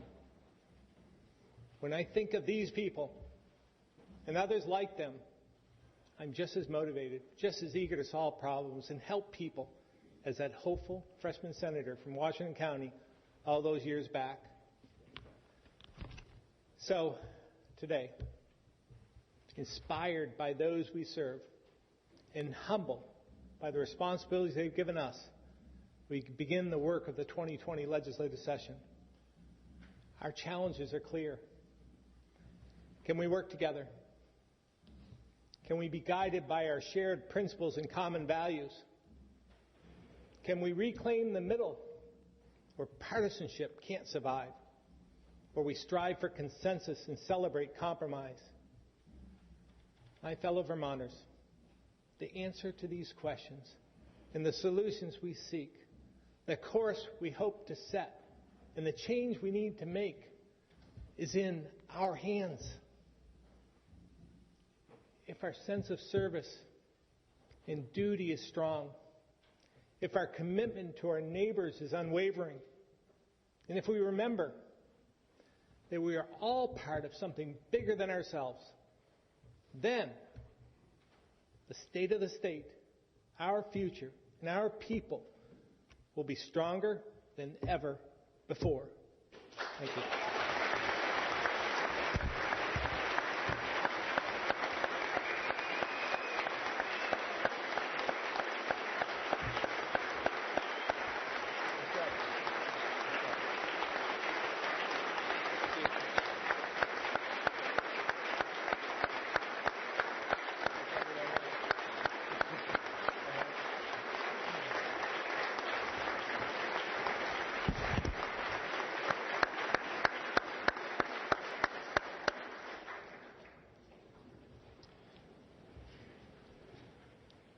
Will the committee please reassemble and escort the governor from the chamber?